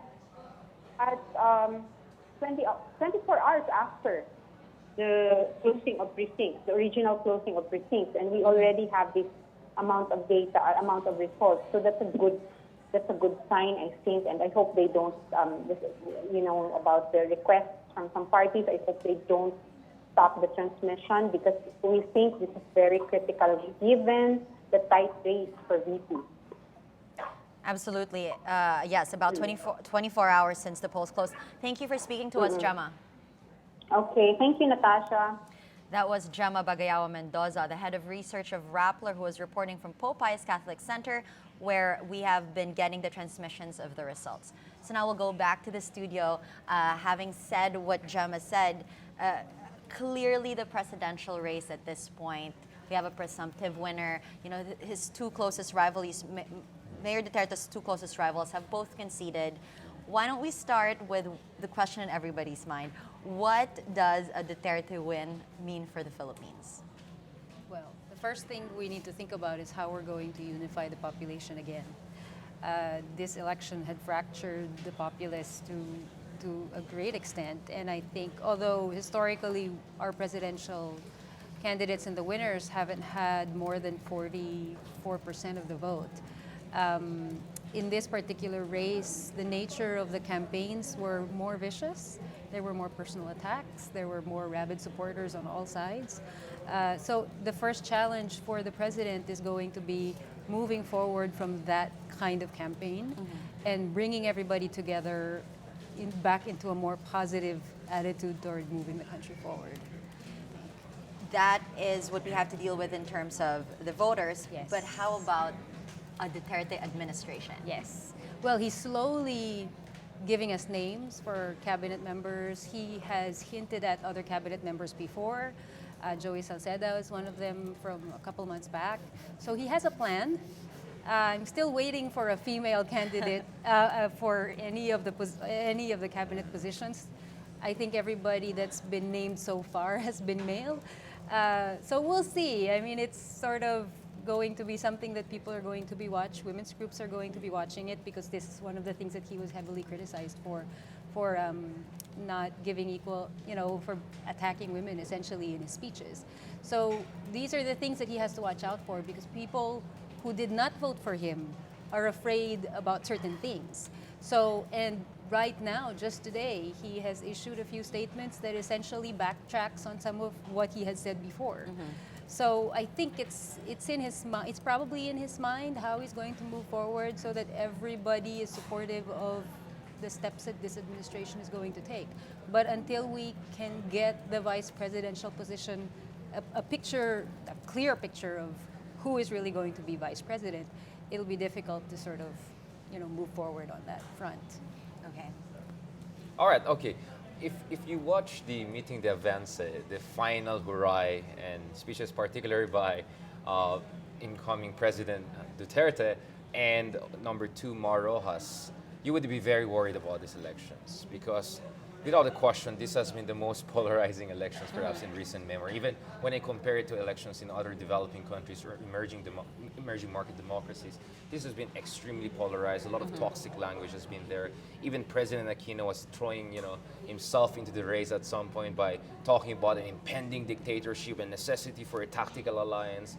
So I'm glad that it seems that this election did not end up as a disaster that many people were suspecting, that there would be a huge amount of irregularity, that Duterte could lose even legitimately and yet come out and lodge protests. Because statistically, Poe could have still won these elections. Right. She was by far the second preferred candidate. Around 40% of Rojas, Binay, and Duterte supporters had her as number 2. So if you had a last-minute switching, and studies show up to 15% of voters can switch at the last day, then Poe could have still won this election. And then, of course, the survey suggests that the last survey was at 33-22, so that's 11 points. The Lila survey puts it at 25, 32, or 33, so that's 8 points. So in the opinion of a lot of people, that's not a very clear margin. That's not caution enough, so that could change. So our fear was that, Poe could win and Duterte could not accept it, and what on earth is going to happen in the Philippines? But it didn't happen. No, in fact, So- Duterte's numbers at this moment Exactly, have exceeded right. surveys. Yeah, so he apparently he pulled away even more than we thought. Right? So all of the mudslinging towards the end of the campaign actually perhaps has helped him solidified sympathy for him and identification that a lot of people felt towards him. So that what it meant is that you didn't really have much of a soft supporters apparently towards the end of this race. Now, keeping that in mind, if you look at the Comelec, I think we also have to give them credit. The performance has not been that bad. I mean, 120? It's no longer called PICOS, right? It's vote VCM. VCMs. Because PICOS is too controversial. 120 out of 92,000, if I'm not mistaken. That's like less than 0.5%, right? So 99%, right, accuracy rate and success. That's significant. And 81% voter turnout as well. And the highest ever, the last one was I think 77 or 78%. Now, so far, last night, of course, at 9 p.m. I was projecting that Duterte would win, but I was expecting between 40 to 45%. The record is held by President Aquino, 42% almost. Arap was around 39%. So he's actually now on the Arap level, not yet on the Pinoy level. And we saw how that 42% gave Pinoy enough confidence to push for a huge revamping, or at least the political discourse of fighting against corruption and all. But nonetheless, we cannot generalize about the Filipino electorate. Clearly, not the majority of Filipinos voted for Duterte. In fact, I would suspect that if we had a runoff election, which is supposed to be an SOP in any presidential election, I doubt he could get the 50% plus one. I think 50% plus one of Filipinos think that he's not presidentiable enough, that he has crossed certain red lines. Not once, not twice, multiple times. Not to mention there is this fear, perhaps it's just a perception, that he could also chip away at certain aspect of our democratic institution. So he's lucky that we have a single round first past the post electoral system. In a runoff system, I doubt that Duterte could have pulled it off. And that means that he should not overrate his mandate. He has 4 out of 6 Filipinos behind him, but 6 out of 10 Filipinos did not vote for him. So he has to make sure that the cabinet that we'll make will not be looking like a revolutionary, radical cabinet that goes against the interests of the majority. So it's very important for him to build a technocratic government. We're hearing the names of people like the Dominguez brothers. Carlos Dominguez could be tapped as the finance or DOTC guy. We're hearing the names of people like Gibo Chodoro, possibly coming back as a defense secretary. That's very important because Gibo has very strong, robust ties with the United States, and there's a lot of suspicion with Duterte that is close to the left. So to have someone like Gibo there is interesting. To have this kind of mixed team of rivals in his cabinet, I think is an interesting way to move forward. And of course, if Leni Robredo wins, which is highly possible, let's also see what kind of cabinet position he will give to her to make his cabinet look like a unity kind of government, not that kind of frightening, radical kind of revolutionary council that some people are accusing of. And it's telling that the first names that he mentioned were for Department of Defense. For the priorities. It's key departments. But his focus is really on foreign affairs, peace and order, security. We have not heard anything from him, even during the campaign season, about education, Department of Education, Department of Health, DSWD, the social sector, which would be an interest if Leni wins. It would be. There's some romance to it in terms of these are two very strong local leaders. They come from the local, and good friend just told me today, all politics is local. We have to be reminded of that. This is about the local. So we are not talking about people like Aquino, who I acknowledge did very well, but really was a national level politician. These two will be looking at regions. They're going to be looking at countryside. They're going to be looking at separate issues, which is good because each one has their interests. Leni Robredo very clearly from the very beginning already said she would be interested in the poverty alleviation programs. Marginalized, and that would be the social sector. That would be health, education, social, DSWD, and streamlining all of those programs under the Human Development and Poverty Reduction cluster of the government. So if she can be given that mandate and she has the background for it. She has the experience for it. She has first-hand experience trying to move through the bureaucracy of poverty reduction programs, and it really is a thick and unwieldy bureaucracy. She can make a really big difference if she's put there, if she's allowed to, to get what she had asked for during the debates. Right. Because she had first-hand experience dealing with that sector. Well, clearly a Duterte presidency would be unpredictable, and it would depend largely on who he puts in the cabinet and who he will appoint. We've started touching on what a Robredo-Duterte tandem would look like. And this is actually what I want to dissect, especially because the vice presidential race is so close. How crucial is this, and how different would it actually be to have a Duterte-Marcos tandem versus a Duterte-Robredo tandem?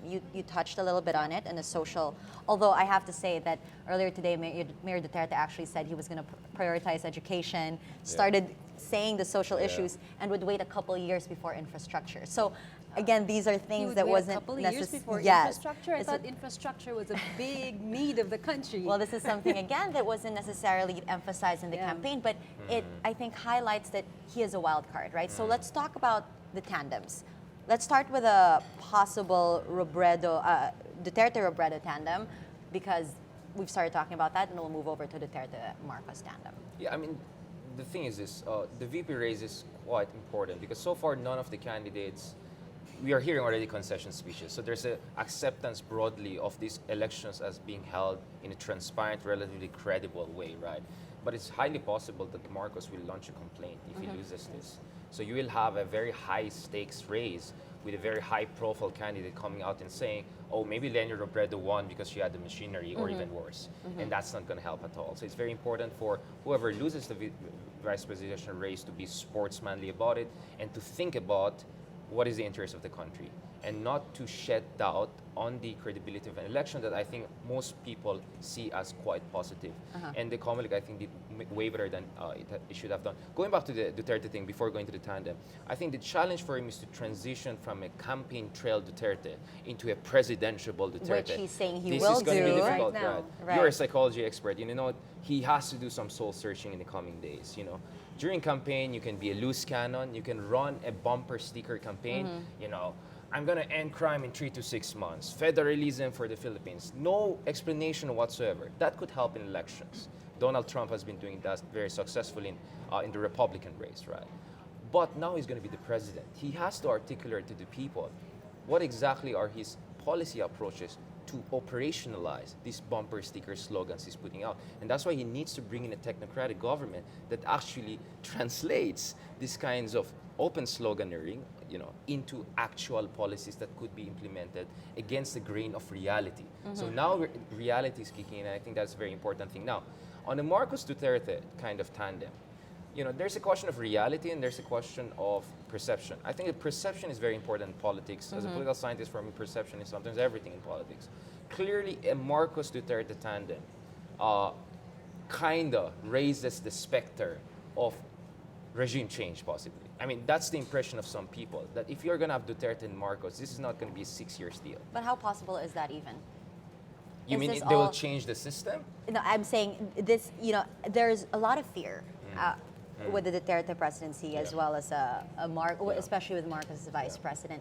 But I wonder if we have put enough democratic systems in place that fear is actually... I mean, checks and balances. Checks and balances, that it's not it shouldn't be an actual concern.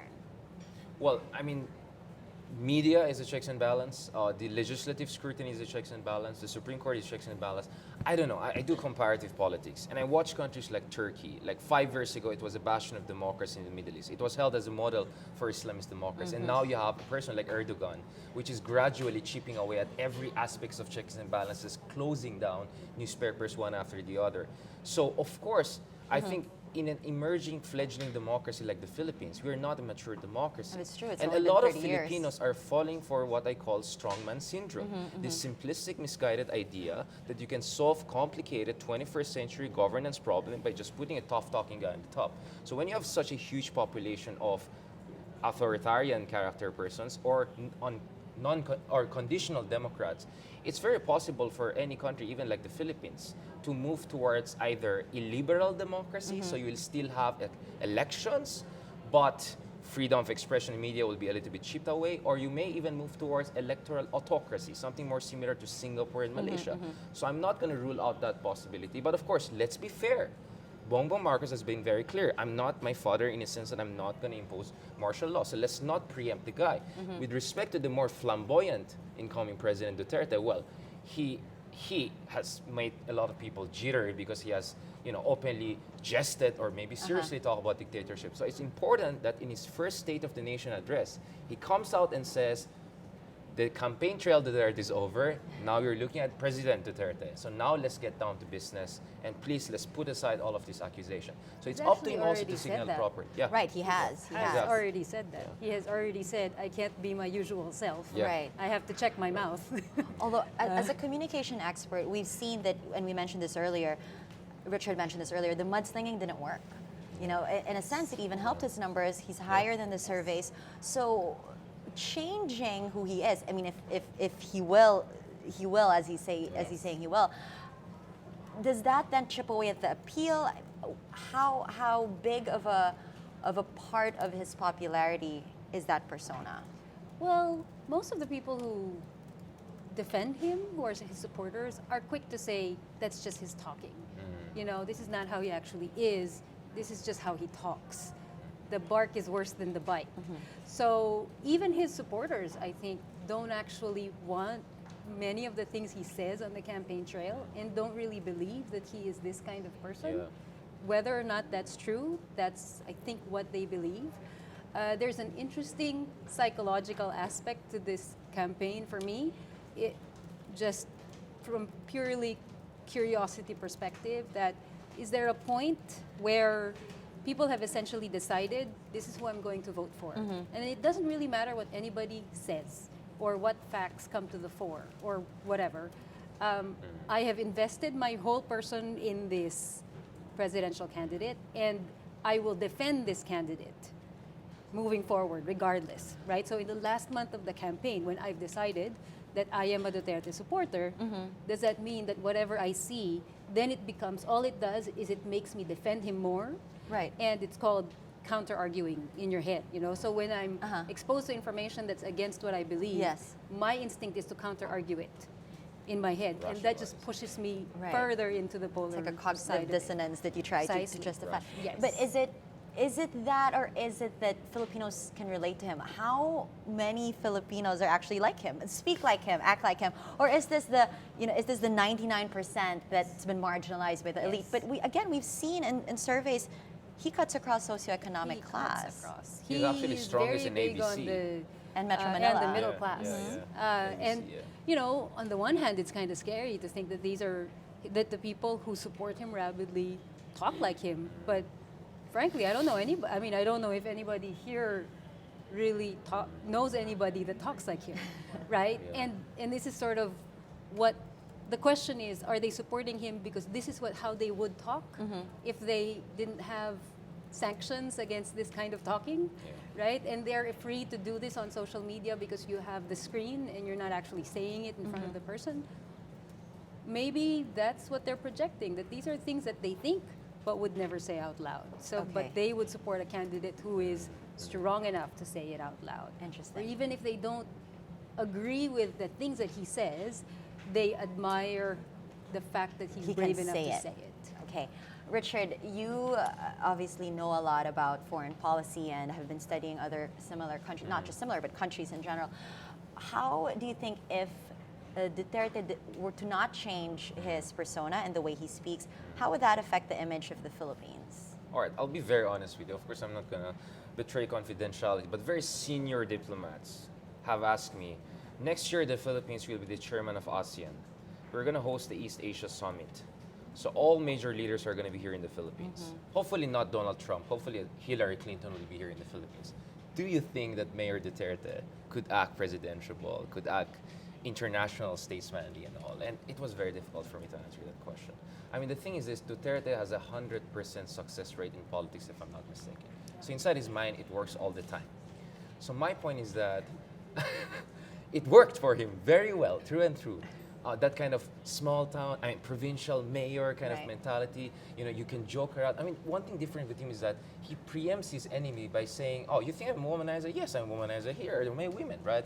You think I have human rights violation? Of course I have human rights violations." So he preempts his enemies and robs them of or deprives them of an ability to actually undercut him, which is the opposite of what happened with Binay, who was trying to be evasive with accusation against him, and that hurt him more. But he owns these imperfections, right? Right. During his meeting, the Avance, he said something very powerful. A lot of things that he said were powerful. Said like Allah Akbar, for instance. No, one of the things he said was, okay, who are the cum laudes here?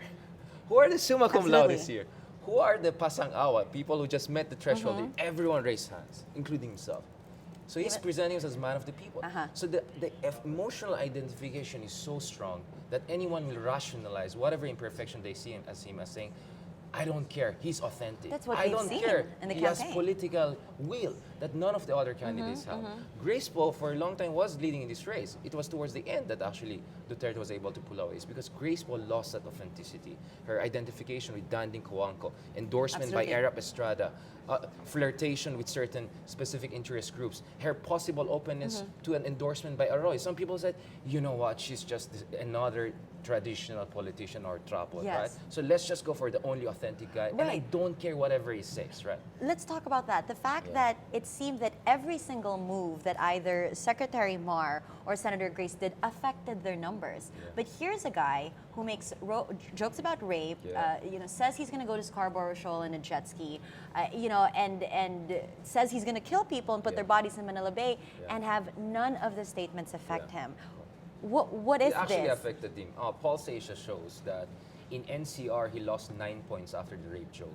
What happened was his numbers in Mindanao bumped up. So it more than compensated. So it was actually a positive effect?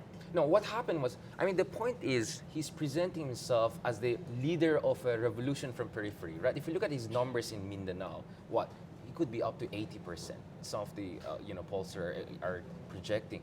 And the people in Mindanao, and for them, he's not only homeboy, he's also some sort of a multicultural, cosmopolitan kind of.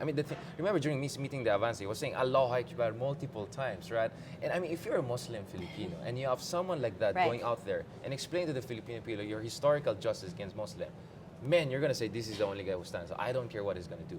So the thing with him is that he throws something for everyone. For the middle classes, he promises them to end corruption and crime in 6 months. And we are so sick and tired of traffic and crime and lack of rule of law that we're willing to jump for him. In Mindanao and Visayas, he promises them federalism. Again, bumper sticker doesn't explain it. But to them, it means more autonomy to the periphery and to Imperial Manila's oppression. So he gives so many candidates that even if he makes all of these mistakes, cross all of these red lines, he loses here, he gains the other person, right? He gains here. So this is, I think, the strength that he had. But the question is, he will reach a saturation point. He will have a honeymoon period of the next 6 months, But come 6 months, corruption and crime has not been significantly resolved. Of course, it's impossible to end it in 6 months. How will people react? I think his support in Mindanao is inelastic, like the Ilocano support for Marcos's. I'm Ilocano, so I know about the Ilocanos, right? But in NCR, performance matters. And I believe that if a year into his administration, he doesn't deliver on those astonishing promises, his popularity will go down. Now the question is, How against is he going to deliver if he's Exactly. not going to look at DPWH until 2 Exactly. years from And now? my point is this. He has been, as a mayor, he could do well. Okay, you have human rights concerns, but he could do well because he could micromanage everything, right? You're a businessman, you have a problem, you meet mayor, problem solved. He cannot do that as a president, right? As a president, you have to delegate tasks, right? And in Davao also, the thing with Mayor Duterte was everyone almost loved him, right? The media was not very much critical of him. But give him 6 months to 1 year in office. Once the media becomes more critical of him, once you could see protests, once you could see counter movement, how will he react to that? And that's the point. He never had the precedence for that. So I'm not very sure how will he react to that. So I hope the best for him. I hope he does soul searching in the coming days and make the transition. He's going to be our president. But he has to make that transition from a provincial mayor, despite all of his successes, into a head of state. And that's quite the quantum leap. Do you agree with that? Well, That he everybody needs to right change. now, I think everybody should wish the guy the best. It's in everybody's best interest to make sure that he does his job and he does it well, because he's already president. I think one of the things that was really puzzling to me was how the reaction to all of this negative publicity. in the later days, because all of the BPI bank account, all of this action in the last 2 weeks of the campaign that were a reaction to his increasing numbers. It's like the other candidates panicked. We didn't think he was a serious contender, and now suddenly he's a serious contender. And then they throw these things at him, and the reaction was higher numbers. Yeah. So what did it mean? On one hand, I think, there's that counter-arguing idea, but there's another that people just got defensive. People in Mindanao who may or may not have voted for him, why are you attacking our mayor? Yes. And then all of a sudden there's this rush of support because people are ganging up on him. There's also the persona of Duterte, which is that he cares for people. He has this, the debates, it was interesting in the debates because people who would belong in the elite were criticizing him for not saying anything of substance. But people who enjoyed his performance in the debate were seeing other things. They were seeing things like he literally said, I have no platform. Kukopihin ko na lang yung kay Madam Miriam dito, tsaka kukopihin ko yung ganyan. And it sounds strange, and he was widely criticized by other people, but when you think about it, there is a grain of truth in there. That if you look across the platforms of all of these candidates, they're all the same. It doesn't really matter. Right. What matters is the guy or the girl who's going to actually execute it. And that was his pitch. His pitch was, everybody has plans, but who can actually get these plans through? We need political will. That's what I have. Okay, so then why do you think, just going back to the question, why do you think the mudslinging affected the other candidates, but not him? Is it this what we were talking about, that they can relate to this person? It's just beyond, it's just a loyalty kind of thing? Because he was the only one basically who was spared in this very divisive campaign. He was also not the one doing the mudslinging. So he didn't have to do that kind of thing, or he decided that wasn't one of the things he was going to do. A lot of the attacks against him were traced back to other campaigns, and that became a minus for them. And then, people don't like negative campaigning. It's a very tricky... Especially in this country, it's quite Especially tricky. in this country, it's a delicadeza thing. People react to it differently. And that ad, I mean, the reaction on that ad with the children, did that surprise you? Yeah. I mean, It's considering very social surprising. media has been... Yes. It's very surprising that somehow we can't air this ad using children, but it's okay to threaten to kill children. It's all very odd. And I think, if anything, what we learned from this campaign is, in that last month, when people have already decided who they're voting for, and you're playing for the swing votes or the soft votes, you can't do the attack. You can't do this all-out war thing.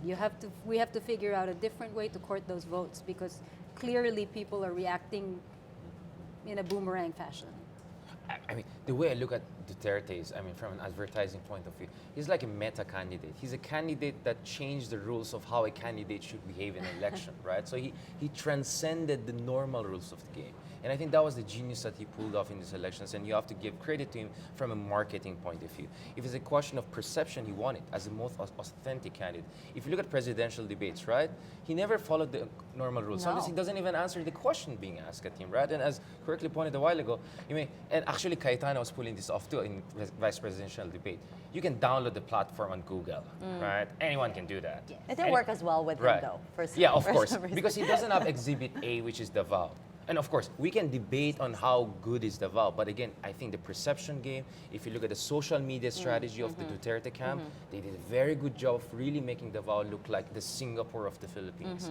And it's very hard to argue. I think by the time that people realize that he's a threat, that idea that Davao is a Singapore Philippines already crystallized. So it was very difficult to really chip away at it. I think a way of going against it was for people to talk about the Naga model, the Iloilo model, but they didn't do that. Although Leni kind of do that in her own ways. The strength of Leni was she never talked about that much about Daan Matuwid, which has, lost its luster. She talks about Robredo model, the Naga model, and it works. It works very well, and I think this is what people are looking for.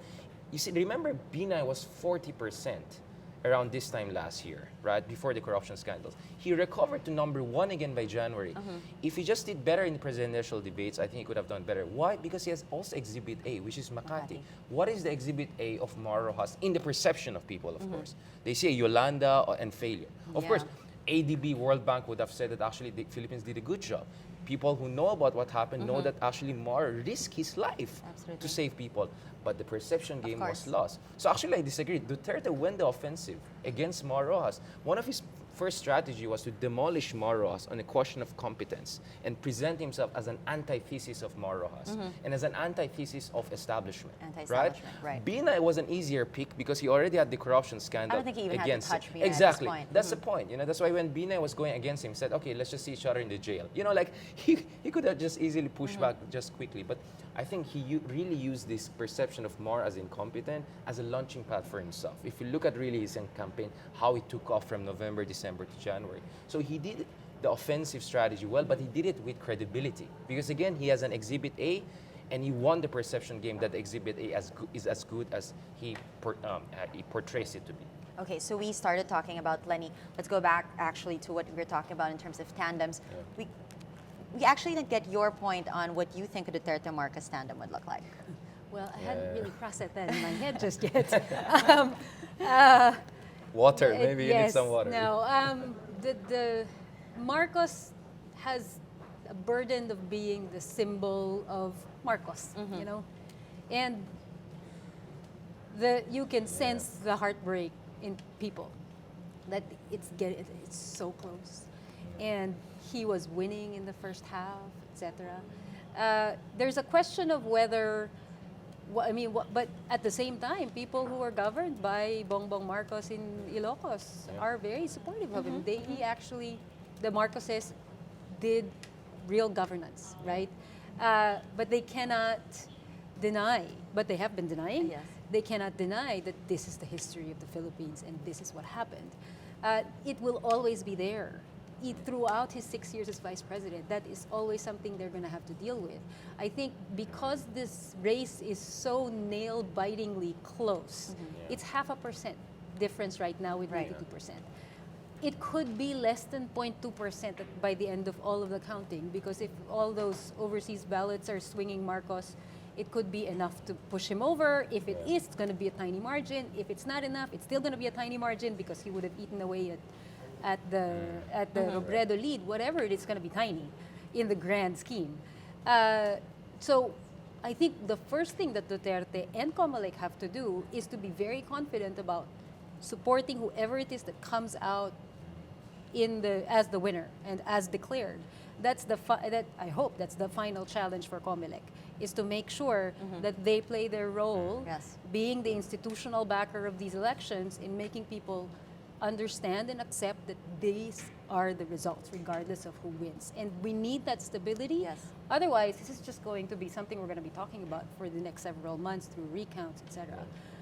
And if Comelec is able to do that effectively, and Duterte is able to say, you know, guys, this is the end of the road. Whoever Comelec says is the vice president, let's move forward.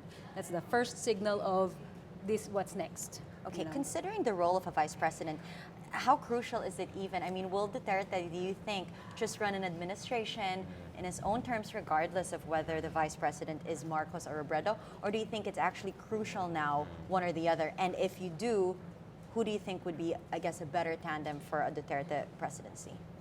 Yeah, I think what benefited Lenny, and I've been saying this for quite some time, I think it sounds very legitimate if Lenny wins this, is because I think at some point people said Duterte is inevitable, right? He's supposedly pulling away. So Lenny could present herself as a much needed balance against a potential Duterte presidency, right? That you do not want a supposedly iron fist tandem of Marcos and Duterte, and perhaps you have to rally behind me. If you look at it, the problem with Marcos was that he had another candidate called Cayetano, who also has this kind of strongman, tough talking. I mean, we can debate whether he could really pull it off. But if you look at it, Marcos was very strong, of course, in Ilocos, very strong in Balance Luzon, but he was very weak in Visayas and Mindanao. And Mindanao vote largely went to Cayetano. So he was hitting this kind of glass ceiling in Mindanao. While if you look at Leni, she started strong already in Visayas. She's second in Mindanao, first in Visayas. So she focused much of her campaign on building support in NCR, which is anti-establishment, and she ended up as number 2. And the other thing is that I think the implosion of Chizo Escudero kind of helped her. Of course, some people would argue that she was unlucky because there were 4 Bicolanos fighting, so the Bicol vote was split the way that the Ilocano, Northern Luzon vote was not split. But I think what happened was when Cheese was going down, a lot of Cheese supporters, I think, switched to Leni because they saw her as the more competitive candidate that could prevent Marcos' return to the office. Now, again, we can have a debate on what Marcos could mean in office, but the fact of the matter is that there was a perception that the return of Marcos is something we have to stop. And I think Leni was the rallying point for this reformist vote, so she gravitated most likely even votes from Jesus Guerrero. So a weaker Jesus Guerrero was better for Leni and was just good enough for Leni perhaps to edge Marcos, while Cayetano kept it strong enough to deny Marcos inroads into the Mindanao and peripheries where he was actually very weak. Okay, so there's a little bit of baggage in terms of if Bongbong Marcos becomes vice president, Alan Peter Cayetano went after him 120% in the debates. Who accused Cayetano him. Is supposedly foreign minister now. Yes. And Cayetano, being this close with Duterte throughout the campaign, and they're supporting each other. How do you repair that? That it was a very concerted, singular effort in the debates to just go after this one candidate on this one thing. And that was Alan Peter Cayetano's gamble during the debate. And that has to be part, if Bongbong ends up the vice president, they have to heal that rift. So then would you say Duterte Robredo might be better in terms of, I guess, you mentioned earlier that she may balance Duterte. But aside from that, I guess, do you think that Leni would be a better fit? I think Leni is a great fit because of her focus on the social sector. Okay. And her very clear interest in dealing with the poverty problem and dealing with the managing of the bureaucracy that is supposed to fix this problem. She has on-the-ground experience. She knows what the loopholes are. She knows what the barriers are. She has a very clear idea of what needs to be done. And these are not the motherhood statements proclaiming we need to spend more money and this and that. She's talking about streamlining processes. These are very detailed arguments that can only come from somebody who has dealt with the system. So she will be hitting the ground running. And since Duterte seems to be really on the peace and security side of things, he will need a strong person to look at the social side because poverty reduction is still the #1 issue that we need to face in this country. Okay. Yeah, one of my frustration is that, of course, first of all, we copied the wrong political system, which is the American political system, and it was 19th century corrupt American political system. The other thing is that we don't have runoff elections. That makes it easy for outside-the-box candidates to just win by plurality. The other thing that frustrates me is that you don't have tandems. You don't run as a tandem. You run separately. And our precedence is not very good. When you have candidates from opposing parties coming together, most of the time the VP is not even a spare tire. It's just completely put in some warehouse out of the sight of the president as much as possible. Vice President Binay was a housing secretary. I mean, you look at Binay, it kind of started well in the beginning. There was awkwardness because Marrojas, the preference was Marrojas. But towards the end, you could see how toxic it could get, right? Yes. Well, if Marrojas won as vice president, I think that could have been a much more interesting tandem to look at. You look at Chofisto Gingona and Arroyo, the kind of tensions between them. So I think this is the frustrating thing. If, for instance, Cayetano won as a vice president together with Duterte, I think that would be a very solid tandem, for better or for worse, depending on what. If Mar and Leni won, I think that would be a very interesting tandem. Now, a Leni kind of Duterte tandem, on the surface, looks like a good balance. I mean, for every argument you can make for Leni, you can also make it for Bongbong. He was a good governor in Ilocos. I mean, he has delivered competently. But of course, the thing is that Leni has the Jesse Robredo aura, while he has the Marcos dictator aura, and so the skeleton in the closet is a problem for him. But it's also a question of what cabinet positions they'll give to him. I think if Bongbong Marcos won, he could be a good foreign secretary, in my opinion. I think he shows a lot of, maybe because this is my area, I'm being just too over-appreciated. I think he properly appreciates the complexities of dealing with complex issues with like South China Sea, dealing with China, America. And he's gentle, he's charming, he's soft-spoken, Politician. right? Exactly. So I don't know if we have But the East the Asians. world knows Marcos. Absolutely. Right. That's what I was actually thinking. I mean, this is what the world is criticizing us for right now. Remember, Korea, who's the president of Korea right now? Park Geun-hye, the daughter of Park Chung-hee. Who is the prime minister of Singapore today? Son of former soft dictator Lee Kuan Yew, right? Fujimori could be the next president. I don't know. In the world of elite, to be honest, I think they're quite used to this second acts by the children, the offspring of other Although people. Lee Kuan Yew's soft dictatorship was drastically different Well, from it a was Marcos soft, of dictatorship. course, yeah. But I mean, my point is that for us, it's a big issue for us because of our concerns for human rights and all. But I mean, when you go to the diplomatic world, they're much more pragmatic than that. As I think, so long as Marcos doesn't go and push for some sort of autocratic system, and I doubt that he will do that. Perhaps he'll be very careful about that as a vice president only, right? I don't think it's going to be a big issue him as a foreign secretary. But of course, the very fact that Marcos has made it this far, just a heartbeat away, Duterte is already there in the White House, I think has already raised eyebrows around the world about the maturity of the Philippine democracy, right? But at the same time, you also have to appreciate that in a lot of ways, this is also a protest vote against 3 decades of empty promises. Right. I don't think this is against Dan Matuid. I think this is against 3 decades Of democracy, empty, you think? of Of a cacique democracy democracy. that doesn't work? It's a cacique democracy. It's not a genuine democracy. Let's be honest. 40 richest families have taken home 76% of newly created growth. That's the highest rate of wealth concentration, growth concentration in the world. 170 political dynasties control 77 out of 81 provinces. No definition of democracy meets that. Our only democracy is our civil liberties and our media freedom. But that's not enough. You need more than that. You need effective governance. You need to break oligopolies and political dynasties. And I think a lot of supporters of Duterte, let's be fair to them, they're saying maybe Duterte will be actually the one who will take us to this valley of tears to get rid of oligopolies, to get rid of political dynasties, and may actually bring about much more mature democracy at some point. Maybe I and you will not agree with that, but you can see where that argument comes from. For instance, He also had said he's not going to push Yeah. for the anti-dynasty bill. Well, I don't know. Maybe it's one of those Yeah, things he will he backtrack could, on. yeah, backtrack but on that. Let's see on he that. is, Yeah, yeah. for all intents and purposes, a part of a dynasty. Exactly, in and the product yeah, yeah. of a dynasty prior to his family. That's always going to be tricky. The only, I think, what would give Duterte now a good position to change the structure of government is the fact that he's up there in years. And so he's not going, he's not interested in 20 years of rule for himself because, maybe he will live to 91, but would he still want to be president when he's 91? Yeah. So since he's up there in age, I don't think that he's There's that looking fear. beyond the 6 years. I'm not concerned that much that he would want to run a dictatorship. Although but there is a semi-dynasty in Davao as well with Sara Duterte, obviously. Exactly. They are a dynasty. So if the hope is that he is the one who's going to bring this anti-dynasty bill through, I don't know, then he has to change his mind because he had made up his mind. He wasn't for the anti-dynasty bill. He said it in the debates. Well, I think what's clear is that the voters clearly want change. It's just a question of what sort of change, right? Is it a dictatorial kind of authoritarian or a more mature democracy? And that's what's so interesting about the vice presidential race, for instance. Both represent change, but very different types of change. Yes. Okay, so and the inequality is important. I mean, we can talk about the politics all we want, but really it's economic. Yes. The problem is the people, is that this inequality.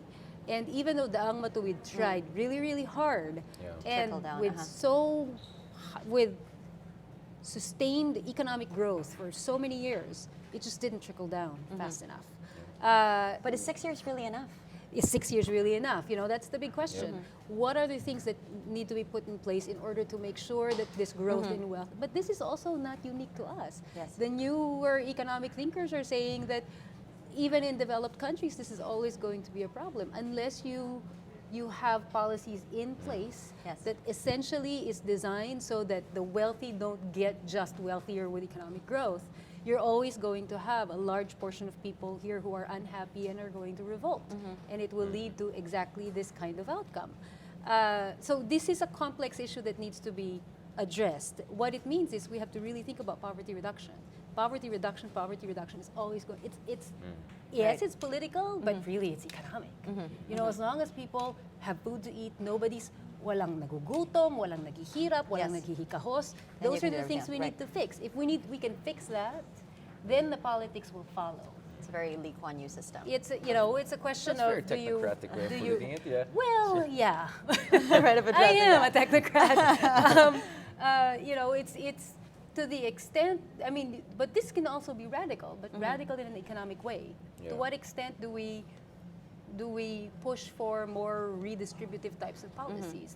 To what extent do we push for greater regulation for certain things like competition in the market, et cetera, level playing field, so that the people who are already wealthy don't just get wealthier with economic growth every year, and the people who are poor have a chance to move to the middle class and have a middle class lifestyle. If we can figure out that puzzle, it's not going to be a debate about whether a democratic system works. Right. It's not the political problem, it's an economic problem. Okay, very interesting conversation, but just to wrap up, I'd like to ask each of you, what are the 3 main takeaways you got from this election? And this can go across the board: social media, communication, politics, campaigning, political parties that could be improved. Richard, we're going to I don't know, it was precariously polarizing heading into elections, raising a lot of suspicion of something possibly going wrong. And thankfully, it seems nothing has gone wrong, at least on such a scale that was expected. So I think we have to be proud of our country. And we have to actually give credit to the Aquino administration. I mean, he's ending on a good legacy, apparently. I mean, if he messed up this election, all those 6 years of success that took us from, in venture capital terms, from diaper to short pants, all of that would have been withering away. So we have to give credit to that he's ending on a good note. And I think if you look at Aquino, he's ending as the most popular Democratic elected president. So kudos to that for him. And his speech in the morning of Monday was very important. He gave a speech that we have to accept whoever wins. So essentially he was saying perhaps that even if my anointed successor doesn't win, even if the person I called as a dictator in the making wins, we have to accept the democratic process, right? So that's an important thing. The second thing is that I think the challenge for us now is to build or rebuild frayed relations. And I think it should start with the candidates. I'm glad the concession speeches are coming out, very sportsmanly on the part of Maras, but they should also call on their supporters to drop those kind of toxic, kind of pugnacious exchanges that they have had for the past few months. So we have to have trickle-down decency and trickle-down kind of rebuilding of frayed ties and frayed relations. And the third thing that I think we have to look at is we have to realize we're entering a new era. An era whereby people are so fed up with 3 decades of empty promises that they're even willing to turn a blind eye to fundamental principles like human rights and civil liberties. Perhaps at least 1/3 of the voters do not see human rights as fundamentally important as the rest of the population. And that in itself is emblematic of the kind of oligarchy fatigue or cacique democracy fatigue that we're facing. Of course, my argument is always simple.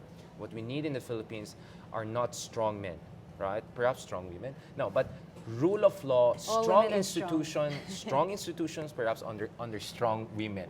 And if you look at Ombudswoman Office, Carpio Morales, if you look at former Secretary de Lima, perhaps Leni Robredo if she becomes a vice president, all of these women have shown that what we need is not rule of men, but rule of law under strong women, perhaps. Okay, great lessons. Unity has been obviously a common theme, and more people are emphasizing the need for this. Clarissa. 3 things. First, we need to figure out how to have runoff elections. I think even That's my frustration, even before, well, I don't know, federalism, or maybe it can be part of federalism, whatever it is that they're proposing to do to change the political system. If we're still going to be electing our presidents directly, then we should have runoff elections. So whoever wins can say they have at least 51% of voters. I'm not solid on it needs to be together tandem thing. I think we're a little bit far from getting to that point. It's too We late. need really strong political parties to make that happen. But runoff elections for sure. And then second, we need to preserve strong institutions. If the institutions are strong, we wouldn't worry this much about who the president is, because the president can only move in a limited way because there are institutions that are protected and are strong enough against political meddling. And third, we really need to focus on poverty reduction or alleviation or what's the word?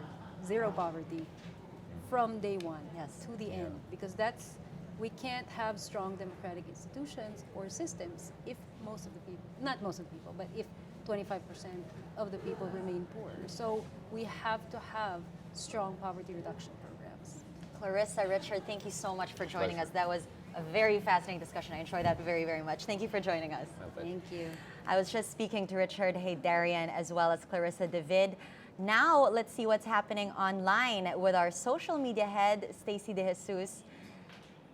But before that, let's first roll a video of Vice President frontrunner Representative Leni Robredo because she is speaking, she had a press conference earlier. Let's listen in. As of 3:15 p.m. ngayong araw, ayon sa partial and unofficial count ng PPCRV, mayroon na po tayong 13,519,046 na boto at lamang na po tayo ng 192,023 na boto. Mahigit sa 95% na ng mga boto ang nabilang na at 7.9% na lang ng presinto ang hindi pa nagpapadala ng kanilang resulta. Kaya maraming salamat po sa lahat na nagtiwala at sumuporta. Maraming salamat din po sa lahat ng mga Pilipino na nagtiwala sa atin. Alam ko na marami sa inyo ay puyat at nakatutok sa telebisyon buong gabi hanggang umaga. Lahat tayo nagsusubaybay mula 5:55 ng hapon kahapon kung kailan paakyat ang gap ni Senator Marcos. Umabot ito hanggang 935,000 noong 8:25 ng gabi. Pagdating ng 9:45 ng gabi, nagsimulang lumiit ang lamang ni Senator Marcos. Pagdating ng hating gabi, 298,000 na lang ang lamang sa atin. Hanggang sa naunahan natin sila pagdating ng 3:30 ng madaling araw. Ayon sa quick count ng PPCRV, malinaw kasi na naunang nabilang ang mga boto sa Regions 1, 2, 3 at 4A. Sumunod na ang Regions 5, 6, 7 at Negros Island Region kung saan tayo malalakas. Kaya naman, ganun ang takbo ng bilangan at nasubaybayan nating lahat ito. May dalawang kumakalat na balita na mukhang ang layunin ay magkaroon ng hidwaan sa pagitan namin ni Mayor Duterte. Una po ay magre-resign daw ako kung si Mayor Duterte ang mananalo. Wala po akong sinabi kailanman ng ganyan. Sa katotohanan, may ginawang fake na Facebook page na ganito po ang sinasabi at umano ako yung nagsabi noon. Nireklamo na po natin ito at in fact, naipatanggal na natin yung fake na Facebook page. Pangalawa po ay balitang mayroon daw ng Plan B ang Liberal Party na ipa-impeach si Mayor Duterte. Wala po itong katotohanan. Sa katunayan, ngayong umaga, narinig niyo siguro si Secretary Mar sa kanyang sariling press conference at siya mismo ang nagsabi na malinaw na si Mayor Duterte ang magiging sunod na Pangulo ng Pilipinas. Hinihikayat niya tayo na ibigay ang lahat na suporta sa kanya para makamit natin ang ating mga kolektibong pangarap. Dahil yan naman ang tunay na diwa ng ating pagiging Pilipino. Pinupuri po ngayon ng buong mundo ang COMELEC dahil sa maayos na pagpadaos ng ating halalan. Maraming salamat sa lahat ng ating pulis, guro, volunteers, at lahat ng iba pang tumulong para mangyari ito. Ngayon po hindi pa tapos ang bilangan. Hindi po tayo magsasabi na tayo ay panalo na. Hindi po tayo magsasabi na nandadaya ang iba. Hindi po tayo magsasabi na talo na ang iba. Pero yung hinihingi lang po natin, sana po huminahon tayo. Hintayin natin yung official na count ng COMELEC. At kung ano man yung lumabas dito, sana respetuhin natin lahat. Ito po ay para din sa ikatatahimik ng ating bansa. Para po maiwanan natin yung naging masalimuot na eleksyon na marami sa atin nagkasamaan ng loob, nagkakagalit. Kinakailangan po ng ating bansa na mula po sa araw na to, magkaisa na sana tayong lahat. Kalimutan na po sana natin yung mga madidilim na bahagi, mga madidilim na araw na pinagdaanan natin. At sabay-sabay, titingnan na po natin kung paano tayo magtutulungan para sa ating hinaharap. Maraming salamat po. Magandang hapon.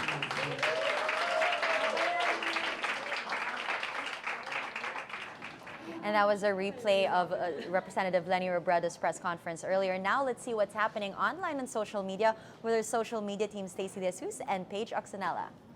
Hi, Natasha. It's been a very noisy past 3 months on social media because of the elections. According to the latest data from Facebook, dated November to May 7, over 22 million people participated in conversations about the elections, generating over 268 million interactions. That's a total of your likes, shares, comments, and posts. Of course, our most discussed candidates are Rodrigo Duterte, with over 71% of the conversations about him, and followed by Mar Rojas at 52% and Grace Poe at 46%. What's interesting about this is that it's a coincidence that this also happens to be the rankings of the candidates now. However, the same cannot be said for the vice presidential candidates. We had Alan Peter Cayetano at 42%, followed by Leni and Bongbong with 39% and 37%. The reason why Alan Peter dominated the conversation was that he was very strong at the beginning of the campaign, but later tapered down towards the end. Right. Back in December 2015 last year, we actually began the Rappler poll, which pulls in not only Facebook data but also SMS, and at the same time, the clicks or the responses on the poll on the Rappler website. As you can see, he has been leading, on April, from December to April, this has been month on month. Consistently, Rodrigo Duterte has been dominating the Rappler polls. If we look at also back during the first week of the campaign, we can see that Duterte, this is for the Twitter conversation, right? Duterte has been leading, also has been generating 738 million impressions during that time. But what's interesting is Grace Poe garnering 2 billion impressions at the start of the campaign week. Also, Binay at the same level with Duterte, 735 million, but with only 6,000 people tweeting, but Duterte with 8,000. At the same time, for Rojas, he was generating only 531 million impressions. What's interesting here is because Binay, Grace Poe, has been very active. Her supporters has been very active from the beginning, but they weren't really consistent. Mar Rojas and Duterte, of course, has been consistently on top of the conversations during the campaign season. If you look at even the conversation on Rappler social site, this is data pulled in during from May 8th to today. This has been consistent. The blue line is PH Vote Duterte. This means people have been talking about it, but it already started to drop. Of course, yesterday, maybe because he's been winning the polls or the unofficial partial results. So what does this tell us? Is it the conversation around him will only happen, are they only active during the campaign, or will it stop after he's been proclaimed? Right. I feel like a factor here is because a lot of the attention has shifted away from the presidential candidates and towards the vice presidential race, with Robredo and Marcos neck and neck with the results coming in. So that might be a reason why there was a sudden drop in Duterte's mentions on Twitter for the past 2 days. This is Twitter conversation from yesterday during the elections. We have Binay over here leading the beginning of the day from around 7 to 9 p.m., followed by Miriam from 9 to around 3 p.m. Both of these candidates actually trended on Twitter during that day. I'm guessing a lot of their supporters were doing a final push for their candidates. But towards the end of the day, from 5 to 6 p.m., when the results started coming in, with the partial and unofficial results, conversation on Twitter about all the candidates suddenly spiked. Over here, we have the conversation on Facebook about the vice presidential candidates as of 2:30 p.m. Yesterday, it was Cayetano, Robredo, and Marcos on the top three, but now Robredo and Marcos have taken over. This is because, again, of the tight race. So this is your conversation from 1:30 to 2:30 p.m. today. Yeah, another thing that's interesting about this election season, of course, is the people haven't only been sticking to the candidates as well, but also on issues. According to our partner Facebook, who gave us this data, transparency, particularly corruption, has been the most discussed issue on Facebook, followed by economy, particularly on growth and the taxes, and then transparency of governance, also education. We also have the data from Twitter as well on the most discussed issues, and a lot of these are actually parallel. We have also the transparency as well for Twitter, economy, foreign policies, who are not here, but time to time they show up in the discussion board, also social welfare. Over here, we have the top word pairs used in discussions on Facebook in the past hour. Again, this is data from 1:30 to 2:30 p.m. today. Number one is God bless. This is still a carryover from yesterday, followed by good fight. I'm guessing this is because a lot of the candidates have been conceding and people are praising them for the good fight. Third most popular word pair is congrats, President. People congratulating Duterte, followed by his tagline, change is coming. So we have change and coming. And then 16th president. So a lot of the conversation now has shifted to supporting and congratulating Duterte. So earlier today, we saw BBM for VP trending along with Lenny Robredo's Laban Lenny. So this is what the conversation looked like online. It's still trending number one in the Philippines. So we could see our map of the conversation growing. Let's see what this top. Okay, so Bongbong Marcos's account is the most mentioned account. So we see that he's the biggest circle around here, followed by his son, Sandro Marcos. And I'm guessing Siegfried Alice is supporters, influential supporters. So this is what the conversation looked like online. Let's take a look at some of their tweets. Yeah, according to Angelica Tangonan, these are tweets on the trending hashtag. She quoted Loris Azarcon III. If you are a Duterte supporter, I know that you won't vote for Lenny Robredo. It's either you'll go for Bongbong or Cayetano. How in the hell that happened, that Lenny was in the lead of all of a sudden? Hashtag dayaang matuwid.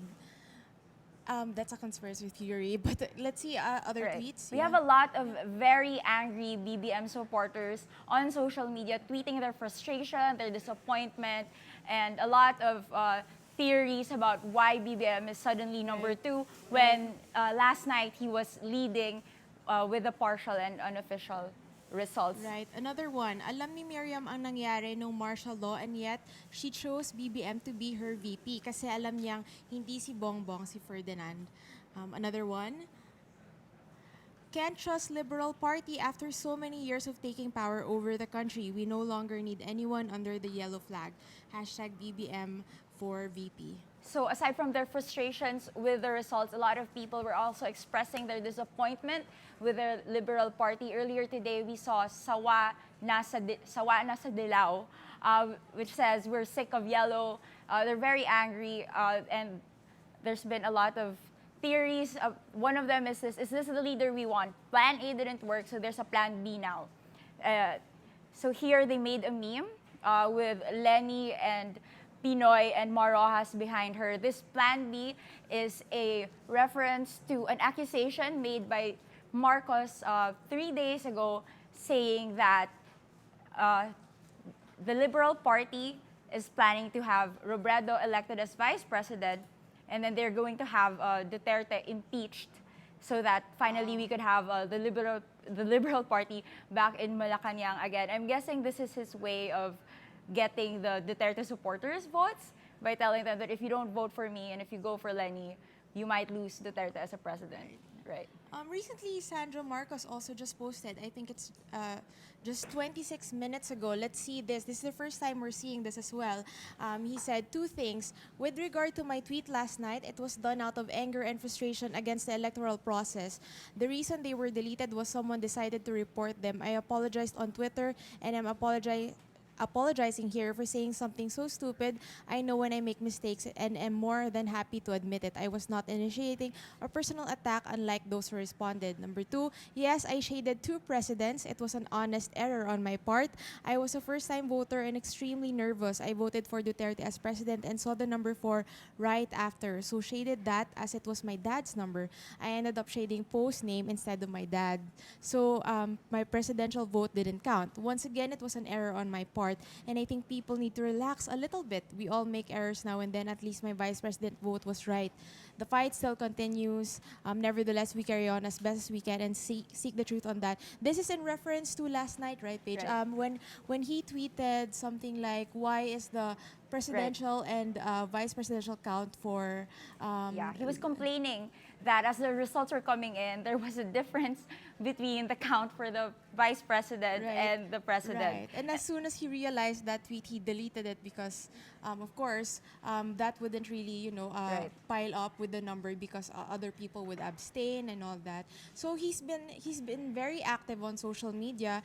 Last night we saw hashtag Laban Lenny trend overnight. The Marcos supporters were actually pretty quiet then, but as soon as they had little sleep and saw that Robredo was already leading this morning, they already took over. They started taking over the conversation.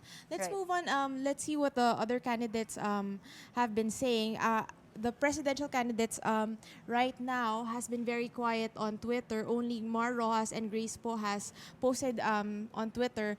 This is Mar Rojas saying thank you to his supporters. It's not about me. It's not about anyone. It's about how we love our country, and we'll do all that we can for her. She's the only one. That was 5 hours ago. Right. Also Grace Poe, 17 hours ago already. Ako si Grace Poe at ako ay nagbibigay daan kay Rodrigo Duterte na siyang pinili ng demokrasyang Pilipino. Let's move on to the Vice President. Right, the Vice President. Yeah. Oh, there are 6 new tweets. It's this is a live tweet, I think, of an interview. Lenny's. Yeah. Right. Let's see if she has over here. Sorry. Oh no. Let's see. Magkaisa tayong muli para sa bayan. Kinakailangan po ng ating bansa na mula sa araw na ito, magkaisa na po tayong lahat. Sabay-sabay na po nating titingnan kung paano tayo magtutulungan para sa hinaharap. So it's a call for unity. Right. How about for the senatorial candidates? The candidate so far has been pretty quiet really on social media after the precincts have closed, the voting has ended. This one is Isko Moreno, who of course is not in the top 12 right now, saying thank you to his followers. This is Susan Ople. What are you staring at? A photo of a puppy. This is actually funny because when she when she participated in one of our senatorial debates, her closing statement she said in her closing statement that alagaan niyo ang inyong mga aso. Ay, mahalin niyo ang inyong mga aso. So that's She's pretty... a dog lover. Yeah. The dog loving continues. Colmenares also, basta wag kalimutan kung may problema kayo, call me. I really appreciate all the support. Sayang our resources was not enough sa battle ng TV ads, pero di bale, tuloy ang laban ng karaniwang tao. Right. Oh, this more Isko Moreno. So again, pretty quiet from all our candidates already after the voting has ended. So that's it for the social media update. Now, thank you, Natasha. Thank you very much to our social media team for that update. Now, with me in the studio is we actually spoke to her yesterday. She co-authored the Imagine President series here for us at Rappler, and of course, also a sociologist. Nicole Carato is here with me in the studio to talk about the latest. We'll look at analysis of what we know so far. Nicole. Hi, Natasha. Hi, nice to chat again. Yes, good evening. Although much has changed Absolutely. since we last talked. When we were talking the last time, obviously, Mayor Duterte was in the lead. Obviously, that hasn't changed. But the vice presidential race now actually switched. It's been close throughout. We had Senator Marcos leading. Now we have Congressman Lenny. So we'll go into that. But it's been a little over 24 hours since the polls closed. Are there any things that have surprised you so far in these elections? Well, I think there are no major surprises. So Duterte winning is not a big surprise. That the vice presidential race is tightly contested is also not a surprise. I think what I feel now is a sense of comfort. Like we can all take a deep breath, because let's not forget that leading up to the election, the atmosphere was so tense. There were lots of talks of possible cheating, lots of rumors about, the last-minute Hail Mary passes with very dodgy figures. Yes. But none of that happened. Generally, for the most part, the elections have been peaceful. Of course, there have been some instances of problems with transmission, problems with the automated machines. But for the most part, yes, it has gone to plan. So I think the COMELEC, the BEIs deserve a big congratulations for essentially pulling it off. It was, for the most part, a successful election. How about in terms of the senators? That's something that we haven't actually touched a lot. Obviously, we talked about the presidential race. We all expected Mayor Duterte, Vice President very tight. The senatorial race. Right. This is actually pretty interesting because I'm reflecting on the 2013 electoral race for the Senate. The big issue then was the issue of dynasties. And the newcomers in the Senate then were children of established politicians. Now we see relatively new faces. Of course, Risa Ontiveros finally made it on her third try. And we also see Leila de Lima. Of course, she has been very much present in the national scene. So it's probably not a surprise that she made it on the top 12. But the big surprise is probably how Joel Villanueva performed. Last night he was top 1, and now he's the second place to Senator Drilon, even overtaking Tito Soto, which is also a bit surprising. Yes. And then also we can see Win Gatchalian. So I think these are the two newcomers that are worth monitoring because they are, they're not, well, they have relatives in politics, but they're the first to win a national post. So that's worth monitoring. So in a way, it's probably an indication that the field is kind of less tight compared to 2013. In fact, we actually have several re-electionists that so far, if we were to go off the 93% results now that we have, won't make it to the top 12. Sergio Osmeña, TG Kungona. Absolutely. And then, of course, we now have to start talking about the reality of a Senator Manny Pacquiao. All eyes are on Manny Pacquiao because he said that it was his last fight, the one that he had. Was it April or I think April? Yes. So hopefully we see more of him in the Senate and hopefully we see good debates and him participating in legislation because that has been the major criticism against Congressman Manny Pacquiao. Okay, great. Also at this point, again, this was not the same case when we last talked, but at this point, Secretary Mar Rojas and Senator Grace Poe have both conceded to Duterte presidency. What do you expect that a Duterte administration would look like? It's very interesting because now we're talking about the composition of a Duterte cabinet. Yes. Of course, Duterte ran on the platform of change, but actually, if you look at the composition or the names that he's suggesting as part of the cabinet, a lot of them are old-timers. So here you see some people from the FDR administration, some people from the GMA administration. Yes. One thing I would like to flag, though, is he said he will have a lot of military men working in this administration. That's kind of a red flag for me because it really has major implications. One of the names he floated is former AFP chief Esperon. Let's not forget that this man was implicated in the Hello Garci scandal. And this is one of the major criticisms of Senator Trillanes against Mayor Duterte, that the people who were implicated with the scandals in GMA administration are actually making a comeback. One of the things they also flagged was when Mayor Duterte said he will release GMA if the evidence against her cases are weak. Yes. So it's worth monitoring how previous issues on plunder and corruption actually play out in a Duterte administration. I mean, he may not have a direct responsibility to this, but if we're talking about justice, if we're talking about change, we do want to monitor how, for example, a convicted plunderer, Joseph Estrada, will perform in Manila as a mayor. So I think we all have to consider this. If we are talking about change, then what happens with our former leaders who are charged of corruption? Okay, we were talking about the cabinet, and currently there is now a team that's putting it together. It seems that Duterte is preparing for Malacanang already. What people would you like to see in the cabinet? I would like to see more people from Mindanao, that's for sure. I think he actually named Sonny Dominguez, if I'm not mistaken, he's a Davao businessman. So he was also a agriculture secretary under the Ramos administration. So I hope to see more people from Mindanao. I also hope to see a more coherent Mindanao bloc in the legislature. We know that people shift parties very quickly depending who wields power in the House. But I would like to see a coherent voice who can represent the Mindanao interest in the Congress and maybe in the Senate as well, because let's not forget, for all the criticisms, Manny Pacquiao is from Mindanao. So in a way, I hope we can hear more about Mindanao issues and resolve more Mindanao issues under the Duterte administration. My wish, and this is a hopeful wish, more women in the cabinet. Yes. I think I'm not yet ready to let go of what he said in the debate about how he can assign a woman in the tourism department, and if she's really smart, maybe as a finance secretary. Right.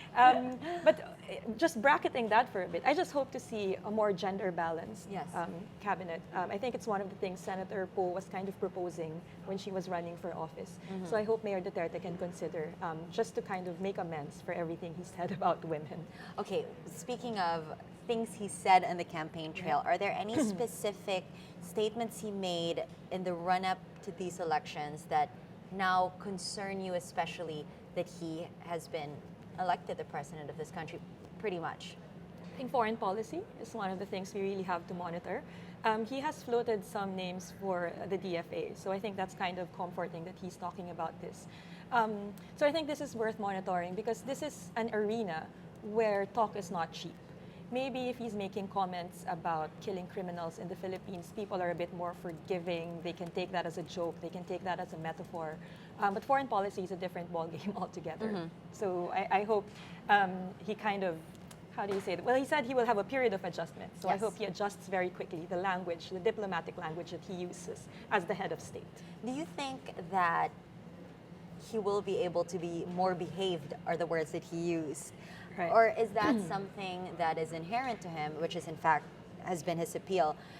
How important is that to change your demeanor?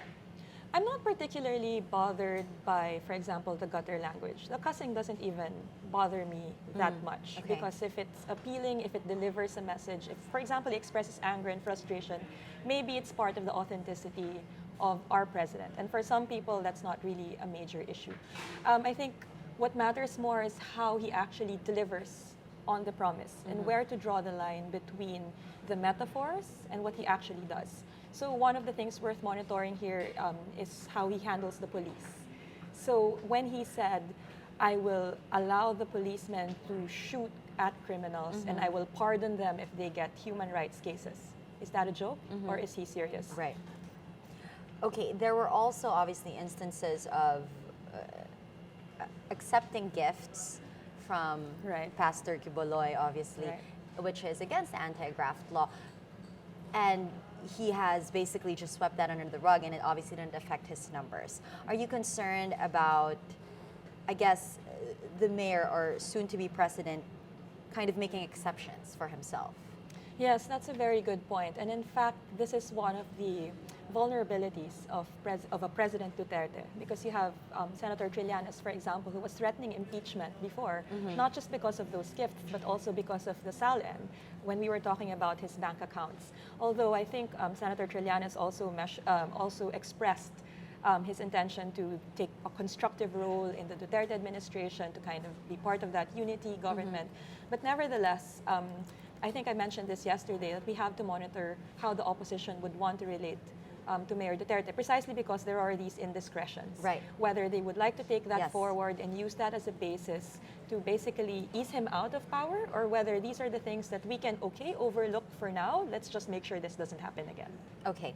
How different also do you think, I mean, I guess this gift giving from the pastor, I'm sure this happens across the country on a local level, right? As mayors and all of that. But how different do you think it would be to run local versus a national administration? But because, you know, people can say he's had all these years of experience, but let's talk about the actual challenges of making that shift from local to national.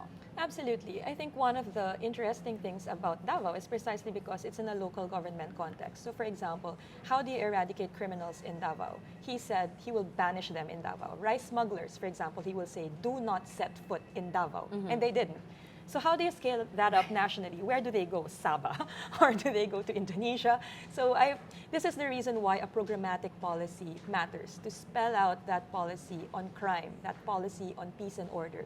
It cannot be a case of a strong man or a local mayor who has a sensibility on how to handle these local issues just scaled up to the national level. That's just not going to work. And this is why it's really worth monitoring what kind of cabinet he forms, because essentially these are people who will have the mandate to carry forward whatever reform agenda he has. So he would also need a cabinet that has national experience, because we're seeing quite a lot of, I guess, Davao or local politicians also as his advisors, but yes, it is also equally important then to have national experience in his cabinet. I'm actually particularly hopeful because in his previous interviews, I think Rappler did a feature on this, on how he was very clear on saying, I want managers. I want managers in my cabinet. And one of the major criticisms against the Aquino administration, the TOTC, for example, is they have too many lawyers. Let me just quickly hold that thought, because on the line is Senator Bongbong Marcos. Senator. Hello, good evening. Hi, this is Natasha Gutierrez of Rappler. Senator Bongbong, we've been following your press conference earlier today. Could you explain to us what the thought was behind the proclamations you said earlier about possible cheating on the side of Representative Leni Robredo? Well, because there are so many anomalous developments that are happening in the process of the quick count. Number one, we have noticed that many of the votes that come from the areas where I'm strong are being held back for whatever reason, and there are other votes that we cannot identify where they're coming from.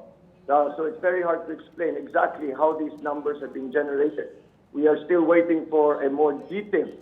We have asked the chairman of the COMELEC. We have asked for more detailed information so we can analyze it more properly. And these are the things that we have to examine. Now, secondly, there was an incident, I think earlier today, where one of the candidates, one transmitter, one candidate's votes was reduced. Now, there is no such thing as a negative transmitter. Every transmitter adds on to the number that is of the votes that has been counted. But even worse is that on the next transmitter, the number that disappeared from one candidate's vote count suddenly appeared in another candidate's vote count. And that is pretty much impossible, and then it's completely unexplainable.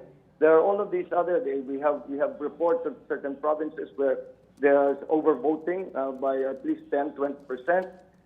There is ongoing a very clear attempt in ARM to once again manipulate the vote count and to change the results of the election from that which was actually voted by our people. So there are all of these many, and I don't think we have ever seen an instance where one candidate is leading by more or less 1 million votes, but at 8 in the evening, and by 3:30 that following morning, that lead has disappeared. Where it disappeared to, and where the other votes came in to replace it, it's impossible to say. So all of these things that they really require an explanation, and that's why we are asking Chairman Andy Bautista to provide us with information so that we can explain all these strange developments. Okay, Senator, did you have any problems with the count before that point that you saw the votes narrowing or that gap narrowing? Yes, I did. Simply because you could see that it was a very measured increase in the vote, and it did not seem to follow what our internal surveys were saying. And furthermore, again, we had our surveys that we did before the election. We have the exit polls where I was declared the winner. And suddenly, all of these things happened, and that's completely contrary to the trend that has been established in the last few hours, in the last few days. So, Senator, just to be clear, even when you were leading the polls, you already had concerns and problems with possible discrepancies. Yes, I already felt that. Even well, as we passed about 10% of the precinct count, that I felt that the numbers were starting to slow down already, and I discerned that there was a slowing down in the increase of votes.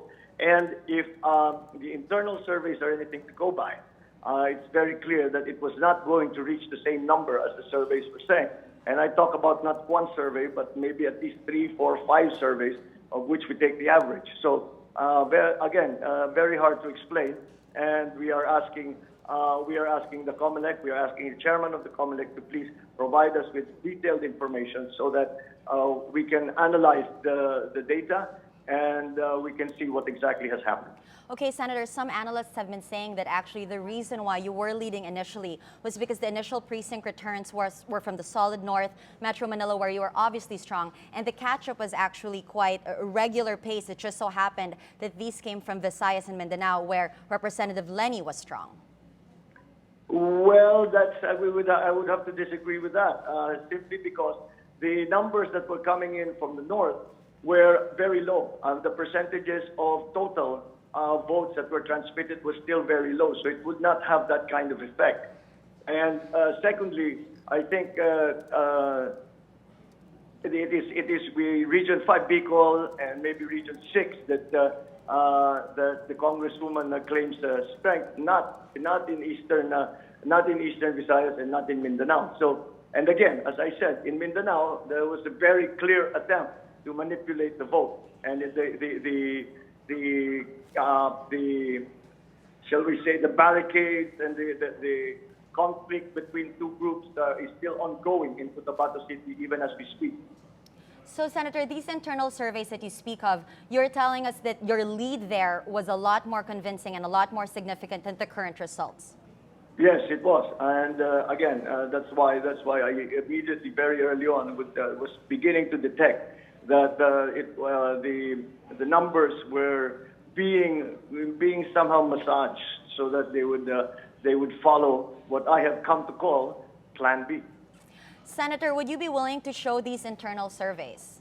No, the internal surveys, we've shown them already. So yeah, we'll be willing to show them again if that's what you want. But I think more importantly is once we get the information, once we get the analysis on the detailed information that we are requesting from the COMELEC, then we will be able to explain whether to the good or to the bad about what has happened in the last 24 hours. So, Senator, if Representative Lenny continues to lead tomorrow, we will not expect a concession from you until we get these returns from COMELEC or their explanation? No, not at all. I am not conceding. As I said, the exit polls put me ahead. So that's very clear in my mind. Our internal surveys, the exit polls, all of these things say that I am ahead. So it's very, very hard to believe what we are seeing right now. So no, I will not concede.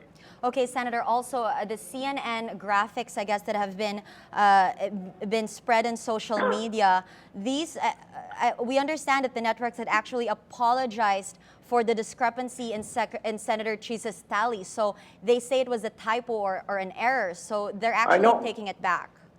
Well, it first happened in one station, and they said it was their mistake. And then the exact same thing happened in another station. So how likely is it that two stations made the exact same mistake to the exact same number, transferring the exact number of votes from one candidate to another candidate, the same candidates, by the way, all a mistake? That's highly unlikely. So, Senator, what is the possibility of asking for a recount? What would you like to see, I guess, moving ahead, or how would you like COMELEC to respond to your concerns?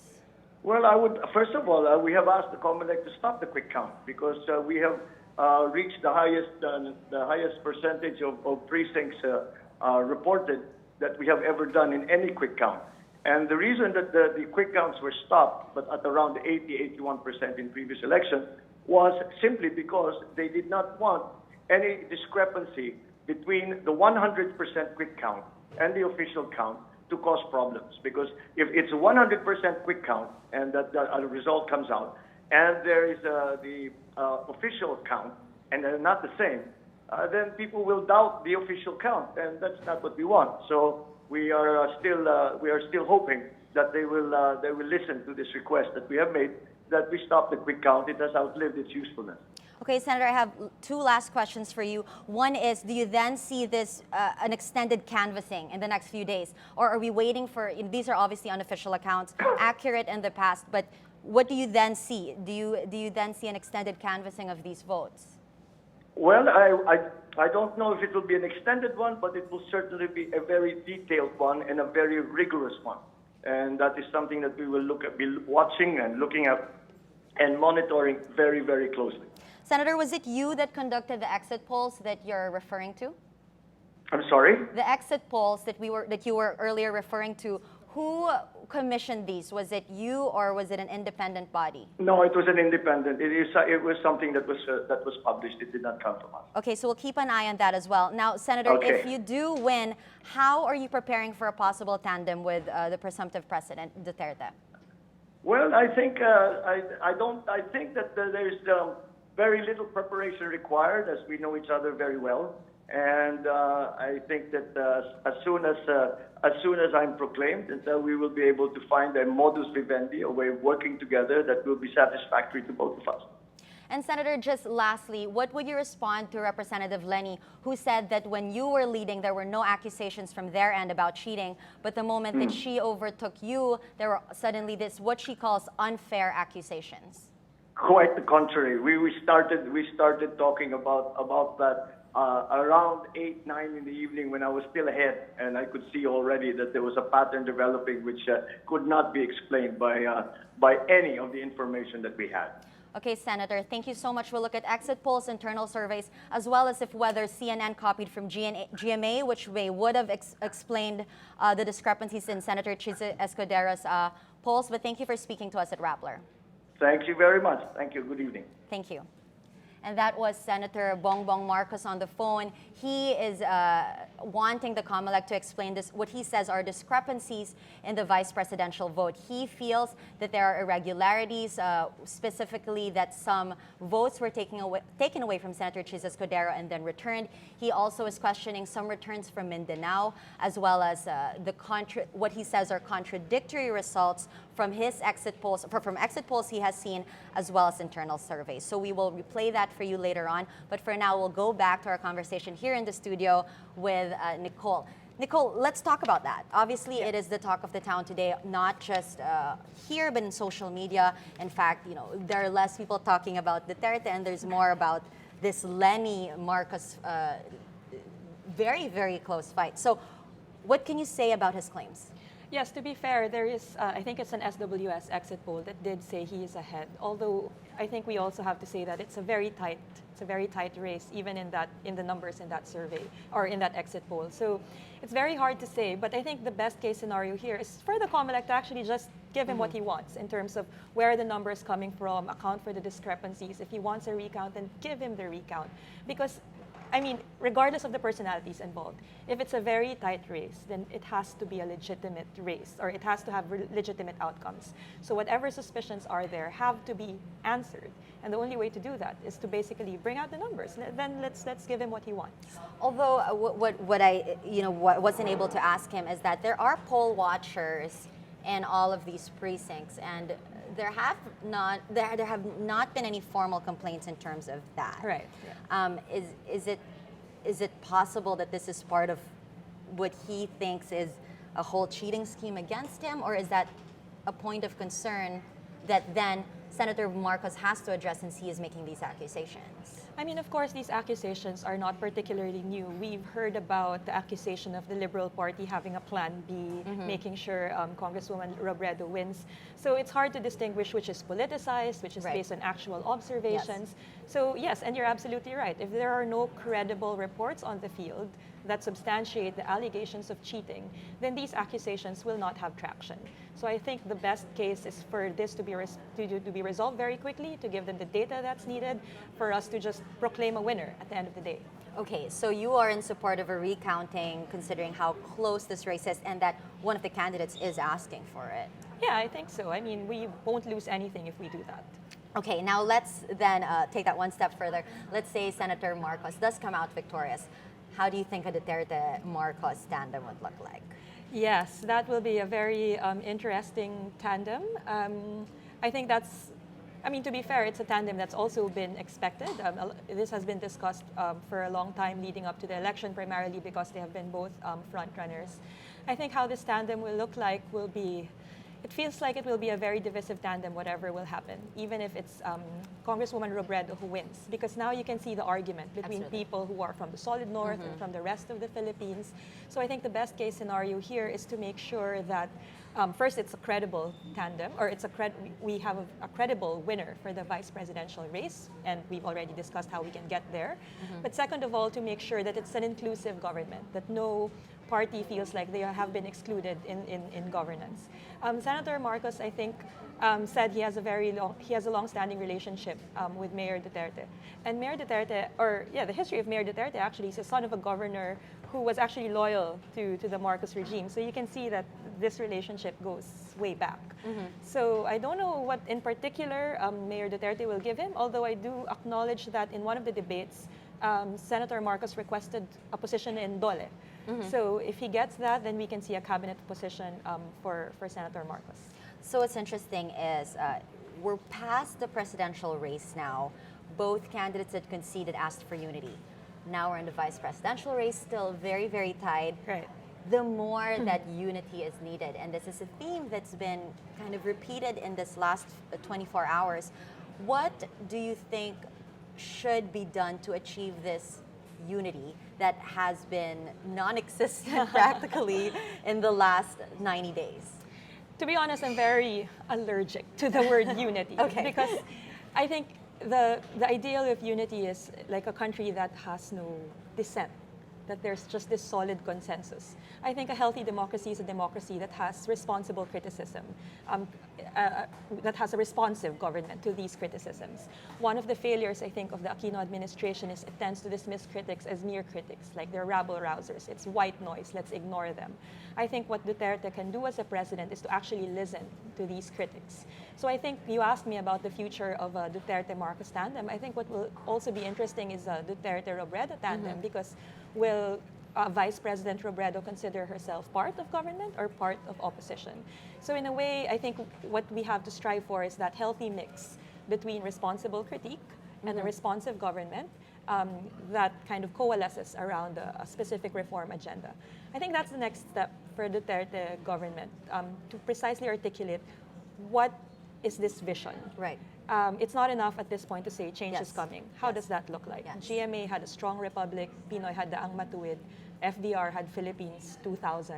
What is the Duterte counterpart? I'm very excited to hear that. Well, that's, you're absolutely right. That's the next step, right? So we can argue that it's the personality that brought him here, but now to be able to kind of gain the trust of the other 60% that didn't vote for him, there does need to be platforms. So how important do you think it is for him to be able to articulate that in his first days in office? I think it's very important because we have to admit that a huge part of the Duterte campaign is hinged on fear. It's the fear of the drug lords, it's the fear of criminals.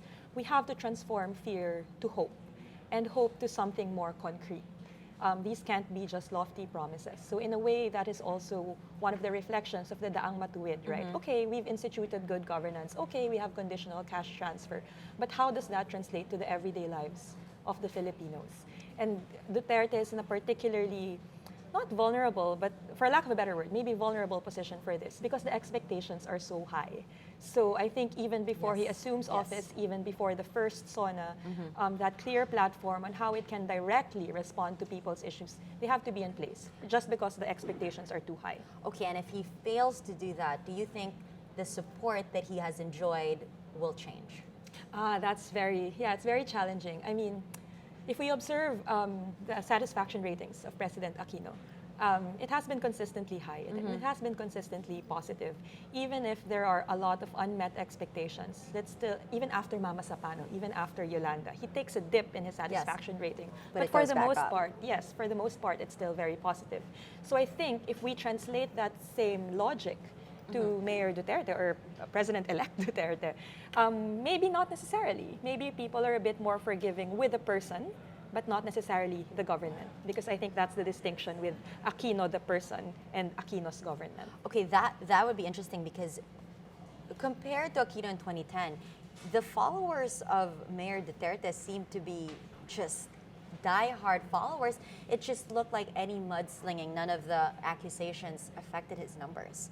So I wonder if this is just a different breed of followers or supporters, or if you're right, that if he does disappoint in governance, that will sway people away. Right. And in a way, like in any popular leader in the Philippines, there will always be that core constituency where they feel like their leader can do no wrong. You see a lot of Cory Aquino supporters who think that you cannot criticize Cory Aquino, even though there were lots of human rights violations that happened during her regime, even though there were lots of economic injustice happening in that regime. So I think you can expect the same commitment from loyal Duterte supporters in his presidency.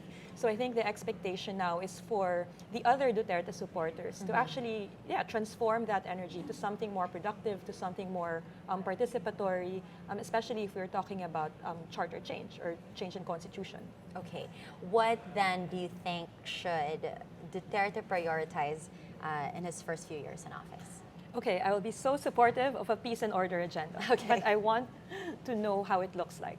I want to know how checks and balances will remain in place. I don't want vigilantism, for example, to just be legitimized. We've seen this happen in Latin America in their drug war, and it's very, very scary. And ultimately, it's the poor that suffers from this. So I want to see a clear peace and order agenda. I also would like to have a clear sense of how inclusive growth will actually be realized. You have here a presidential candidate who says he is a socialist, who is sympathetic to a left-wing agenda. So how do you reconcile that with your business community who is a bit allergic with the word socialism? So I want to see how he sees the role of government and the private sector in creating an economic policy. And then finally, of course, Mindanao, I think, has to be at the center of his agenda. His win, I think I really take comfort in the fact that even though I have been very critical of Mayor Duterte, I find comfort in the fact that finally we have a president from the South. And I think he has to deliver on that promise of peace and order in the South and economic prosperity. I think it's fascinating that you have a mayor who's been so criticized for his sexist comment, but it's also the same mayor who has the courage to shout Allahu Akbar in his in his Rizal Park rally. And I think that's phenomenal. He's using the marginalized voices in mainstream everyday discourse. So in a way, the symbolism, the everyday language that he uses can actually be a source of inspiration and giving voice to a segment of the population that has been voiceless for a very long time. Okay, now let's look at a more, I guess, inclusive view. Tell me what the best parts or platforms, I guess, of his competition you would like to see. I mean, I guess that's part of the healing process that everyone's been talking about. But what would you like him to take away, let's say, from Senator Grace Poe's campaign or Secretary Mar's campaign? Question. Yes. Okay. Yeah, this is funny because in the debates he always says he can just copy the platforms. You don't, but it's nice because it's like saying you don't need to reinvent the wheel. There are good policies in place. So I think one policy he can take from Daang Matuwid is just the continuation of K-12. Make sure this is done orderly because I think a lot of the feedback we get from a lot of teachers or people making the curriculum for K-12 it's rushed. So hopefully he appoints a very solid secretary for education. But also conditional cash transfer. We cannot deny the impact of the CCTs for impoverished communities. So I think Senator Grace Poe and also the Daang Matuwid team promised an extension of the conditional cash transfer program, bigger coverage. It's the graduates of the CCT are linked to sustainable livelihood programs. So this is a very coherent policy that I hope he gets. And then finally, especially if Congresswoman Robredo makes it to vice president, her policy on zero hunger program that they've done in Naga is something that's also worth replicating. I think Senator Robredo said that, not Senator Robredo, Congresswoman Robredo actually said in her debates that if Mar Rojas wins, she's going to ask for a position that can streamline the national anti-poverty programs. And her proposal here is a zero hunger program where government actually taps on local farmers as the source of supplies. Okay. So in a way, this is not just a dole-out mentality, but something more sustainable. So I think because you give farmers jobs, the government becomes the farmer's best client in a way. So that's something that's also worth replicating. Okay. But of course, the challenge now is because the personalities behind the Duterte campaign and the possible Duterte government is a hodgepodge of very different